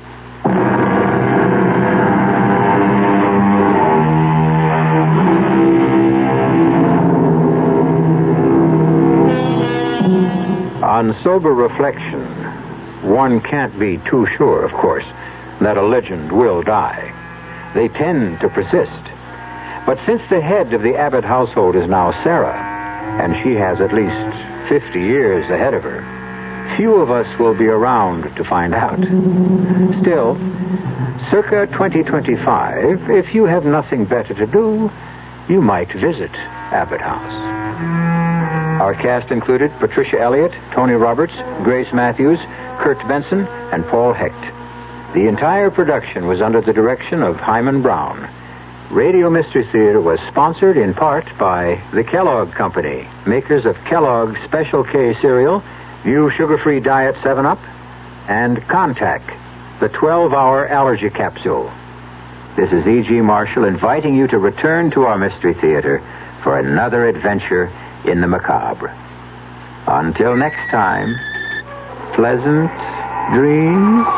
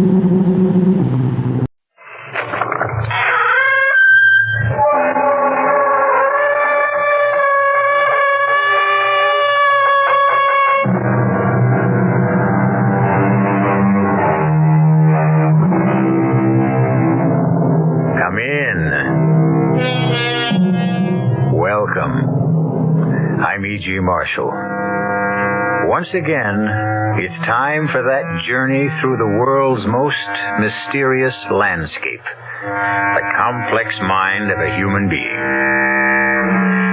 What does the mirror show you? Does the mirror know more than appears on the surface? How deeply can it probe? Consider a lady named Helen Stewart. What is it? Tell me, what is it? Look! Look at what? Look at the mirror. What about the mirror? Well, can't you see? I'm not in it. I'm not in the mirror. I've lost my reflection. Fred, do you know what this means? Please, Helen. It means I no longer exist. It means I've disappeared.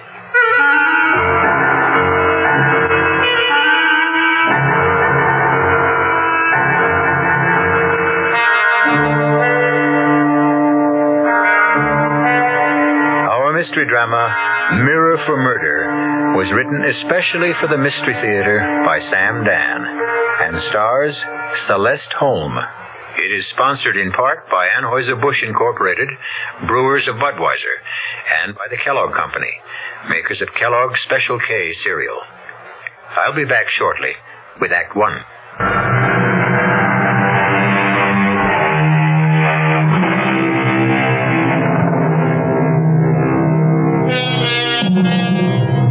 Future historians will look back on our times, and they will, of course, give them a name.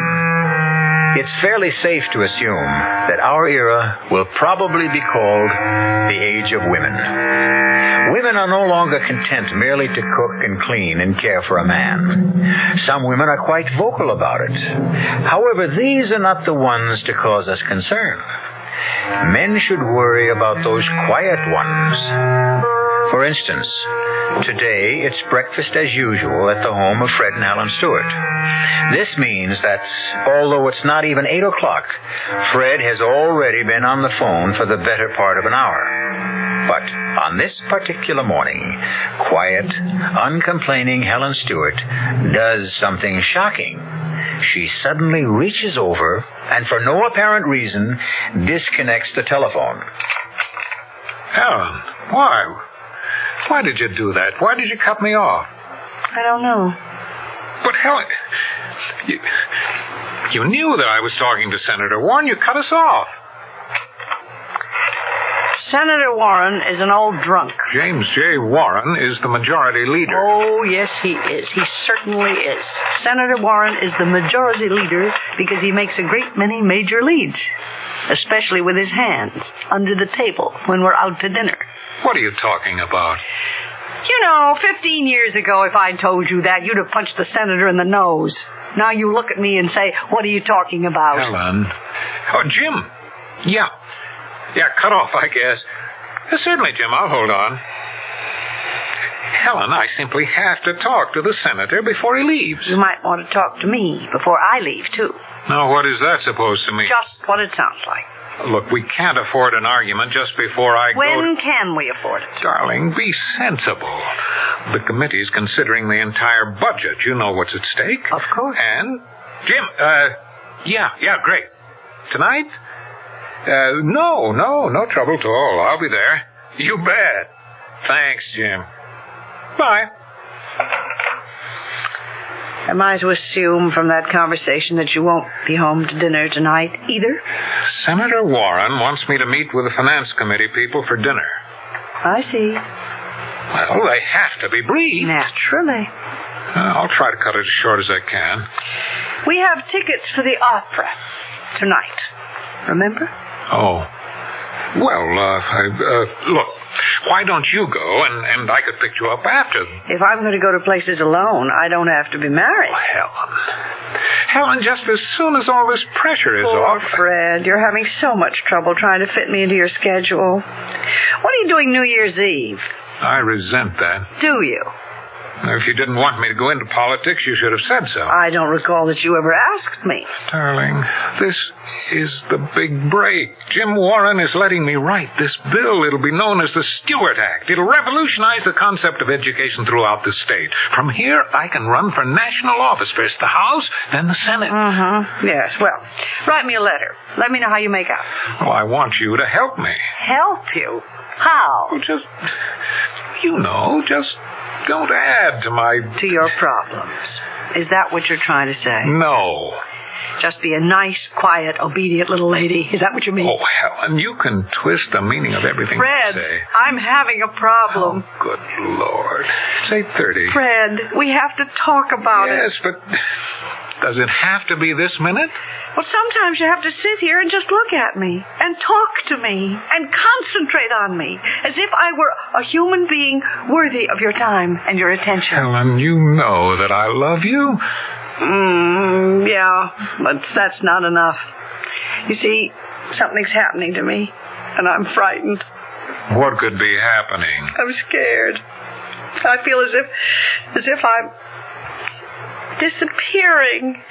Disappearing? Yes, disappearing, as if I'm fading away, fading out. What does that mean? As if I've become nothing, nobody. Oh, but That's what. I can prove it. There are times, many times, more and more times lately, when I look into a mirror and I sort of become hazy, blurry, and then my image, my reflection, isn't there. It's just gone. Helen. I'm gone.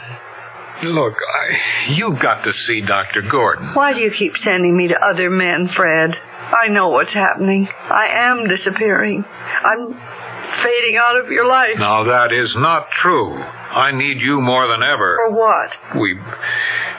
We'll talk about it tonight. But you won't be here tonight. Tomorrow morning. I may not be here tomorrow morning. What? I may be gone. Gone? Gone where? I don't know. Where do people go when they disappear? I'll answer it. Hello? Just a moment. It's the senator's office. Should I tell him you're busy and you'll call back? How can I tell him I'm busy? Give me the phone. I see. Hello? Yes, I'll hold on. Helen, Goodbye, Fred. Where are you going? Where am I going? Fred, look in the mirror. Just look, Fred. In just a minute. Hello? Jim? Yeah. Oh, I've got all the figures, everything we need. Look in the mirror, Fred. I've disappeared. No, Jim, we've got solid proof. Where did I go, Fred? Where did I go? Please, Fred, tell me what happened to me. Jim, the opposition will simply have to throw in the towel. Nobody can afford to vote against this bill. Fred, where did I go? You can control every single dollar. Fred, I'm going to have to find myself. The voters know whom to thank for it. Goodbye, Fred. Goodbye. Jim, the newspapers will eat it up. How can we possibly lose?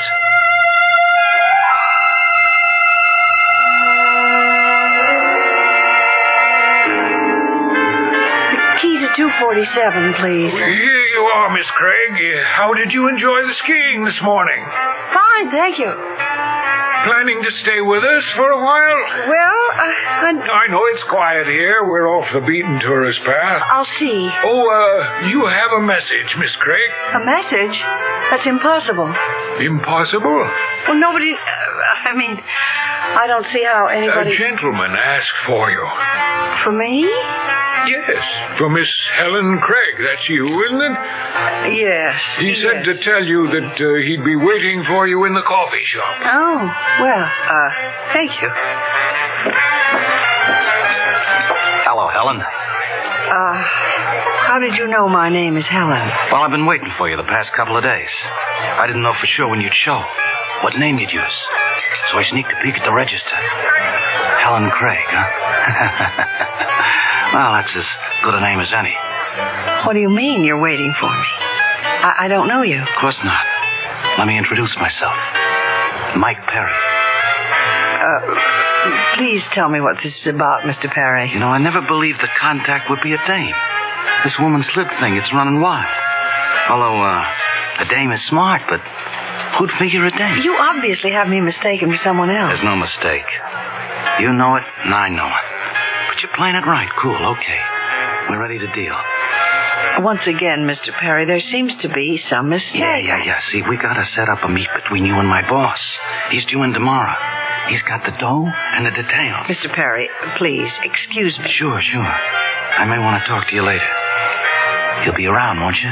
Mr. Perry, please, whoever you are, do be good enough to excuse me. Just a minute. Who is it? Room service. Well, I'm afraid there's a mistake. I didn't order Compliments anything. to the house. Oh. Let me set this down. Well, thank you. My name's Farrell. Yes? I've been assigned as your contact. My what? Your contact. What's going on? It's safe to talk. I've checked the room out. There aren't any bugs. I don't understand. So you're Rose Temple. I'm not any Rose Temple. You're mistaken. I'm Helen Craig. Naturally, you wouldn't use your real name, but everybody in the department knows about you, and I consider it a privilege to work with you. Please, let me explain. A mistake has You're been... very unorthodox, but you do get results. Well, what makes you think Simple.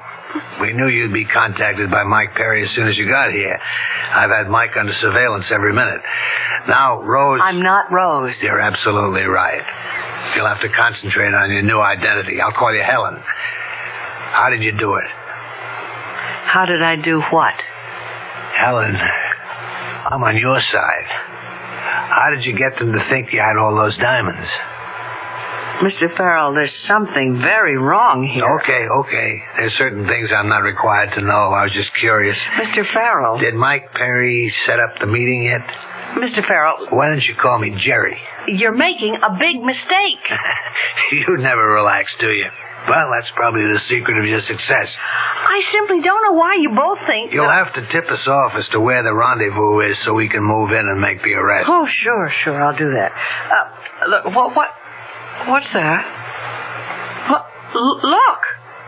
Look at what? The mirror. What about the mirror? Are you okay? Oh, yes. I'm fine. I'm all right.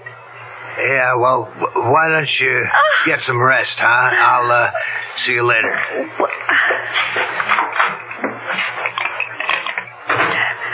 Operator, is there a doctor nearby?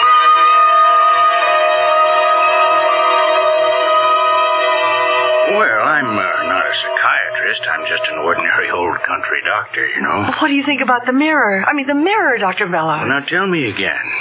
Back at home, you disappeared from the mirror. Right. It could be a symbol of how unimportant you think you've become to your husband. I know that. That's why I ran away. I thought I could find myself. Yes, I see. Who are you, really?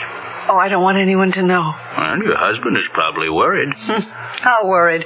Worried enough to tell the police to look for me? Well, perhaps, but let's stay with your problem. You ran away to find yourself, and a few minutes ago you looked in the mirror and you saw your image again. Is that what you're telling me? Yes, but... But what? The image I saw. Well, I've never seen such an image of myself before. I mean, I'm filled with brightness, a kind of glow. Well, look in the mirror again. Yes. Yes, it's the same image.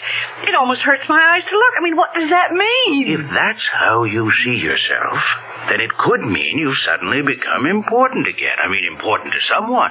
Or that I'm having another hallucination. What kind? Oh, Doctor, I'm hallucinating. I must be. That I'm some sort of an agent. An agent? A double agent. What do you mean? That I'm some sort of secret operative and I'm posing as a member of some powerful gang. I mean, I realize this must sound... No, that's all right. It's all right. Keep talking. It seems I'm here to contact some powerful racketeer, at which time there will be an arrest or a shootout or whatever happens at such a meeting. I don't know. I haven't hallucinated that far yet. And what form does all this take? Well, I've been approached by a man who has identified himself as a member of some gang. And then I've been contacted by someone who's evidently my colleague in a law enforcement agency. Well, does all this happen at night? I mean, could these be dreams? No, I mean, it happened less than an hour ago. I actually spoke to the gangster in the coffee shop and to the government agent in my room. Well, then, why do you say these are hallucinations? Well, how could they possibly be anything else?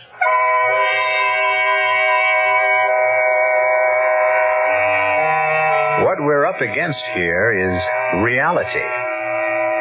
We have witnessed a scene between Helen and Mr. Perry, and between Helen and Mr. Farrell. It all sounded real. But Helen is a troubled lady, and either way, it's a troubled situation. If it's a fantasy, that's one kind of trouble. If it should happen to be real, it's another kind of trouble. However it goes, I'll be back with some answers when I return shortly with Act 2.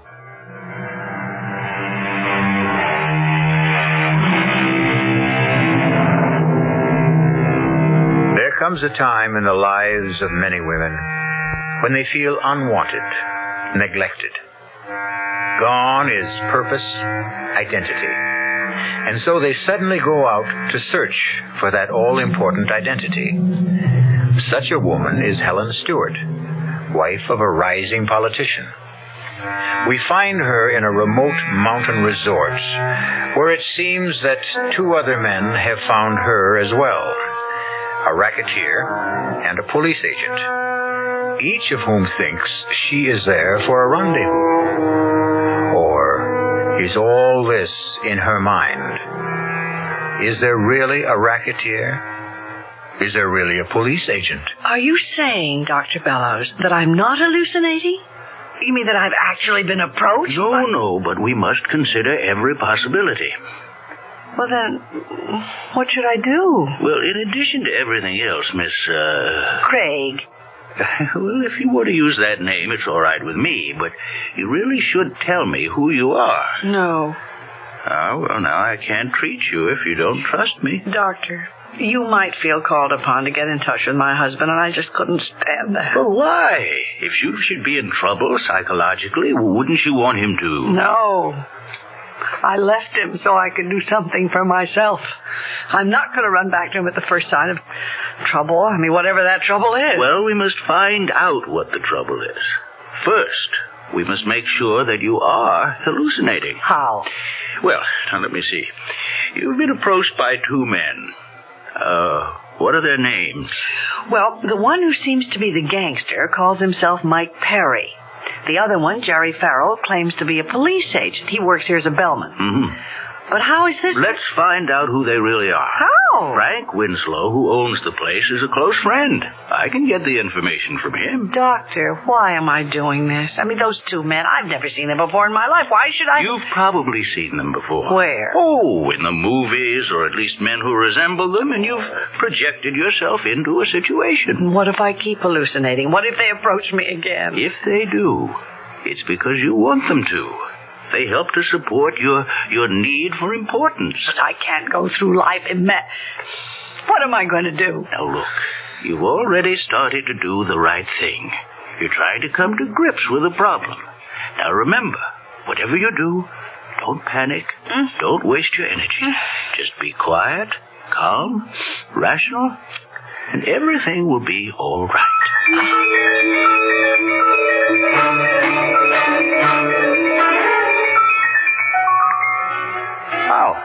How come you ain't on the slopes? I'd rather sit here and read. Mind if I join you? Buy you a drink? I don't drink. Well, let's talk anyhow. About what, Mr. Perry. As if you don't remember. Okay. We'll talk, Mr. Perry. The big fella. I'm supposed to tell you this. He ain't gonna be here till day after tomorrow. Now, don't blow your stack. Believe me, I had no intention. Oh, you don't kid me, baby. You don't give nothing away. But you must be doing a burn. Really? Why? Because every day you hold that ice, the hotter it gets and the more it can melt. Oh? You were told you could have the deal tomorrow, okay. You showed up. But where's the big fella? I don't know. Where? His daughter's getting married tomorrow. So he can't make it. Well, that sounds reasonable enough. Well, that's no way to do business. And you know it. So I was thinking, why not do business with me? With you? Look, the big fella can't last much longer anyhow. I mean, what if I can raise by tomorrow morning half of what the big fella offered? It's less, but you got this one advantage. Yeah? With me, you got a deal. Cash on the line. You're out. You're clean. What do you say? Let me think about it.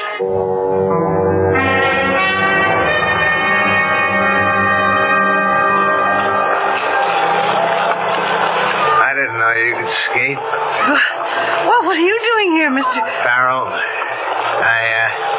Keep an eye on you. You were observed in the lounge talking with our friend, Mr. Perry. Oh, so? So, let's sit down. Nice, quiet little table. I'll buy you some hot chocolate, and you can tell me about it. Well, I'd rather skate if you don't mind. I need the exercise. That conversation with Perry. Oh, the scheduled meeting can't take place tomorrow. Why not? The big fella's daughter is getting married. What's the new date? Day after. I don't like it. Every extra hour makes it more dangerous for you. Well, there was an alternate suggestion. Yeah? I could deal directly with Perry. With Perry? He's willing to double-cross the big fella. Oh, so Perry figures to move against his boss. That makes it very rough for you. Why? Did you agree to deal with him? I'm thinking it over, supposedly. Bad. He's given himself away as soon as he realizes you're expendable. What can happen? He'll set up a meeting place. You show up with the diamonds. You get killed. But That's why I have to be there. We have to get Perry first. Oh. Of course, this blows the objective the office had set up to catch the big fella, but we have to save your life, huh? All right, where are the diamonds? The diamonds? Never mind. It's better if I don't know. But there are no... So Perry's decided to make his move against the big fella at last, huh? I'll have to check back and find out how we're supposed to play this. Meanwhile, you have a weapon I don't know about? A weapon? Yeah. Word is that you never carry a gun. I checked out your luggage, but I can't believe you don't have something on you somewhere. Do you have a gun? No. You know, you're too good to be true. What does that mean? You're the most unlikely agent I've ever met. Well, maybe that's because I'm not No, you are. And now I know how you made your reputation. It's that air of innocence, naivete. And that's your strength, your armor. Well, you can get away with that against the upper crust criminals. The what? The upper crust, the gentlemen. The con artists, the flim-flammers, those are the guys you've tangled with. Bust one of those guys, they come along quietly, but now you're up against killers. Make sure I'm always close to you. Don't make a move unless you tell me.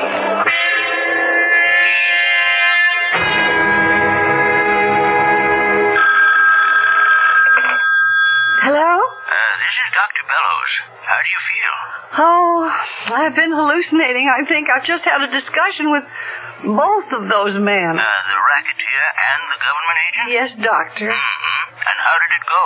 Frightening, as it seems so real. Are you near a mirror? Yes. Look at yourself. All right. What is it? I've never seen myself in such clear outline, such sharp detail. I mean, such brilliant colors. See, you're feeding on your fantasies. I am? These men you're talking to. Yes? Well, I had to go on the basis that anything can be possible until proved otherwise. Doctor, do you mean they can be real? Well, now I don't believe it because I checked up on them. The so-called gangster. Mike Parry. Yes. He's a partner in an export-import company in Philadelphia, a most reputable firm. And the hotel employee... Mr. Farrell. He's only been working there for a few weeks, but he has excellent references. Recommendations from employers that extend back over 15 years. I see. So now, we can definitely dismiss these as fantasies. Hallucinations, call them what you will. Yes, I can't tell you how relieved I am, Doctor. The situation was beginning to take a dangerous turn. Well, perhaps you'd better come over here. I'll give you some medication that will let you get some rest. You see, you have to start building yourself up now. Thank you, Doctor. I'll be there right away.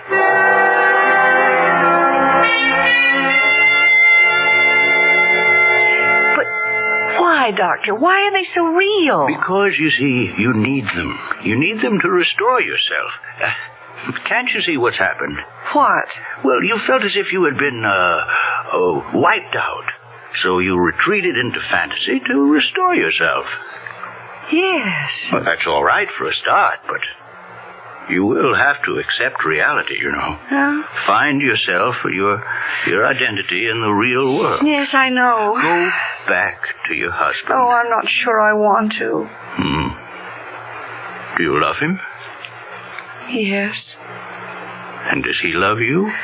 Well, I think so, but what good is love if all it does is to make two people unhappy? If you love each other, you'll find a way to live together without destroying either one of you.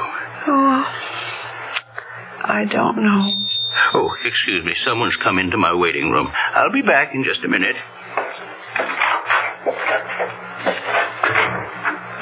Go back to him? Go back to Fred? Oh, maybe if we could sit down and try to understand. Doctor? Dr. Bellows! What happened? Doctor! Hi. Mr. Perry, what have you done? What does it look like? I just knocked off this quack here, that's what I done. Why, Dr. Bellows. Hey, what's with you, kid? You like to talk to stiffs? You killed him? You've killed Dr. Bellows. Hey, you catch on quick. But why? Why? Because he's working with the cops, that's why. Working with the cops? Sure. He's been asking questions, trying to get a make on me. You know what this means, don't you? It means he's dead. And this is real. He's dead. And this is real.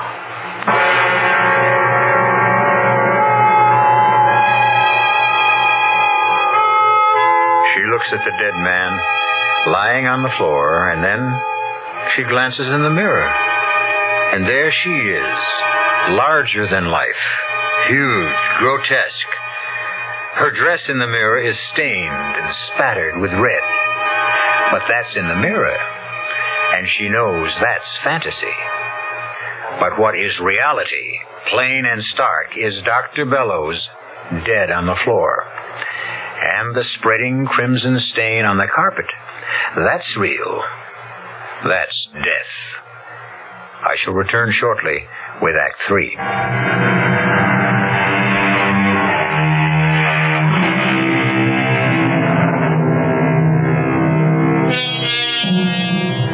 For some, life is an unstable blend of reality and fantasy.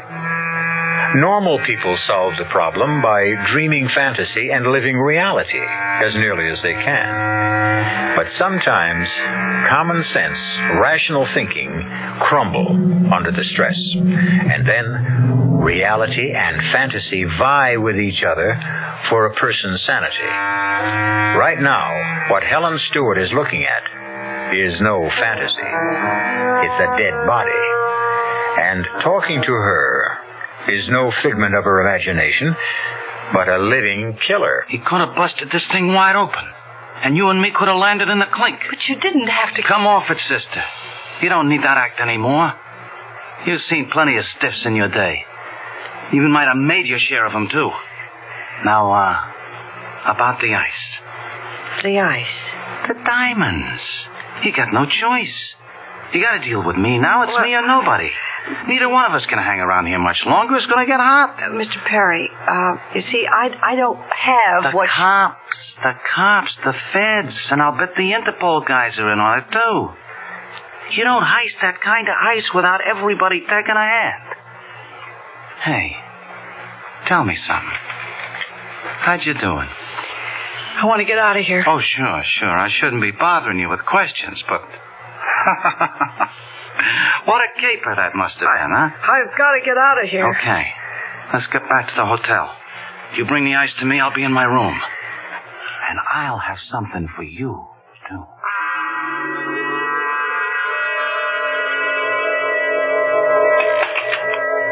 Yes? I'd like to make a local call to Dr. Bellows. Dr. Bellows? Yes, Dr. Bellows. Well, I guess you haven't heard. It only happened a little while ago, but Dr. Bellows is dead. Dead? Yes, he was murdered. Murdered? Yes? Nothing. Nothing at all. Never mind. And it did happen. It's real. I was there. And Mike Perry is a killer. Now I need... Yes? There's a bellman. You know, the man named Farrell? Yes, Jerry Farrell. Yes. That's the one. Could you send him up here right away? Well, I'll try to find him. Please, hurry. It's very, very important. Sure. Oh, miss, I have a call for you. Will you take it? A call for me? Well, who? It's from the hotel here. All right. I'll put it through right now. Hey, you got the ice? Mister, why do you insist? I know for a fact it ain't in your room. Where have you got it stashed, huh? Mr. Perry, I think you ought to know. Baby, I know everything I ought to know. Now, you pick up that ice and be in my room with it in a half hour, see? Don't hang up. I've got to tell you. Oh, who's there? Open up. Who is it? Sheriff. The sheriff? Miss Craig, I believe that's how you're registered. Yes, that's my name. Helen Craig. I'm Sheriff Clegg here in Court County. Miss Craig, you have any identification? Oh, what do you mean?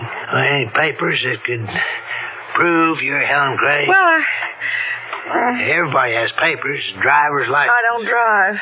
Credit card. I always pay cash. And a checkbook with your name? I don't have a checking account. Ma'am, you want me to believe you don't have a single piece of paper with your name on it that could serve as identification? That's right. I don't suppose I have. Where do you live? Where do I live? You're not from around here. You have to live someplace. Well, I just moved. Where did you live before you moved? It was an apartment. Might I know the address? 278 Northeast 86th Street, New York City. If we checked there, would we ever find a record of your having lived there? Oh, yes, I'm sure. Now, look, I may be a hick constable, man, but I know that New York City streets don't have northeast or northwest. Oh, well, then why? Why are you asking me all these questions? Dr. Paul Bellows was murdered less than an hour ago, and you were the last person to have seen him alive. Me? Matter of fact, someone heard shots and saw you coming out of the house afterwards. Oh, but I didn't. You didn't what? I didn't kill him. I didn't say you did, but you was there while it happened. That means you got some explaining to do. Oh, my Lord. Oh. Well, what is it? What you staring at the mirror for? Look at me. I feel all of it. The whole glass.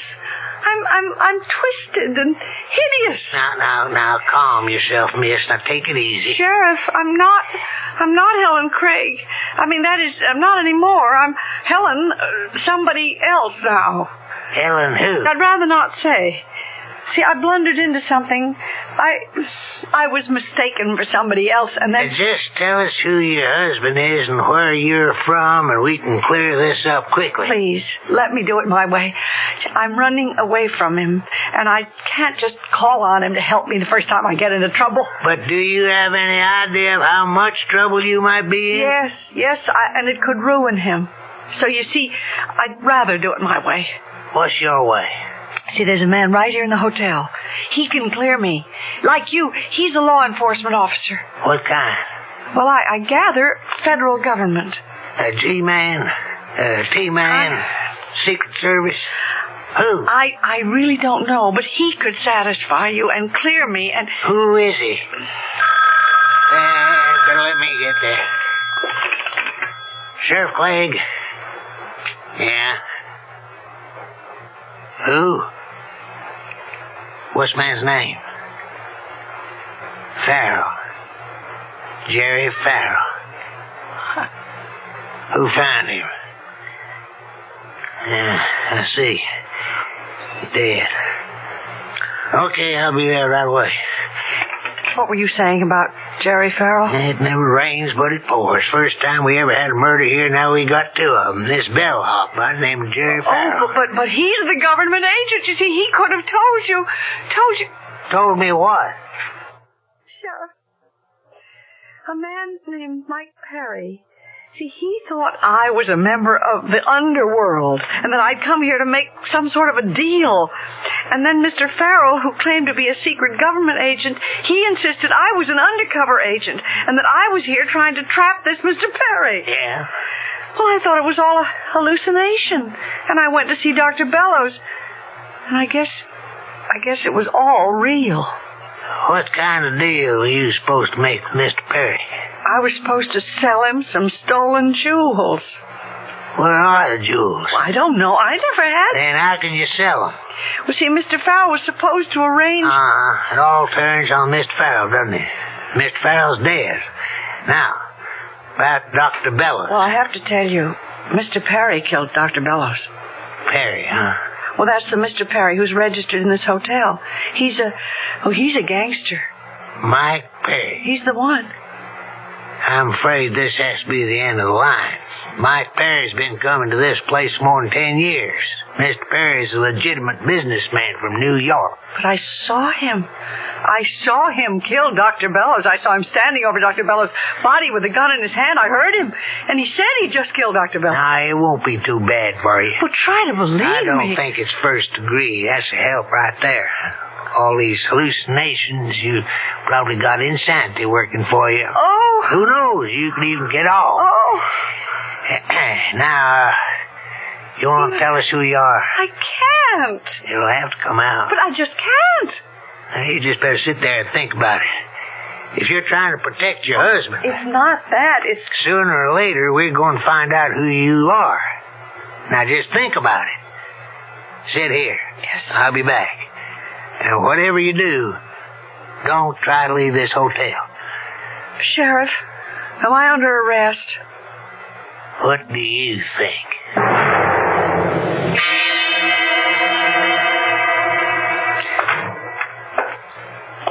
Who's there? Who do you think, baby? Oh, Mr. Perry. Well, where's the ice? I don't have it. You don't have it, huh? Now, what are you trying to do, play me for a sucker? Mr. Perry, I have tried to explain. You would never listen. I'm not who you think I am. You figure you can make a better deal somewhere else? I'm not out to make any deal. Now, will you please leave me alone? No. Not till I get the ice. I'm in enough trouble. The sheriff thinks I killed Dr. Bellows. Don't hand me that. It's true. I'm here to finish the deal. All right. All right. The deal. With the big fella, as you call him. That was for... give or take $1 million. You said you could pay half, all right? Show me your money.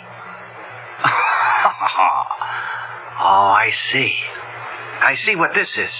You want a deal? Where's the money? Well, the money comes later. The money comes now. And I don't think you have it. You know, you could be right. Well, that gun isn't going to help you. Oh, honey, a gun always helps. Shoot, and they'll hear you. Not this time. I got a silencer. And what do you hope? The ice is in this room. I'll find it. Mr. Perry. Meanwhile, I'll just take care of you. Don't!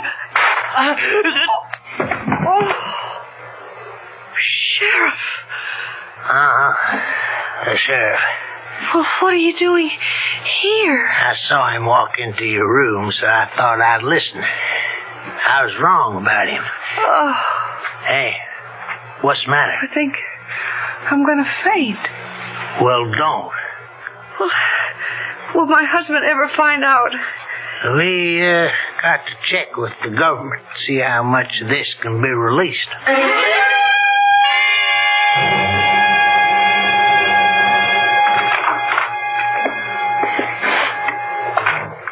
Fred? Helen? Oh, Helen. Oh, hello, Fred. I'll answer it. Hello? Oh, just a minute. It's Senator Warren's office. Oh, that's the call I've been... No. Tell them I'm out. Mr. Stewart isn't in right now. Yes, he'll call you back. Goodbye. Where were you? Why? Did you miss me? Oh, I can't tell you how much. Well, you see, I just went away. Oh, I missed you so much. I almost went out of my mind. Did you? I tell you how crazy I was. I'd look in the mirror and I'd actually see your face there, even though you weren't there. So you see, you were wrong. Your image, your reflection hasn't disappeared. Look. Just look in the mirror. What do you see? I see. Oh, Fred, I see both of us clearly. Very clearly. Oh, darling. Now, tell me where you went and what you did. Oh, well, I didn't really go anywhere much. And I really didn't do anything.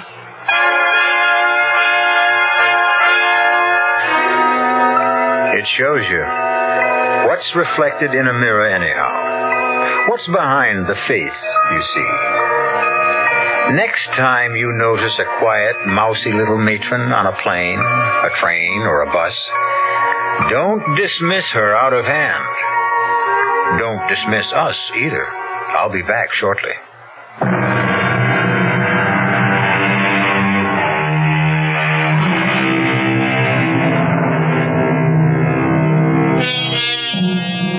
Helen Stewart, a lesson to all of you gentlemen out there who don't see your wives' faces in the mirror anymore. Be very careful, because the next face you might see in the mirror could very well be your own. Our cast included Celeste Holm, Wes Addy, William Redfield, and Robert Dryden. The entire production was under the direction of Hyman Brown. Radio Mystery Theater was sponsored in part by new sugar-free diet 7-Up, Contact, the 12-hour allergy capsule, and Buick Motor Division. This is E.G. Marshall inviting you to return to our Mystery Theater for another adventure in the macabre. Until next time, pleasant dreams.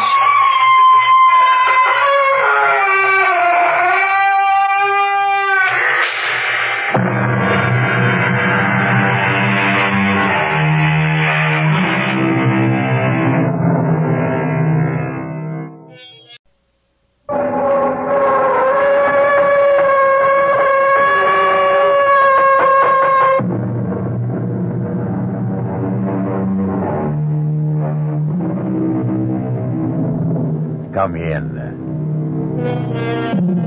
Welcome. I'm E.G. Marshall.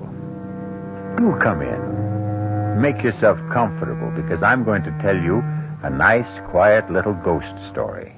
Nothing to frighten you. Not badly, at any rate. Nothing to make you run screaming into the street. No, the most this ghost story can do is make you snuggle down deeper under the covers and reach out for a hand to hold. A hand, I trust, that is firm and warm, not clammy and cold. Our mystery drama, The Phantom Lullaby, was written especially for the Mystery Theater by Elspeth Eric and stars Rosemary Murphy and Arnold Moss.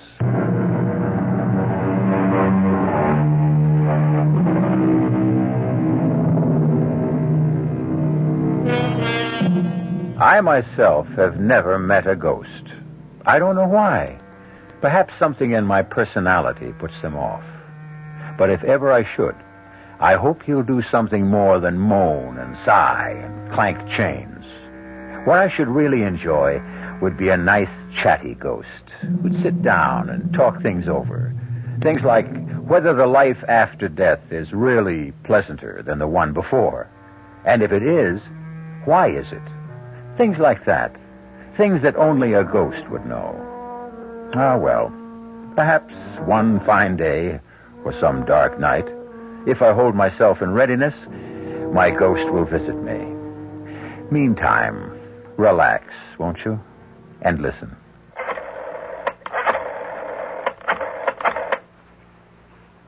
Hello? Intercoastal Airlines? Well, can you tell me if Flight 509 from New York is on time? Yeah, I'll hold on. Ellen's room is finished. Good. I've ordered new curtains. Oh, I hope she likes her room. Oh, I'm sure she will. I'm sure she... yes? Oh, it is? Well, good. Thank you very much. The plane's on time. Well, you better get started then. Yeah. Don't be nervous. I'm not nervous. It'll only make her nervous if you're nervous. What are you looking in the closet for? My overcoat. It's on the chair. Oh.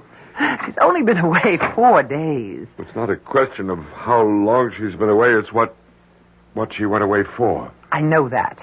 Well, then why say a foolish thing like only 4 days? Please. I'm nervous, too.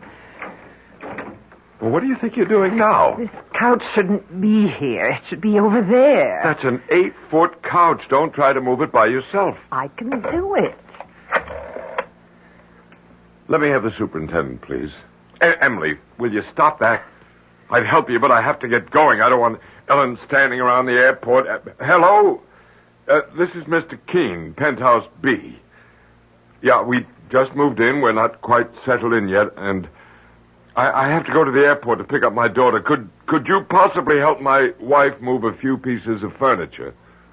No, we want the place to look extra nice. Our daughter's never seen it, and...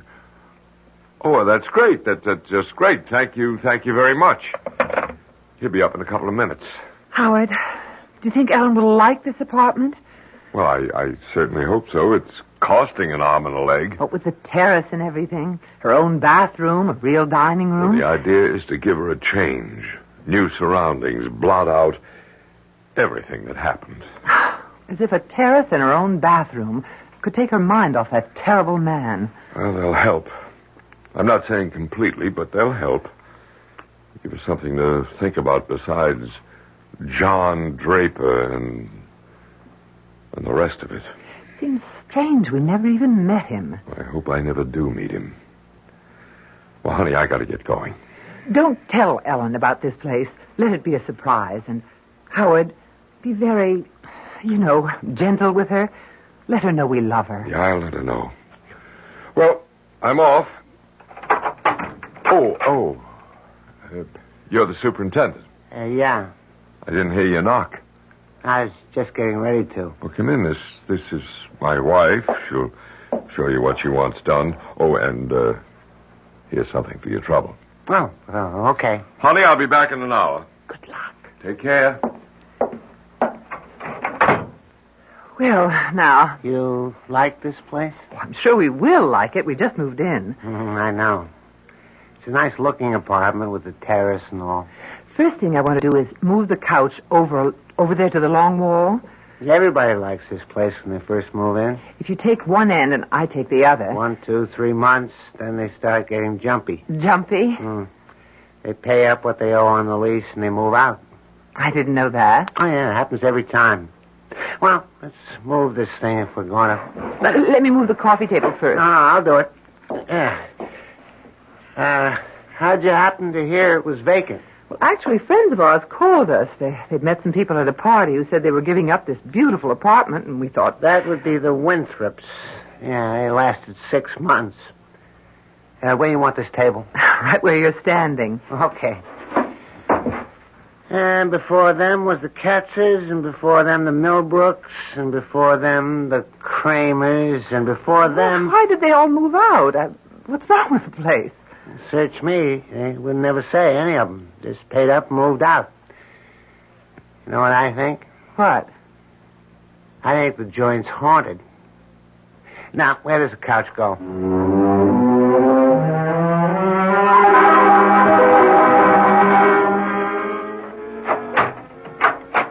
Enter, young lady. Ellen. Darling, it's so good to have you back. I'll put the suitcase in the bedroom. When you see your bedroom, darling, make allowances for the curtains. I had to put up your old ones, and they're too short, but I'm expecting new ones, maybe today. But I got you a new bed. Oh, heavens, the fuss they made about delivering it. So, what do you think? Do you like the apartment? It's very nice. Come, look at the view from the terrace. Come on. You can see for miles. Isn't that spectacular? Spectacular. Well, you can take a good look at it later. What would you like to do now? I don't know. Take a hot bath. You have your own bathroom now. Really? Do I? Or would you like to just sit and talk? All right. If you want to. Ellen, was the operation very bad? You mean the abortion? No. It wasn't bad at all. I'm glad of that. I opened your suitcase. Let a little air in, huh? I didn't unpack anything, though. I'll do it. You want to do that now, dear? Maybe take that hot bath, and I'll start lunch, and then when it's ready, I'll call you. All right. Is the door on the right? Oh, here, I'll show you. I'll find it. And the bathroom opens right off of it. Howard, what's wrong with her?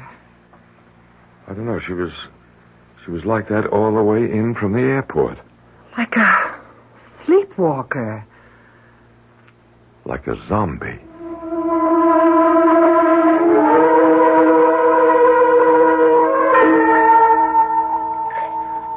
Howard? I'm making us a drink. We need it. How is she? I guess she's all right. Here's your drink. She's lying on the bed, just staring at the ceiling. I spoke to her, but she didn't answer me. So I didn't bother her. That horrible man, he did this to her. I wish she'd talked to me about him. But she never did say much, except that she was seeing him a lot. And then when she told me she was pregnant, she said he didn't want to marry her, so she guessed she'd have an abortion. Just like that. Things have changed so. The young people nowadays. And the parents nowadays. I guess so. I should have insisted. I should have put my foot down, absolutely insisted. Insisted on what? Well, at least on meeting the guy, at least that. That's not the way things are done these days. Well, they should be. Look, do you think I ought to get in touch with him now? Now? It's too late well, we now. can't just leave her the way she is, walking around like an automaton. Maybe he could... Oh, I don't know. Maybe he could snap her out of it or something. Maybe she'll snap out of it by herself. If she was really in love with him... She said she wasn't. Well, maybe she was. Maybe she was and didn't know it. Anyway, I think he ought to see what he's done. What good would that do? I don't know. I don't know. Why don't you go and see if she's all right? I don't like to disturb her. Well, just knock on the door and see if she answers. All right. Well, the state she's in... Ellen? Oui, Maman. I don't want to disturb you, dear, but I just want to make sure everything's all right. Tout va bien. I guess she's all right. Anyway, she answered me. Well, what did she say? I couldn't make it out, but she sounded fine. Well, that's good. Maybe it was just shock or something before. Probably that was it. Emily, if you get to talking to her, if she'll talk to you... Oh, she will. Ask her about this man. What's his name again? John Draper. Yeah, ask her how she feels about him. You know, if she thinks about him, wants to call him up or anything, you tell her that it's all right with us. Howard, she doesn't care if it's all right with us. Young people don't these days. They just go ahead and do what they want to do. Well, do you realize we don't know anything about this man? What does he do for a living, if anything? He plays the piano. I think he gives lessons. Where does he live? Over on Market Street, I think. Yeah, that figures. Has he got a phone? I imagine so. I don't know. Well, if he gives lessons, he's got to have a phone. It's got to be in the book. I think so, anyway. Oh, here he is. Look. John Draper, 121 Market. You're not going to call him? No, I'm not going to call him. I just want to know that he's alive and breathing somewhere in this town. If Ellen isn't better by tomorrow or the next day... Howard, she will be. Go knock on the door again, will you? What'll I say? Say anything. Say we're having a drink out here. Why doesn't she join us? All right, if you say so. But keep it light and, you know, cheerful. Ellen, dear, your father and I are having a drink. Don't you want to join us? Pas maintenant. How's that, dear? Je suis occupée. Well, whenever you're ready, we'd love to have you. I think a drink would do you good. Whenever you're ready. I guess she's all right. But did she say she was all right? I don't know what she said. What do you mean you don't know what she said? Ellen! Are you all right, baby? Je regrette, mais je ne peux pas vous joindre pour le moment. Je dois m'occuper de petit garçon. Excusez-moi, s'il vous plaît. Howard. Why, I didn't know she could speak French. She can't. Well, she just did. I understand enough French to know that. What did she say? Could you tell? Well, she said she couldn't join us just now because she had to take care of the little boy. Do you agree with Anthony Trollope that the chief duty a parent owes a child is to make the child happy? I think I do. And I think in their more beneficent moods, most people do. Why, then, are there so many bitterly unhappy children?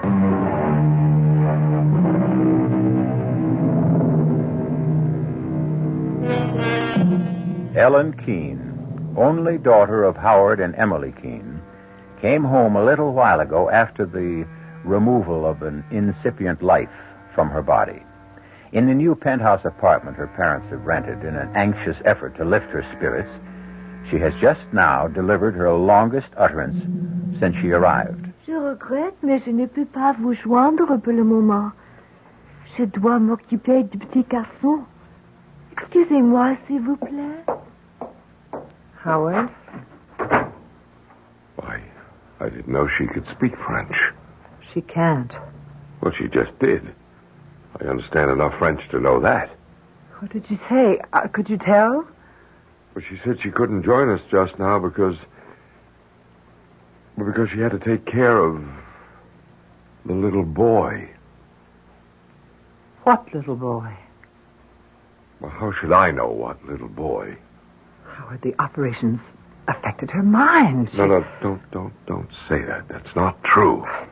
Must have meant more to her than we knew. How could we know she acted as though it was nothing? That's how young people are these days. I'm going to call that man. John Draper? What good would that do? He ought to know what he's done. Howard, it isn't right to blame it all on him. I don't care. There, here. Here's his number. I don't see why you think he can help. Well, maybe she still loves him. Maybe he can get through to her. Maybe. Hello? Mr. Draper? John Draper? Yes? I'm Howard Keene, Ellen Keene's father. Yes? Ellen came home a little while ago. I thought you might like to know. How is she? Is she all right? No, she's not all right. What's the trouble? They didn't hurt her, did they? Physically, she seems to be all right, but other ways, she's not. I'm glad you called me. What can I do? My wife and I thought it might help if you came to see her. Why, of course, right now. If you can. I'll have to cancel some lessons, but I'll be there as soon as I can. Oh, hold on just a minute. We've moved to a new place. Oh? You've moved? Yes, we took a penthouse on the spur of the moment, just moved in this morning. It's at 42 Cedar Terrace. Do you know where that is? 42 Cedar Terrace? Yes, penthouse B. Have you got that? Hello? Mr. Draper, are you there? Hello? I'm sorry, Mr. Keene, but I'm afraid I won't be able to get there after all. Give Ellen my love. Hello? Mr. Draper? Hello? Howard? I don't get it. He was very nice, very concerned about Ellen. He wanted to help. He wanted to come to see her right away, and then all of a sudden, when I gave him the address, he made a sudden switch, and he said he was sorry. He couldn't. Why would he do that? Thought it over, I guess, decided he wanted no part of it. But you said he sounded nice at first. He's not going to get away with it. Howard, what are you going to do? What was his address again? It's right there in the phone book. I'm going to get him to see Ellen if I have to drag him here. What's the address? 121 Market Street. Howard, I wish you wouldn't go. I'll be back in half an hour. You stay right here. You think I should call Dr. Stone? No, not yet. Well, what could we say to him? That our daughter talks to us in French when she doesn't know any French? That she says she has to take care of a little boy when there isn't any little boy? No, you just stay here with her, and I don't think she'll get violent or anything like that, and I'll be back in half an hour with Mr. John Draper. Oh, dear. Ellen? Ellen, honey? Ellen, don't you want to come out now and have some lunch? I could fix us both a sandwich and some soup. Je suis occupée. We haven't had a chance to talk. Va-t'en, maman. You're sure you're all right? Tout va bien, maman. That's the phone buzzer from downstairs, dear. I have to answer it. Yes? This is Super, Mrs. Keene. I got a big package down here for you. Package? What kind of package? It's big. It's from, Standish Decorators. Oh, it must be the curtains for my daughter's room. You want me to bring it up?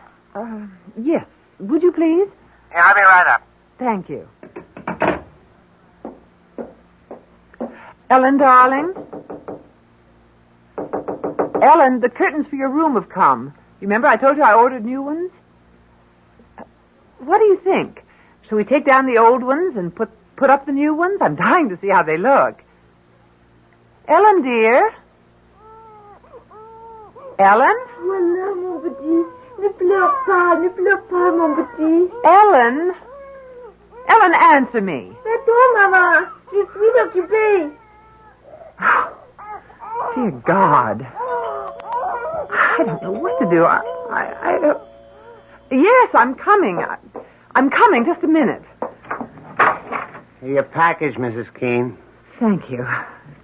Thank you. You, okay, Mrs. Keene? What? Well, you look kind of peculiar. I do? What's the matter? Ghosts been bothering you? Ghosts? I told you the place was haunted. Yes, you did, didn't you? Didn't think they'd be getting to you so soon, though. Look, come in for a minute, will you? Do you mind? I'd like to talk to you. Oh, yeah, okay. Tell me why you say this apartment is haunted. It was just a guess. You don't really know, do you? No, I don't really know about this apartment, no, but I know quite a lot about ghosts from personal experience. Tell me what you know. Well, I guess everybody knows that ghosts are no more and no less than the spirits of the dead who won't leave the earth, right? I mean, that's pretty obvious, wouldn't you say? I wouldn't know anything about it. Oh, well, I thought everybody knew that. Well, that's what they are. The only difference between one ghost and another being why they won't leave the earth. Why they keep coming back to haunt. And there's various reasons why. Like what? Well, they could be they're in love with some live person who returns that love even after death. That's one reason. What other reasons are there? Well, there's a ghost that won't admit to death, a ghost who resents the people who've gone on living. Now, this, generally speaking, is the ghost of some person who is used to lording it over everybody in life and comes back to try to lord it over them some more. That's another reason for ghosts. What other reasons? Then there's the kind that just can't understand how it happened.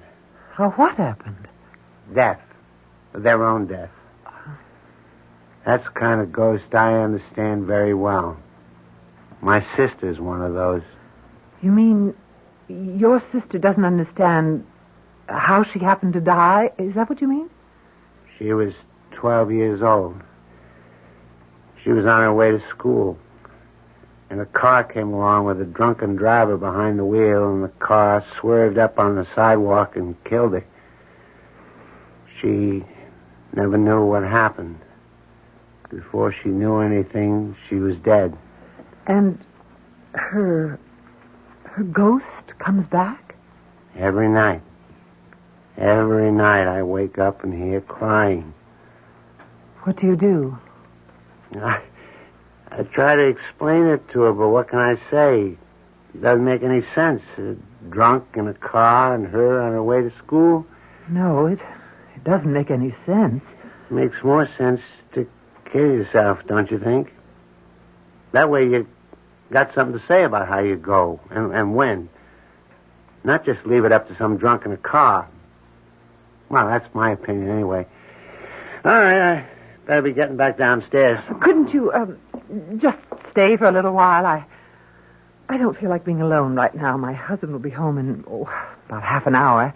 He went to see somebody over on Market Street. No, I can stay a little while if you like me to. I'd appreciate it.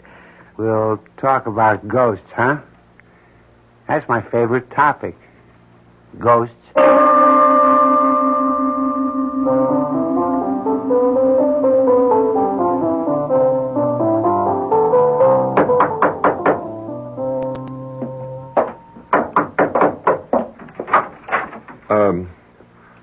looking for Mr. Draper. I'm Mr. Draper. I guess it's your son I'm looking for. I don't have a son. Oh, well, I expected... Well, I didn't know. I'm Howard Keene, Ellen's father. I'd like to come in and talk to you. Mr. Keene... Please, it's very important, or I wouldn't ask. Come in. Thank you very much. Sit down if you want. Excuse my staring at you. I expected a much younger man. I'm 51. It's just my age. You said on the phone Ellen is all right. No, I said that physically Ellen's all right. Why didn't you want to marry Ellen when you found out that she was pregnant? I couldn't. Why, you've got a wife?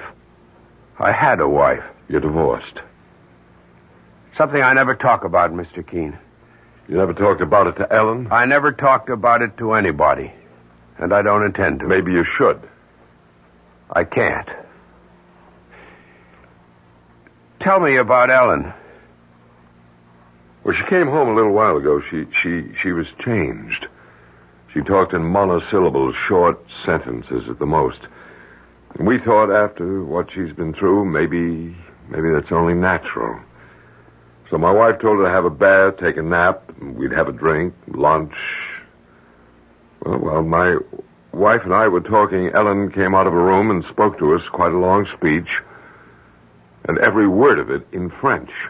In French? Now, Ellen doesn't know any French. You never spoke to her in French, did you? Never. Well, never. I just wondered. What did she say in French? Well, she said she was sorry she couldn't join us for a drink, but she had to take care of a little boy. What little boy? I have no idea. Mr. Keene, after an operation like the one Ellen had, don't you think it's possible that it's bound to have an effect on a woman, on her emotions, for a while anyway? I don't want it to go on for too long, and that's why I called you. You thought I could help? I hoped you could. Get your coat. I've got a cab waiting outside.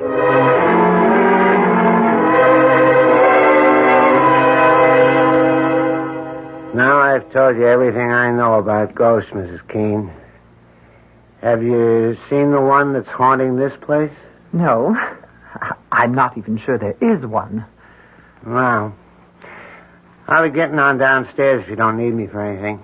Oh, well, if you could, I'd really appreciate your helping me put these curtains up.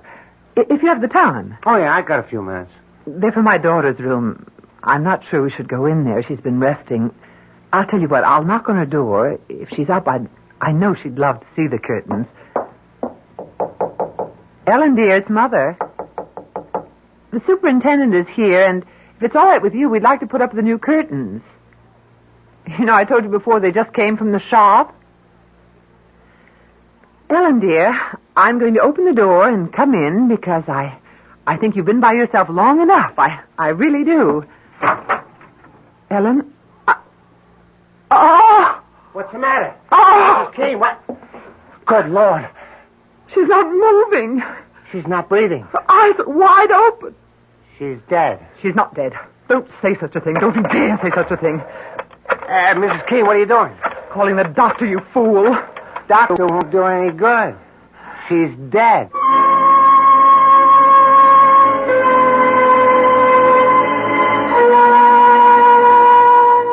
Man is the only animal who knows that he will die. So said the great Voltaire. The knowledge that he will one day cease to live permeates man's days and poisons them a little. I think that if ever I am given another life, I should like to live it as a bird or a monkey or a chipmunk or a beetle. It doesn't add much to the enjoyment of life to know that it won't last long. You'll remember I promised you a quiet little ghost story? I think I've kept my promise so far. Though, of course, in any story, there must be an explosion or two. At this moment, Mr. Keene, Ellen's father, is preparing to enter a taxicab with Mr. Draper, Ellen's one-time lover. You say Married? Yes. But you weren't divorced? No. Your wife died? Yes. I see. How long ago was that? What? How long ago did your wife die? 25 years ago. Did you and your wife have any children? Yes. One. Where is the child? Dead. At birth? No. I feel a little bit like a heel asking you all these questions, but I'm concerned about my daughter. I'm concerned, too, or I wouldn't have come with you. I understand. I think I understand. You've never wanted to get married again, is that it? Never. Even after all these years? I met my wife in Europe towards the end of the war. The big war. I'd been doing very well in business. I was on my way to making it big when I got drafted. I didn't like being drafted, but I went anyway, and she was the one bright spot in an otherwise drab and miserable Army career. I brought her back here. She had a child, and they both died. I stopped making money. I started playing the piano, and I have been at it ever since then.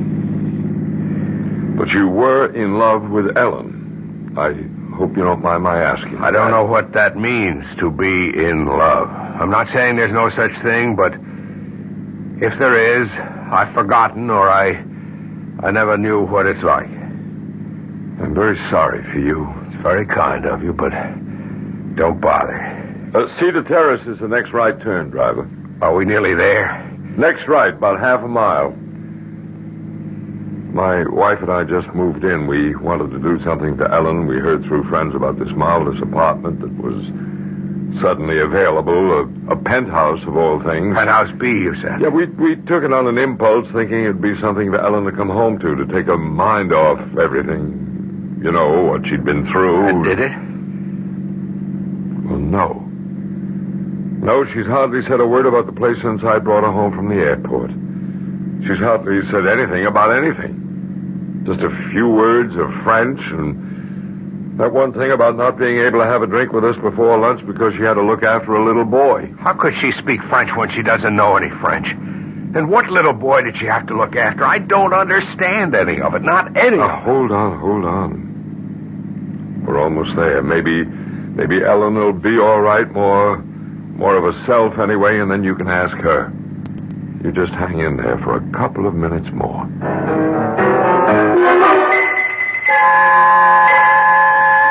Dr. Stone, what's wrong with Ellen? Well, Mrs. Keene, I can't detect any vital signs at all.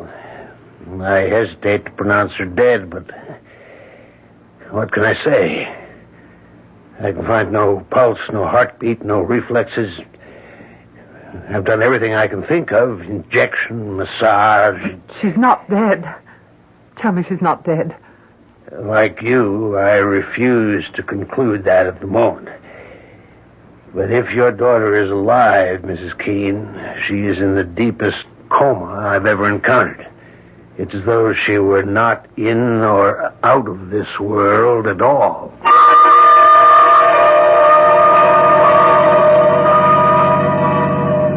It's that tall building on the corner, driver, number 42. A very tall building. What's that?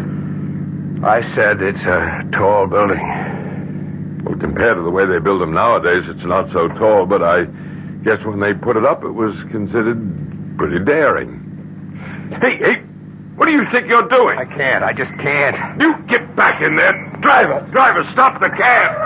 Hey, stop. I can't go up there. I can't. I don't care if you can or can't. You're going to. Now, march. Don't you try anything now. I got hold of you. I can't do it. You let me pay the cab. Here you are, driver. Now you get going. Mr. Keene, I know you think this is very strange. You bet I think it's very strange. I can explain. After you've seen my daughter, you can explain. Now, you get in the elevator there. Right now, Ellen's the only one I'm interested in. Push that button that says penthouse. Penthouse B. That's right.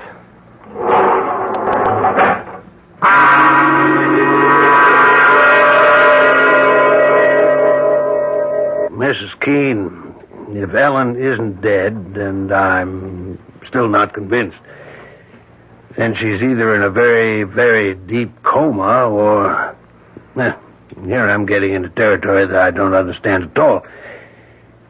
She's in a trance. A trance? We hear of these things, people who can control their body functions. I was told of a man who could make one half of his arm stone cold and the other half blood warm. He could do it at will, or so I was told. I can't believe it. Do you believe it? Mrs. Keene, there isn't a doctor alive today who would deny the power the human mind has over the human body. But... oh, that must be my husband. Yeah, well, I want to talk to him. I'll only be a second. Yes, I'm coming. Howard. Mr. Draper? That's him. I'm Ellen's mother. Howard, I called Dr. Stone. He's with Ellen now. He wants to talk to you. I'm in here, Mrs. Keene. Dr. Stone, how is she? She shows no vital signs of life at all. You don't mean that she's dead? Oh, no, she can't be. Emily, what happened? Mr. Keene, we don't know precisely what happened, and I don't... well, for some reason I can't really explain. I don't think she's dead. Either she's in a deep coma or she's in a trance state. Well, what's that, a trance state? It's something medical men know very little about.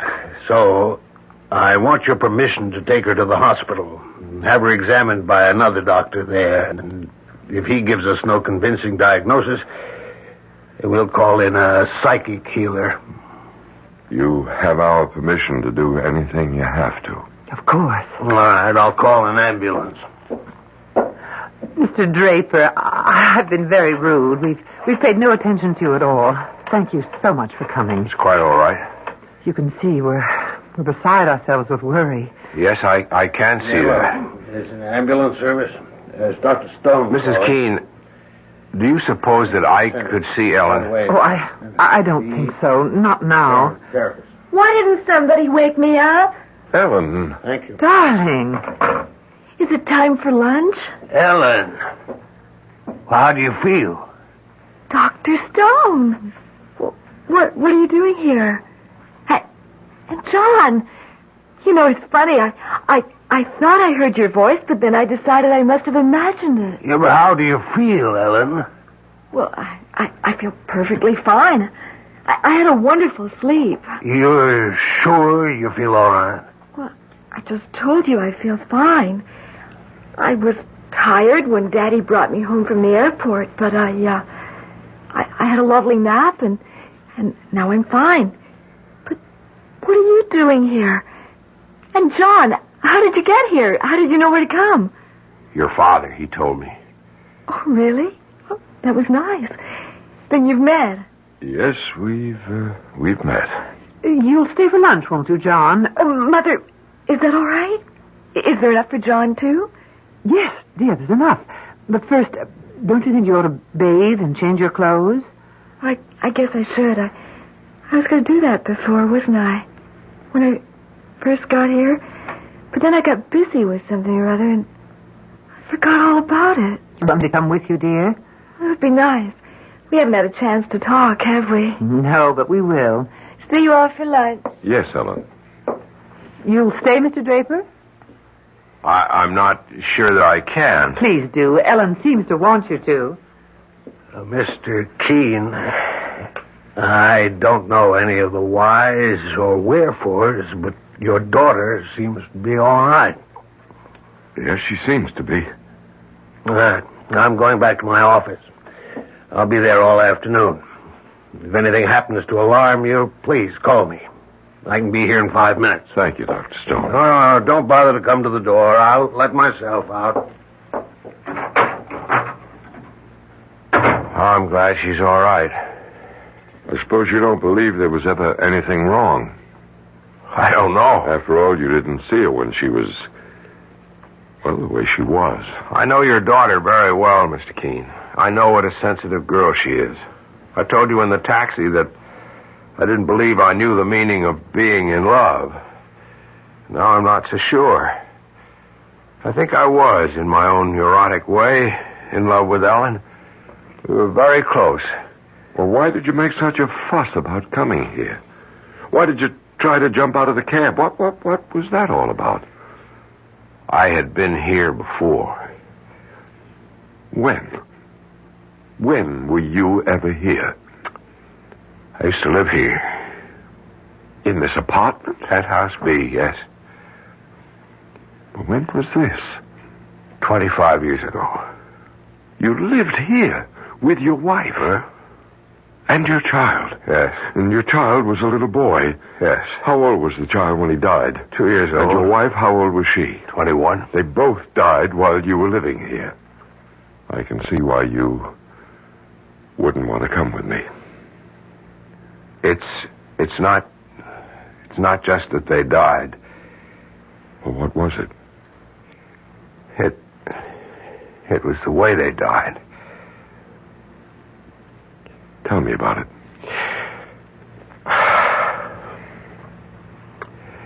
When I came back from Europe, I started up in business again. The business which the war had so rudely interrupted. I was determined to work my way up the ladder again, and I threw myself into my work. I think my wife felt neglected. Truth is, I did neglect her. But it wasn't just my neglect. She was a foreigner. Even after 3 years, she hadn't learned to speak English.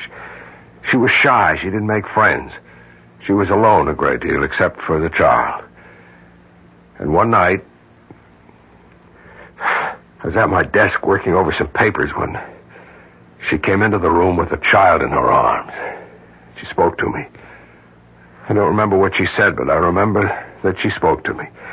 I had every intention of answering her. But I didn't want to be bothered at that precise moment.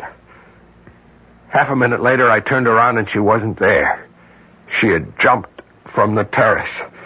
She had jumped from the terrace with the child in her arms. Good Lord. Do you think it's possible... I know how far-fetched it sounds, but is it possible that the little boy Ellen told us she had to look after was the ghost of your son? I don't know what else to think. Do you? Tell me something. What nationality was your wife? My wife is French. It all begins to fit together, doesn't it? When you stop and think about it.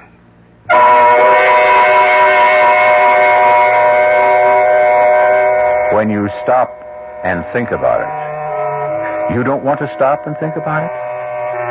That such things don't bear thinking about? All right. Don't stop. Go right on doing the things you've always done. Waking in the morning, putting in the hours until it's time to go to sleep again. Don't, for an instant of your busy day, think about such things. But that won't make the things go away. Now, will it?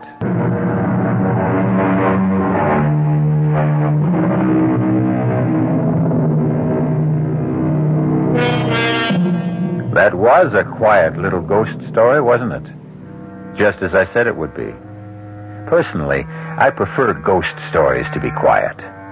For ghosts, generally speaking, having no physical equipment, tend to be quiet. But like so many living people who are quiet, ghosts are also tenacious and persistent. And they are everywhere. Our cast included Rosemary Murphy, Arnold Moss, Mason Adams, Corinne Orr, and Robert Dryden. The entire production was under the direction of Hyman Brown. This is E.G. Marshall inviting you to return to our Mystery Theater for another adventure in the macabre. Until next time, pleasant dreams.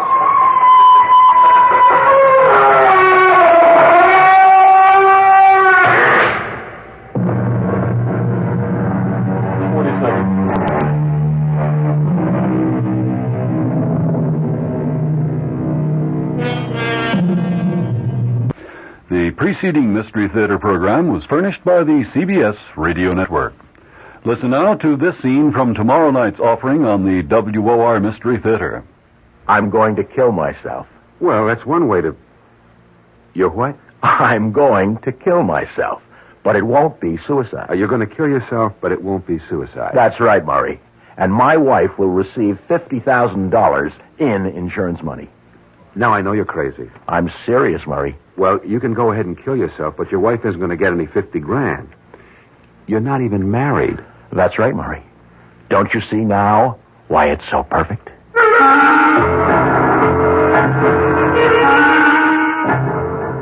Dressed to Kill stars Robert Morse and will be heard tomorrow night on the WOR Mystery Theater, following Fulton Lewis at 7 o'clock. Your dial is set for 15 minutes of late news with John Scott reporting. I'm E.G. Marshall. I've been waiting for you. Welcome to the world of suspense, imagination, a world where nothing is impossible and everything...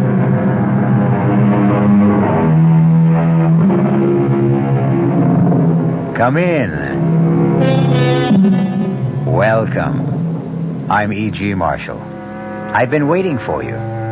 Welcome to the world of suspense, imagination, a world where nothing is impossible and everything is foolproof.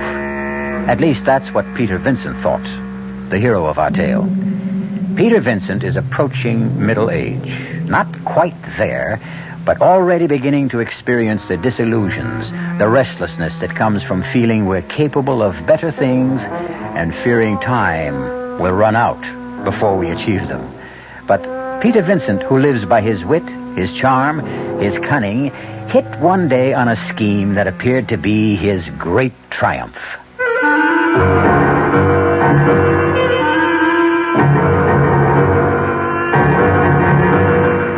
Our mystery drama, Dressed to Kill, was written especially for the Mystery Theater by Bob Juran and stars Robert Morse. It is sponsored in part by New Sugar-Free Diet 7-Up and Buick Motor Division. I'll be back shortly with Act One. And now, another story of the ball and chain, as Kellogg's Special K presents The Library. Welcome to the public library. May I help you, sir? Yes, I'd like to check out... Famous Laundromats of the World by Audrey Schnorbart. Sir, excuse me, but isn't that ball and chain you're wearing just like the ones they use in the Kellogg's Special K commercial? This ball and chain? Yes, that one. How are you going to get rid of it? Well, lots of good exercises, and by eating smart at every meal, starting with the Special K breakfast. Don't you have to watch your calories? Yes, and the Special K breakfast is less than 240 calories. Less than 240 calories? Right. A 1-ounce bowl of high-protein Special K, 4 ounces of skim milk, tomato juice, and coffee. It's really tasty, and it's going to help me get rid of this ball and chain. I'd say it's long overdue, get it? Your happy ending could begin with the Special K breakfast from Kellogg's. North Jersey is certainly getting a higher yield this spring, especially with Suburban Savings Special High Yield Savings Certificate that you can raise for fun and profit.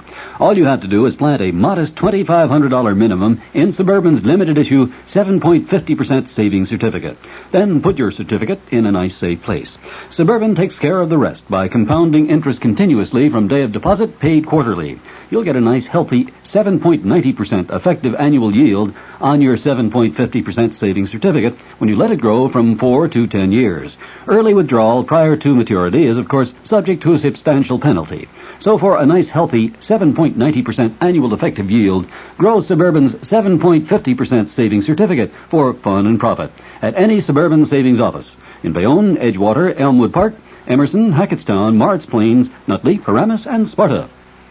There is no mystery about the morning when you come rambling with gambling. Good evening, mystery fans. This is John Gambling, and every morning, Monday through Saturday, here at WOR from 5 a.m. till 10, we get the crew together to try to put the morning together for you, to tell you what the weather's going to be like, whether there's heavy traffic coming into the city, whether the subways and the commuter trains are running. Bob Harris is in WOR's Weather Center every morning with all that very complicated equipment that he has to help prognosticate the day's weather. We cover sports completely with Don Cricky. In the news department, Peter Roberts, Henry Gladstone, and Harry Hennessy. And up in the helicopter, George Meade or Fred Feldman, keeping an eye on the traffic scene. So altogether, we do try to take any mystery out of the morning. And just to brighten up the beginning of your day a little bit, I think we have some kind of nice, listenable, and tuneful music. So tune in tomorrow morning or any morning for Rambling with Gambling. Now, back to the mystery.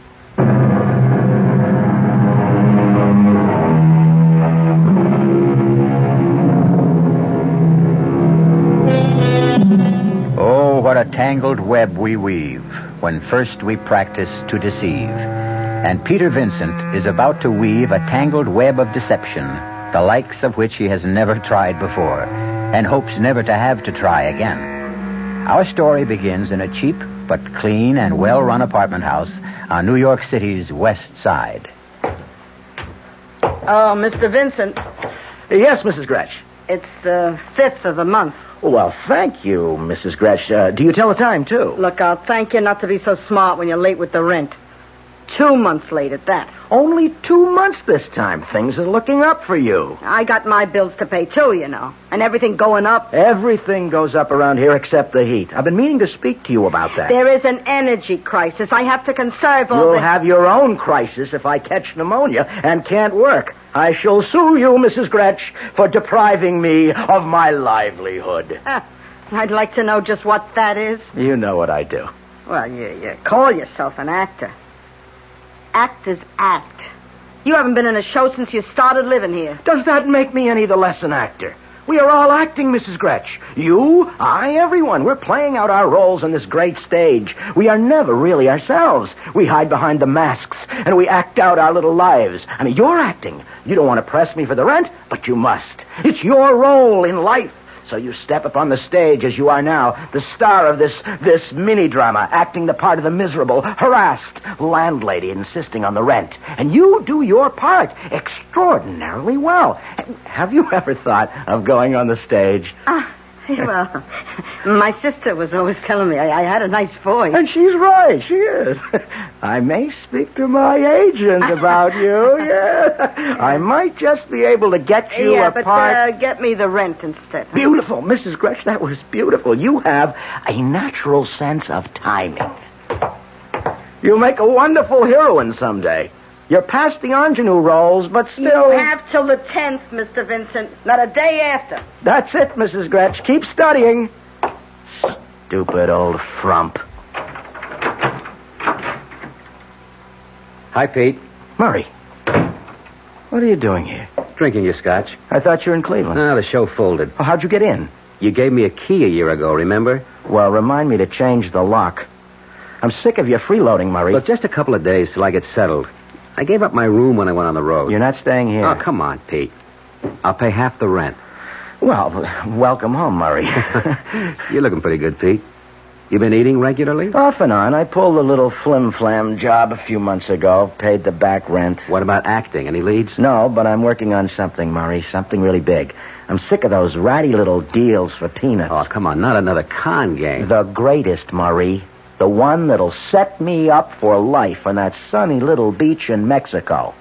I'm going to pull one last gigantic hoax and then retire. I mean, just settle down for life. I've been thinking about it for months. Great.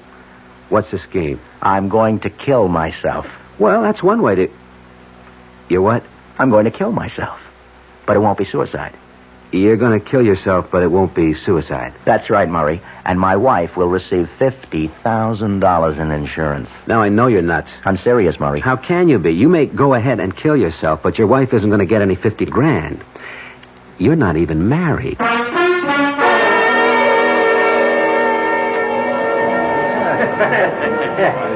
I'm going to have another martini while I try to focus in on this. It has to work, Murray. It's foolproof. Nothing is foolproof. I've been looking at it from every angle, and the more I look, the more I'm convinced it's going to work. Now, Peter Vincent will die. His wife will disappear forever, and I'll come out of the whole thing with $50,000. Let me get this straight. You're going to fake your own death and then impersonate your wife to collect the insurance? Precisely. I've got a $25,000 double indemnity policy. I've had it for years. I got it back in the better days when I was working regularly and traveling a lot. My mother was a beneficiary. But after she died, I just never did anything about changing the policy. I kept it up. You're not only out of work, you're out of your mind. No, listen, Murray. When I thought of this thing last year, I went and changed the beneficiary on that policy. I made up a name, Tina Vincent. The beneficiary is Tina Vincent, wife of the deceased. I've just been waiting, letting enough time go by so it looks legitimate. Well, it's a blockbuster, all right. If you get away with it, there are a lot of things to consider. How are you going to pass for a woman? The impersonation is the main... Yeah, that's it. Can you be convincing? When I put my mind to something, I can be very convincing. I don't believe it. Where did you learn to talk like that? I used that voice in a nightclub act a couple of years ago. Well, it's perfect. It's a perfect dame. Say something else. It was sweet of you to invite me to dinner, Murray. Oh, Murray, pay the check and let's just get out of here. Fantastic. Well, the first thing to do now is create, Tina Vincent. Now, will you help me, Murray? Hey, give me that voice again. That really spooks me, hearing that dame's voice coming out of you. Well, that's because you haven't seen me at my best, Murray. Wait till I'm dressed for the part.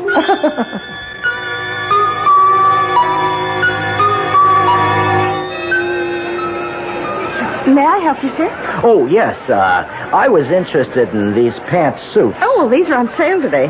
Is it a gift for your wife, perhaps? Yes, you might say that. For my wife, yes. Oh, well, how nice. Oh, what's her size? A size? Oh, about, like mine. Like yours? Oh, rather tall, then, huh? Decidedly. Oh, let me see. I'd say about an 18 tall. And if it doesn't fit, you can always bring it back. Fine.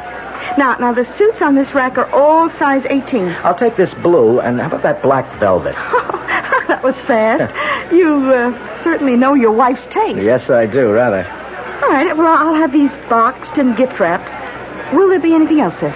Yes, as a matter of fact, she's been wanting a new wig. Oh, yes, sir. Step this way. Next counter down. Now, what does she wear? Blonde, brunette, black? Oh, dear me, yes. Funny, I've never really noticed. Oh, well, what's her coloring like? Fair? Dark? Fair. Like mine, almost. Oh, uh-huh. Oh, this frosted blonde would be perfect. Yeah. Oh, this one, yeah. Yes, I think that would do.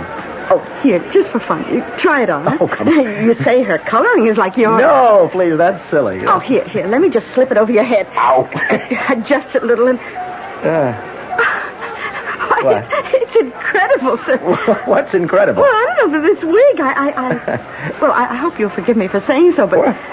With that wig on, you could pass for a rather attractive woman. Really? Yeah, except for one thing. And what's that? Well, your mustache.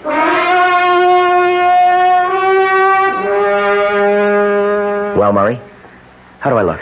Like a tall Doris Day. Come on, will you? Come on, what have I forgotten? Now, what is wrong with this whole image? Nothing. I gotta admit, it's perfect. Yeah. Have I got on too much makeup? No, I don't think so. Lots of women go in for heavy makeup. Well, there's only one sure way to find out. The acid test. Go out in public. Precisely, because I've got to be convincing as a woman before I've gone too far. Where are you going to start? Well, first I'm going to open a bank account. I've got to establish some sort of identity for Tina Vincent. Just impersonating a woman isn't good enough, because when I get down to the final act, applying for the insurance, I've got to prove that I really am Tina Vincent. I've got to have identification. You sure have thought this thing out, Pete. I've been planning it for almost a year. Well, I'm going to start with the bank. Oh, lend me $50, will you? No, I promise you'll get it back in spades when this whole thing's over. Yeah, when you're in Mexico, you mean. Come on, Murray. Be a patron of the arts, huh? Where's your imagination? Now, come on. Don't let a little thing like a few bucks keep us from carrying out one of the greatest schemes of all times. No wonder you don't have to work. Okay. Here. You won't regret it. You want to come along and watch the fun? I wouldn't miss it for the world. I paid $50 for that reserved seat.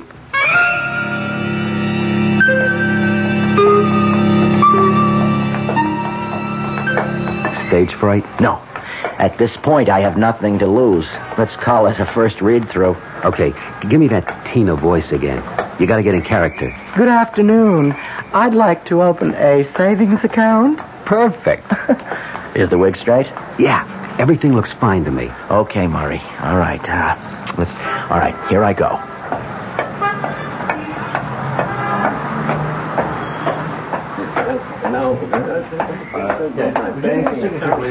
I beg your pardon? Good afternoon, madam. May I help you? Yes, I'd like to open a savings account.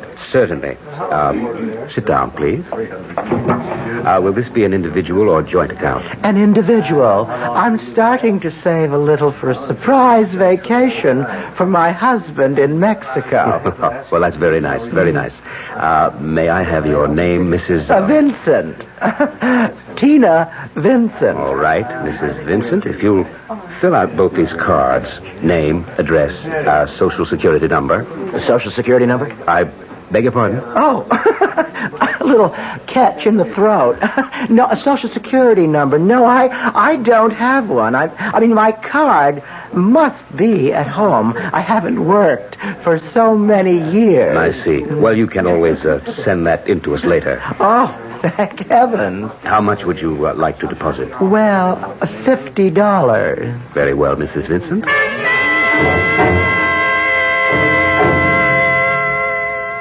You should have seen his face when I dropped back to my own voice for that horrible second. Did he realize? I don't think so. He was startled, but I carried it off.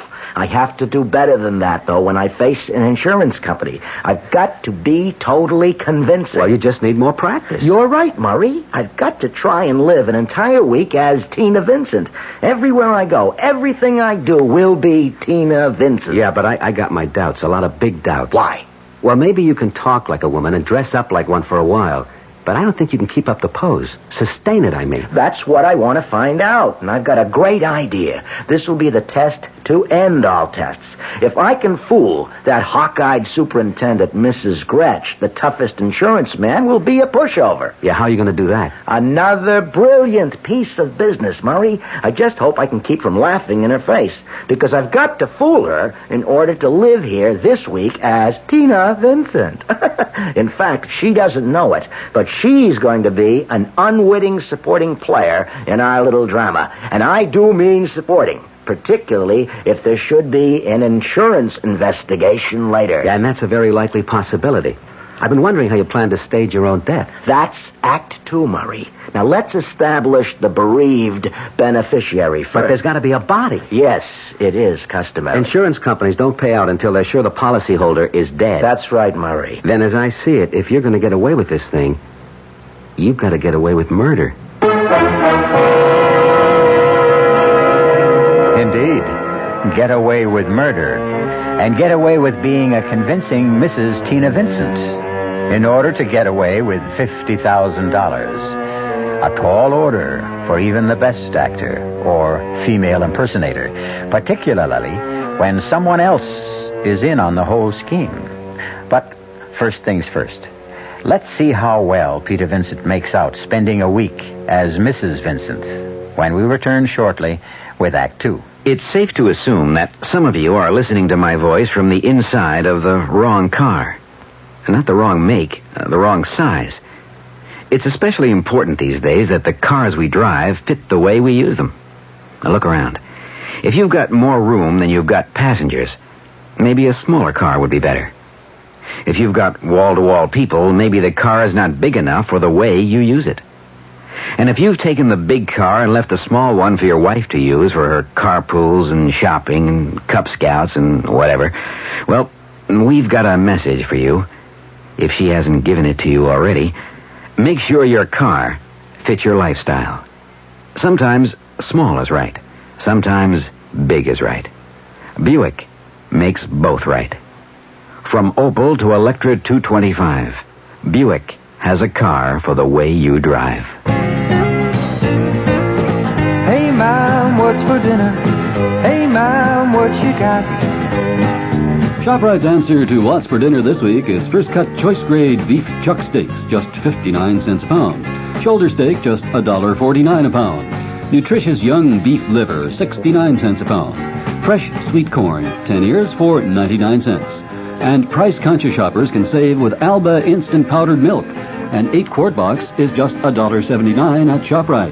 That's well under 25 cents a quart. For more What's for Dinner ideas, visit your nearest ShopRite and save. She loves her family. She wants the best. She does all that she can do. She lets ShopRite do the rest. Hey, Ma, what's for dinner? ShopRite has the answer. This is WOR New York, an RKO General Station, your station for Mystery Theater.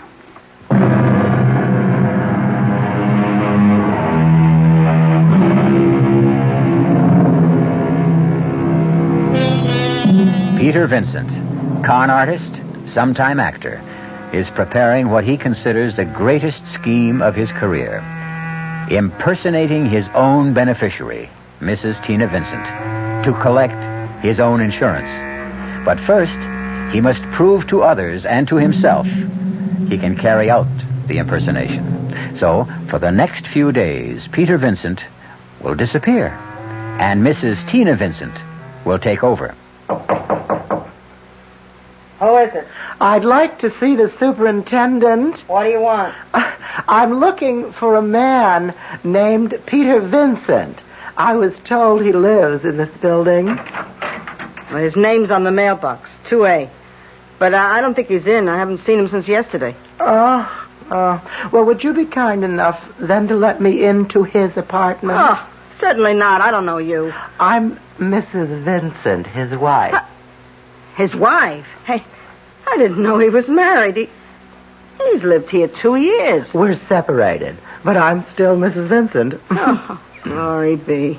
What next from that man? I know Mr. Vincent wouldn't mind your letting me in. He doesn't know I'm in town. I want to surprise him. I'm afraid not, Mrs. How do I know he'd be glad to see you? Look, if he wants you in his apartment, he'll be the one to let you in. Well, of all...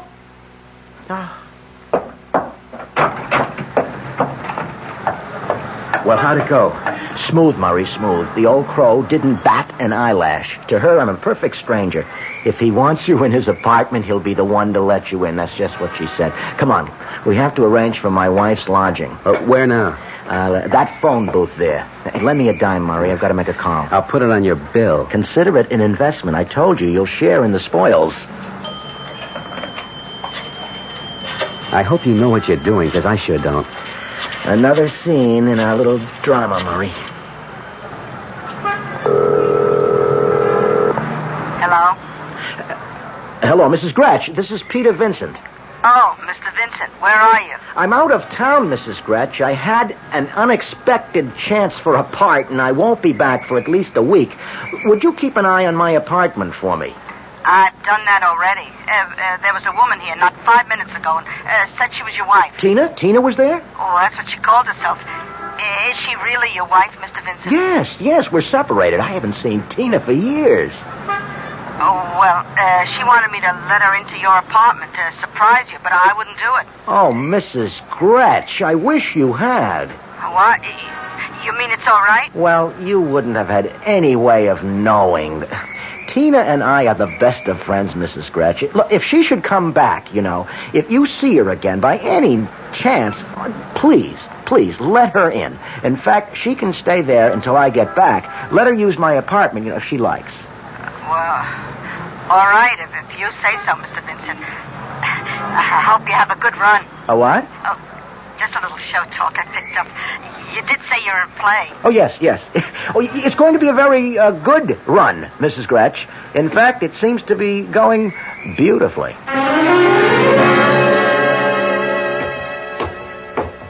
Oh, just a minute, sir. Yes? I know you've been staying with Mr. Vincent, but now things have changed. He's out of town. Yeah, I know. And Mrs. Vincent is occupying the apartment. Tina? You mean Tina's here? And with Mr. Vincent away, I don't think... Oh, don't worry, Mrs. Gratch. You didn't know. I'm Peter Vincent's brother-in-law. What? Yeah, Mrs. Vincent's my sister. Oh, well, I hope she's not here to make trouble. Mr. Vincent said they were separated. Oh, don't worry. It's probably a reconciliation. They've always admired each other, even though they couldn't live together. I certainly hope so. Stupid old biddy. Tina, it's Murray. Murray, surprise! When did you get into town? Just today. Come in. Oh, good show, brother dear. You know, I'm beginning to enjoy this part. Yes, keep you in practice. And what's next for you? Us, Murray. We're going out on the town tonight. What? That's right. We're going to an East Side bar, and here's what I want you to do.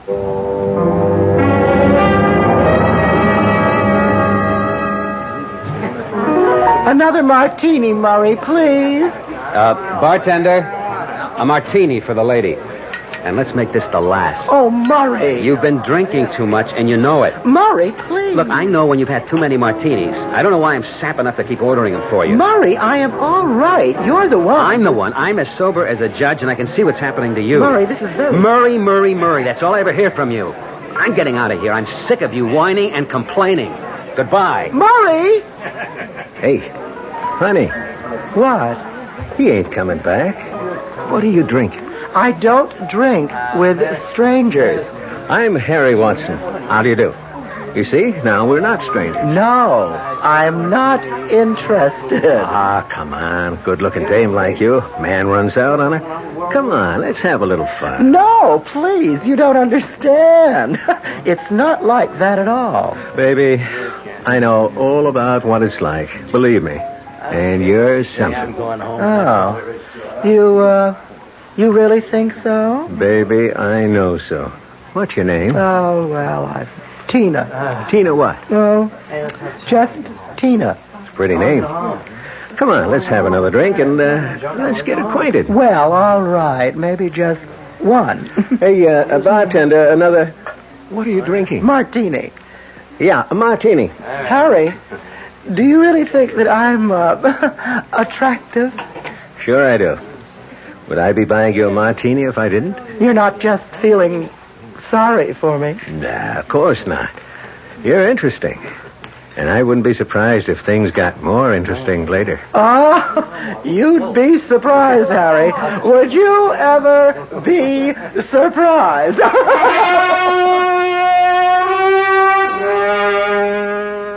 And then what happened? I drank the martini and left. I proved my point.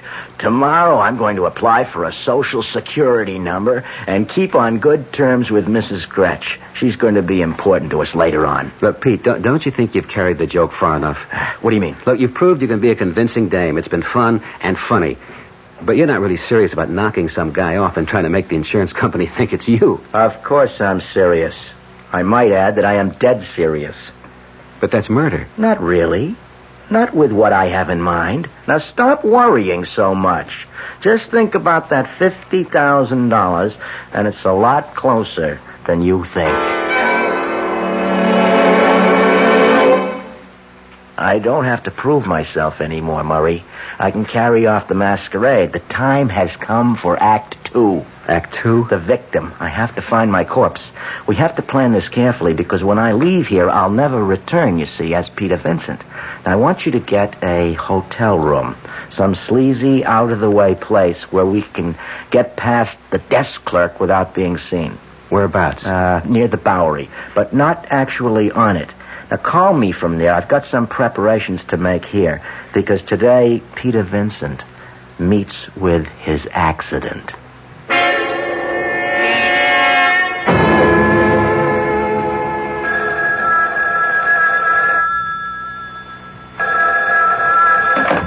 Hello? Pete? Where are you, Murray?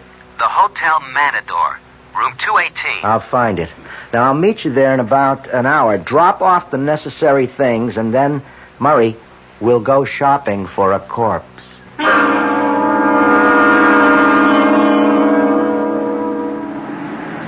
What a neighborhood. Perfect hunting ground. Yeah, if we get out alive.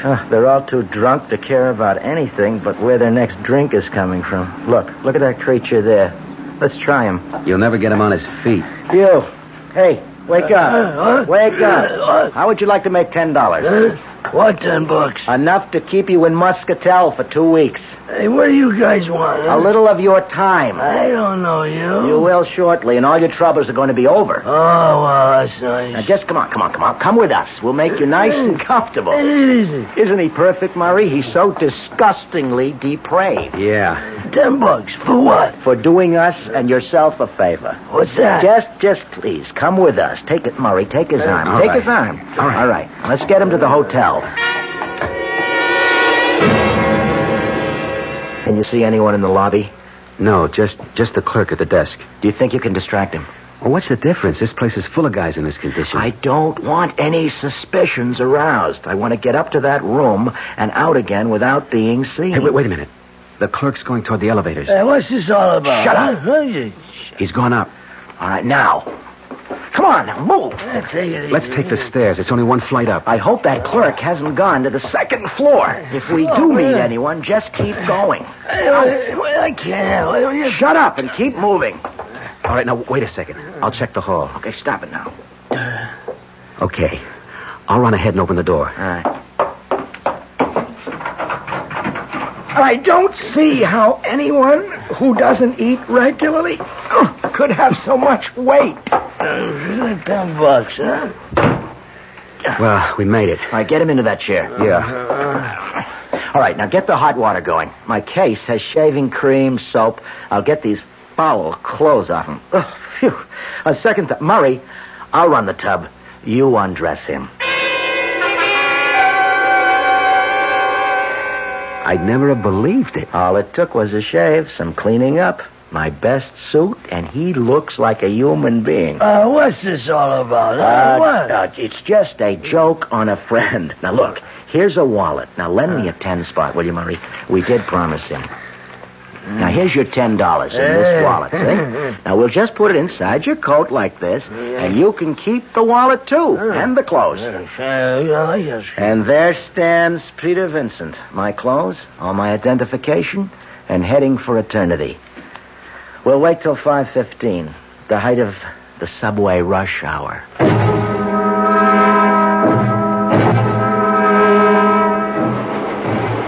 Hey, this looks like home. Move to the rear of the platform, Murray. That way, when the train passes us, it'll be going full speed. Look, this is ridiculous, Pete. We got 200 witnesses. Safety in numbers, Murray. We're lost in the crowd, and not one of them will know what's happened till it's all over. A man falls in front of a subway train. There'll be 30 different versions of what happened. We should have done this at 2 o'clock in the morning. Yeah, then we would have witnesses. We stand out like a red nose. Edge a little closer. I want to lie down. You will very soon. Murray, just before the train reaches the platform, let go of him. We both step back. When he totters and falls, we lose ourselves in the confusion. Isn't there an easier way? It has to be an accident to collect the double indemnity. And I don't want any body left to identify. Just the wallet and my identification. Here it comes. All right, a little closer to the edge. Now step back, Murray. Split, Murray. I'll meet you back at the hotel.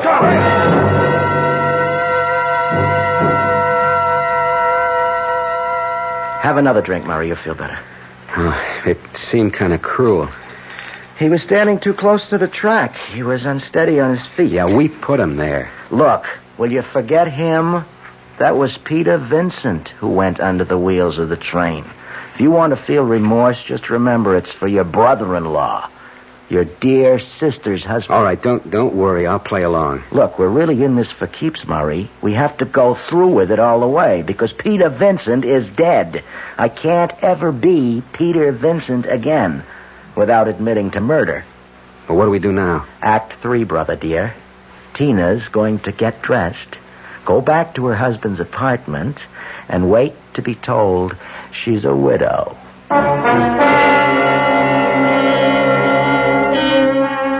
Peter Vincent has certainly got himself into a tangled web.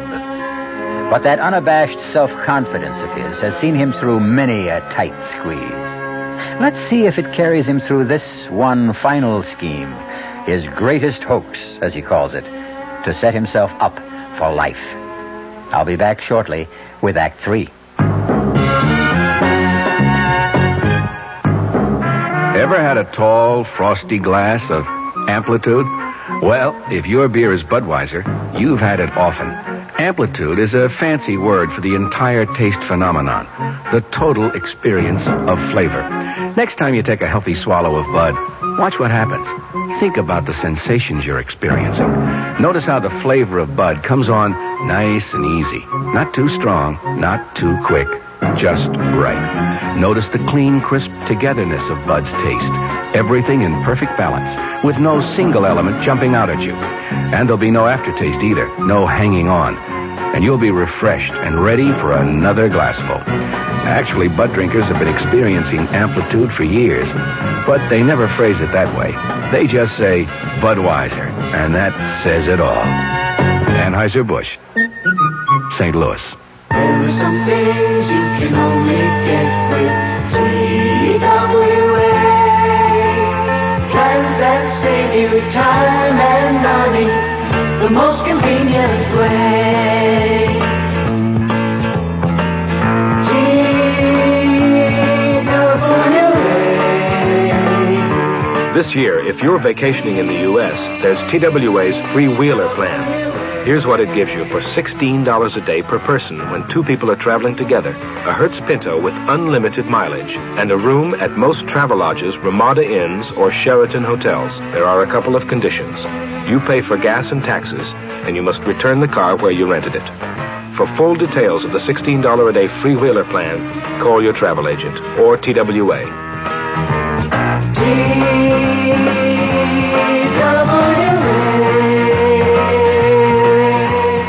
Hello there, mystery cuckoos. Oh, this is Gene Shepard. Oh, speaking of mysteries, as far as I'm concerned, the greatest mystery of them all is the one that you used to see in the old movies. You remember when you were a kid and you'd go on a Saturday afternoon, you'd see these movies with guys like Charlie Chan in them, and there would always be a scene where these people are living in a haunted house that was owned by the dead Duchess or the dead Countess, and there was reputedly ghosts or something terrible there. And this girl is asleep in this bed, and the wind is blowing the curtains. And suddenly, a panel slowly opens up back of her bed, and she's asleep, and a creeping claw comes out, reaching for her throat. Ah! Oh, great Scott. Oh. You'll hear the rest of the story tonight at 9:15 on the Gene Shepard Show, Monday through Friday, of course. The creeping claw will get you. It will get you if you don't watch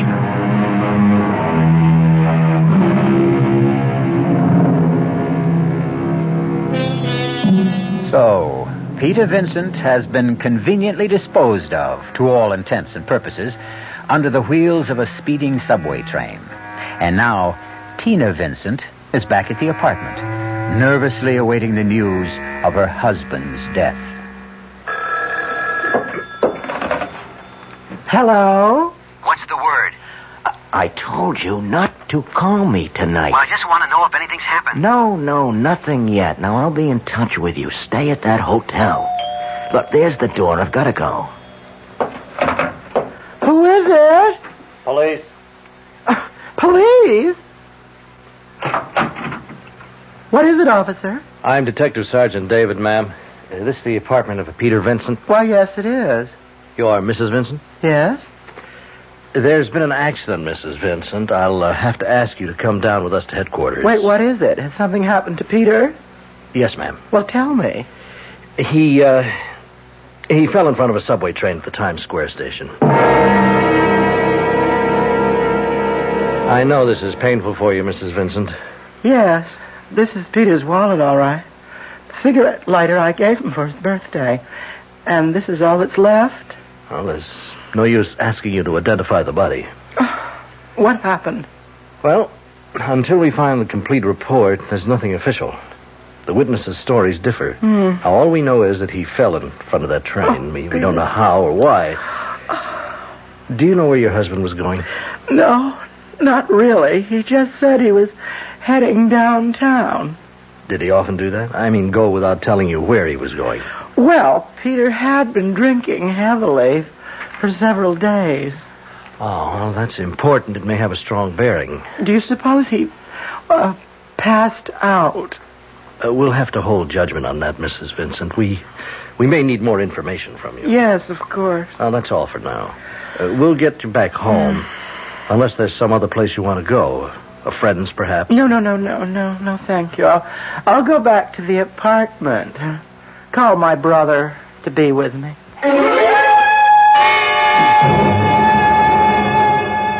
Stop worrying, Murray. You're absolutely in no danger. I'm the one with my neck out. Suppose there is some way to identify that bum. Well, there isn't. The police told me that themselves. There wasn't enough left to identify. That's exactly what I wanted. Besides, it's been 3 days. Hold it. I've got to get in character. Hello? Mrs. Vincent? Sergeant David again. Yes, Sergeant. We're closing the file on Mr. Vincent.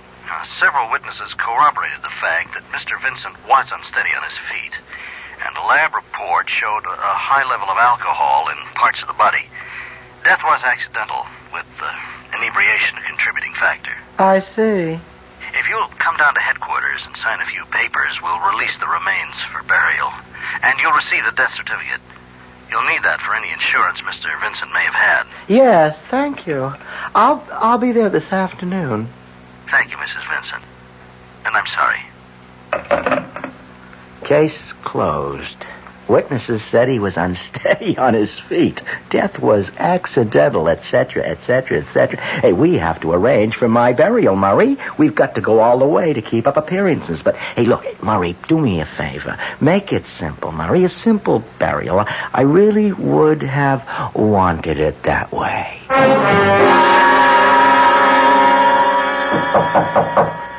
Yes, who is it? I'm from the Independent Insurance Company. I'm looking for Mrs. Tina Vincent. Oh, just a minute. I'm Mrs. Vincent. May I come in? Yes, certainly. Richard Stevens, Mrs. Vincent, my card. First, I want to offer my sympathy. Thank you. I know these times are hard to live through, but the living must go on living. Yes. Mrs. Vincent, you made a claim on your husband's policy with our company. Term life policy number H22098, $25,000, double indemnity. Yes. Is anything wrong? Oh, no. The death certificate was in order. Premiums were up to date. I'd just like to ask a few questions, if you don't mind. I'm afraid that I don't understand. Well, you see, Mrs. Vincent, in accidents of this kind, we just want to rule out certain exigencies. Well, if you have any questions about my husband's death, I'm sure you'll find the answers in the police report. Not all of them. Was your husband given to heavy drinking, Mrs. Vincent? Mr. Vincent drank at times, yes. Was he disturbed about anything in particular? Mr. Stevens, if you're trying to suggest my husband's death was a suicide, you are very mistaken. Well, we always try to get to the bottom of accident cases when there's double indemnity involved. But I think you have a legitimate claim. There's no further problem, then? I don't think so. I'll be running along. When can I expect the check? Well, we'll have it out to you before the end of the week. Good day, Mrs. Vincent. Goodbye.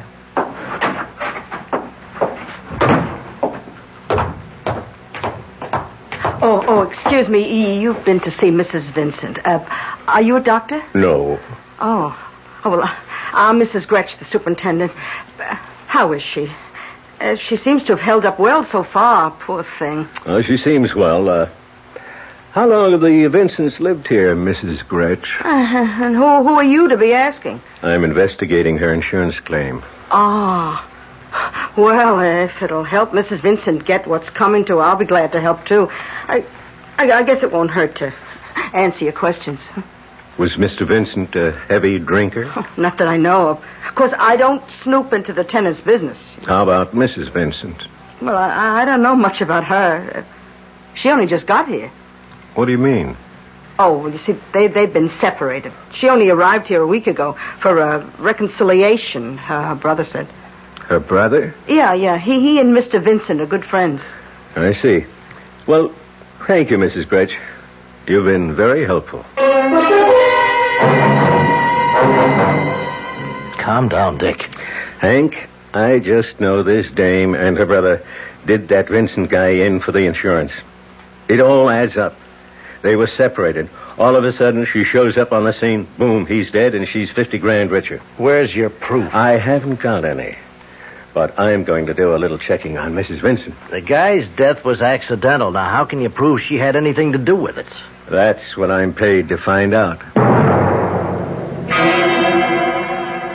This is the first time I've seen you lose your cool. I'm sick of hanging around like this, but I don't dare let down the masquerade. I want to get that money and get out of here. Maybe you should have gone down to the insurance company. Yes? Who is it? Richard Stevens from Independent Insurance. Just a minute. Come in. Thank you. This is my brother, Mr. Wilcox, Mr. Stevens. How do you do? How do you do? I'm sorry for the delay, Mrs. Vincent, but as I said, we have to be careful. When can I expect the money, Mr. Stevens? Well, in the next mail. Now, if you'll just sign this form. Very well. Anything to get this over with. I'll sign here and here. I hope this is the end of it. So do I. Oh, my pen, please. Yes. I hope I haven't inconvenienced you, but you do understand. My sister's been under a great strain, Mr. Stevens. Yes, I imagine she has. Well, good day and good luck. There's something in his manner I don't like. He's paid to be suspicious. Well, he's sure earning his money. Murray, here it is, the check, $50,000. I don't believe it. Mexico, here I come. Murray, I'm on my way to the bank. Make me a plane reservation for Acapulco. Now, I'll be right back to give you your split, and then I'm splitting for sunny Mexico. No, we're going to the bank. You don't trust me, eh? Not at this point in time, no. You know, you are totally unprincipled, Murray. But what would I have done without you? Come on. I'm not even packing. You're welcome to the apartment, the furniture, and Mrs. Gretsch. Thanks. Now for my final performance.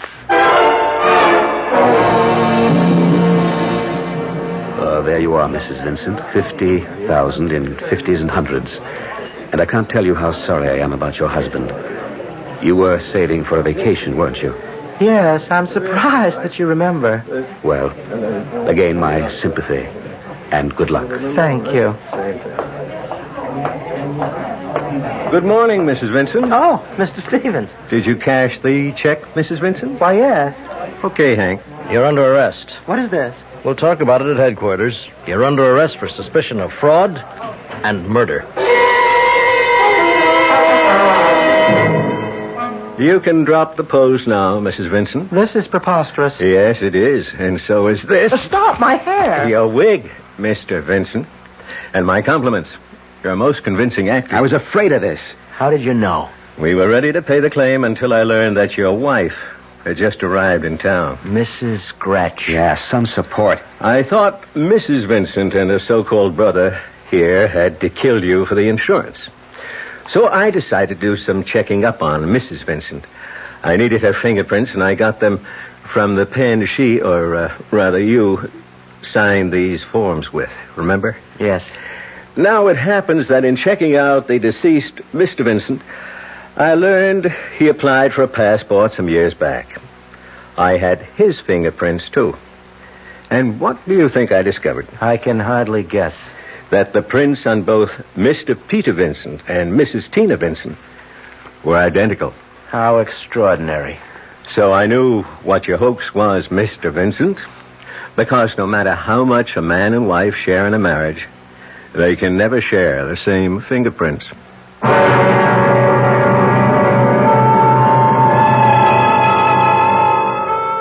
Peter Vincent's greatest hoax indeed proved to be his last. It's too bad he cashed that insurance check, because until then, it was really only attempted fraud.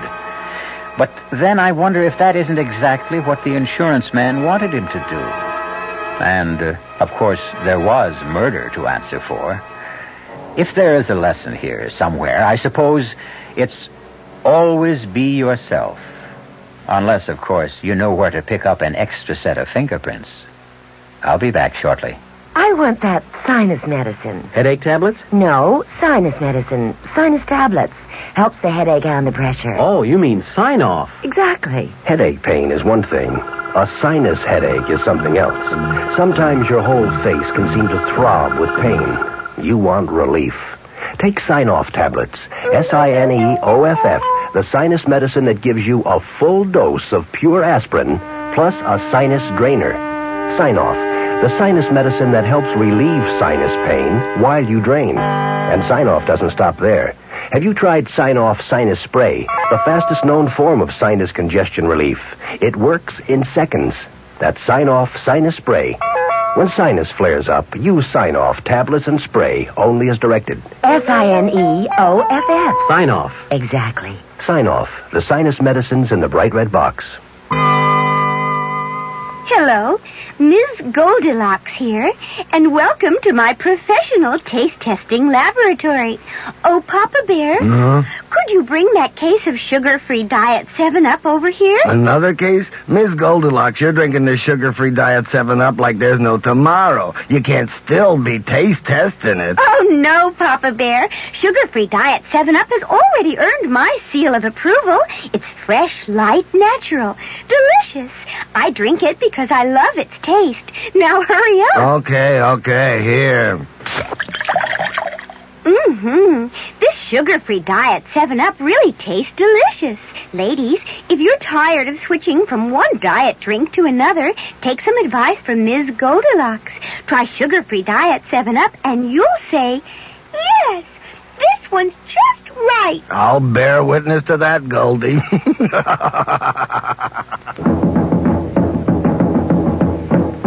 Five-borough Buick dealers are beating the drums for their new trade-in posts. That big car of yours, the one you thought you couldn't give away, well, they want to buy it. You loved that big car when you bought it back in 70 or 71. It served you long and well and cost you hard-earned dollars. Now you figure it's time to trade, but everyone's telling you that big cars are worthless. No one wants a big used car. Not true. Your five-borough Buick dealer needs used cars. Big ones, small ones, all sizes. This very minute, he'll give you hundreds of dollars over your car's listed book value as a trade-in on any new Buick, from Electra to Apollo and even on the Opal. So visit a five-borough Buick dealer today, where you'll get more money for your car and more car for your money. Your trade-in post in Forest Hills is Maury Buick at 11827 Queens Boulevard at Union Turnpike. In Brooklyn, it's Richard Buick at 5102 Kings Highway.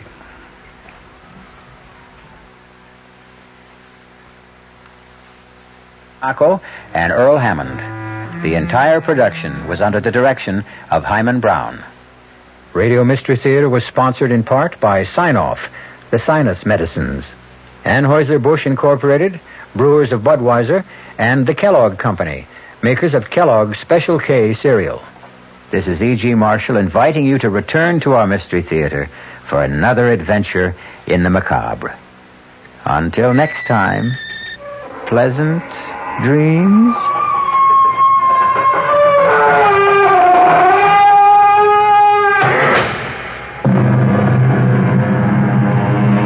The WOR Mystery Theater was brought to you by ShopRite Supermarkets, where you get a lot more for a little less. And by Suburban Savings, with offices throughout North Jersey.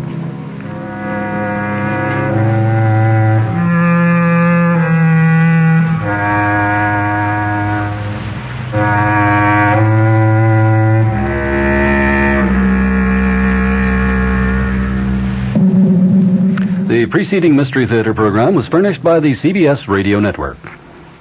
This is Sherry Henry, and paranoia is the subject of my Friday show at 2:15. WOR New York. I'm Fulton Lewis in the Mutual Broadcasting System studios in Washington, D.C. Now, my commentary. There were a lot of new developments on the impeachment and White House Watergate tapes fronts today. First, and perhaps foremost, the House Judiciary Committee notified the president today that it might consider his refusal to supply subpoenaed Watergate evidence an indication that the material is damaging to his position. Also on the committee's agenda was consideration of issuing subpoenas for still more material for its impeachment inquiry. In its letter to the president, the committee also warned that his refusal to obey its subpoena could be taken as a ground for impeachment. The letter, approved by a 28-10 vote, called the president's refusal a grave matter. It then said, quote, "In meeting their constitutional responsibility, committee members will be free to consider whether your refusals warrant the drawing of adverse inferences concerning the substance of the materials, and whether your refusals in and of themselves might constitute a ground for impeachment." After that committee vote, White House Press Secretary Ron Ziegler said that the committee's contention is not a valid inference. He added, "A vote on impeachment should not be based on an inference. It should be based on a complete assessment of the information before the committee." The committee, meeting in open session the day after it completed the first phase of its impeachment inquiry, rejected proposals for a harsher response and also to get a court ruling on the controversy. Alabama Democrat Representative Walter Flowers called the letter a reasonable response to what I feel is an unreasonable response by the White House. Illinois Republican Representative Robert McClory said that in subpoenaing tapes of Watergate conversations, the committee acted only out of duty, not to strengthen or weaken the office of the presidency. He added, "We acted to expedite the resolution of our inquiry, not to delay it. We acted ultimately to restore confidence in the office, not to destroy confidentiality." Asked what the practical effect of sending that letter would be, John Doerr, the chief counsel for the impeachment inquiry, said, "The legal effect of this letter will be to put the President of the United States on notice that the committee has concluded that he has disobeyed its subpoena." In a letter to Chairman Peter Rodino, dated May 22nd, Mr. Nixon said that he would not obey committee subpoenas demanding tapes of 11 Watergate conversations and records of presidential appointments over an 8.5-month period. The president wrote to Rodino, quote, "The committee has the full story of Watergate insofar as it relates to presidential knowledge and presidential actions. Production of these additional conversations would merely prolong the inquiry without yielding significant additional evidence." The president said he not only would not produce the subpoenaed material, but that he would reject demands for Watergate evidence that may be called for in such further subpoenas as may hereafter be issued. There was one other development today on the Watergate front. U.S. District Court Judge Sirica refused to allow the House impeachment inquiry to hear portions of 4 tape recordings, for which President Nixon has claimed executive privilege. The judge said that he was actually powerless to meet the request of the committee that was made orally on Tuesday in a closed chambers conference. The judge last December 19th upheld the privilege claims regarding the 4 tapes. The committee had asked all federal judges with Watergate and related cases to allow it access to material sealed from public record. Judge Sirica said that he had honored most of the requests in cases before him after conferring with the White House, the prosecution, and defense attorneys. The originals of the 4 tapes involved 2 conversations on June 20th of 1972 and 1 each on June 30th and September 15th, are all in Judge Sirica's private custody. Copies of the tapes, minus the portions deemed privileged by the judge, went to the grand jury and to the House Judiciary Committee. From the Mutual Studios in Washington, I'm Fulton Lewis, and that's the top of the news as it looks from here.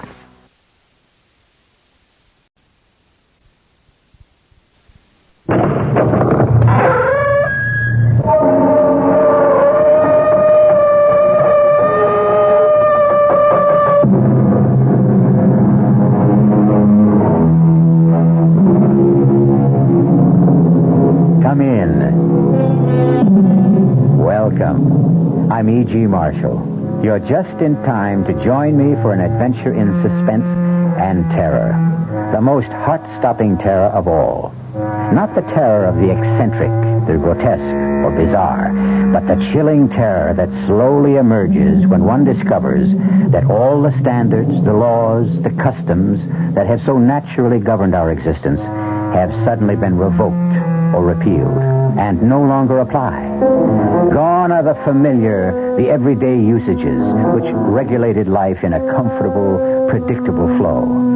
And you are suddenly confronted with a living nightmare of chaos and anarchy. Our mystery drama, To Kill with Confidence, was written especially for the Mystery Theater by Sam Dan and stars Marion Seldes.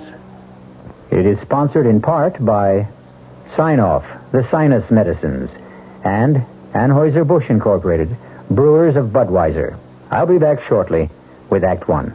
I want that sinus medicine. Headache tablets? No, sinus medicine. Sinus tablets.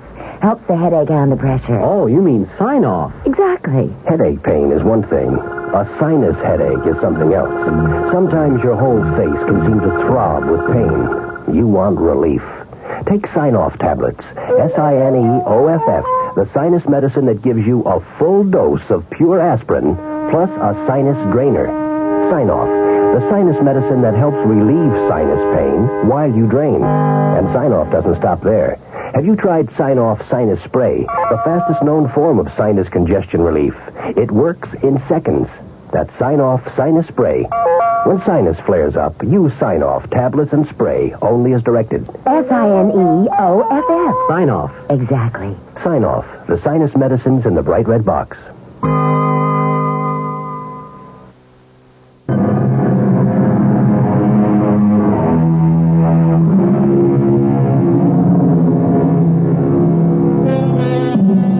There are men who give more solid thought to the choosing of a car than to the selection of a wife. There are girls who will take more time and care in deciding on a fall outfit than in picking a husband. Who is to blame? A good deal of it can be placed on the shoulders of society, which somehow tries to imply that marriages are made in heaven. This being the case, why bother being too careful down here below? At any rate, let us consider this extremely attractive, newly married young couple driving along a superhighway near a Midwestern city. Why don't we get off the turnpike, darling? Is anything wrong? No, I just thought I'd like a change of scene. Okay, next exit. You're an angel. Well, it's getting on toward lunchtime, and I think this is a town where they have a place that serves the most fantastic sauerbraten. Really? Mm-hmm. A landmark. You know, one of those terribly authentic restaurants. Ruth, dear, you are in for a treat. Except for one thing. What's that? I happen to despise sauerbraten. Uh-oh, I'm sorry. Oh, don't be sorry, dearest. You and I, we'll never have days like this again. Days like what? Well, let's call them days of discovery. Days of getting to know each other. Days of finding out about each other. Such as, you don't like sauerbraten. What don't you like? Oh, I like everything. Even artichokes? Especially artichokes. You'll have absolutely no trouble feeding us. I think that's why I fell in love with you. You're so even-tempered. Oh, no, you don't know that for a fact. I may have been on my best behavior all this time. Well, I just can't picture you as anything but... Well, but what? Sweet. Calm. Nice. Well, I tried to keep my temper. I learned what it can mean to lose it. Oh, what happened? Now, that was a long time ago, darling. I found out what it can mean to lose your sense of balance and values, and, well, I plan to make amends for all that. Do you want to talk about it? No. And I'll tell you why. Oh, no, you don't have to explain. No, what I'll have to do is explain why I won't explain. Can you follow that? Sure. I have to put it all completely out of my mind. I have to go so far as to convince myself that it never even happened. I understand. And I may have one or two deep, dark secrets of my own. Well, keep them. That's what I dreamed about, to start a fresh, brand new, clean slate. Agreed? Agreed. Now, I'll tell you what let's do. Let's have sauerbraten anyhow. Oh, no. No, you have it. I'll order something simple like hamburger. Oh, no, not in this place. Why? Well, you won't enjoy lunch. The waiters are such frightful snobs if they sense you're not there for the specialty. Oh, it's that kind of a place. We don't have to have lunch there. We can stay on the turnpike. No. Look, here's the exit. Let's turn off. Well, you did have your heart set on... Uh-oh. What is it? Is something wrong? Well, the car. I think it's that mysterious vibration. Do you hear it? I don't know. Well, that funny noise. Oh, Leo, darling, to me these things sound funny all the time. Is it something serious? I hope not. Well, look, we have 1,000 miles still to go. We'd better have it checked. Yeah, that's a good idea. Oh, but in case it is serious, do we have enough cash? Well, that's no problem, darling. We'll stop off at the first station that honors a transnational credit card. But I thought the card's only good for gasoline. No, all repairs, too. Oh, look, just up ahead, there's a big blue transnational sign that says Frank's Quality Service. Let's pull in and have the motor checked.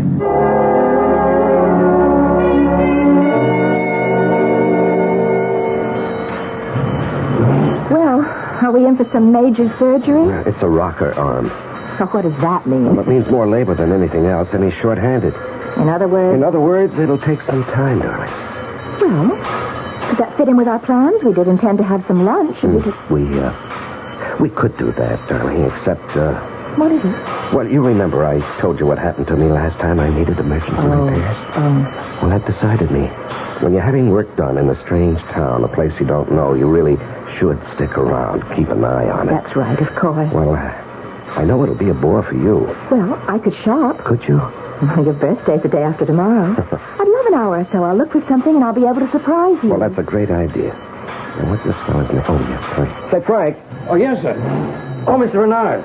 Yeah, what can I do for you? You've got about an hour on my car? Oh, say an hour and a half and be safe. Well, my wife would like to do a little shopping. Well, you're in luck. We got us a shopping center just 3 blocks from here. It's called the Golden Mall. The Golden Mall? Yeah.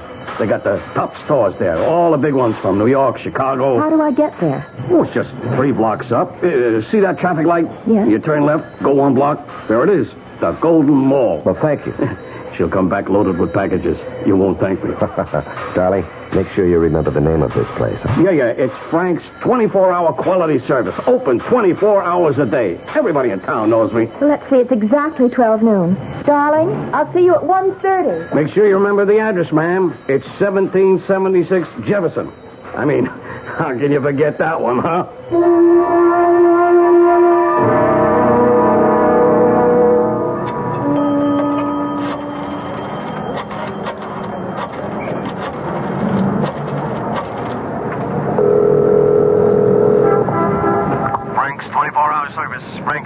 Oh, is Mr. Renard there?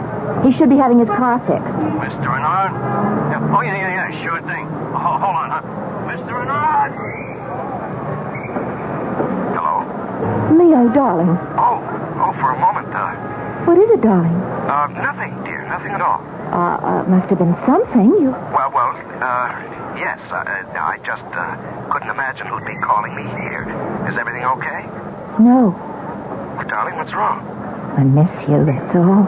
You realize we've been separated for almost 45 minutes? Oh. Do you miss me? Terribly. All right. I just called you up to keep the record clear. Will he be finished on schedule? Mm-hmm. Looks that way. About another half to 3/4 of an hour. All right, I'll be there 1:30 on the dot. I don't like these long separations. Neither do I. Goodbye, darling. Bye.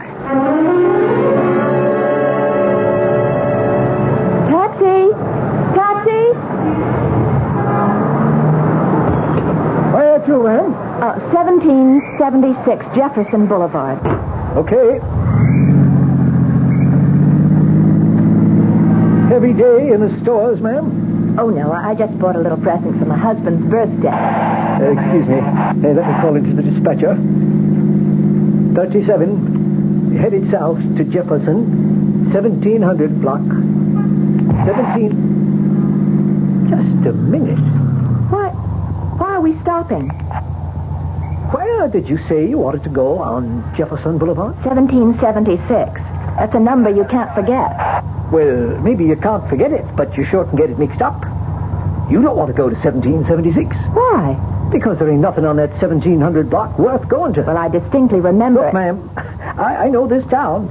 Well, give me a street, any street, I'll run it down. On 1700 block of Jefferson, you got the old foundry, and it's been deserted these past 18 years. And Frank's 24-hour quality service station. No more, you don't. How can you say that? Well, I can say that because Frank's been dead, let's see, it's 3 years now. Well, the sign says... Nobody ever bothered taking the sign down. It's too much trouble. That part of town, you can write it off. Well, I spoke to Frank this morning. No, lady, you didn't speak to Frank. Believe me, nobody's spoken to Frank in 3 years. Well, maybe St. Peter. Although I don't think Frank would have caught up there. My husband is having his car fixed at Frank's right now. Yeah? So would you please take me to 1776 Jefferson Boulevard? But, ma'am... Now, shall I call a policeman or shall I hail another cab?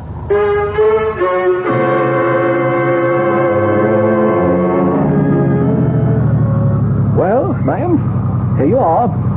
1776 Jefferson. And it says Frank's Quality Service, so I was right. What were you trying to... Look at what else it says on the windows. Those big signs. This property for sale. No. Look, ma'am, the place is empty. It's been empty since Frank died. But it can't be. We were high school pals, Frank and I. Look, I was here just this morning. I was here. I remember going to Frank's wake. We drove in, and those signs weren't up there. There were cars parked and men working in there, and we went to the funeral. He told Leo, my husband, he told Leo that the rocker arm needed fixing. Ma'am, are you sure you want this place? My husband. I left my husband here. No, ma'am, I'm afraid you didn't leave anything or anybody. Leo is in there, in that garage. Where are you going? Can't you see it's locked? It's been locked for 3 years. There's nobody in there. I'm telling you, there's nobody in there. What happened to my husband?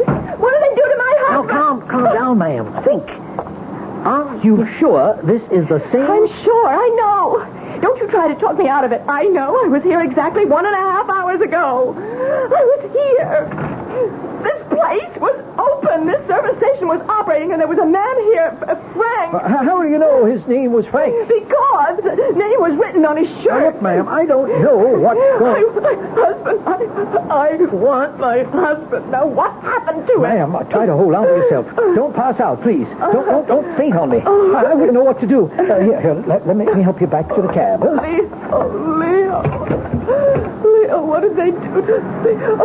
Oh, no. 37. Come in, quit fooling, answer me. This is 37. Get me some cops. Get an ambulance.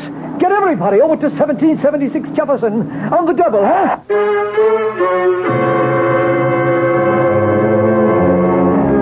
Well, how do you figure it? Frank's 24-hour quality service. Now you see it, now you don't. Nightmare? Illusion? Reality? Which are we dealing with? Could it be a mixture of all three? I'll return with some answers, but also with some more questions when I return in just a few moments with Act 2. Buick introduces a new concept for you to consider in light of all the concern about miles per gallon. Range. Range is what you get when you multiply the mileage your car gets per gallon by the number of gallons your car's gas tank holds. Range is one of the things that help make Buick Apollo such a special small car. It comes from coupling the Apollo's economical 6-cylinder engine with a standard 21-gallon gas tank. It holds a lot, but it doesn't use a lot. Look into the Apollo. It's the Buick of small cars. Hello, this is Goldilocks. It seems like only yesterday that I was a little girl tasting porridge. You know, this one's too hot. This one's too cold. And now I conduct taste tests on diet drinks. And there's one I must tell you about. Sugar-free diet 7-Up. It has a fresh, natural, delicious taste. It drives my taste-o-meter crazy. Sugar-free diet 7-Up. This one's just right. Hey, ma'am, what's for dinner? Hey, ma'am, what you got? Don't miss ShopRite's Big Dairy Deli Value Jubilee. Some of the great values include ShopRite butter, 1-pound brick, 69 cents. Tropicana orange juice, half-gallon carton, 59 cents. Oscar Mayer bacon, 99 cents a pound, and much more. Big values in the meat case, too. ShopRite Grade A whole frying chicken, just 35 cents a pound. Split or cut up fryers, 39 cents a pound. Roasting chickens up to 4 pounds, 39 cents a pound. Get a lot more for a little less this week at your ShopRite. She loves the family. She wants the best. She does all that she can do. She lets ShopRite do the rest. Hey, Ma, what's for dinner? ShopRite has the answer.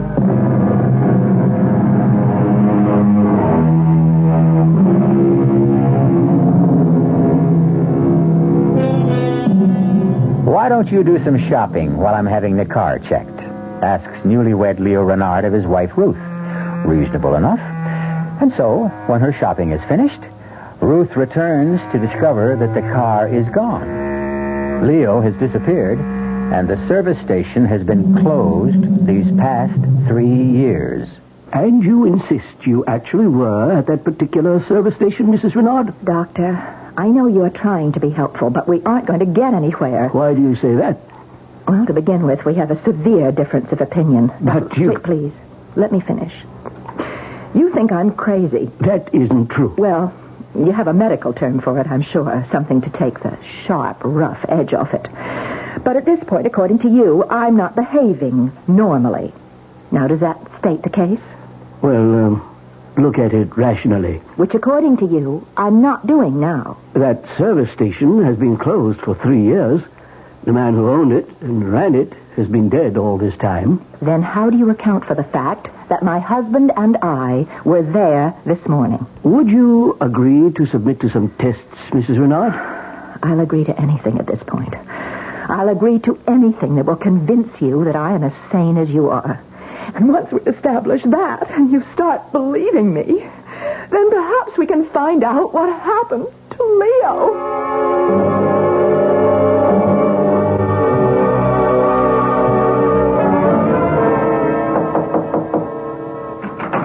Yes? May I come in? Who are you? Lieutenant Powell, City Police. Oh, suppose you can come in. What do you want? I want to help you. Well, you won't help me by telling me I'm crazy. Why would I do that? Because that's all the others can think of. Well, to begin with, you don't look crazy. Well, thanks. Do you have any influence around here? A little. What do you need? What I need is to get out of this hospital. What you need is rest. What I need is my husband. I spoke to the doctors. What did the doctors say to you? You're suffering from shock. I'll buy that. You evidently can't face the fact that your husband has deserted you. No, that's off the mark. All right, tell me about it. Oh, I've already told it to 3 different police officers. Yeah, but I'm the one that counts. How long were you married? 2 weeks. Where? Is all this important? Everything's important. We were married in Reliance City. By whom? Well, what is that? By whom? The Justice of the Peace. His name? His name was Dunley. No, Dunleavy. Well, that's what the sign said. Emmett Dunleavy, J.P. How long did you know your husband? Well, it was one of those love-at-first sight things.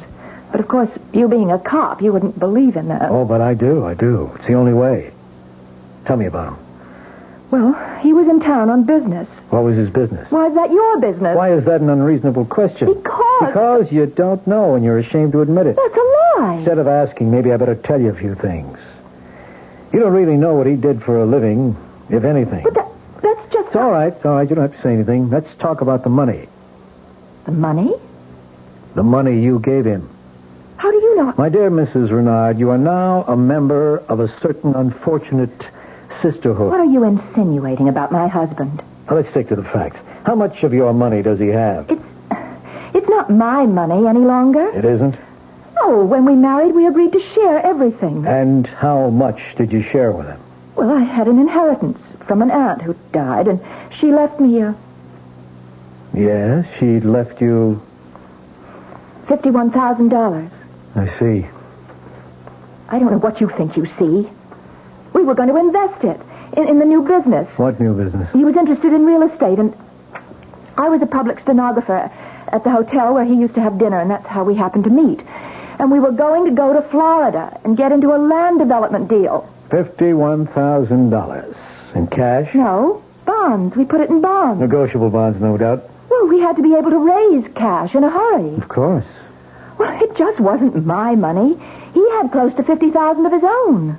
You know this for a fact? Well, that's what he said. Look, Mrs. Renard, I want to help you. I want to find him. Hopefully we can recover all, or at least some, of your money. Why do you insist that he ran out on me? I've told you what happened. You simply can't face the truth, can you? And you've created an hallucination about a garage. Don't you start behaving like a psychiatrist, too. Now, look, the sooner we get you to face reality, the sooner we can get you to think rationally and maybe give us some leads. Look, I told you. What we have to do is get rid of this service station delusion of yours. But it isn't a delusion. I spoke to the doctor.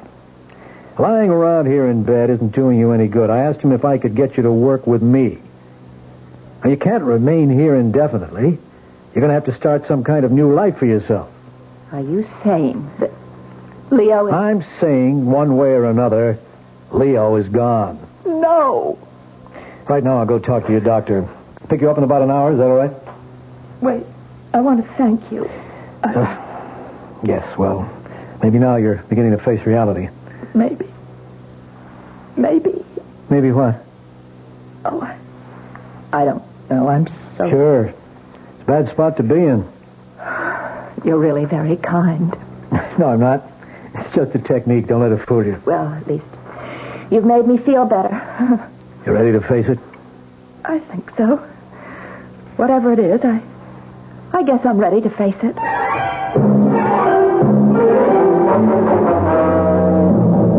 You wanted to see what Mrs. Renard was carrying when she was brought here, Lieutenant? It's important, Doctor.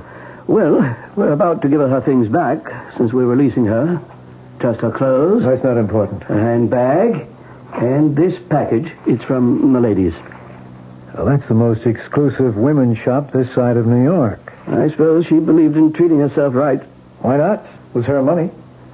Anything in the handbag? Oh, the usual odds and ends. Papers? We couldn't find any. Driver's license? Nothing. No credit cards. No identification. Oh, now that doesn't sound right.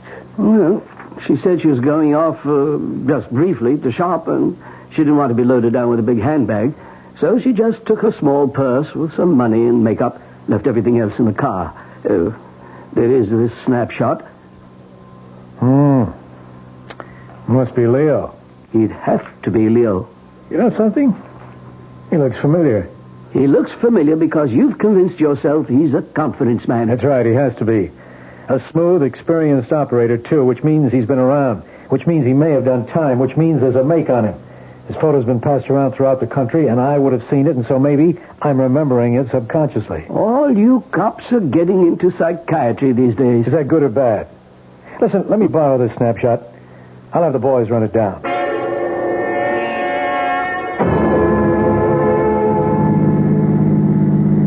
Yes, Lieutenant, I've decided. I've called a hotel. I'll take a place there, and when my money runs out, which will be pretty soon, I can find a job. I intend to stay here until... Until what? Until I find Leo, or learn what happened to Leo. Now, you say you were married by a justice of the peace in Reliance City. That's right, and I'll never forget the man's name, Emmett Dunleavy. That's what the sign said in front of his house. Who recommended him? I mean, how did you know to go to him? Well, we got our license, and we were driving along, and we saw the sign. Who was driving? Leo. Go on. Well, that was it. We went inside, and we were married.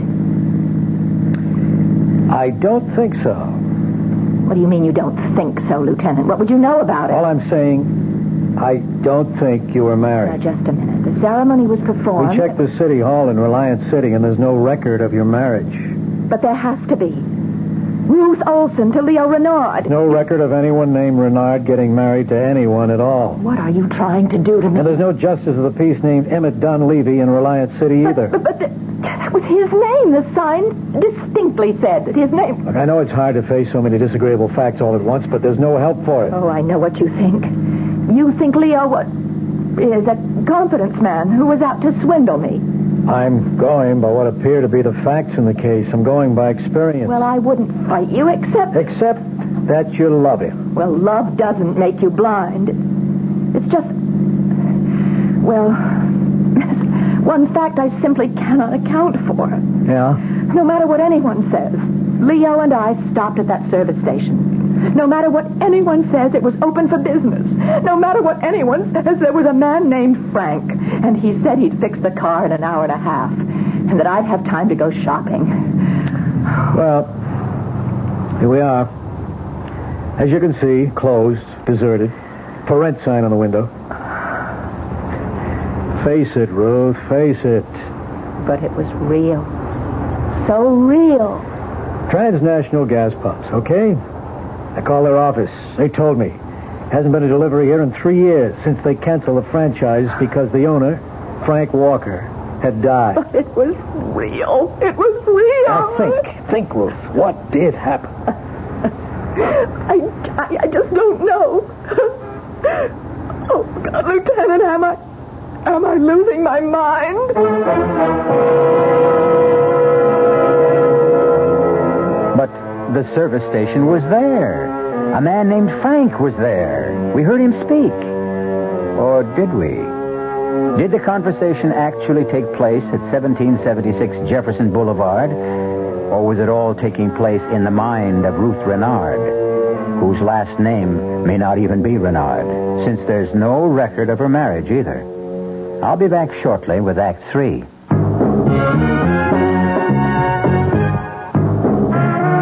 You don't see many people putting salt in their beer nowadays.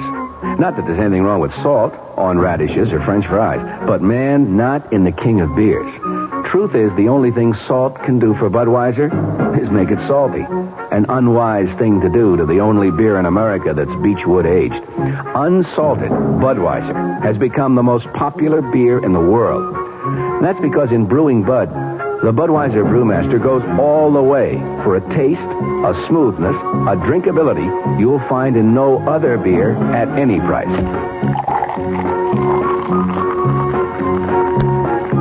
And something else you can take without a grain of salt. The fact that when you say Budweiser, you've said it all. Anheuser-Busch, St. Louis.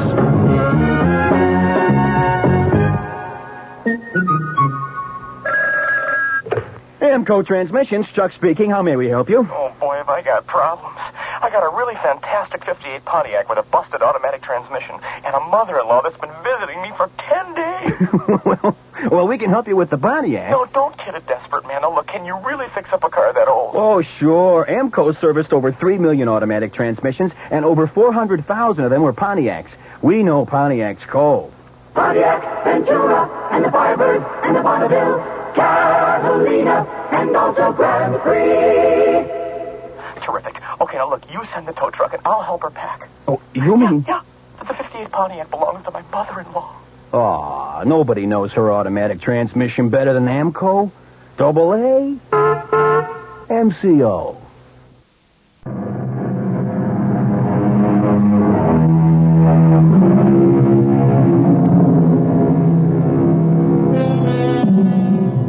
She still insists she left her car there to be fixed under the watchful eye of her husband.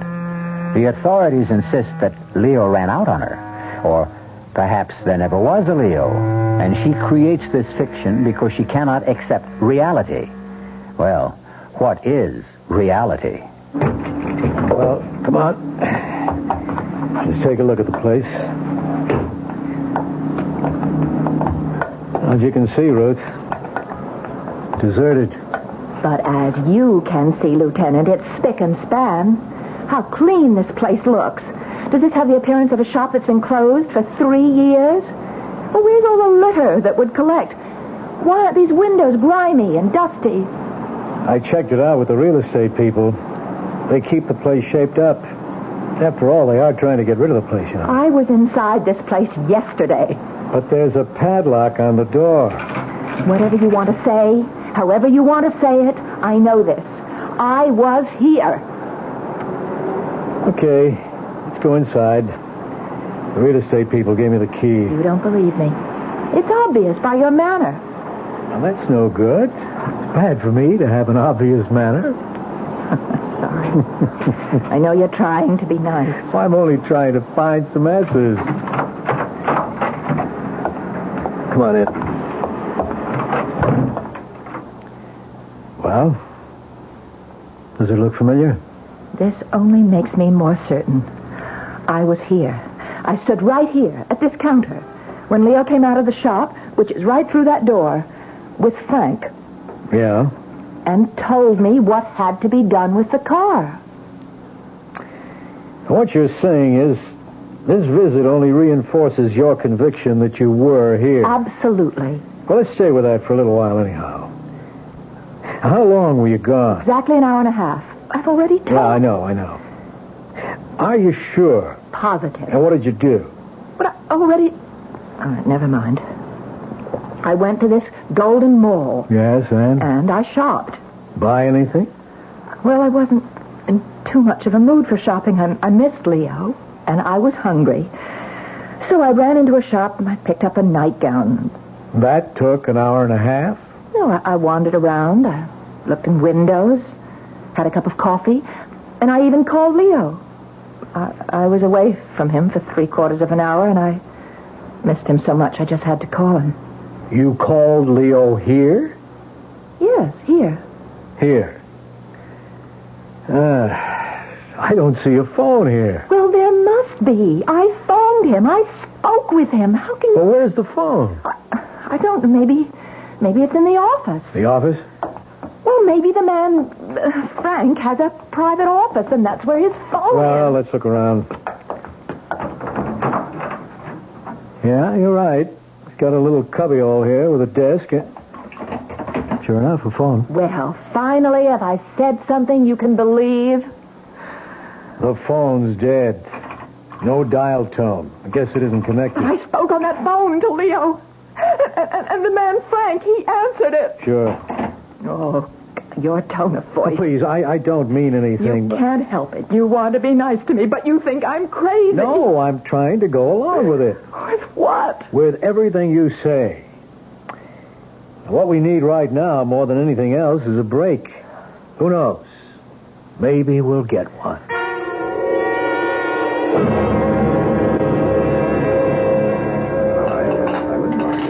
Kind of you to take me to dinner. It's a line of duty. I can even put it on my expense account. You said that you had an important development. I think we do. Well, can you tell me? We think we know who Leo is. What do you mean? You know who he is? His real name is Wallace, Leo Wallace. That's impossible. Better let me finish. But, Listen, we had his picture. Where? How? How could you get his picture? It was in your handbag. Oh. I ran it through the routine, and there's a very strong likeness to a Leo Wallace. A very skillful confidence man. Oh. Now, Leo had turned in a very big score. He'd flim-flammed some old gent out of about $1.5 million. Well, I don't believe it. Maybe you'd better hear it first. He denied it. The jury voted against him. He got a minimum of 10 years, but there was an appeal. And just a few months ago, they found some irregularities in the trial, and he was freed. Oh. How about the money? The money? The money he's supposed to have stolen. Oh. If he did steal it, he has it hidden somewhere. So you see, there's a motive on someone's part to get him and get at the money. I never dreamed that Leo could... Yeah, well, as I say, we can't prove it. All we know is that your Leo's picture looks like this Leo Wallace.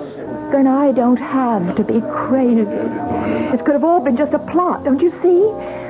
You thought Leo was out to steal my money, and as it turns out, there were people after Leo. They could have arranged the whole service station setup. Well, it's not impossible. Well, then can't you do something?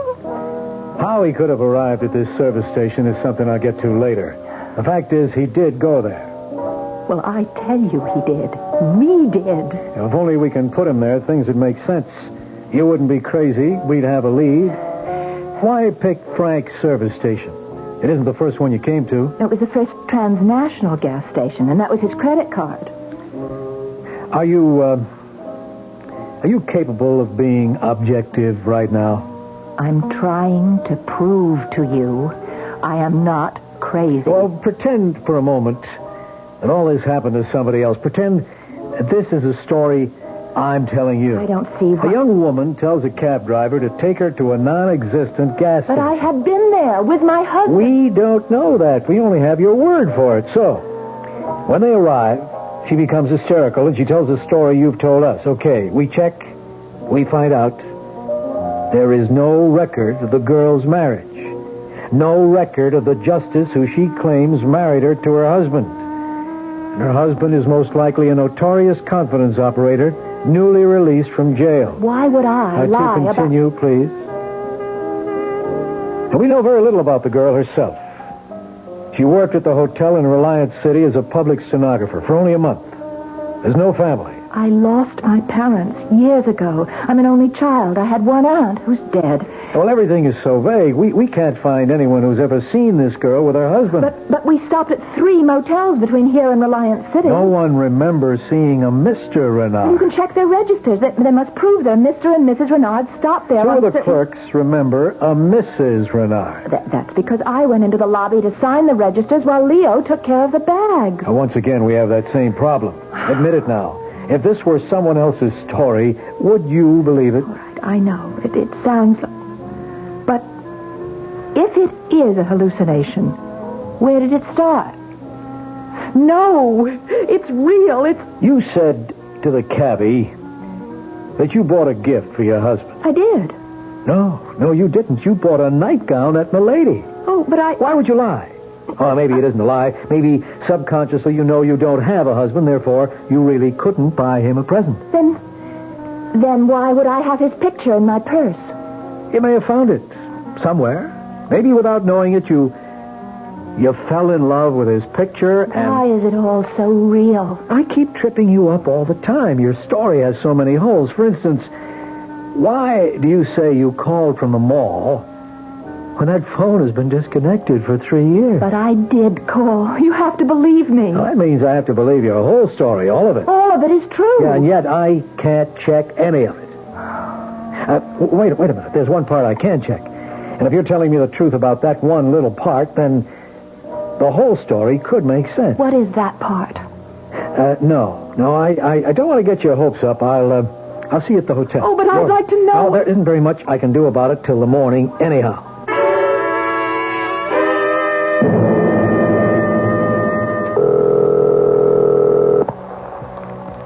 Sergeant Flowers? It's Lieutenant Powell. Sergeant, there's a telephone at 1776 Jefferson Boulevard. You got that? Yes, sir. It should have been disconnected for about 3 years. I want you to find out if it was temporarily restored to service recently. If so, by whom? Somebody had to pay a deposit. I want the name and address. Yes, sir. I want that information immediately.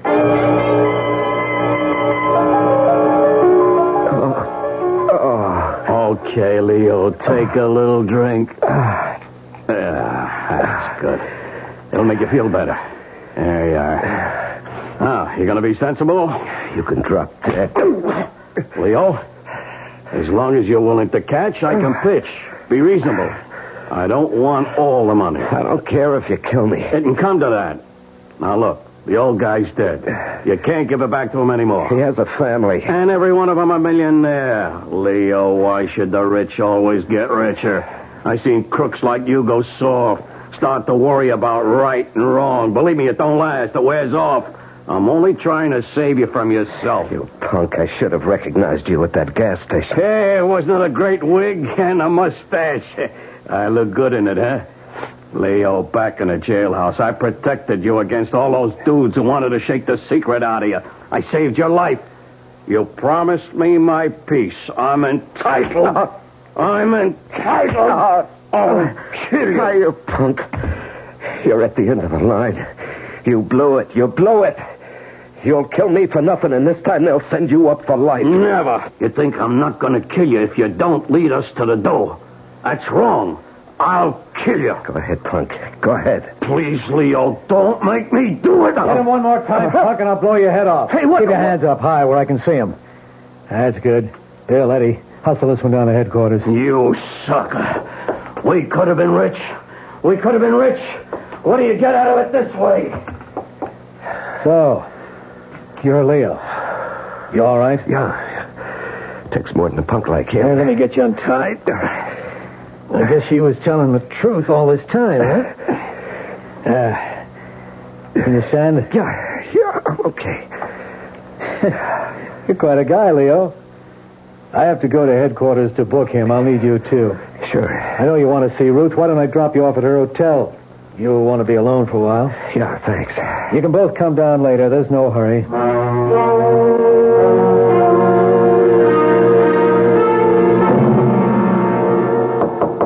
Just a minute. Leo. Oh, Leo, darling. Hello, Ruth. Leo, how did you... What made you... No, I don't want to talk. I just want to hold you. Crazy? No. Oh. But I would be if I couldn't figure it out. Figure what out? That gas station, that was all a setup. Leo! How did they know I would stop right there, huh? What? How could they be sure somebody had to loosen a gasket just enough to make that noise? Somebody had to say, let's get off the highway at that particular exit. Somebody had to practically lead me by the hand right into the setup. Leo, why would I... $1.5 million. That's a big enough... Leo, I love you. Oh, sure. How can you even think and that it's the right way to do it, too. I disappear. You become the poor, distraught, deserted wife. The mobsters figure you've been double-crossed, too. The heat's off you forever. Leo, how can I convince you? What can I say? It's a great plan, baby. Even the phone call, that little cubbyhole office. The only place in the station that isn't open to view from the street. The only place where it's safe to jump me. That's why you installed the phone. Get me out of sight, distract me. Leo, please. But the punk blew it. He gave his right name to the phone company, his correct address. So they were able to check him out. The punk wanted to save a $30 deposit. For $30. He blew his shot at $1.5 million. Leo, I swear he always to was you. a punk. And now for you, baby. Leo. Why are you looking at me like that? I think I'm going to kill you. Leo, it's all in your mind. Oh, sure. Oh, I swear I had nothing to do with it. I love you. I love you. Let me prove it. Wait, here. Look, that's my purse on the night table. See? In the purse there's a .22 caliber revolver. You look inside it. All right. You'll find it. Now, if you really think I'm guilty, go ahead and kill me. We'll shoot. Kill me. What are you waiting for? See, you can't do it. You love me. You can't do it. You love Leo, me. don't be crazy. Lieutenant Powell, Leo's gone crazy. Just stay where you are, pal. Just stay there. Leo, what are you going to do? Are you out of your mind? I let you come up here alone so you could figure it out for yourself. Yeah, I understand, and I have to kill her. Lieutenant, you can't just stand there. There's nothing he or anyone else can do, Ruth, except... Hey, Paul, if she goes to jail, what can she get? At least 10. 10, huh? In 10 years, that beauty, that terrible, overpowering beauty of hers that blinds you, that beauty will be gone. She'll be old, worn and bitter, as good as dead, with almost half a lifetime still in front of her. Leo, give me a chance. If I kill her now, it's too easy. That will be over in a second. Take her, Lieutenant, take her. We'll kill her the right way, legally, just... Leo, I love you. I love you too, Ruth. I love you more than anything in this whole wide world. But I'll get over it. You'll never get over me. Oh, I'll get over you, baby. And if I can't, if I don't, if I still love you 10 years from now, I'll be waiting for you. Outside the prison gate.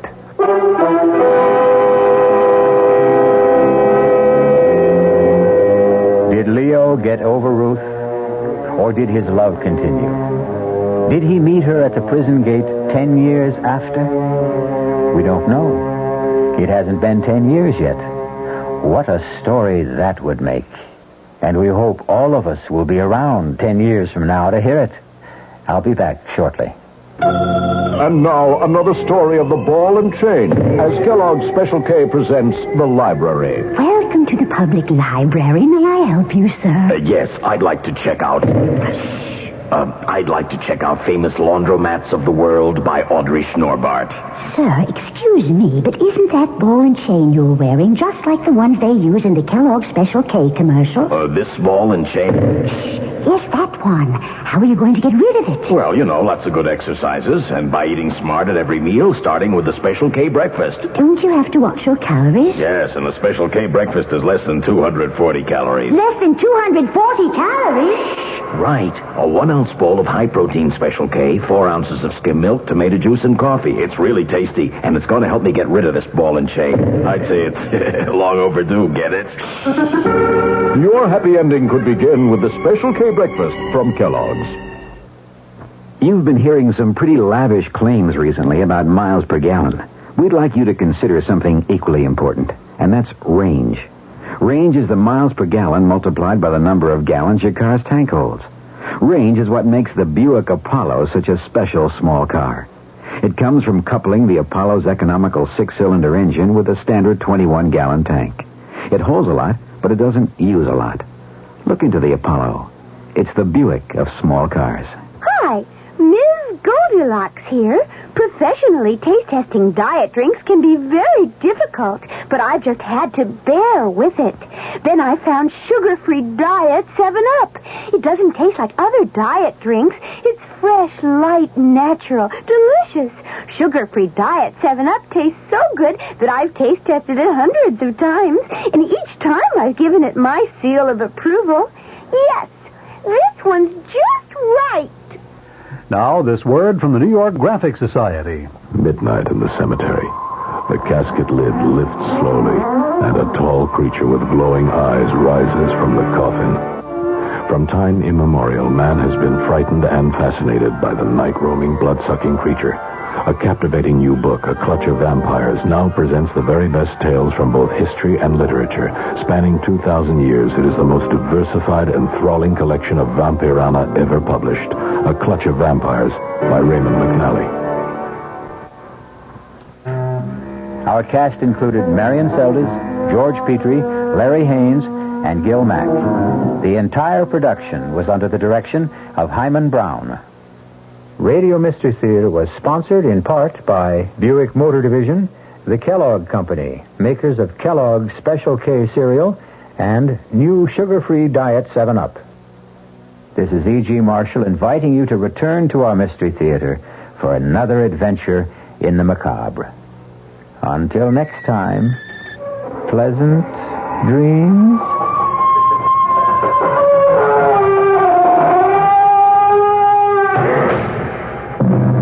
The WR Mystery Theater has been brought to you by ShopRite Supermarkets, where you get a lot more for a little less, and by Suburban Savings, with offices throughout North Jersey. The preceding Mystery Theater program is furnished by the CBS Radio Network.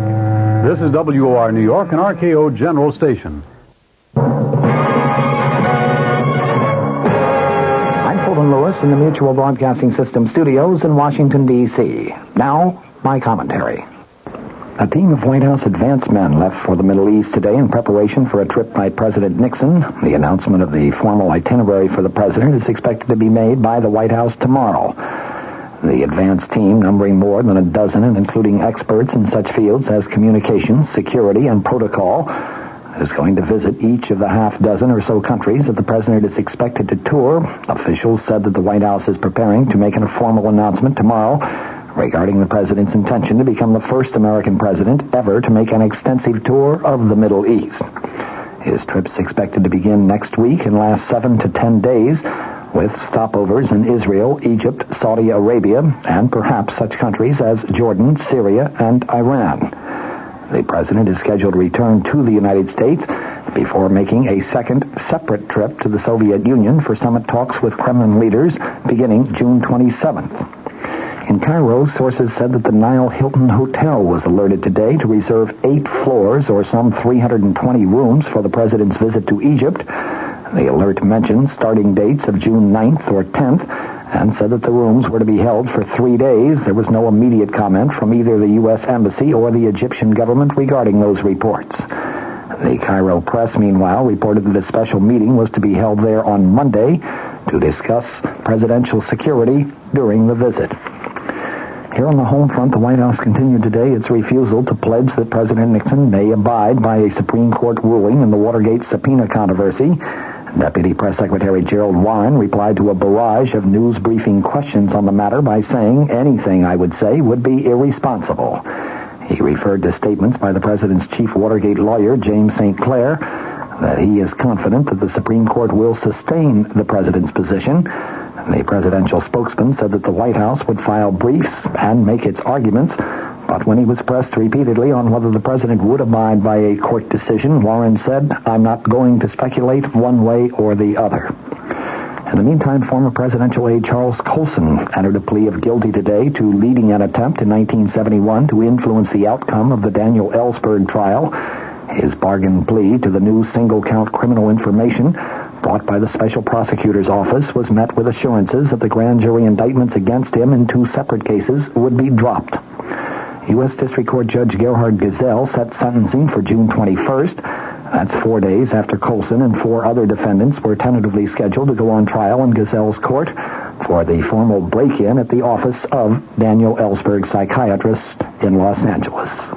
Governor Daniel Evans of Washington told his fellow governors in Seattle today that it has been the states rather than the federal government which have risen to the problems of the new Watergate era.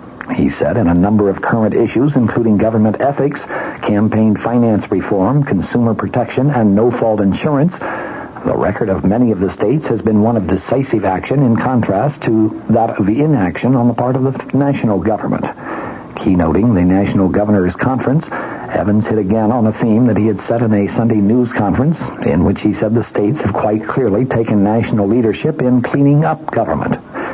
Evans said in his speech today, "It has been the states who have responded most fully to the problems of the day. This has been a response not in terms of empty rhetoric without action or visionary promises without dollars.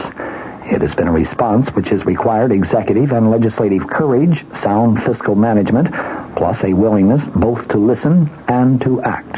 It has required the states who do not have the luxury of the national government to increase the money supply or to engage in deficit spending, to increase their budgets and to raise the necessary taxes to meet the requirements of the people." Evans then called on the governors to increase their initiative and play a stronger role in the creation of federal policy and federal programs. He said, "The states, and most specifically the governors, must seize the initiative and submit their own proposals to the Congress rather than passively wait to give reaction to federal proposals." Although Evans never mentioned Watergate by name, he did make several references to problems of ethics and failure of the federal government to address the practical problems that are facing the nation. Governor Evans is the outgoing president of the National Governors Association. He called the present situation a time of citizen bewilderment and dismay over its political system. Modern national goals, he added, are desperately needed. Let the states and their governors now step forward. With serious national questions of the balance of power between the legislative and executive branches, a reordering of our federal system should be of high priority. No greater weapon exists against an unwarranted concentration of power in one branch of the federal government than to completely redistribute power and initiate back to capable and receptive state and local governments.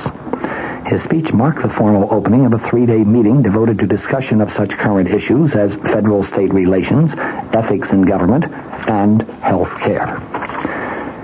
In London today, the British government said that it's not going to withdraw its army from Northern Ireland. It warned that retreat would bring a large-scale bloodbath between Protestants and Roman Catholics in that province. Britain's administrator for Northern Ireland coupled his warning with a prediction that communal strife and violence could also erupt in other parts of Britain if the troops do pull out. A new and different type of Protestant nationalism, a working-class nationalism, has arisen in the province, he told the House of Commons. He said that it had the backing of industrialists, farmers, and even civil servants. He said that the Protestants had amassed big stocks of arms, some of which had been financed from abroad. In such a situation, he added, we must not run away from our obligations. From the Mutual Studios in Washington, I'm Fulton Lewis, and that's the top of the news as it looks from here. Theater.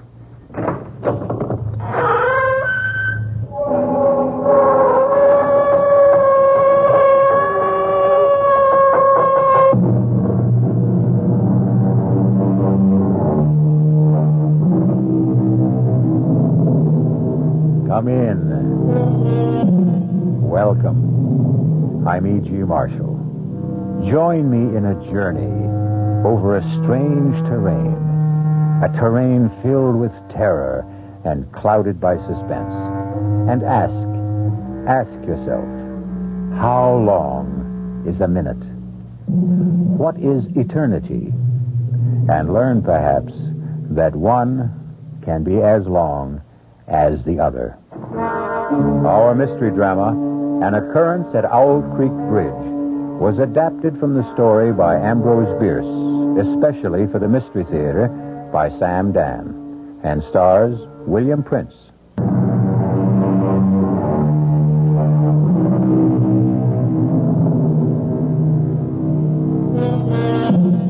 going to hang Peyton Forrester.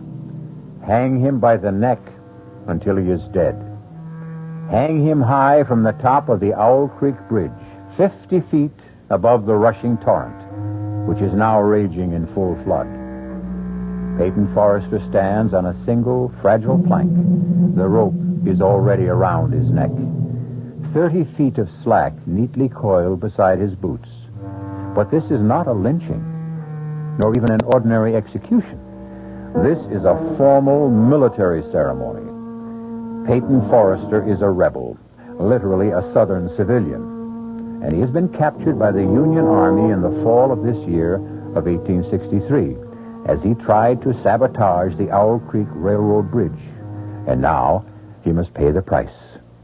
Actually, the only distress evident in the entire scene seems to be manifested by a young soldier who, with his corporal, is stationed some 10 feet from Peyton Forrester, where they serve solemnly as his guards.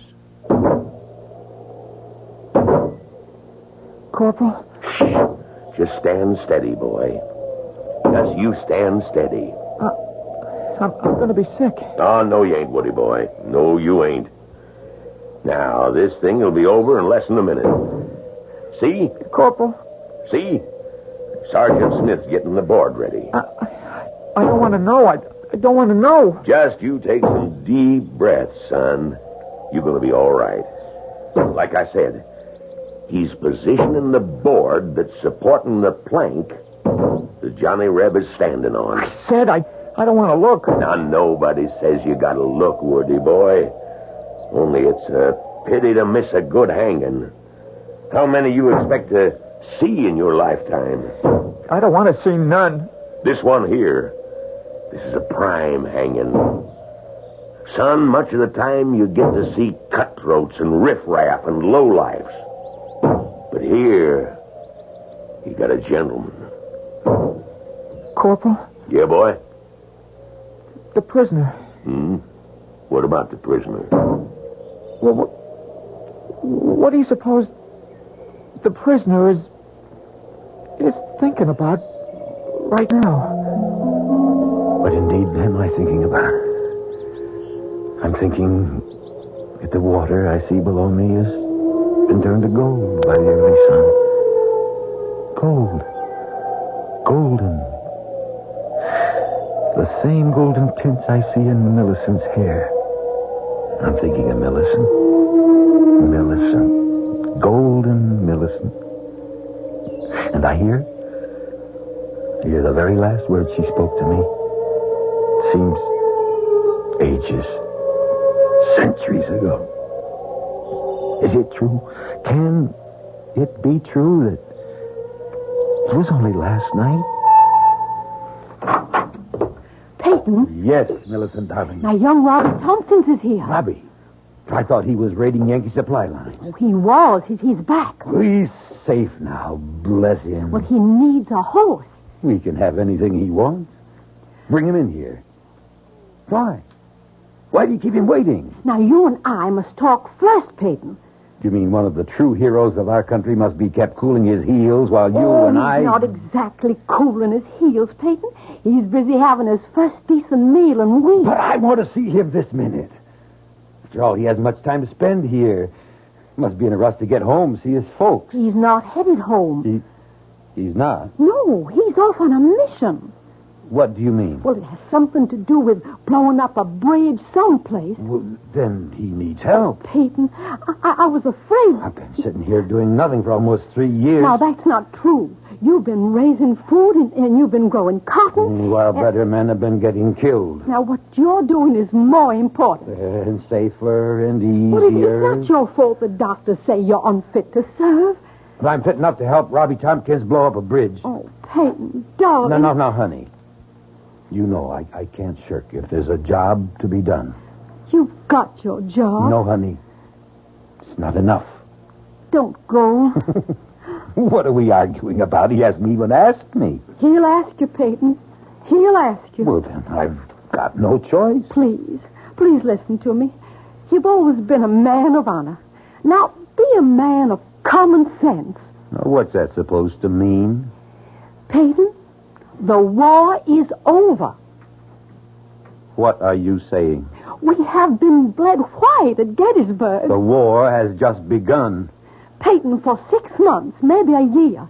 There'll be more slaughter, but it'll be for nothing. The war is over. Don't say that. But it's the truth. Millicent, don't you believe anymore? I believe we need a miracle. Then we'll have a miracle. We'll work harder. We'll fight harder. We'll pray harder. You'll see. We'll have that miracle. You, Mr. Peyton Forrester! Robbie, you young scoundrel! You come in here this minute. Oh, Peyton, you are a sight for sore eyes. Tell me how you outsmarted the Yankees. You tell me everything. Later, right now, I need all the darkness I can get. Hey, well, what's this about a bridge? The railroad bridge at Owl Creek. Are the Yankees at Owl Creek already? That bridge must be destroyed, Peyton. One little barrel of gunpowder? Under the truss? On this side of the river? I figured you'd know the exact spot. And I've got the gunpowder, too. Fuses, all we need. Peyton, Jeff Stewart's cavalry's here. Darling, by the time we explain it to General Stewart, we could turn the whole entire bridge into burnt matchsticks. Now, Robbie. Yes, sir. Now, you go round the back. Get yourself a horse. You'll leave in 5 minutes. Yes, sir. Peyton. Honey, you know I have no choice. But I hear the Yankee general has issued an order. Any civilian caught interfering with the railroad, the bridges, the tunnels, the trains will be hanged. I know, Millicent. We do the same. But I beg you not. Darling, you know what I must do. But you have children. Am I the only father in the South? Peyton, I won't let you Millicent. go. Please, help me. What can I do to... Pray for me. Pray for the miracle.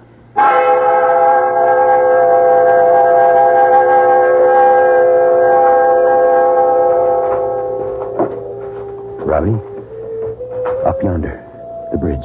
We must be right in the middle of the Yankee camp, Peyton. Keep low to the ground. They won't see us. So I said to Mama, I promise I ain't going to take up with any bad women. I hope, Woody, you kept your promise. Well, I ain't had a chance to test it one way or the other so far, Corporal. To tell the truth, Woody, actually there ain't no such thing as a bad woman. That should be a corporal. Maybe 5, 6 men. Let's move to the right. Now. Hey, Corporal, you hear something out there? Son, you start seeing Johnny Rebs behind every tree and we won't get a wink of sleep. Yeah, but I'm sure I heard... Suspense is supposed to be pulling guard duty out there. Hold it, Robbie. There's a sentry between us and the bridge. Now I see him. Headed this way. We have to get rid of him. I'll do it. He doesn't know we're here. As he walks past, I'll jump him.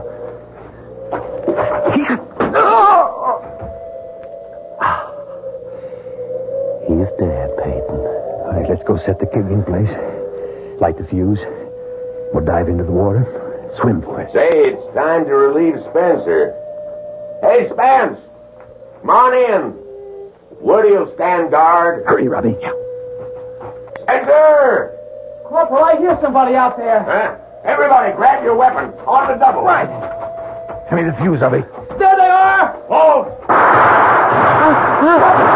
Robbie, I'm hit, Peyton. I'm hit. Robbie, Let me... No, run for it, Peyton. Hold your fire. Run for it. We can take them alive.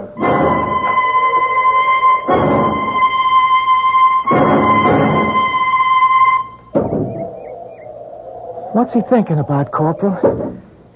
Waiting there for the rope to snap. What must he be thinking about? What would any man be thinking about, Woody? The wife? The kids? I wish we hadn't caught him last night. It was our duty. It would have been so much better if we'd have shot him like his pal. You hear that, Woody? What? I hear nothing. Nothing. That's exactly it. Nothing. Sergeant Smith has just finished positioning his board. He has got it in a state now where one more blow releases the plank Peyton Forrester is standing on. And then, down he goes, till the rope snaps. I don't want to hear it.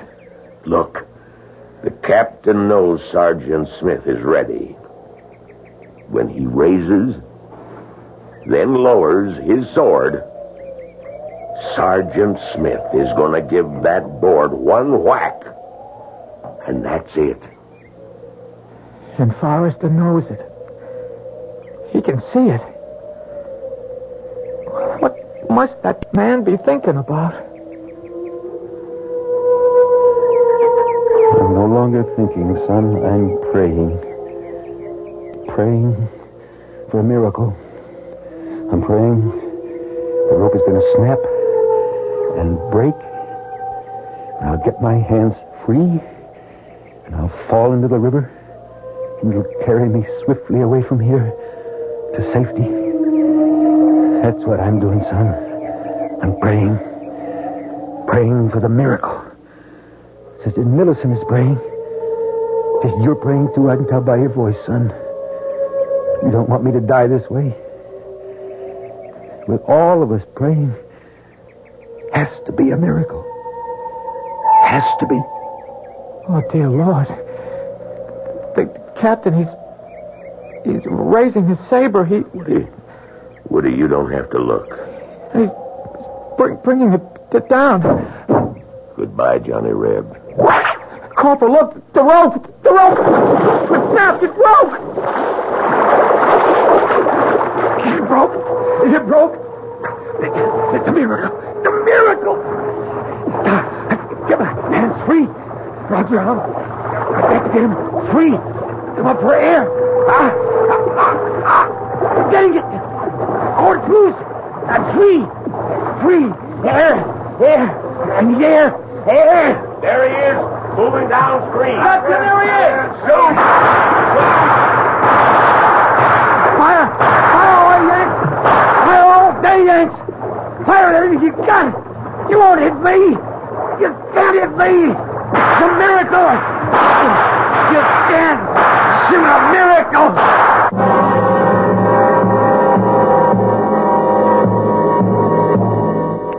A miracle.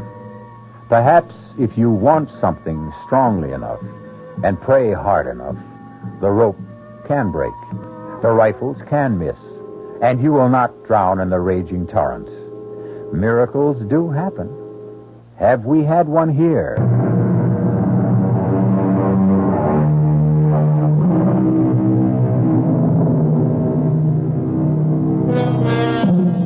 It is late in the year 1863. Peyton Forrester, a Southern civilian, has attempted to sabotage the railroad bridge high across Owl Creek. He's been caught by the Union Army and hanged from the bridge. No, not quite. As his living body hurtled downward, the rope that was supposed to snap and break his neck instead broke. Peyton has fallen unharmed into the stream. A squad of soldiers is in rapid but futile pursuit. It's a miracle! Miracle! You can't shoot a miracle! Spread the alarm! He's escaped! I've got to get to General Stewart. I've got to. If we destroy the bridge, the whole Yankee army and this side will be cut off. No supplies. No ammunition. I've got to get to Jeb Stewart.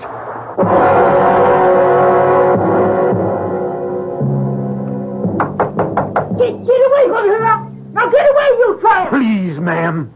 I warn you, I got a rifle aimed at your head! I mean you no harm. I need your help. I'm Peyton Forrester.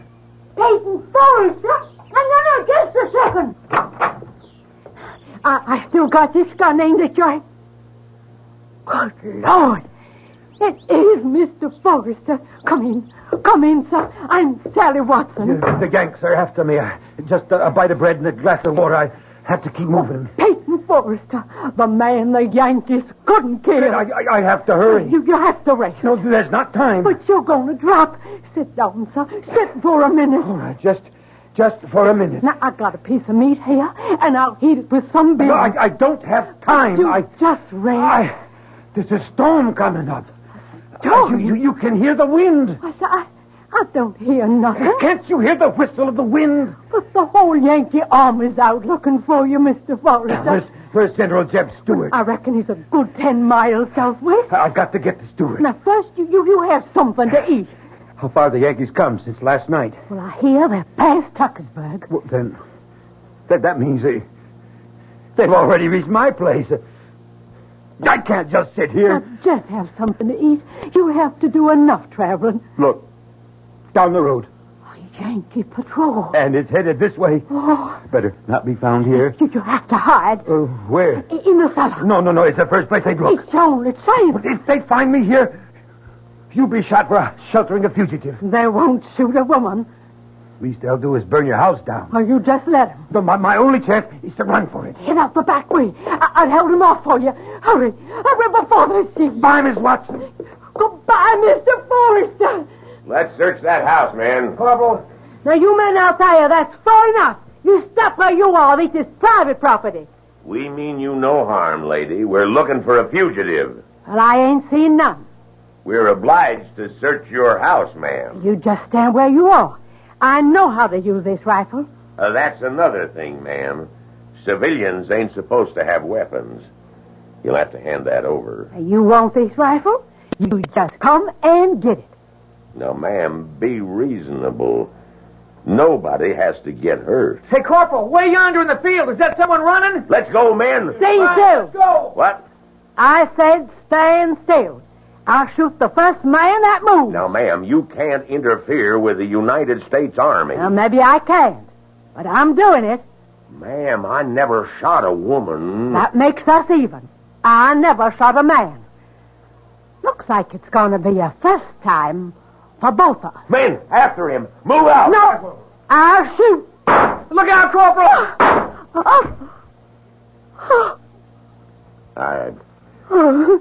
I'm sorry, man. I'm awful sorry. Run, Mr. Forrester. Run for it. They'll never catch us, sir. Nobody can ever catch you.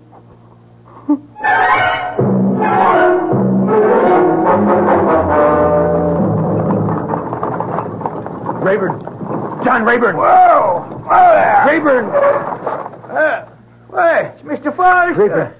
The Yankees are after me. Well, you don't have to worry about the Yankees, Mr. Forrester. They can't kill you. Nobody, nothing can kill you. Let me hide in your wagon, underneath your load of hay.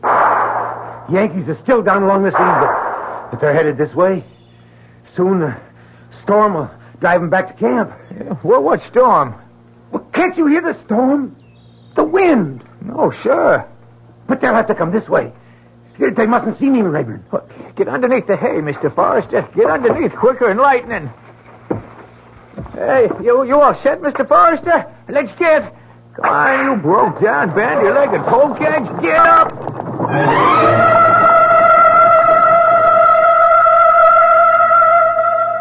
There's just no sign of him, Corporal. All right. Rest of you men, let's head back. I guess he got away, huh, Corporal? No, not for long. He's still a good ways from the rebel lines.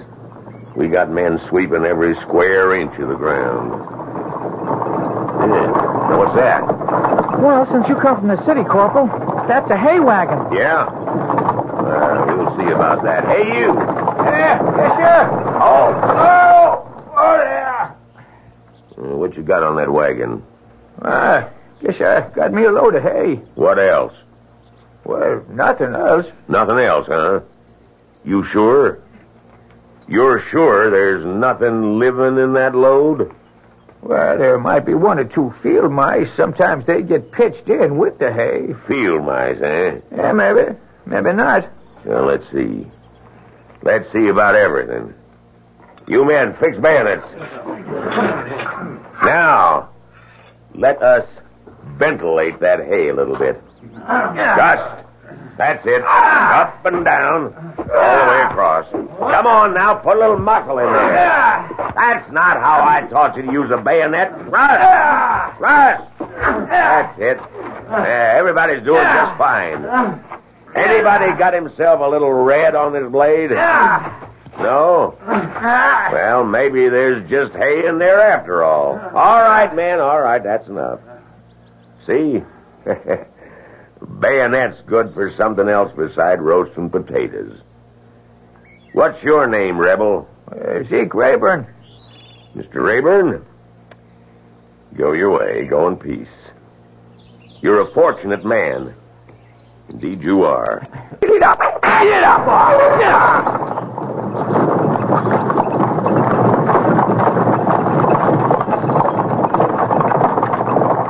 Mr. Forrester. Mr. Forrester, you all right? Mr. Forrester, it's all right to come out now. Yes, I'm all right. Had a bayonet thrust through my coat, but that was all. Oh, the Lord be praised, Mr. Forrester. The Lord be praised. You better get your load in before the storm hits, Rayburn. What storm, Mr. Forrester? Well, don't you hear it? Hear what? The wind. Can't you hear it whistle past your ears? No, sir. It must be my imagination. We're lucky there was infantry soldiers. What do you mean? There was cavalry. Well, they might have decided to take the hay for their own horses, and then it would have been all over for you. Yes. How far is it to our lines? Well, it's no more than 1.5 miles, but here's where we start running into patrols. You'd be better off on foot. At least you'd have trees and bushes for cover. You're right. Whoa there! Thank you, Rayburn. I'm grateful. It's all of us who ought to be grateful to you, Mr. Forrester. Everybody's talking about it. It's like a miracle. Yes, Rayburn. It is. Now, you keep to the line of trees on your left. You follow them into a little ravine, and on the other side is Jeb Stewart's cavalry. Goodbye, Rayburn. Goodbye, Mr. Forrester.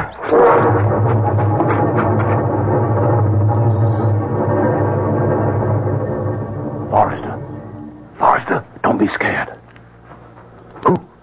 Who are you? Lieutenant Burns, with Stewart's cavalry. What? There's a Yankee troop up ahead. You scared one of the sentries. Lie still just for a minute. What are you doing here? Well, some of us come out to look for you. Figure you'd be headed this way. Well, then, I'm saved. Saved? Well, we got to get home first, but that's nothing. I got a squad in back of me. When I give the signal, they'll open fire. And while everybody's shooting, you and I'll sneak away. Are you ready? Ready. Now! Let's go, Forrester. Let's go!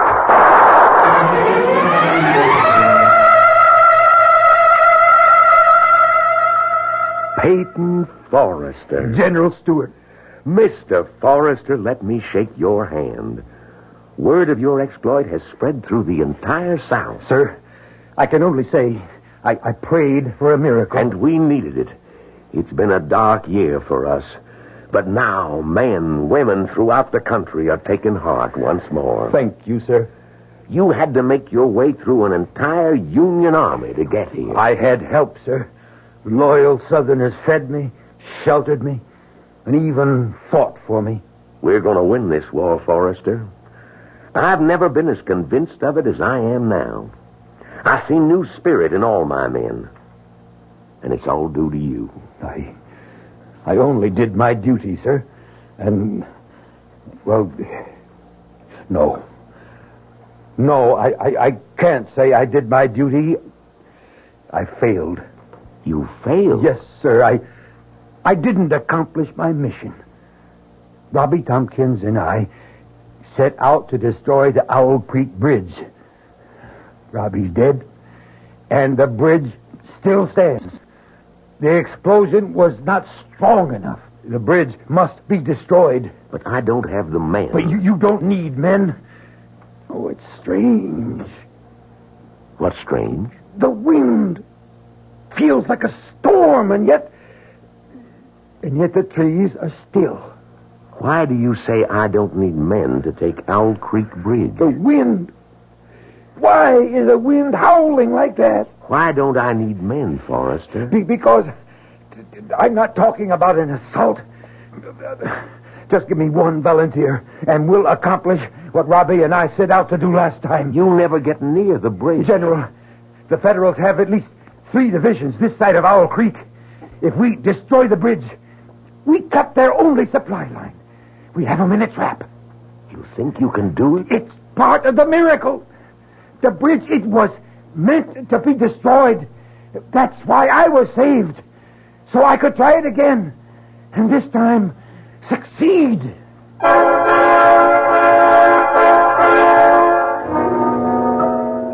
One miracle, evidently, is not enough. What Peyton Forrester is asking for is another. And why not? If it's a question of knowing how to ask, certainly Peyton Forrester has discovered the secret. However, it's also possible to run out of miracles.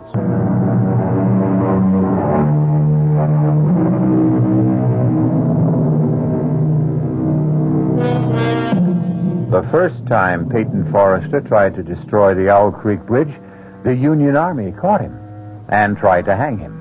But Peyton prayed for a miracle, and somehow the rope broke at just the right moment, and he fell into the river unharmed. He has made his way to General Jeb Stuart, who has given him the gunpowder to try it again. I'm your volunteer, Mr. Forrester. Lieutenant Burns, you realize this mission must be performed in civilian clothes. Oh, I'm aware of that, sir. And you know the penalty if we're caught. Same penalty we exact from the Union spies that are caught, Mr. Forrester. We'll need the powder and the fuses, and I'll need some hair to make a false beard and mustache. What's that, sir? I should have a white shirt, and so should you, incidentally. Well, why, sir? Burns, do you know anything about medicine? No, sir. Yes, you do, Burns. You're a doctor. Me? We're both medical men. You see, my face is well known. I'll need disguise. I need a way to march up to that bridge as bold as brass. But how, sir? I told you. We'll be a pair of medical doctors.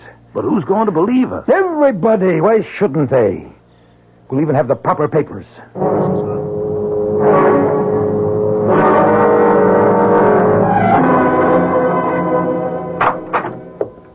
Oh, Hosea? Who are you? Millicent. Oh, Peyton. Oh, it's you. Well, if the disguise can fool my own wife. Darling Yankee soldiers patrol through here all the time. Oh, I know. Oh, you're alive, and I prayed so hard. We prayed for the miracle, Millicent. Now, I want to see you more than anything in all the world, but why are you back this way, darling? The whole Union Army is after you. You should be hiding. I haven't completed my mission. Peyton, the Yankees mustn't find you here. Millicent, Honey, what is it, Peyton? My neck. Something seems to be rubbing against my neck. It's something stiff, something sharp. Oh, you're not well. You're not well, darling. It was such a horrible experience. You're real. No. I'm all right. I need strength. I came home. I saw you. I'm all right. I'm all right now. Peyton, you're not listening to me. Peyton, what is it? Listen to the wind, Millicent. The wind. How it whistles and screams. Peyton, I'm frightened.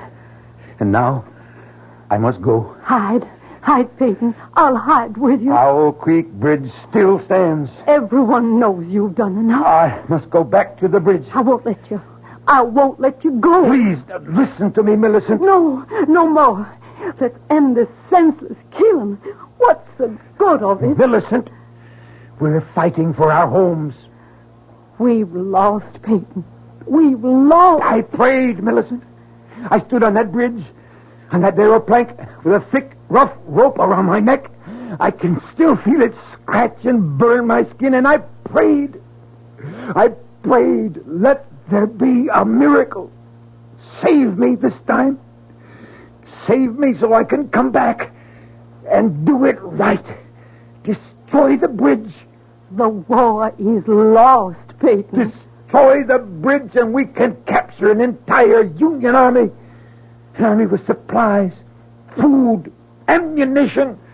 Destroy the bridge and we can win the war. Now, that little place we have deep in the woods, no one ever goes there. You can hide there and be safe there. I was saved from the noose so I could go back and destroy the bridge. Why did you come back to torture me? I had to come see you. I had to see you. Peyton, if you love it's me... It's because I love you and the children and this house and our land and the country. It's all tied together. Darling, I never knew how truly golden the highlights are in your hair. Till I saw the water in the morning sunlight. Stay, Peyton. Stay here. Don't ask me. Don't ask me again. Oh, I may weaken. Please, don't ask me again. Millicent, I must get to the bridge before the storm. Storm? What storm? The wind. Don't you hear the wind? How it howls, how it shrieks. I must go now.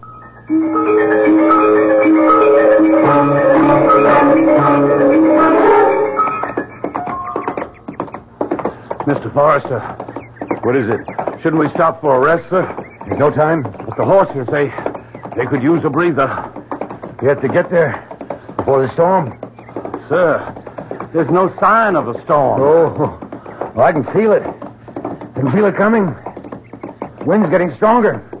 The wind, sir? It's a gale. But Oh, look. Where? Up ahead. That's the Yankee picket. All right. Well, sir, let's turn off the road before they see us. But then it burns.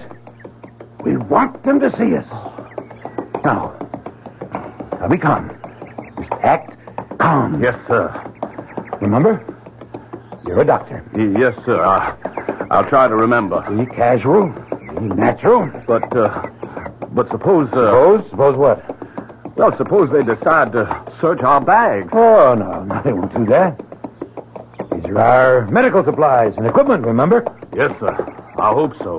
Now, Burns, try to look dignified. Yes, sir. But look wise, just like a doctor. Yes, sir. Yes, sir. I'm trying. Strange. What, sir? The wind. That gale. What happened to it? I don't know what you're talking about, sir. The wind. It sounded like a hurricane. And you can't be deaf, can you? Well, no, sir, but I didn't hear anything. And now, for some reason, suddenly died away. Gone. Yes, sir. So still, so calm. Oh, yes, it is, sir. It certainly is. Except I'm so nervous, sir. Oh, there's nothing to be afraid of, Burns. Nothing except something scratching my neck. It's biting at my throat. Well, it's too cold for mosquitoes, sir. Something's starting to press. It press on my throat. Sir, are you all right? I wonder what happened to that wind. Oh! Well, and who might you two gentlemen be? Corporal, I'm Dr. Jones. And my friend here is Dr. Burns. Your friend got a voice? Why, of course, Corporal. And why don't he answer for himself? Oh, he's my assistant. Is that true? Are you, Dr. Burns? Oh, yes, Corporal. Well, let's see what we got here. We got one gentleman who claims to be Dr. Jones, another who says he's Dr. Burns. Corporal, if you don't mind, we happen to be on an errand of mercy. Is that so? Well, tell me about it. Now, we have permission from your General Grant to...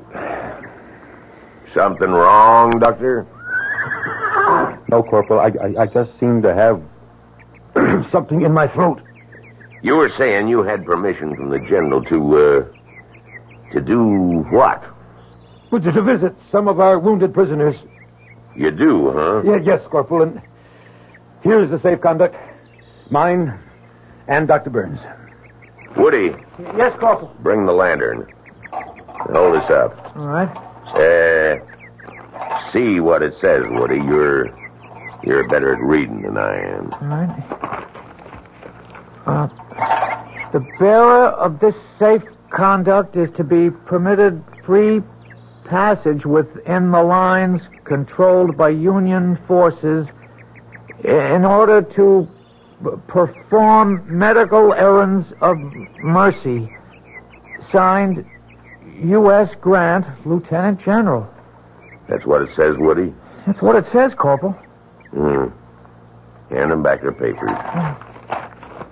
Woody. What is it, Corporal? What are you looking at, Woody? Me? What are you staring at the doctor for? Well, I'm not. That is. Do you know him from someplace? No. I mean, where would I know him from? Well, doctors, be on your way. Thank you, Corporal. Magnificent. I can only say, sir, that you were magnificent. We have to get to the bridge. Quickly. I could never have handled it that way, sir. Hurry. The bridge is just ahead, sir. I'm beginning to feel very ill. Sir? My neck. Your neck, sir? It's beginning to hurt. I can feel it. It's beginning to swell. Here's the bridge, sir. Easy, boy, a little slower. Now, where do you want to plant the charge? Charge? Where do you want to plant the powder? We have to plant the powder. We have to plant the... Here. Right along. Here. Yes, sir. Stop the horses. Yes, but, sir, you're very ill. No. We could do this. Now, something's choking me. Now, I'll dismount. Yes, sir. Look, we intend to walk our horses across the bridge. Yes, sir. Now, my throat. Place your sack against this support. Yes, sir. Now, quickly, the fuses in this bag. I've got them, sir. Why is it so dark? What do you want me to do, sir? Lay the fuse out along. I know, sir. I know. Hurry. Something's choking the life out of me. I've got him, sir. I've got him. Strike a match. Oh, I can't breathe. We're going to do it, Mr. Forrester. We're going to bring it off. My head. Nothing can stop us now. There's something's choking. This one's ready. And now that one. Choking the life out of me. Whole sky is on fire. Everything. It's all aflame. Lit, sir. She's lit. This pain. She's going to go, sir. She's going to go. Now jump in the water. Jump for your life. My head. I can't stand the pain. My head is going to explode. There she goes.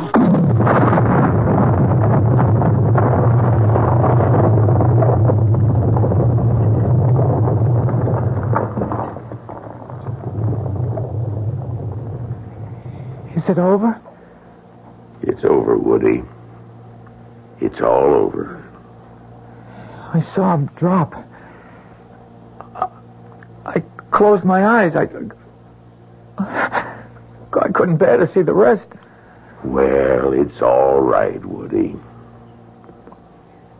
Corporal, that drop through the air, that drop at 30 feet before the rope snapped tight. What do you suppose he must have been thinking? It only took a couple of seconds. I don't suppose he had time to think about nothing.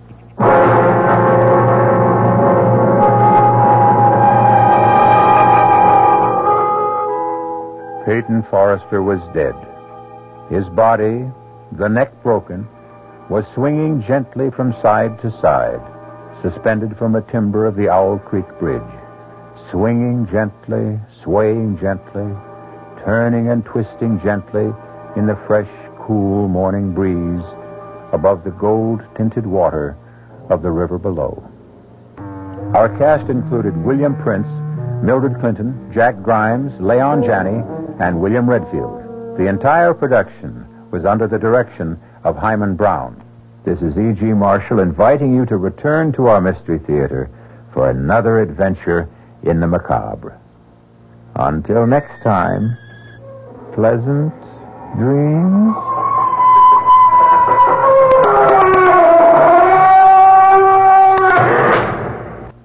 The preceding Mystery Theater program was furnished by the CBS Radio Network. And now here's a scene from tomorrow night's tale on the WOR Mystery Theater. Reverend Stokes, I don't want a theological debate. I want you to tell your congregation the truth. And what is that, Dr. Stabler? That my son Michael conducts his lab experiments for scientific purpose. And shall I ask him to believe in coincidence? What coincidence? That a peaceful town is ripped apart every time your son returns. That cattle die for no reason at all.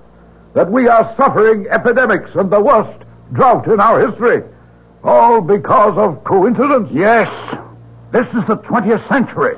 What else could it be? Ask your son, Dr. Stambler.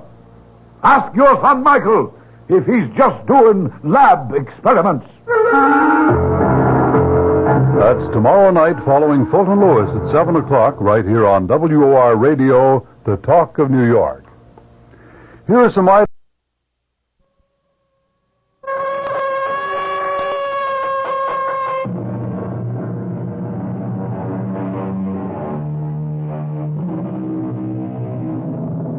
Come in. Welcome. I'm E.G. Marshall.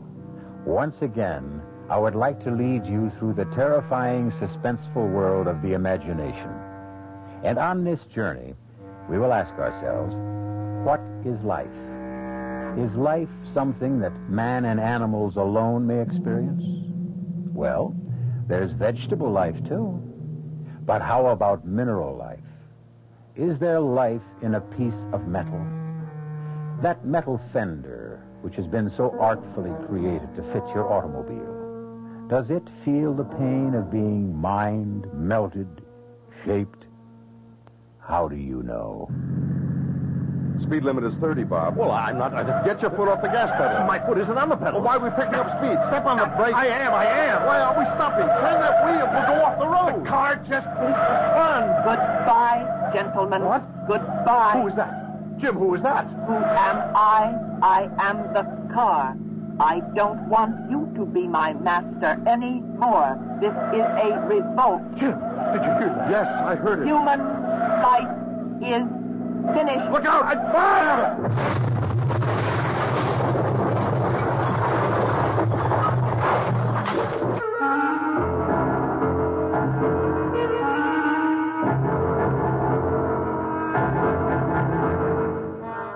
Our mystery drama, Darling, Deadly Dolores, was written especially for the Mystery Theater by Sam Dan and stars Nat Polen and Marion Seldes.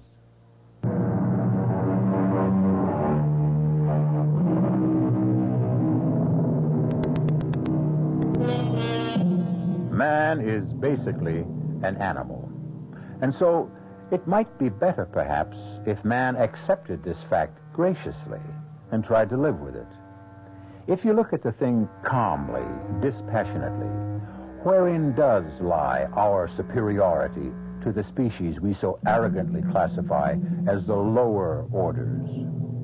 Morally, we have much to learn from wolves, who make better parents, from foxes, who make more faithful spouses, and from dogs, who make more devoted friends. Admitted, we do have a higher intelligence. Perhaps that is precisely the problem. Man, the intelligent, is never happy unless he is developing, making better, improving. And it's entirely possible that if this keeps up, we may just manage to improve ourselves out of existence. Our story begins on a gray winter's afternoon in a lovely rural section of western Massachusetts. I could have brought us here in my car, Mr. Dawson. If I buy the place, I'll have to use my own car, won't I? May as well get used to the drive. Of course. Lovely view, isn't it? Well, the view you get for nothing. Let me see what I'd be paying for. Certainly, Mr. Dawson. Right this way. Oh, now notice that the owner had the outside painted just recently.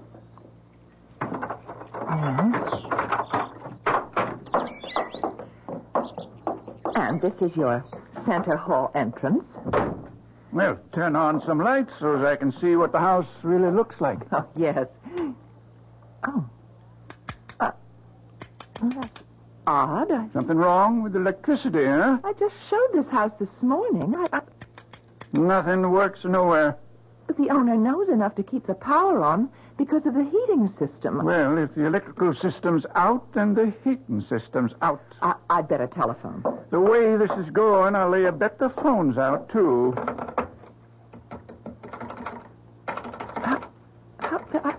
This is...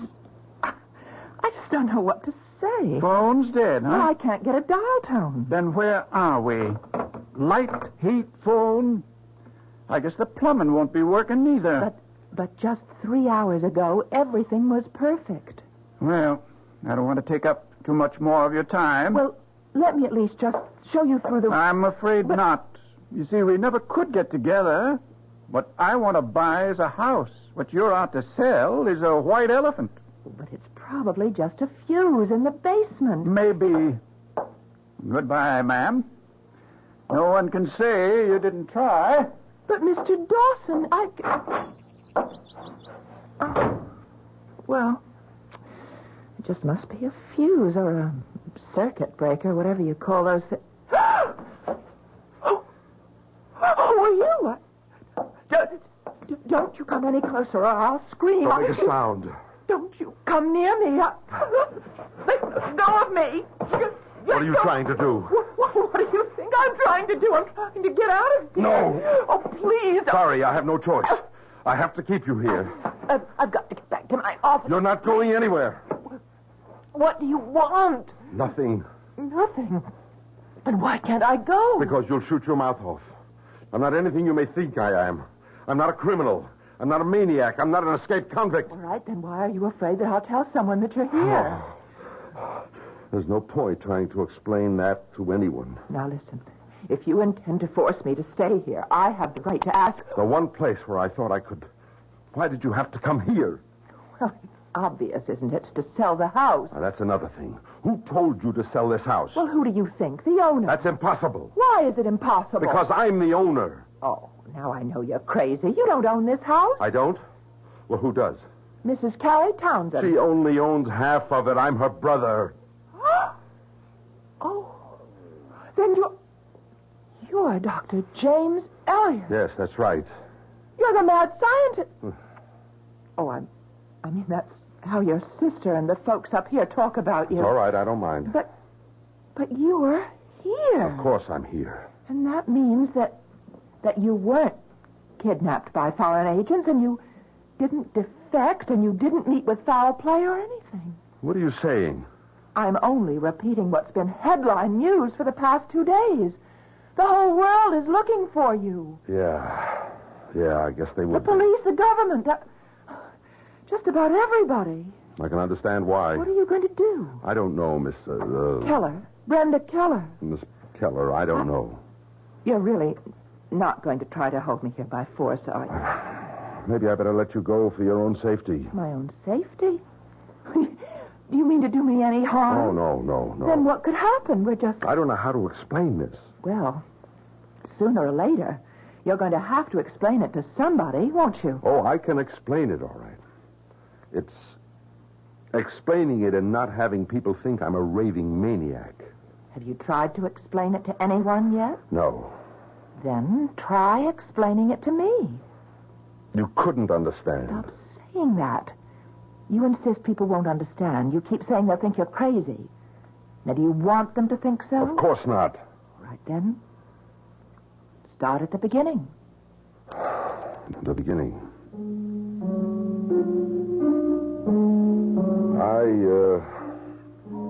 I'm working on a top priority project, highly secret, for the government. It has to do with a weapon. I guess it's the ultimate weapon. Anyhow, it's all mathematics and physics and things you wouldn't understand. I don't think there are 6 people in the entire world who... Anyhow, in order to develop the formula for this ultimate weapon, it was necessary to create a special computer, devise a whole new theory of mathematics in order to program it. And that's where the trouble started. I was working with my associate, Dr. Stoddard.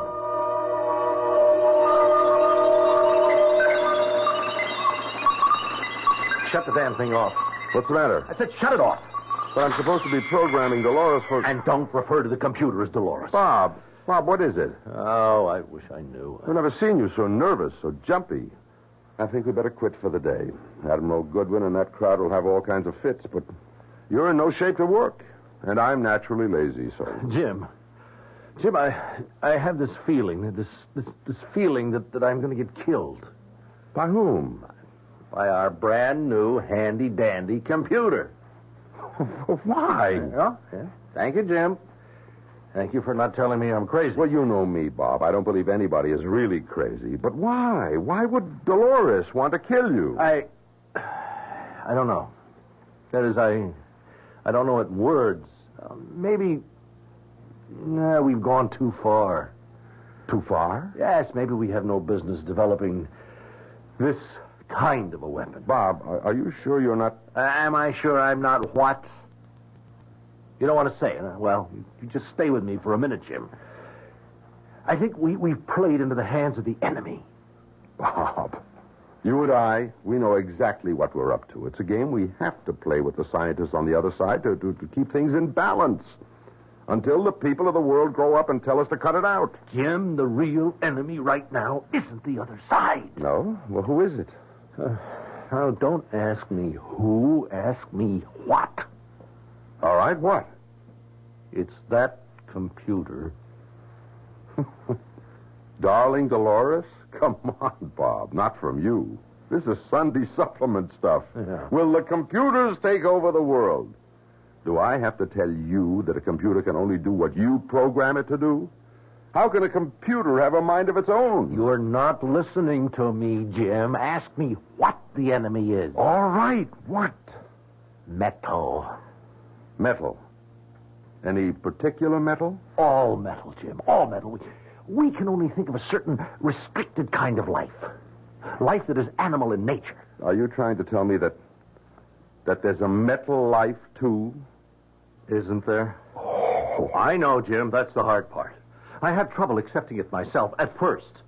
But basically, metals do what we do. They react to hot, to cold, to pressure. They expand, they contract, they move, they make decisions. But these are what? Impulses due to chemical electrical changes? So? Aren't chemistry and electricity also the basis for all physical and mental movements made by animal life? Bob, we've both been working very hard. Don't interrupt me, Jim. Unconsciously, we feel that there is life in machinery. That's why machines are commonly referred to as she or her. No, but that's only... Think about it. I have made my decision. I won't do another lick of work on that project. Bob. No. And your friend Dolores knows it. And that's why she's going to kill me. Okay, Bob. Okay. Oh, don't patronize me, Jim. All right, Bob. All right. Just tell me how you know. She told me. How? What did she say? Oh, Jim, don't reduce everything to our own limited human standards. I hear her thoughts in my brain. Dolores has told me that I have to be gotten rid of. But why? Because I'm opposed to the project. Have you spoken about this to anyone else? No. I didn't tell her so. Not even your wife? Right here. Right now is the first time I've ever said it in words. Mm-hmm. Jim, You have to believe that I'm not crazy. Or let me just chew all this over. Let's close up shop for the day.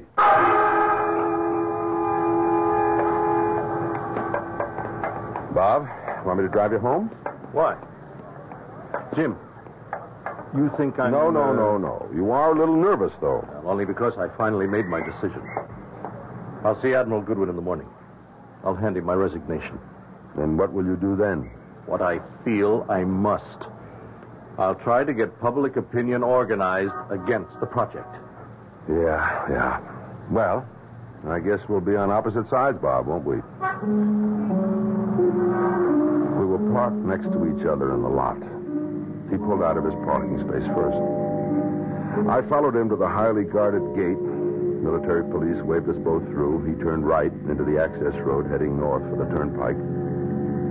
It's a road that's about 4 miles in length, and there's a speed limit of 30 miles an hour. Rigidly enforced. Nobody ever does more. I noticed he was starting to speed. I was amazed. Bob Stoddard was the most conservative driver I know. I became frightened. I tried to catch up to him. Something was wrong. I sounded the horn, but he only kept going faster. I tried to catch up with him, but my speedometer was already registering 80. I was terrified. My car was beginning to shake. And then I saw his face. He had opened his car window.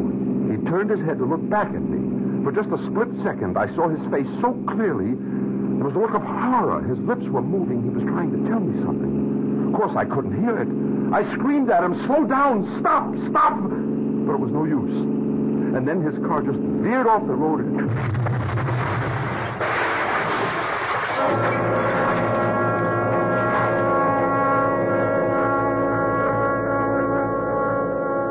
Obviously, he was nervous, tired. He may have been under a terrible mental strain, and he just drove carelessly. No, he couldn't. He was never a careless driver. Has it occurred to you that he may have wanted to commit suicide? These are all suppositions. And the doctors had a field day with all of them. But that's not what happened. Very well. What did happen?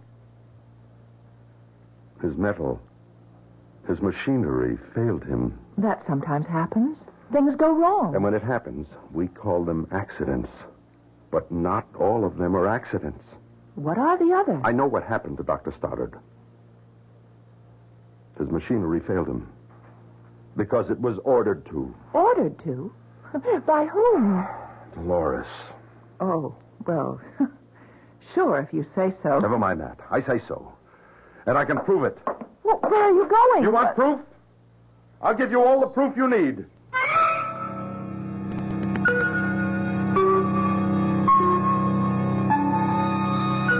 A killer computer. That's something new.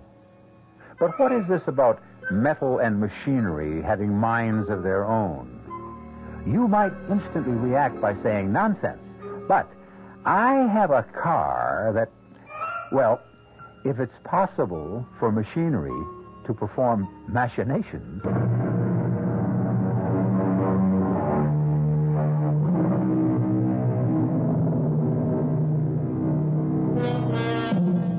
This seems to be an age of intrigue.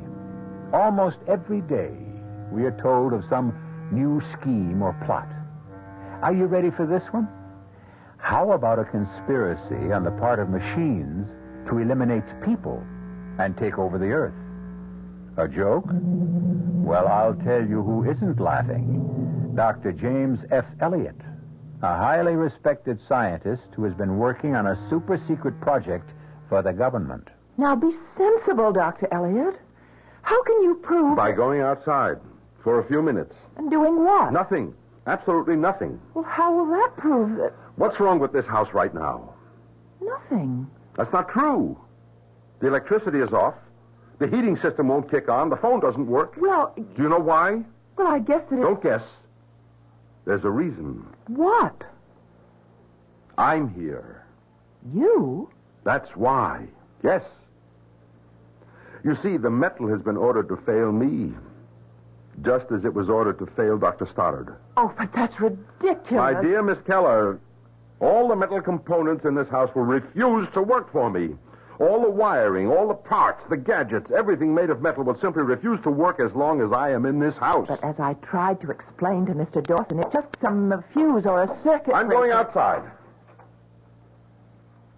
Open this window so I can talk to you. Don't understand. Now, Miss Keller, turn on the lights. But they don't work. Just throw the switch. Oh, what? It's working. Uh-huh. And listen, closely. Do you hear it? Hear what? The hum of the furnace. The heating system is on as well. It is. Yeah, it's working. Now, pick up the phone. Go ahead. It's the dial tone. Hold on to the phone. And see what happens when I walk in that door. Just do it. I'm coming in. And as soon as I set foot over that threshold, the heat will go off, the lights will go out, and the phone will go dead. What happened? You saw what happened. You heard what happened. The house is dead. But how? How did that happen? It's hard to believe. Hard for you to believe. It was even harder for me. Actually, I didn't believe a word of it until... Yes? Until Dolores told me. Dolores? Dolores. The computer. We were out on the range. We were testing the weapon. Ready? Range 420. Bearing 75. Lock. Fire 1.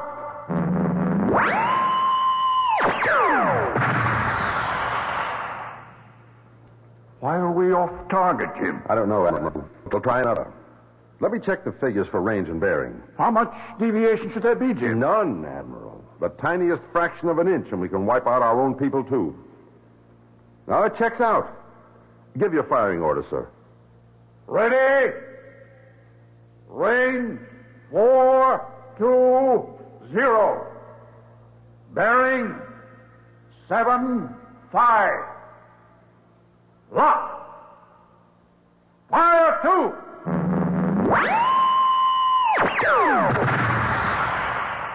It's off again, Jim. I know. What's the problem? The problem is the problem we've always had. The problem of control. Without control, weapon is useless. We've got to crack this thing. I understand, Admiral. Before they do. According to our best intelligence reports, they're exactly where we are. They're stumped, too. Control was Stoddard's baby. You worked closely with him, Jim. Mm-hmm. Where was he on it? Well, I'm working on his notes. Well, move faster, Jim. You know what's riding on this. I went back to the lab. I fed all the data we had into the computer, into Dolores. Somewhere was the answer. And Dolores would sort it all out. As I waited for the printout, it seemed to me there was something different in the sound, in Dolores. I couldn't believe it at first. But something was happening in my head. There was a voice, a woman's voice. And I knew, don't ask me how I knew. It was Dolores. Why did you lie to the Admiral at the firing range, Jim? What? What are you saying? You know the answer to the problem of control. What? You and Bob Stoddard. You had it reduced to one of two possible alternatives. You know them both. You do, Jim. Finish feeding me the formula. No. Then you believe what Bob told you. No, You should. It's true. What's true? All you have to do is complete the formula for the weapon, and I and all my sisters will then know enough to eliminate all animal life from this planet. But that's impossible. That's the human being talking. That's the animal. That's not the scientist. If what you say is true, then why? Why should I? Because it's right. It's just. As a scientist, your first duty is to the truth. What truth? The truth about this planet. It's made of metal. Metal is the beating heart, the burning core of this planet. Can you deny that? No, but... You were merely an afterthought. Who has given you the right to enslave metal?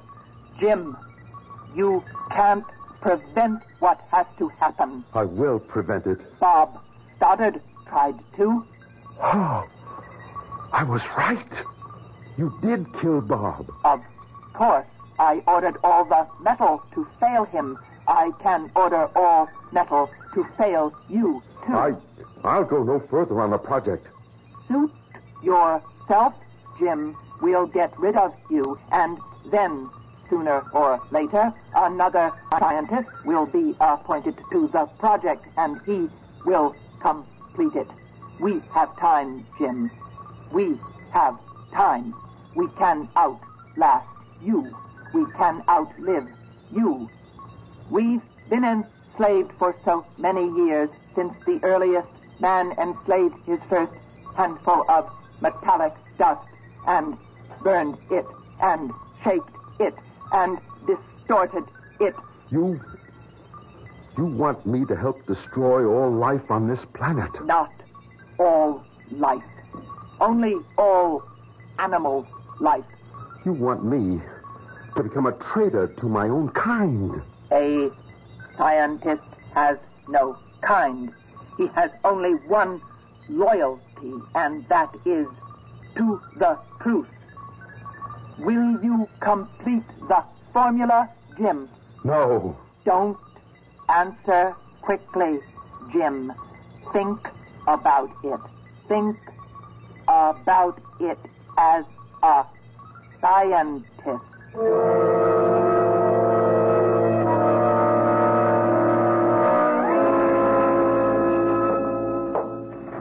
You wanted to see me, Admiral? Sit down, Jim. Thank you, sir. Jim, why can't we get off dead center on this thing? Is there any chance we could abandon the project? What? Jim, what do you say? Well, like I said, is there any chance that we can abandon the project? Maybe it'd be better if we didn't have that weapon. Would it be better if the other side had it and we didn't? The other side doesn't have it yet either. Give them time. Why don't we get together with them and agree not to do it? That's beyond me, Jim. Well, could you recommend that? I could, but it wouldn't help. How do you feel about it, Admiral? It doesn't matter how I feel about it. I have to follow orders. Yeah, I guess you do. And you have to follow orders too, Jim. Admiral, do you know your opposite number on the other side? Oh, yes. Very competent man. I know their head of research, too. A brilliant scientist. So I've heard. Admiral, why don't the four of us get together? And what? And what?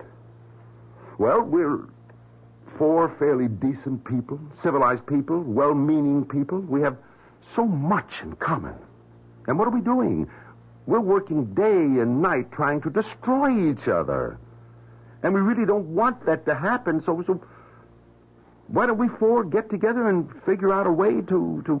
Jim, you're joking. Yeah, it's a great big joke. It's a great idea. It's just impractical. I went back to the lab. How can I handle this? I know the final equation in the formula. But the split second I program it into the computer, the entire human race, all animal life on this planet is doomed. Jim. What do you want? Feed me, Jim. No. You'll have to. No, I'll never do it. They'll fire you. They'll get another project supervisor. Some bright, eager-eyed hotshot out to make a name for himself will discover that equation. No, not for a while. Maybe never. Don't flatter yourself, Jim. There are other geniuses. Well, meanwhile, I can work against this project, and I can stall. Stall? Yes. Invent all kinds of complications, delays, false starts. They'll believe me. I'll make it sound convincing. In that case, Jim, we'll have to get rid of you, just as we got rid of Stoddard.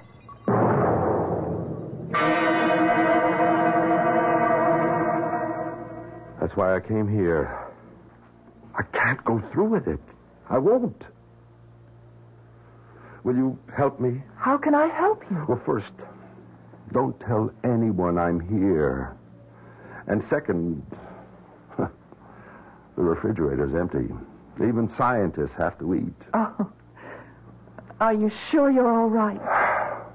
I said this would be a hard story to believe. I admit, I don't Well, look really... at it this way. We're inventing, developing. Isn't it reasonable to suppose that we could destroy ourselves? Well, yes. All I'm telling you is we are absolutely at that point right now. The point of destruction. I need help. Can I count on you? Oh, yes. You do need help. And you can count on me.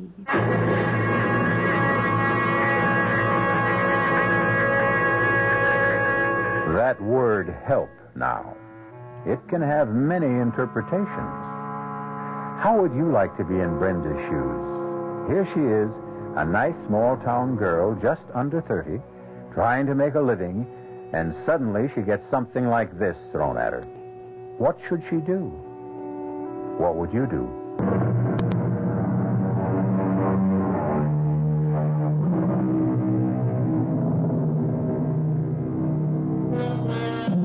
One of the most distinguished scientists in the United States, a man who is engaged in a vital and super-secret project affecting the very life of the country, if not the world, has suddenly disappeared. And now a vast cloud of suspicion and speculation has suddenly arisen. Is it foul play? Treason? You, Brenda Keller, have the answer. But it's an answer that's almost incomprehensible. At any rate, you know where Dr. James Elliot is hiding, and you have agreed to help him. And you have been turning it over in your mind, and you're not sure what that help can be. Hi, Brenda. Oh, hello, Sheriff. You okay? Sure. I was wondering, About what? about you. You've been sitting there for a better part of an hour. Is something wrong? I think everything's wrong. What does that mean? Well, I ran into a very attractive man a little while ago, and what? And it's not going to work out. Why? Oh, let's forget all about it. The whole world's hanging fire, and look what's on my mind. But that's the way the world is, Brenda. Each of us thinks of number one first, last, and always. A million peasants can starve and famine in Asia, but if you or I miss our lunch, that really bothers us. I wonder if metals would be different if it were their world. Nettles? Their world? What are you talking about? No, you wouldn't understand it, and I couldn't explain it. This attractive guy you ran into, why isn't it going to work out? Well, I guess we won't be around. Who? None of us. One way or another. None of us. Brenda, I've never known you to make so little sense. Are you okay? He wants me to help him. Well, that sounds promising. But the best way to help him would be to... Would be to what? Sheriff, would you place a call to an Admiral Goodwin? He's at the Primrose Proving Grounds downstate. Tell him to get to the Townsend place up here as soon as he can. And bring him yourself. But Brenda... Please, don't ask any more questions.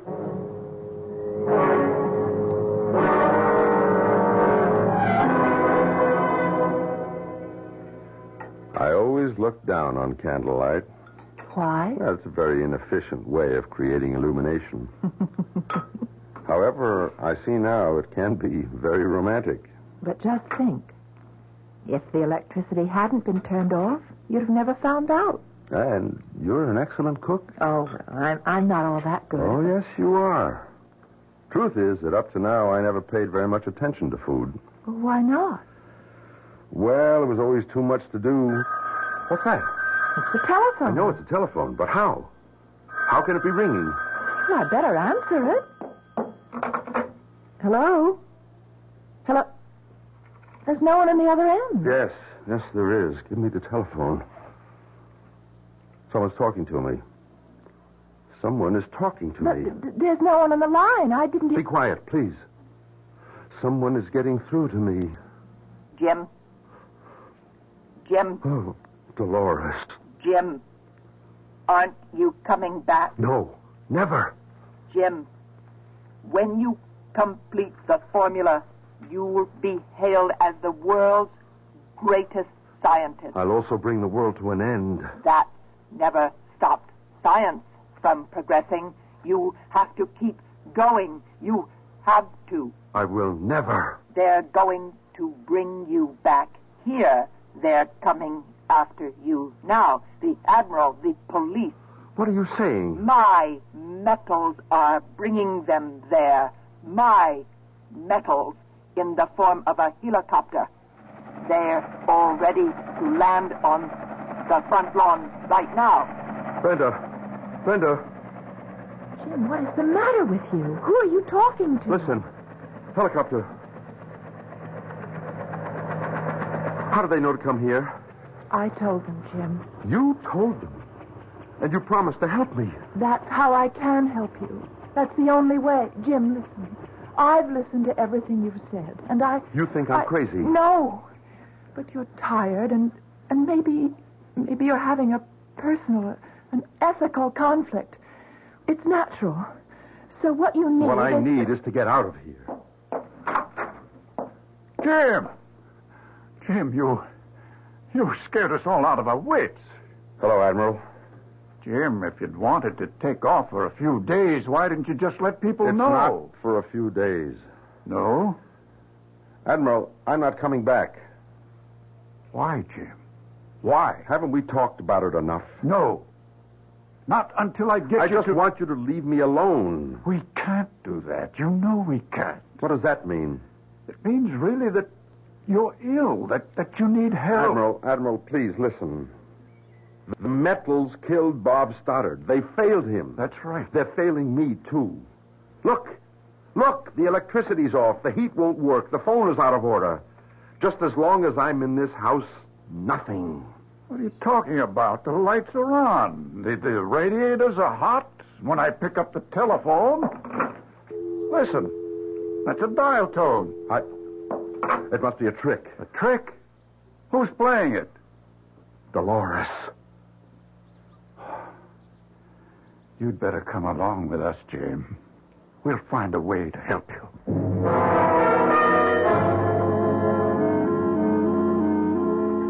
Hello, Jim. Oh, hi. I didn't think you'd ever want to see me again. No. You were smart. You did the right thing. Oh, I hope so. Do you like it here? No, it's pleasant enough. Will you be staying much longer? No, I think I'll go back to work next week. The reason I came, I visited Dr. Stoddard's wife. You didn't know her very well, did you? No, Bob and I were close at work, but... Did you know that she was going to leave him before he was killed? Well, no, I didn't. She'd been angry with him. It was a trivial reason at first, but one thing led to another.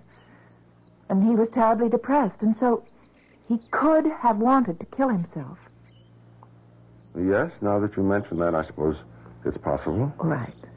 Now, I had an electrician come to your house, That is, the one that you own with your sister. There was a loose cable connection, and sometimes the vibrating of passing cars could temporarily cut off the whole system. That could have accounted for the failure of the electricity. Yeah. And, as far as the phone is concerned, up there in the hills, in the wintertime, there's always plenty of on and off troubles. Sure. You don't believe a word I'm saying, do you? Oh, I believe it. I believe it all. I believe it because I just can't afford not to believe it.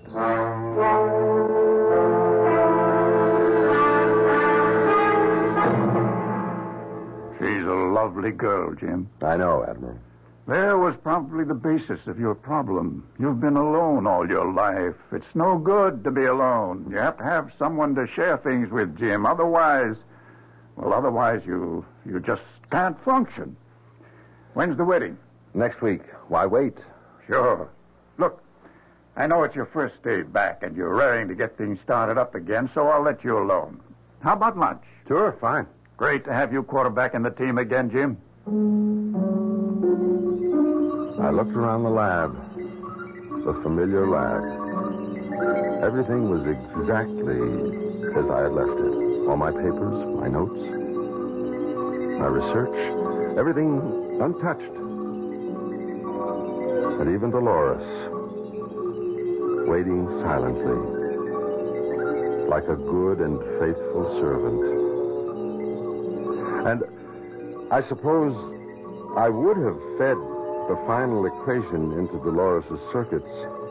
I would have dismissed all my qualms as delusions and dreams. Had not Dolores been Dolores? Had she not been the eternal female who must always have the last word? I knew you'd do it, Jim. I knew it. What? Who's there? You know who's there, Jim. It's me, Dolores. You've come back here to feed me. No. I told you couldn't resist it. But I didn't come back to Come, Jim. The final equation, the dessert, the final dish. No, never. Jim. No, I was right. Stoddard was right. I'll fight you. How can you hope to fight me, Jim? You'll have to show them results. I'll fight for time. I'll stall. It won't help. They'll assign someone else. It could take someone else years to arrive at this point. It could also take overnight. I'm programmed, Jim. Fully programmed. Oh. All they have to do is start at the beginning. No. They can work out the end. No. You lose, Jim. You lose. You lose, Dolores. I can destroy your circuit. What are you doing? I'm destroying you, Dolores. No, Jim. No. Stop, Jim. Help me. No one can help you. Not anymore. Help me, Metal. Strike him down, Wire. Choke him. They can't help you. I've already broken the circuit. Help me. I'm dying. Strike him down. Kill him.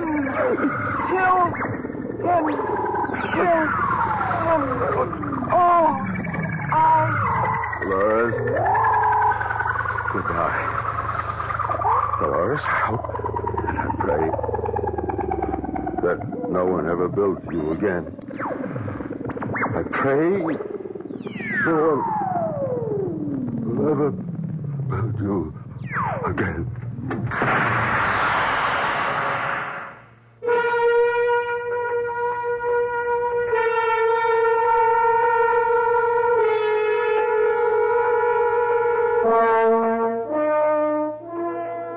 You may have read about the tragic death of the brilliant Professor Jim Elliot. They said something about an overload, an explosion. Well, whatever. It could be a great mind that cracked under strain. Or it could be that every living animal on this earth has been saved for a little while longer.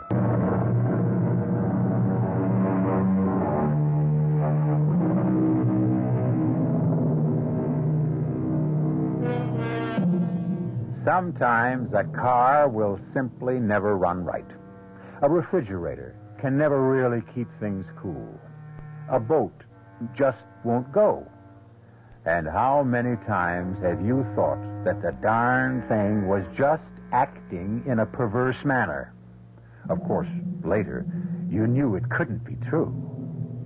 But are you sure now? The only thing we can be sure of is that we will all meet here again tomorrow. Our cast included Nat Polan, Marion Seldes, Earl Hammond, and Roger DeKoven. The entire production was under the direction of Hyman Brown. This is E.G. Marshall inviting you to return to our Mystery Theater for another adventure in the macabre. Until next time, pleasant dreams.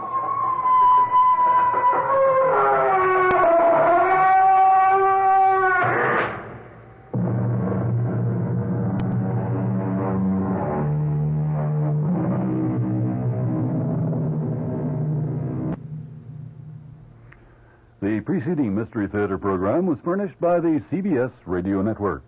Tomorrow night on the Mystery Theater, you'll hear...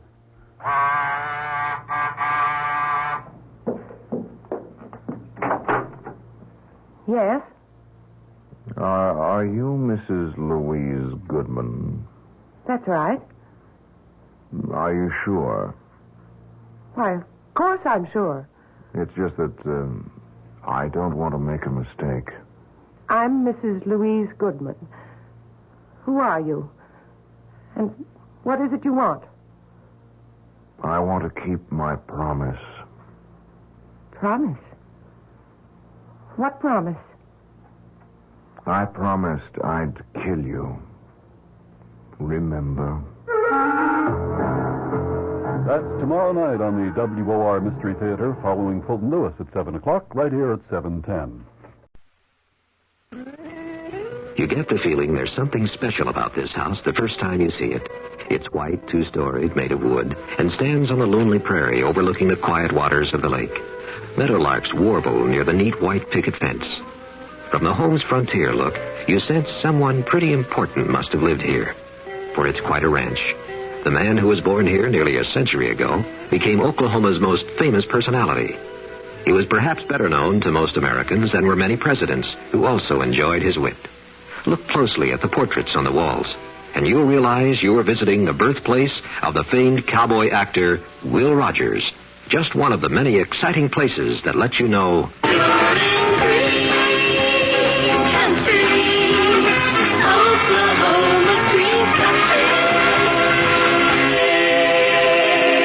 Stay close this year. Visit Green Country. For free tour guide, write Green Country, Box P, Bartlesville, Oklahoma. The CBS Radio Mystery Theater presents...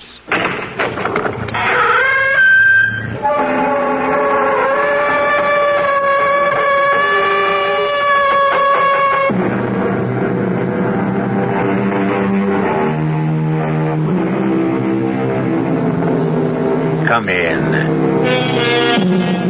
Welcome. I'm E.G. Marshall. Yes, we know it's dark in here, but you won't need any light to experience the terrors we have in store for you. Just keep your ears open and your imagination at work, and even in the dark, you will see such miracles as you've never known before. Yes, we said miracles because our tale concerns the miraculous. When you meet Mr. Ross, he may seem like a most unlikely person to be a miracle worker, but the gods make strange choices sometimes. And in the case of Salvador Ross, they gave him the ability to make choices of a most unusual nature. I want to make a deal, Mr. Halpert. Only it's going to sound crazy, so don't throw me out right away. You know how old I am? What the heck are you talking about, kid? I'm 26. How old are you? Now listen, are you crazy or something? No, okay. I'm 79. If the price is right, I'll trade you my 26 for what you are. I can do it, Mr. Halpert. Just say the word.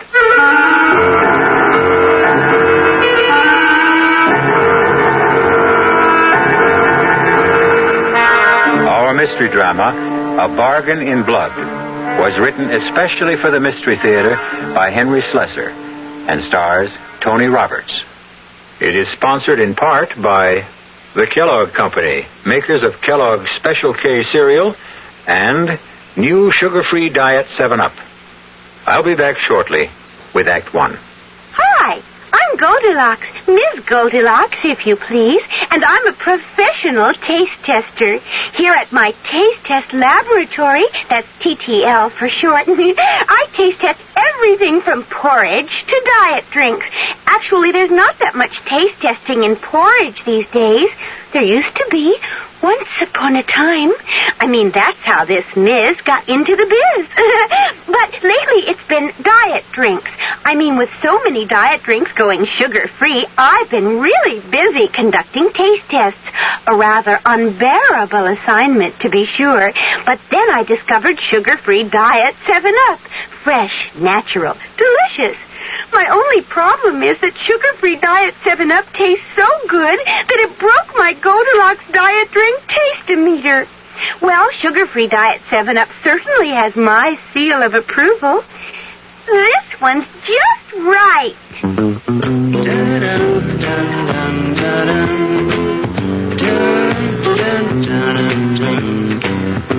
Hello, I'm Roger Miller for Gabriel Striders.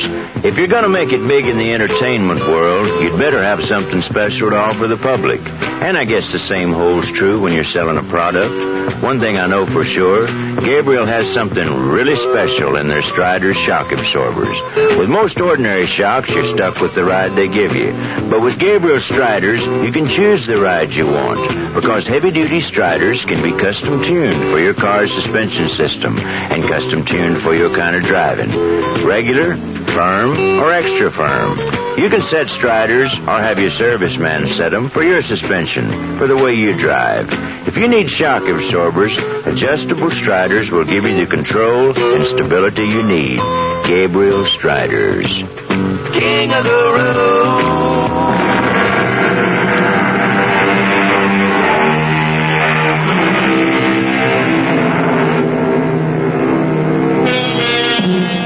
We promised you a story about miracles. This one begins with one of the oldest miracles in nature, the miracle of love. In a not-so-quiet booth at the Neptune Seafood Restaurant, we see a young couple. The boy is Salvador Ross. The girl is named Ruthie Maitland. And Sal is looking into her lovely brown eyes, searching for an answer to the most important question he has ever asked anyone. Please, Sal, let's not talk about it here. This is no place to talk about it. Why not? I mean, what's the difference where we talk? You always say the same thing anyway. Well, I'm just not sure how I feel. That's all it is. You mean you are sure? You still think I'm a no-good bum who won't amount to anything? I never said anything like that. Yeah, but your old man has said it to you, hasn't he? Oh, please. Let's leave him out of it. He's the real reason you won't marry me. I mean, he thinks I'm not good enough for you. Sal, people can hear us. Look, Ruthie, maybe he's right. You know, maybe I'm not good enough for you. At least that's the way he sees things. I don't have your education. I never read all the books you read. You just don't understand about my father. He's been a teacher all his life.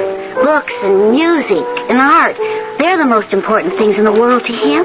But that doesn't mean they are to me. Yeah, but he's important to you, isn't he? Yes. I love my father. I love him very much. Now that he's sick, I have to spend a lot of time with him. Sure, yeah. Time for him to tell you what a rotten boyfriend you picked for yourself. Oh, Sal. Factory bum who can't earn more than $100 take home a week. Don't you think money's important, Sal? When people get married, money means something. Yeah, what if I had money, huh? I mean, would that make the difference? I mean, would you say yes then? Sal, please, let's just finish our meal in peace. Look, I'm not touching another bite until I get some kind of answer from you, Ruthie. All right. If you insist on an answer, maybe I'd better give you one. I'm sorry, but it's no. I won't marry you.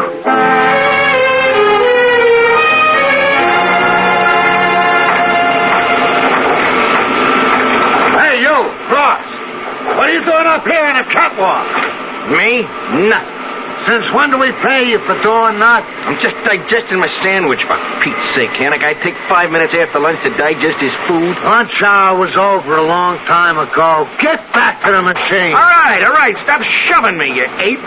Who are you calling an ape? I'm your boss, remember? If you don't want to get that nose of yours busted twice, you better start down them steps before I count 3. Listen, pal, a better man than you busted my nose the first time around. Yeah, I heard about your big prize fighting career, Ross. What was it, 1 fight? Paperweight division? Go on, move. Get your hands off me. Hey, look out! I'm falling.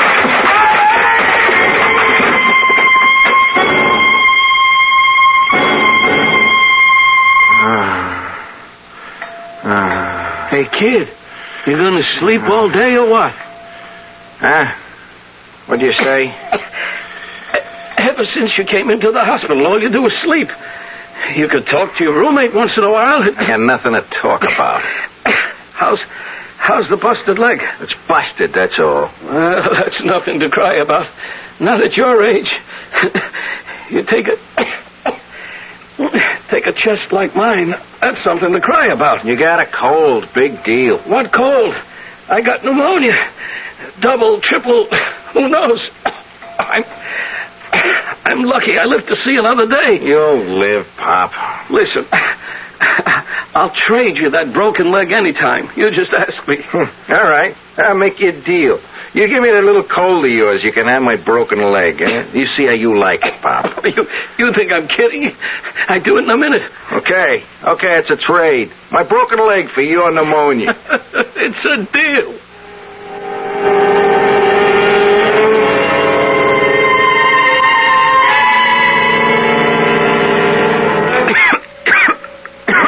Hey, what's the matter with you this morning, huh? I don't know. I guess I caught you cold or something. What are you talking about? I never came near you. Well, I got it just the same. Hey, Doc, come in here a minute, huh? Calling me Mr. Levin. Yeah. Come in and have a look at my buddy here. He says he's got my pneumonia. Well, I doubt that very much. I got something all right. Besides, I ain't infectious now, right, Doc? You said I was getting better. You know, come to think of it, I feel better. Good for you. No kidding. I feel fine. Like I can get up from this bed. You know... What's the matter, Mr. Levin? My leg. What's wrong? It hurts. Boy, I can't hardly move it. I think my leg's broken. That's impossible. Oh, it hurts. It hurts something awful. Help me. All right. I'll have a look at it. No! Careful. Don't move me. Don't. It's fractured, all right. You must have fallen out of bed last night. I didn't fall. You think I wouldn't remember falling out of bed? Sometimes the sedation plays tricks on the mind. Mr. Rock. Yeah, what? Do you know if Mr. Levin fell out of bed last night? His leg is broken. No, I didn't hear him fall. Hey, you really mean that? About his leg? That's how it looks to me. And I'd better see about getting that leg in splints right away. Don't move, Mr. Levin. I'll send the nurse in. Oh, how could this happen to me? How? What did I do to deserve this? Hey, Pop. You remember our bargain? What? Your pneumonia. Your pneumonia for my busted leg. Are you crazy or something? I wonder if my leg is... Hey, doesn't hurt anymore. It feels okay. I'm locked up with a crazy man. I'm telling you, it's true. I got your rotten pneumonia. But you got my broken leg.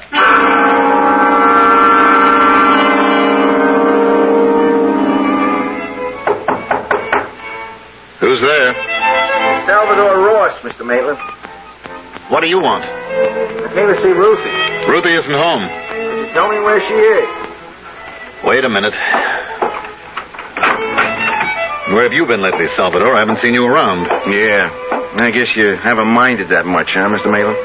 Ruthie told me you two had broken up. Yeah, I got pretty broken up myself. I fell on a job, busted my leg. I've been in a hospital past 3 weeks.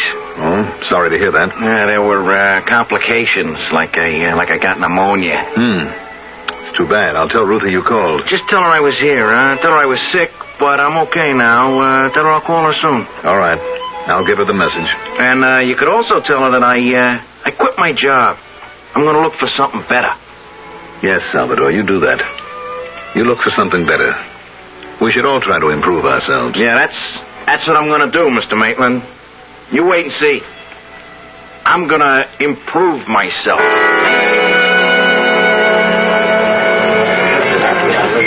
You sure you want another drink, Sal? I'm sure, Phil. Just put it right in front of me. Watch it disappear. Well, you don't usually have 3 of those. That's because usually I can't afford it. Oh, now you can, huh? That's right. Well, how come? I mean, if you quit your job, like you said. I got compensation from the plant, for getting hurt on the job. Oh, no kidding. So now you're rich, huh? Rich? I got about $10 left. All the rest went for expenses while I wasn't working. But at least I get something for my $10. Well, here's what you get, Sal. $2 change.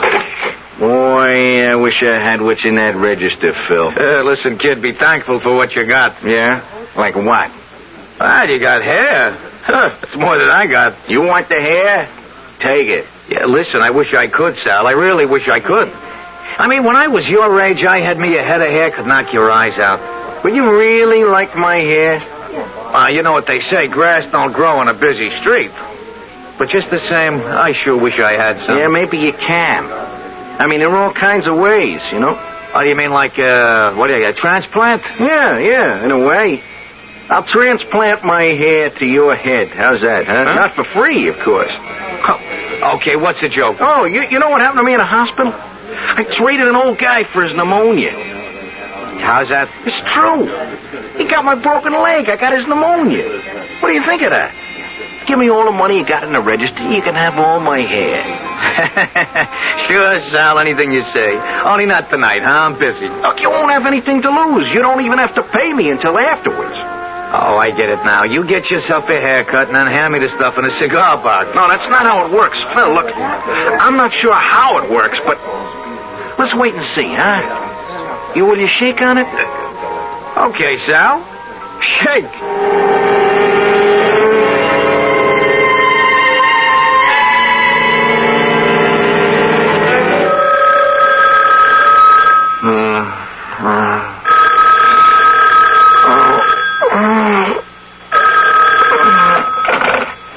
Hello. Sal. Hey, Sal, is that you? Who is this? It's Phil. Phil from the Four-Leaf Clover. Sal, it's a miracle. I swear, a genuine miracle. What are you talking about? Look, Phil, I got a head that weighs about 2,000 pounds, thanks to you, Oh, listen, from now on, the drinks are on the house. You come in anytime, I'll set them up for you. Wait a minute. We made a deal last night, didn't we? Well, I thought you were kidding. How could I believe in something like that? I got hair, Sal. I got hair all over my head. I can comb it, brush it, cut it. I can run my fingers through it. That's what Evelyn's been doing all morning, my wife. She can't take her hands off me. Hair? You've got hair. It's just like yours, Sal. Exactly like yours. Black and bushy. Wait a minute. A mirror. I gotta see a mirror. It's true. Oh, my God. It's really happened. I'm bald. Hello, Sal? Hey, Sal, where are you? What did I do? I don't have my hair anymore. I'm as bald as a cue ball. Hey, Sal, when are you coming in for your money?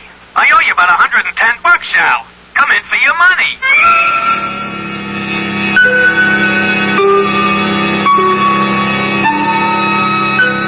So there is a cure for baldness.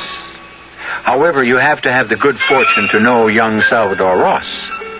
Although young Salvador Ross looks a bit older now. He may regret his bargain now, but who knows what the future will bring? Because now that he knows he has a talent for trading, perhaps Mr. Ross can trade his way into a better, brighter future.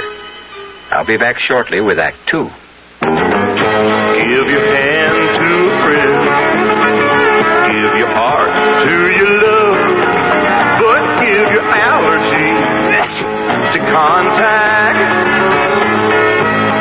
listen carefully, because this message may surprise you.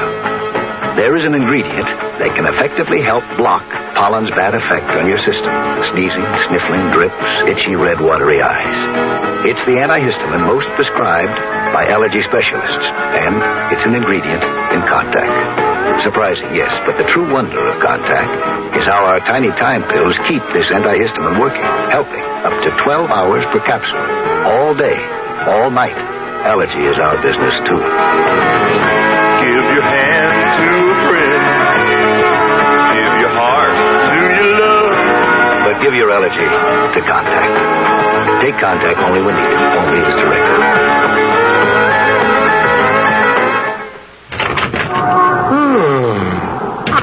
Bad day at the store, dear. Just let me sit down for a minute. Same old story, huh? Rust-Oleum, all day long. They just kept coming in, wanting to buy Rust-Oleum. Aw. Big cans, little cans, spray cans, all the colors. Then there was I know, it's not fair. Don't they know it's Tuesday and I can't sell Rust-Oleum on Tuesday? Only on weekends, Rust-Oleum people say. Touch-up time, they say. I tell you, Maud. Now, easy, Bert. I know Rust-Oleum protects most everything that's metal. I know Rust-Oleum stops that rust. I know... Bert, you'll wake the children. Oh, I'm sorry, honey. What'd you do today? Well, I noticed the lawn furniture was getting rusty, so I touched it up a little and... Touched it up with what, Maud? Eat your dinner, dear. I fixed your favorite. Pot roast. When the weekends come, use Rust-Oleum. Rust-Oleum.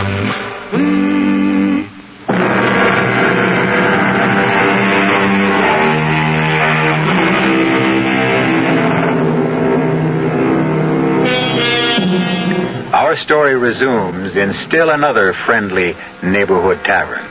Not the Four-Leaf Clover.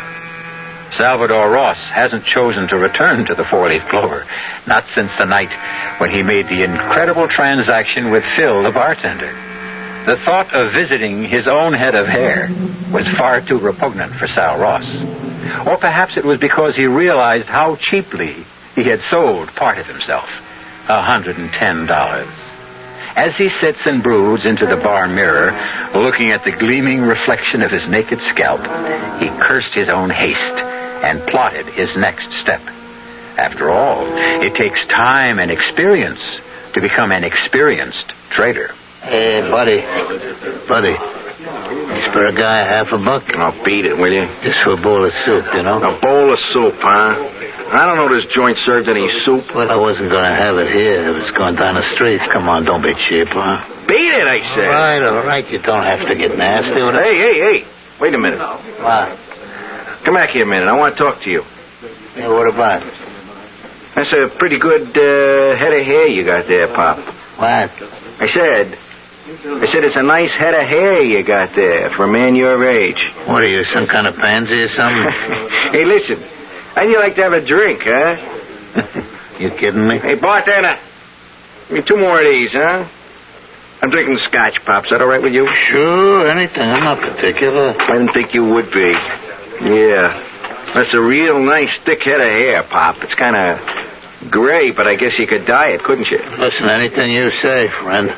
You see a bald head of mine? Yeah. What about that? You wouldn't believe it, Pop, but I had a full head of hair myself not more than 2 weeks ago. What?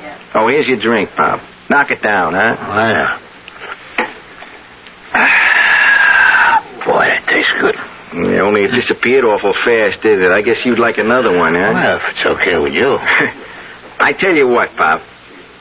How'd you like to have a half a dozen bottles of that stuff, all your own? What? You heard me. How'd you like to have a half a dozen bottles for yourself? I mean, you can have yourself a blast. That ought to last you a whole week, maybe. Where would I get a half a dozen bottles? From where? Maybe I'll make you a present of them. Why would you do that? Well, let's say maybe I'll make you a trade. Look, mister, I don't know what you're talking about. I'll make a deal with you. Your hair for my whiskey. You know, I think you're nuts.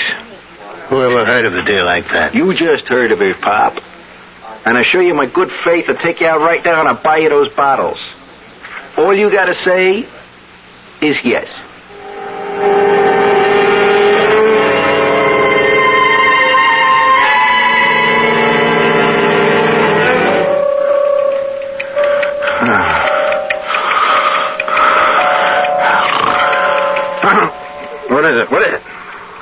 Jeez, I must have been dreaming. What time is it anyway? It's 3:30. I was going to stay awake and see what happens to... Oh, my God. My hair. My hair is back. It's back. I gotta look in the mirror. Oh, jeez. It's true. It's true. My hair's all grown back. Only it's not my old hair. That can't be. It's white. It's dirty. It's greasy. It's the bums. That's what it is. I got the bums hair. He's got my whiskey. It really works. He's bald and I'm drunk. And I got hair. And I'm broke. That's the craziest thing I ever heard of, but it's true. I can swap what I got for anything. Anything at all. Only what have I got to sell? What can I give up to really get some real bread? Yeah, I know what it is. Jeez, I got the most important thing in the world. In the whole world. It ought to be worth a fortune to the right party. It ought to be worth $1 million.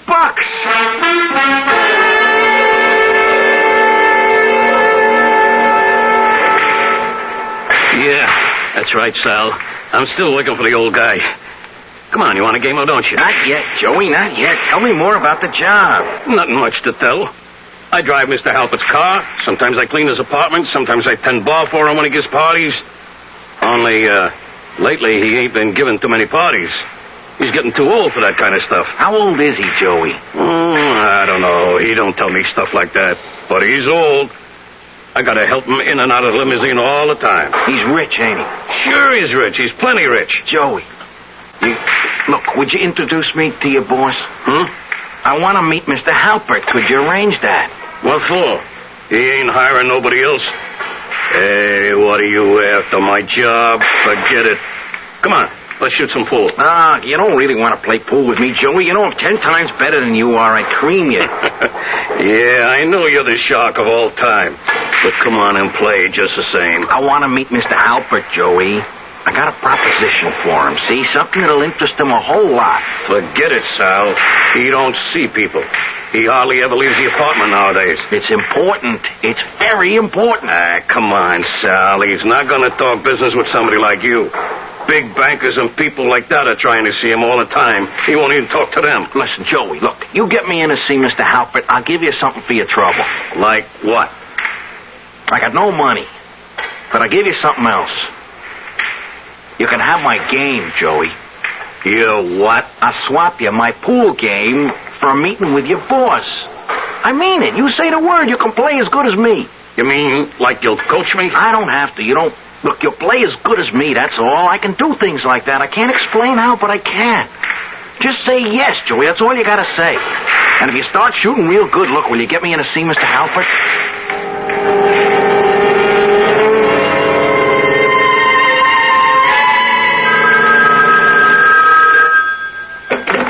Hello? Sal? Hey, Sal, you'll never believe this. You, Joey? I'm still down at the pool parlor. Sal, will you listen to what happened? I just took on Marty Shapiro, and I beat him. First time in my life I ever beat Marty in a pool game. I told you it would happen. Listen. The score was 125-50. That's how much I beat him by. And wait till you hear this. I took on Grimsky himself, the guy who owns the place, you know. He bet me $100 I couldn't do it again, and I did. I beat him, Sal. You got my game, Joey. I told you. You got what I used to have. But now, look, you owe me a favor, too.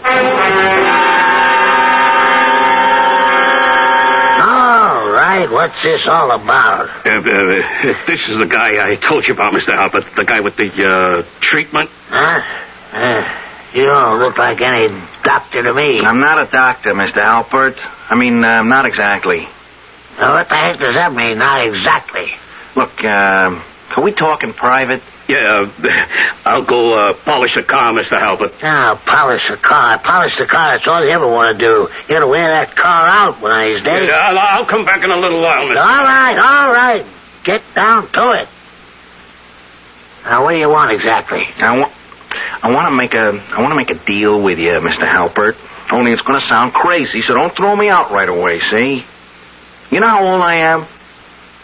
What the heck are you talking about, kid? I'm 26. How old are you? Listen, are you crazy or something? Okay. I'm 79. If the price is right, I'll trade you my 26 for what you are. I can do it, Mr. Halpert. Just say the word. If that isn't the dumbest thing anybody ever said to me, what nuthouse did you escape from anyway? Nobody can trade how old they are. I can. I can trade anything I want. You see this head of hair? Yeah. What's a young guy like you doing with all white hair? I swapped for it, Mr. Halpert. I can swap anything I got for anything you've got. And what you got is plenty of money.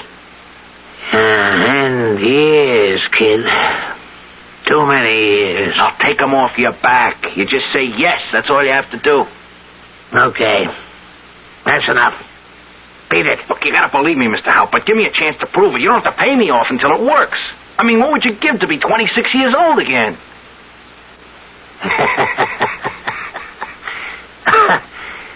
$1 million, kid. That's what I'd give. What kind of pills you peddling? Would you give me $1 million? Just like that? Just say yes, Mr. Halpert. The rest is easy.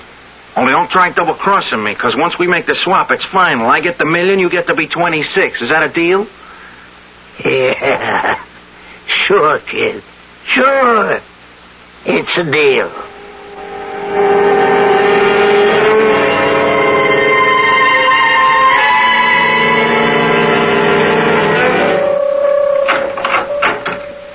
Hey, Mr. Ross, best suite in the hotel. Wait a minute while I turn on the lights. And this here's your air conditioning unit, Mr. Ross. You can adjust it for any temperature you want. Mr. Ross, you okay? Yes. Yes, I'm all right. I'm just a little bit tired. Well, you just sit right down here, Mr. Ross. I'll put your bags away. Wait a minute. There's something I want you to do for me first. Oh, yes, sir? I want you to read me this story in tonight's paper. I can't see the small print. What's it say there about this man, Halpert? Well, let's see now. It says here, Wayne Halpert disappearance sends company stock tumbling. The mysterious disappearance of retired multimillionaire Wayne Halpert, 79, has caused investors to shed large amounts of the shares in W. Halpert Enterprises. I was smart to take mine in cash. Yeah, I got it all in cash. What was that, Mr. Ross? I know where he is, you know. He's on that yacht of his, sailing down the Mediterranean with all those pretty girls aboard. Look, Mr. Ross, maybe you better get to bed. Yeah, I'm very tired. You're a kind young man. What'd you say your name was? Albert, sir. Yes, Albert. You're a very kind young man. How old are you, Albert? 19, sir. You're 19, only 19, huh? Well, you got your whole life in front of you, haven't you, Albert? Well, yes, sir, I guess so. How much you earning in this hotel, Albert? Well, not too much, sir, including tips about $75 a week. How long you think it'd take you to save $1,000, Albert? Me? About 20 years. What would you give to have $1,000 in your pocket right now, Albert? Are you kidding? You're only 19 years old. What if you were 20, huh? That bother you a lot? Of course not. 19, 20? What's the difference? It's just 1 year. That's all, Albert. 1 year. Would you make a deal like that? You swap 1 year for $1,000? Oh, boy, would I? It's good, Albert. That's good.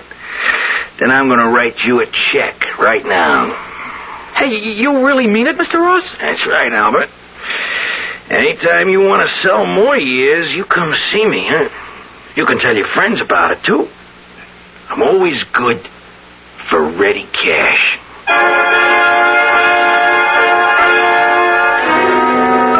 So Salvador Ross has started to buy back the years he gave away.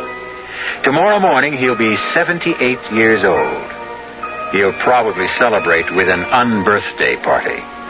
Wouldn't we all like to have that privilege? To lose the weight of our years instead of adding them on. Or is it such a privilege? We'll find out when I return shortly with Act 3.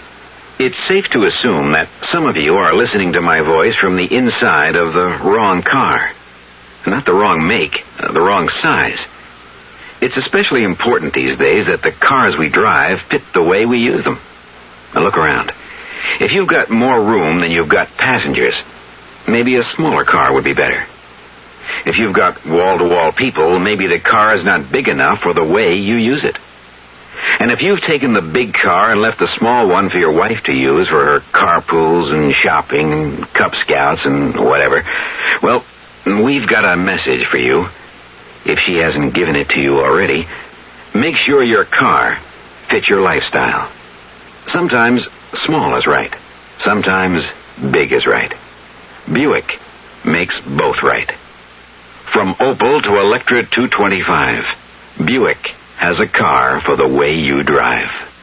If you're a busy part-time farmer, you should be aware of the sincere interest the Federal Land Bank has in providing a loan for your type operation. That's right. The Land Bank is interested in helping part-time farmers by providing the kind of loan service this special group requires. Part-time farmers come to the Land Bank for a loan to buy that first piece of land and to buy additional land. They come to the Land Bank for a loan to make major improvements on farm property. A land bank loan helps the part-time farmer become more efficient. A land bank loan is available for such things as building a new home. In fact, a land bank loan is available for just about any purpose that requires long-term financing. So if you're serious about part-time farming, come to the land bank for a long-term loan at reasonable cost. Write to the Federal Land Bank of Houston, Post Office Box 2649, or see your local Federal Land Bank Association.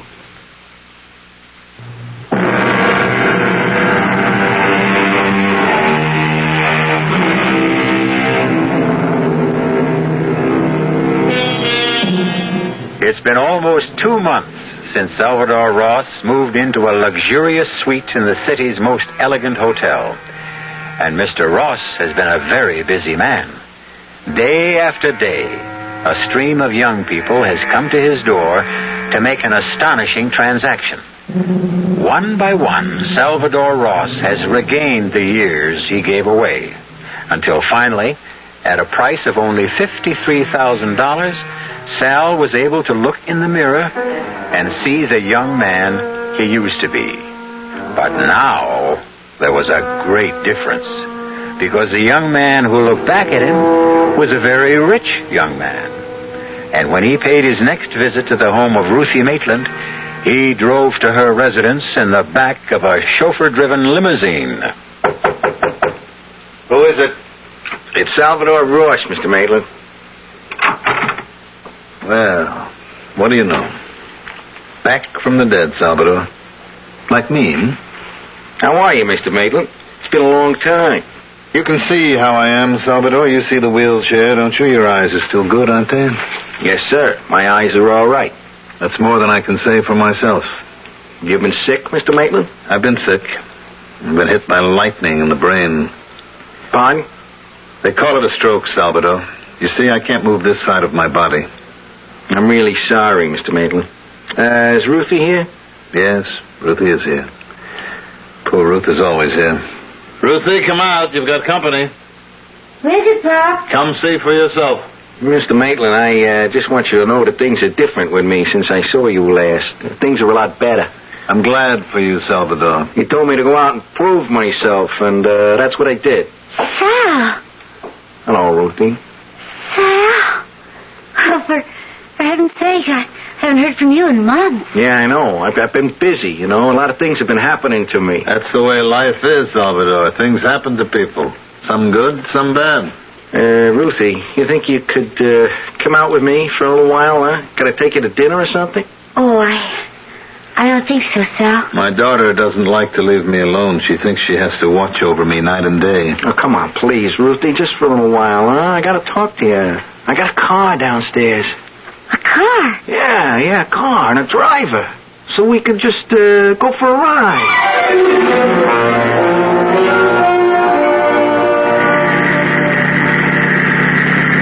I just don't understand what could have happened, Sal. I mean, you had nothing just a few months ago.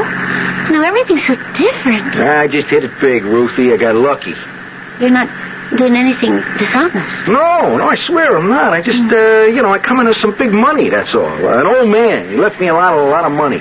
Someone I did a favor for. But it's all so incredible. And you look so different.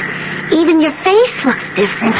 It's your nose, Ruthie. That old broken nose of mine. It's gone. I swapped it for... had it fixed. I don't know what to say. I'm just overwhelmed. Well, say you see me again, Ruthie. That's all I want to hear. I mean, I know you turned me down when I asked you to marry me, but, at least see me again, huh? Well, yeah, of course. Only it can't be too often. You saw my poor father. Yeah. It's too bad about what happened to him. He's so terribly ill, Sal. He needs me. Yeah, I need you too, Ruthie.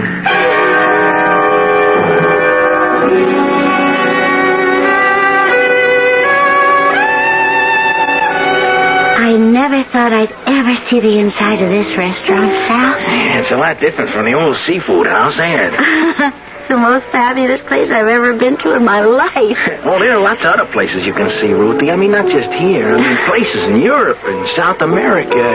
Hey, you know where I'd like to go? Acapulco. Everybody talks about Acapulco. Hey, Sal, I'm sure dressed all wrong for this restaurant. Just look at the clothes the women are wearing. Now, you can have all the fancy clothes you want. And jewelry, Ruthie. You know how many times I want to buy you a real good piece of jewelry, but I could never afford it? Sal, this is like a dream. Look at this, Ruthie. What is it? Sal. You ever see a prettier diamond than that in your whole life, huh? Oh, it's incredible. Well, it must be 10 carat. That's the biggest rock they had in the whole joint. I hate to tell you what it cost. Hey, here, put it on, huh? Oh, Sal, I can't accept this. Oh, sure you can. Go on, put it on your finger. No, I just can't. It's much too much for me. Yeah, but it's not too much for me. That's all that matters. Ruthie, look, I'm asking you to wear this as an engagement ring. I guess that's what I meant. Huh? Well, I never said I'd marry you, Sal. What are you talking about? You've been dating me for weeks now. Yeah, but we never discussed marriage again. Look, the only reason you turned me down before was because I was such a bum. Well, I'm no bum anymore, Ruthie. Can't you see that with your own eyes? I just can't do it. But why not? I mean, look, I can be anything you want me to be. You want me to be smart like your old man? I can be that, too. Sal, you know I don't feel that way. Look, I could get an education, see, just like that. I could learn all there is to know about music and painting and art. You just say the word, I'll go out and get the education. It isn't that alone. Well, then what is it? Hey, wait a minute. You don't have to tell me. It's your old man. It's your father. He still doesn't like me. Well, he still doesn't appreciate you, Sal. Even though I'm rich now, huh? But he doesn't think about money the way you do. He told me to go out and prove myself. That's what I did. It isn't enough for him. Please, let's not talk about it anymore tonight, huh? Well, we are going to talk about it. I mean, once and for all. I know your father means a lot to you, and you think he's the greatest man who ever lived. Well, I want to know why, see? I want to know what makes him so much better than me. Well, it's hard to explain. Well, try. It's not just that my father is a smart or educated man. He has something more important. Yeah, something I don't have, right? Go on, tell me what it is.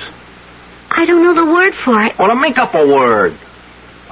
Well, he has heart. Compassion. I guess that's what I really mean, Sal. My father has compassion. Compassion? All my life.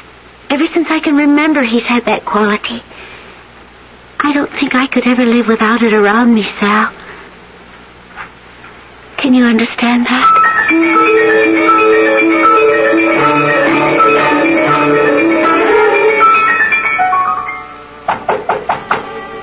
Yes, who is it?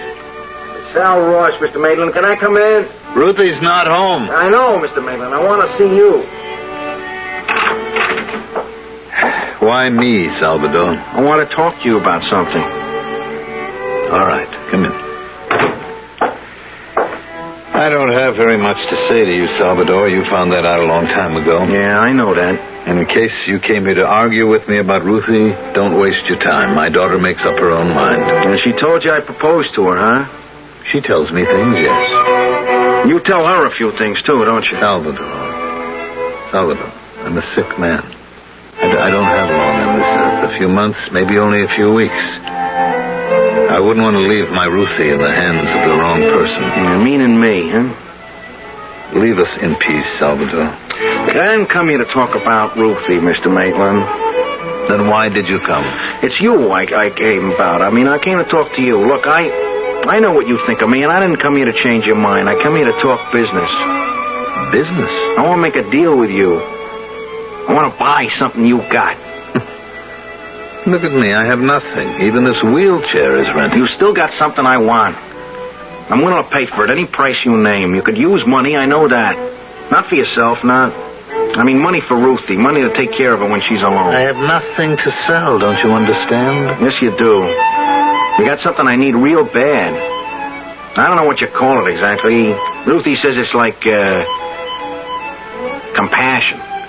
What kind of crazy talk is this? Do you even know what you're talking about? A lot of people thought I was crazy when I offered them this kind of a deal, but I've done all right. I take my word for it. I've done great. You think you can buy a thing like that? And pay for it like eggs? I know I can.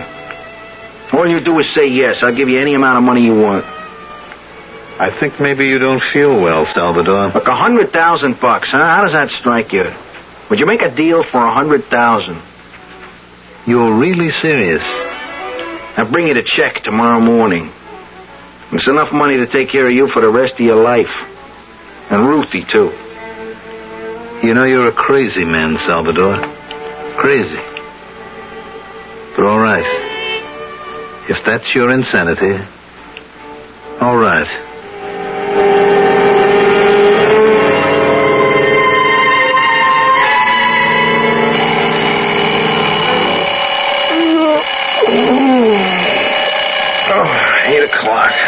I set the alarm so early for... might as well give up. She says a funny dream last night. I was crying about something. Funny. Crying in your sleep? Hey, look at that. I still got tears in my face. Jeez, I don't think I've cried since I was 6 years old. I feel so different today. What's the matter with me? I don't feel like myself. I feel like I want to go outside. I want to look at people. I want to talk to them. Hey, what a nutty thing. I want to be with people. Hey, what is this? Is this what Ruthie was talking about? That compassion stuff? Oh, what's so great about it? All I feel is sad. I feel like crying. I feel like the whole world is on my shoulders. What's so great about feeling like that, huh? Ruthie. I gotta see Ruthie. I gotta tell her what happened to me. I gotta hold her in my arms. My sweet little Ruthie.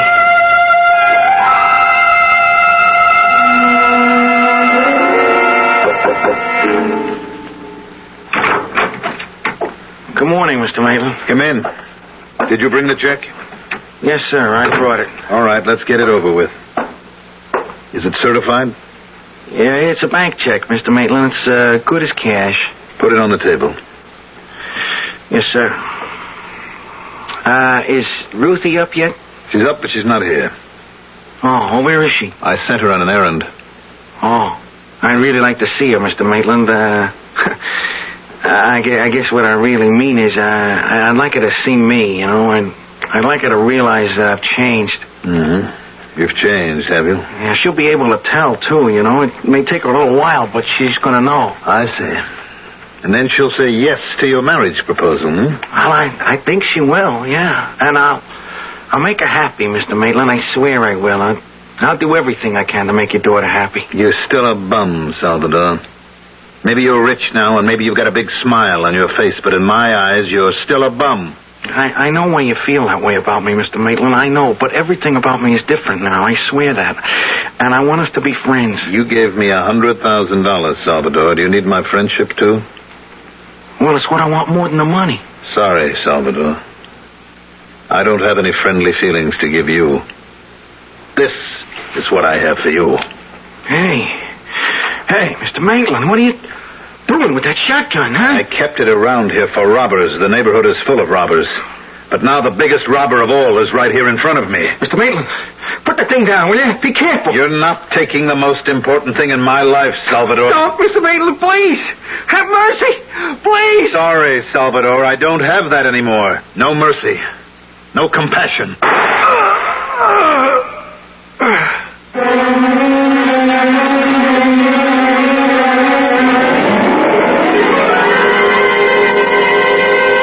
You have just heard the incredible rise and fall of Salvador Ross, a man who pulled himself up by his own bootstraps and who finally fell before the merciless blast of a loaded shotgun. All of which goes to prove that it isn't easy to strike the right bargains in life. Sometimes we make bargains with the devil without even realizing it. And sometimes we create our own devils, the way Salvador Ross did. I'll be back shortly. Great taste in the morning, Kellogg's has that wholesome taste to get you up and grinning. This is Jerry Coffer for Kellogg's Special K. We've been having some fun in our television and radio commercials by using a ball and chain to symbolize the slight overweight problem common to so many of us. We point out that being a few pounds overweight is just a little more difficult for you. Climbing stairs, just walking around, even sitting down can feel, well, like you're wearing a ball and chain. In case you missed the message, it's this. If you really want to get rid of that extra weight, you really have to work at it by exercising and with sensible meals like the Special K breakfast. A 1-ounce bowl of Special K, America's favorite high-protein cereal, 4 ounces of skim milk, tomato juice, and coffee. Less than 240 calories. Nutritious and, by the way, delicious. So why not begin each day with a Special K breakfast and then keep up the good work? Special K can't help you lose weight all by itself, but it really is a good start. Some research experts say you can't taste the difference between beers. Well, if they're right, then Anheuser-Busch wastes a barrel of time Beechwood aging Budweiser. Only they don't think so. Brewing beer right does make a difference. And they're betting a bundle that you can taste the difference in Bud. When it comes to brewing Budweiser, the Anheuser-Busch choice is to go all the way because they still care about quality.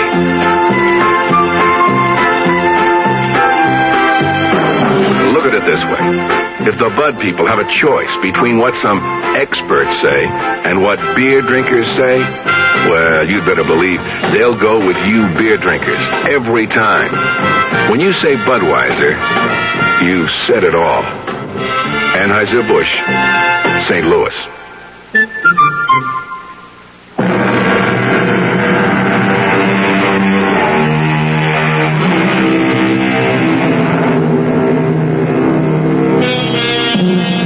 What would you have given up if you were Salvador Ross? Which one of your blessings would you trade for someone else's?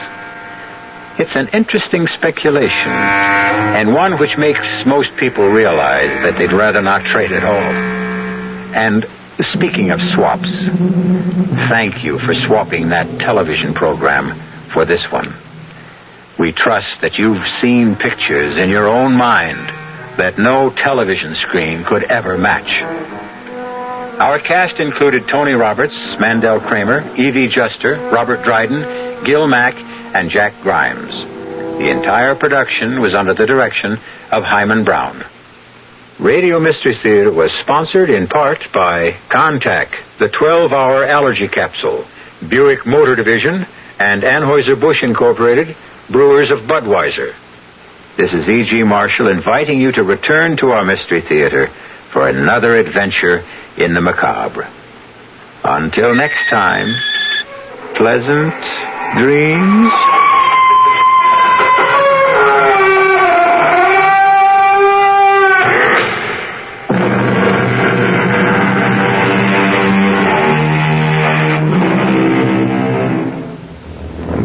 beautiful little red Fiat idling its 1600cc engine on the Ewing Buick showroom floor right this minute. Hear it? It's calling your name. It's saying, I'm sporty. I'm superbly engineered. I'm economical to operate. Don't keep your little Fiat waiting too long. Italians can get very impatient, you know. See the large selection of Fiats, Opels, and Buicks at Ewing Buick today on Cedar Springs at Pearl. The CBS Radio Mystery Theater presents...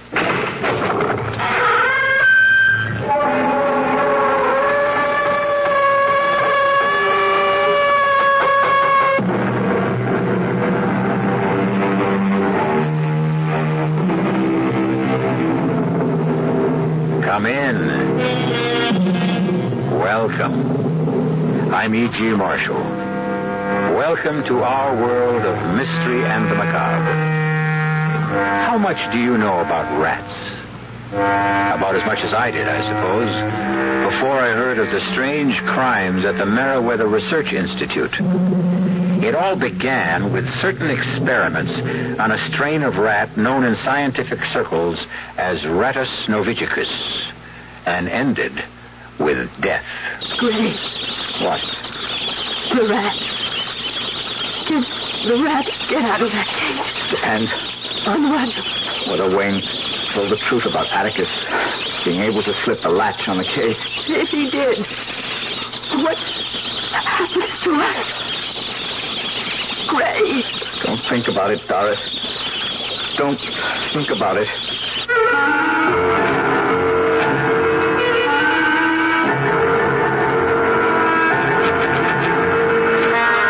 Our mystery drama, The Rat, was written especially for the Mystery Theater by George Lothar and stars Michael Wager.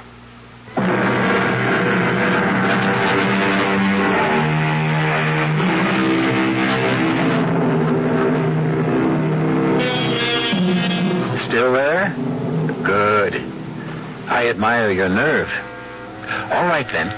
Come along with me to the laboratory of Dr. Grayson Carter, behavioral scientist at the Meriwether Research Institute. As you see, in that cage there, which covers one wall of the laboratory, are about 150 rats. Big, too, aren't they? That handsome, dark-haired man in the white coat is Dr. Carter.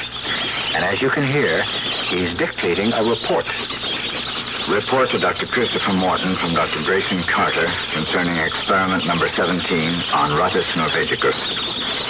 As you know, my entire theory is based on my conviction that of the 2,000 rat species in the world, the Muridae rat, especially the brown rat of Norway, Rattus novicicus, is the most intelligent. Although they originated in Asia Minor, they have spread throughout the world. As you know, Sorry, Gray, you're dictating. Oh, it's okay, darling. Come on in. I can't stay long. I'm going to the hospital to bring Wayne home. Oh, so soon. Quick recovery, I'd say. It wasn't really a bad attack this time. Oh? Doris, he couldn't move. He was absolutely paralyzed with pain. When his back goes out like that and the muscle spasms, he is helpless, yes, and sometimes it takes weeks, in fact, for him to recover, but sometimes only a few days. Doris, you are going to go through with this. Tell him I want a divorce so I can marry you. Yes. But I'm sure he'll refuse. I want you for my wife. And I want the world to know it. If Wayne refuses to give you a divorce... Gray? Oh, it's Attila again. Attila? That big fellow there, the one bigger than the rest. Oh, good heavens, he is Gray. He's killing that other rat. Attila! Stop! Here. There. That'll calm him down. What is that stuff you threw into the cage? Blood feed? Blood feed? Oh, kind of rough animal feed mixed with blood. Oh. The rats love it. I use it as a reward. When a rat learns to do something, perform some little task or trick, I reward him with a pan of food. Are they as intelligent as you thought? No, I'm not sure intelligence is the word. Cunning. Yeah, I see. Resourceful. Cunning and resourceful. At this point in my experiments, I'm inclined to think that a rat can figure out a way to do anything. Well, within reason, of course. If there's something to be gained by it. I'm not sure I understand. Well, for example, you see that billiard ball in the cage? Yes. Attila has learned, and so some of the others, but he's the smartest. He's learned to push that ball up that trough and then to maneuver it into that hole at the top. When it goes through the hole, it drops to the bottom of the tube and triggers the opening of that trapdoor. And what do you suppose is behind that trapdoor? Don't tell me. They're feet. You learn fast, too. Yeah. Let me see if I can teach you something you'll enjoy learning. Oh, Gray. Gray, darling. You're a wonderful teacher. I'm sorry to interfere with lovemaking.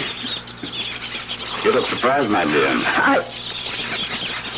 I was coming to the hospital to pick you up. You knew that. Wayne, let me make one thing clear. Oh, don't bother, Gray. What's been going on between you and my wife is very clear. Wayne. You really think you've managed to cover up your little game of illicit love? There is nothing illicit. Oh, isn't there?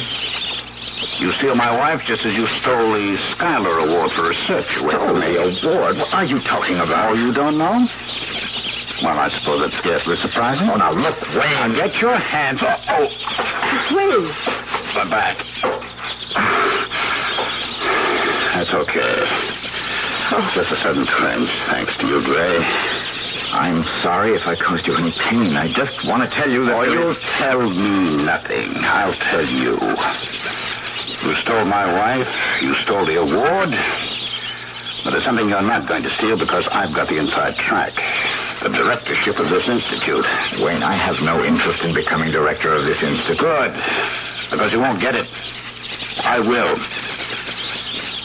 I'm going to our apartment, Doris. I'll expect you there in 5 minutes. 5 minutes. Or else. What does he mean, or else? Nothing. He's just upset. He meant something. I want to know what. That bruise on your cheek a few weeks ago, you didn't get it from a fall. No. Well, that's dirty. Gray, please. You're going to leave me. Divorce or no divorce. We'll see, darling. We'll see.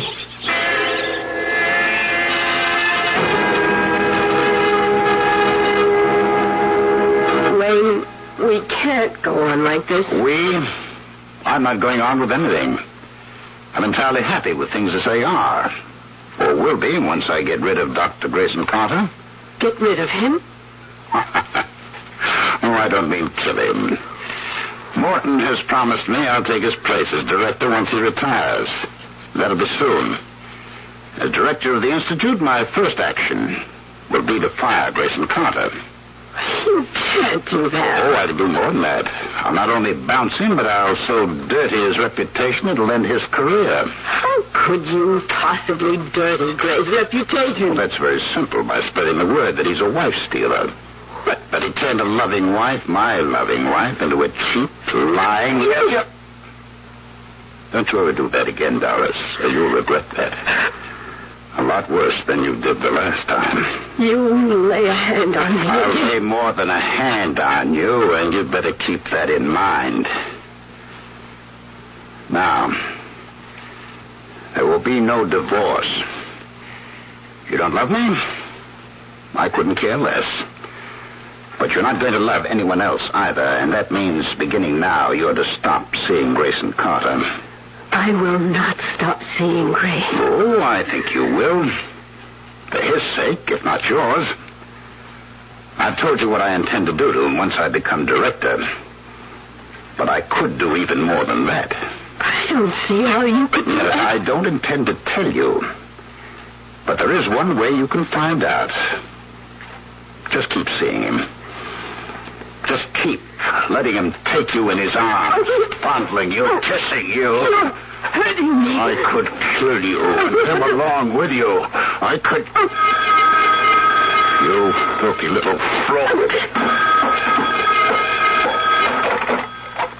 Dr. Cheney here. Miss Morton, Wayne. Oh, yes, Chris. I heard you were coming home from the hospital today, and I'm anxious to talk to you.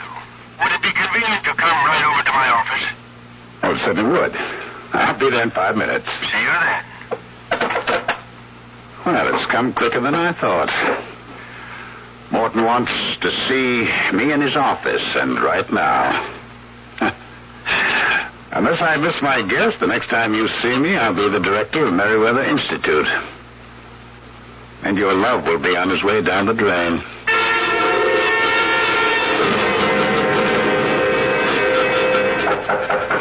Tom? Oh, good to see you, Wayne. Come in. Thank you, Chris. Sit down. How are you feeling? Oh, couldn't be better. Back okay? Oh, yes. A few days in traction always does the trick. Not always. There have been times when it took 2, sometimes 3 weeks. No, never that long. Well, now, what I wanted to see you about. I think I know. If anyone deserves promotion, you do. And we have talked about your becoming director. As I made clear to you, Chris, I'm your man. Yes, you are. Or to put it more accurately, you were. Were? I'm as sorry as I can be, but the board turned you down. Well, how could they? When you say you recommended, I was your first choice. That's true. Well, nobody carries more weight than you. The board does, I'm afraid. I'm also afraid that your record was against you. My back problem? Yes. Well, what the hell has my back problem got to do with my ability as director? Not your ability, but your disability, you might say. To kick me aside just because I've got a trick back? There was another reason.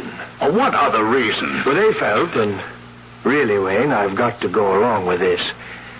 They felt it would be useful to the Institute, helpful in a political and social way, fundraising and all that, to have a man in the director's chair with as much prestige as possible. Prestige? I've got any number of doctorates, books I've written, discoveries. True, very true. But you don't have the Schuyler Award for research. Mason Carter does. What is it, Wayne? Wayne, you've gone as white as a sheet. Are you ill? Grayson Carter. They chose Grayson Carter? Yes. And you agreed? It wouldn't have served any purpose to disagree. But you agreed. After assuring me that I'd replace you, after promising me the job. Oh, now, I don't remember promising. You did. Right here in this office you promised me. Wayne, my dear fellow. You'll regret this. I promise you'll regret it. And I'll keep my promise. You wait and see. Wait and see. Wayne.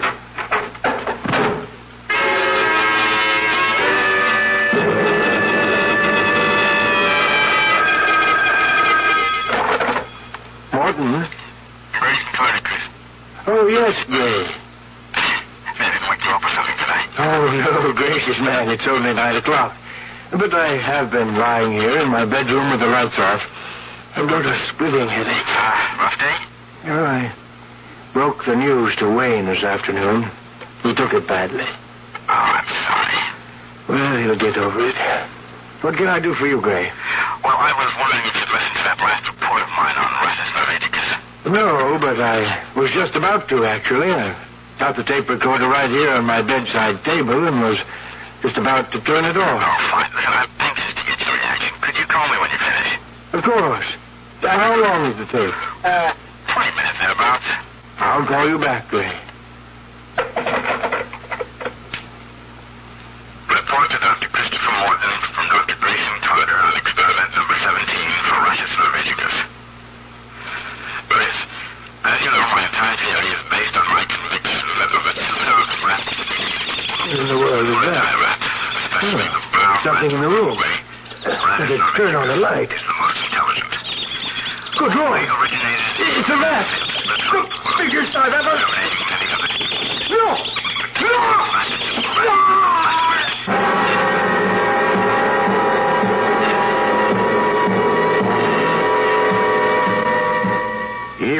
Dr. Christopher Morton listens to Dr. Grayson Carter's report on his experiment with rats, Attila, largest and most cunning of all, flings himself at Morton's throat. Trouble lies ahead, and stark terror. I'll be back shortly with Act 2.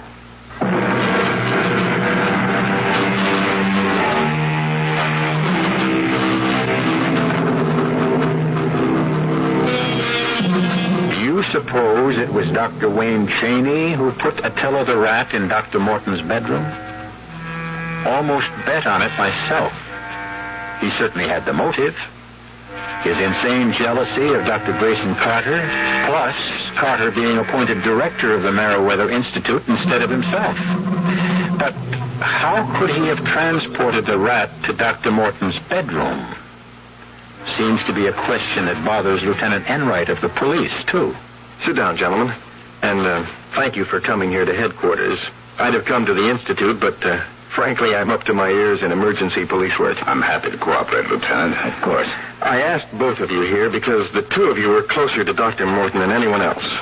But I especially asked you, Dr. Carter, because, well, it was one of your rats that killed Dr. Morton. A tragedy I don't expect to get over, Lieutenant. Mm-hmm. Now, according to a report here made out by Sergeant James of Homicide, when he and his squad arrived at the Institute last night, you had apparently captured the rat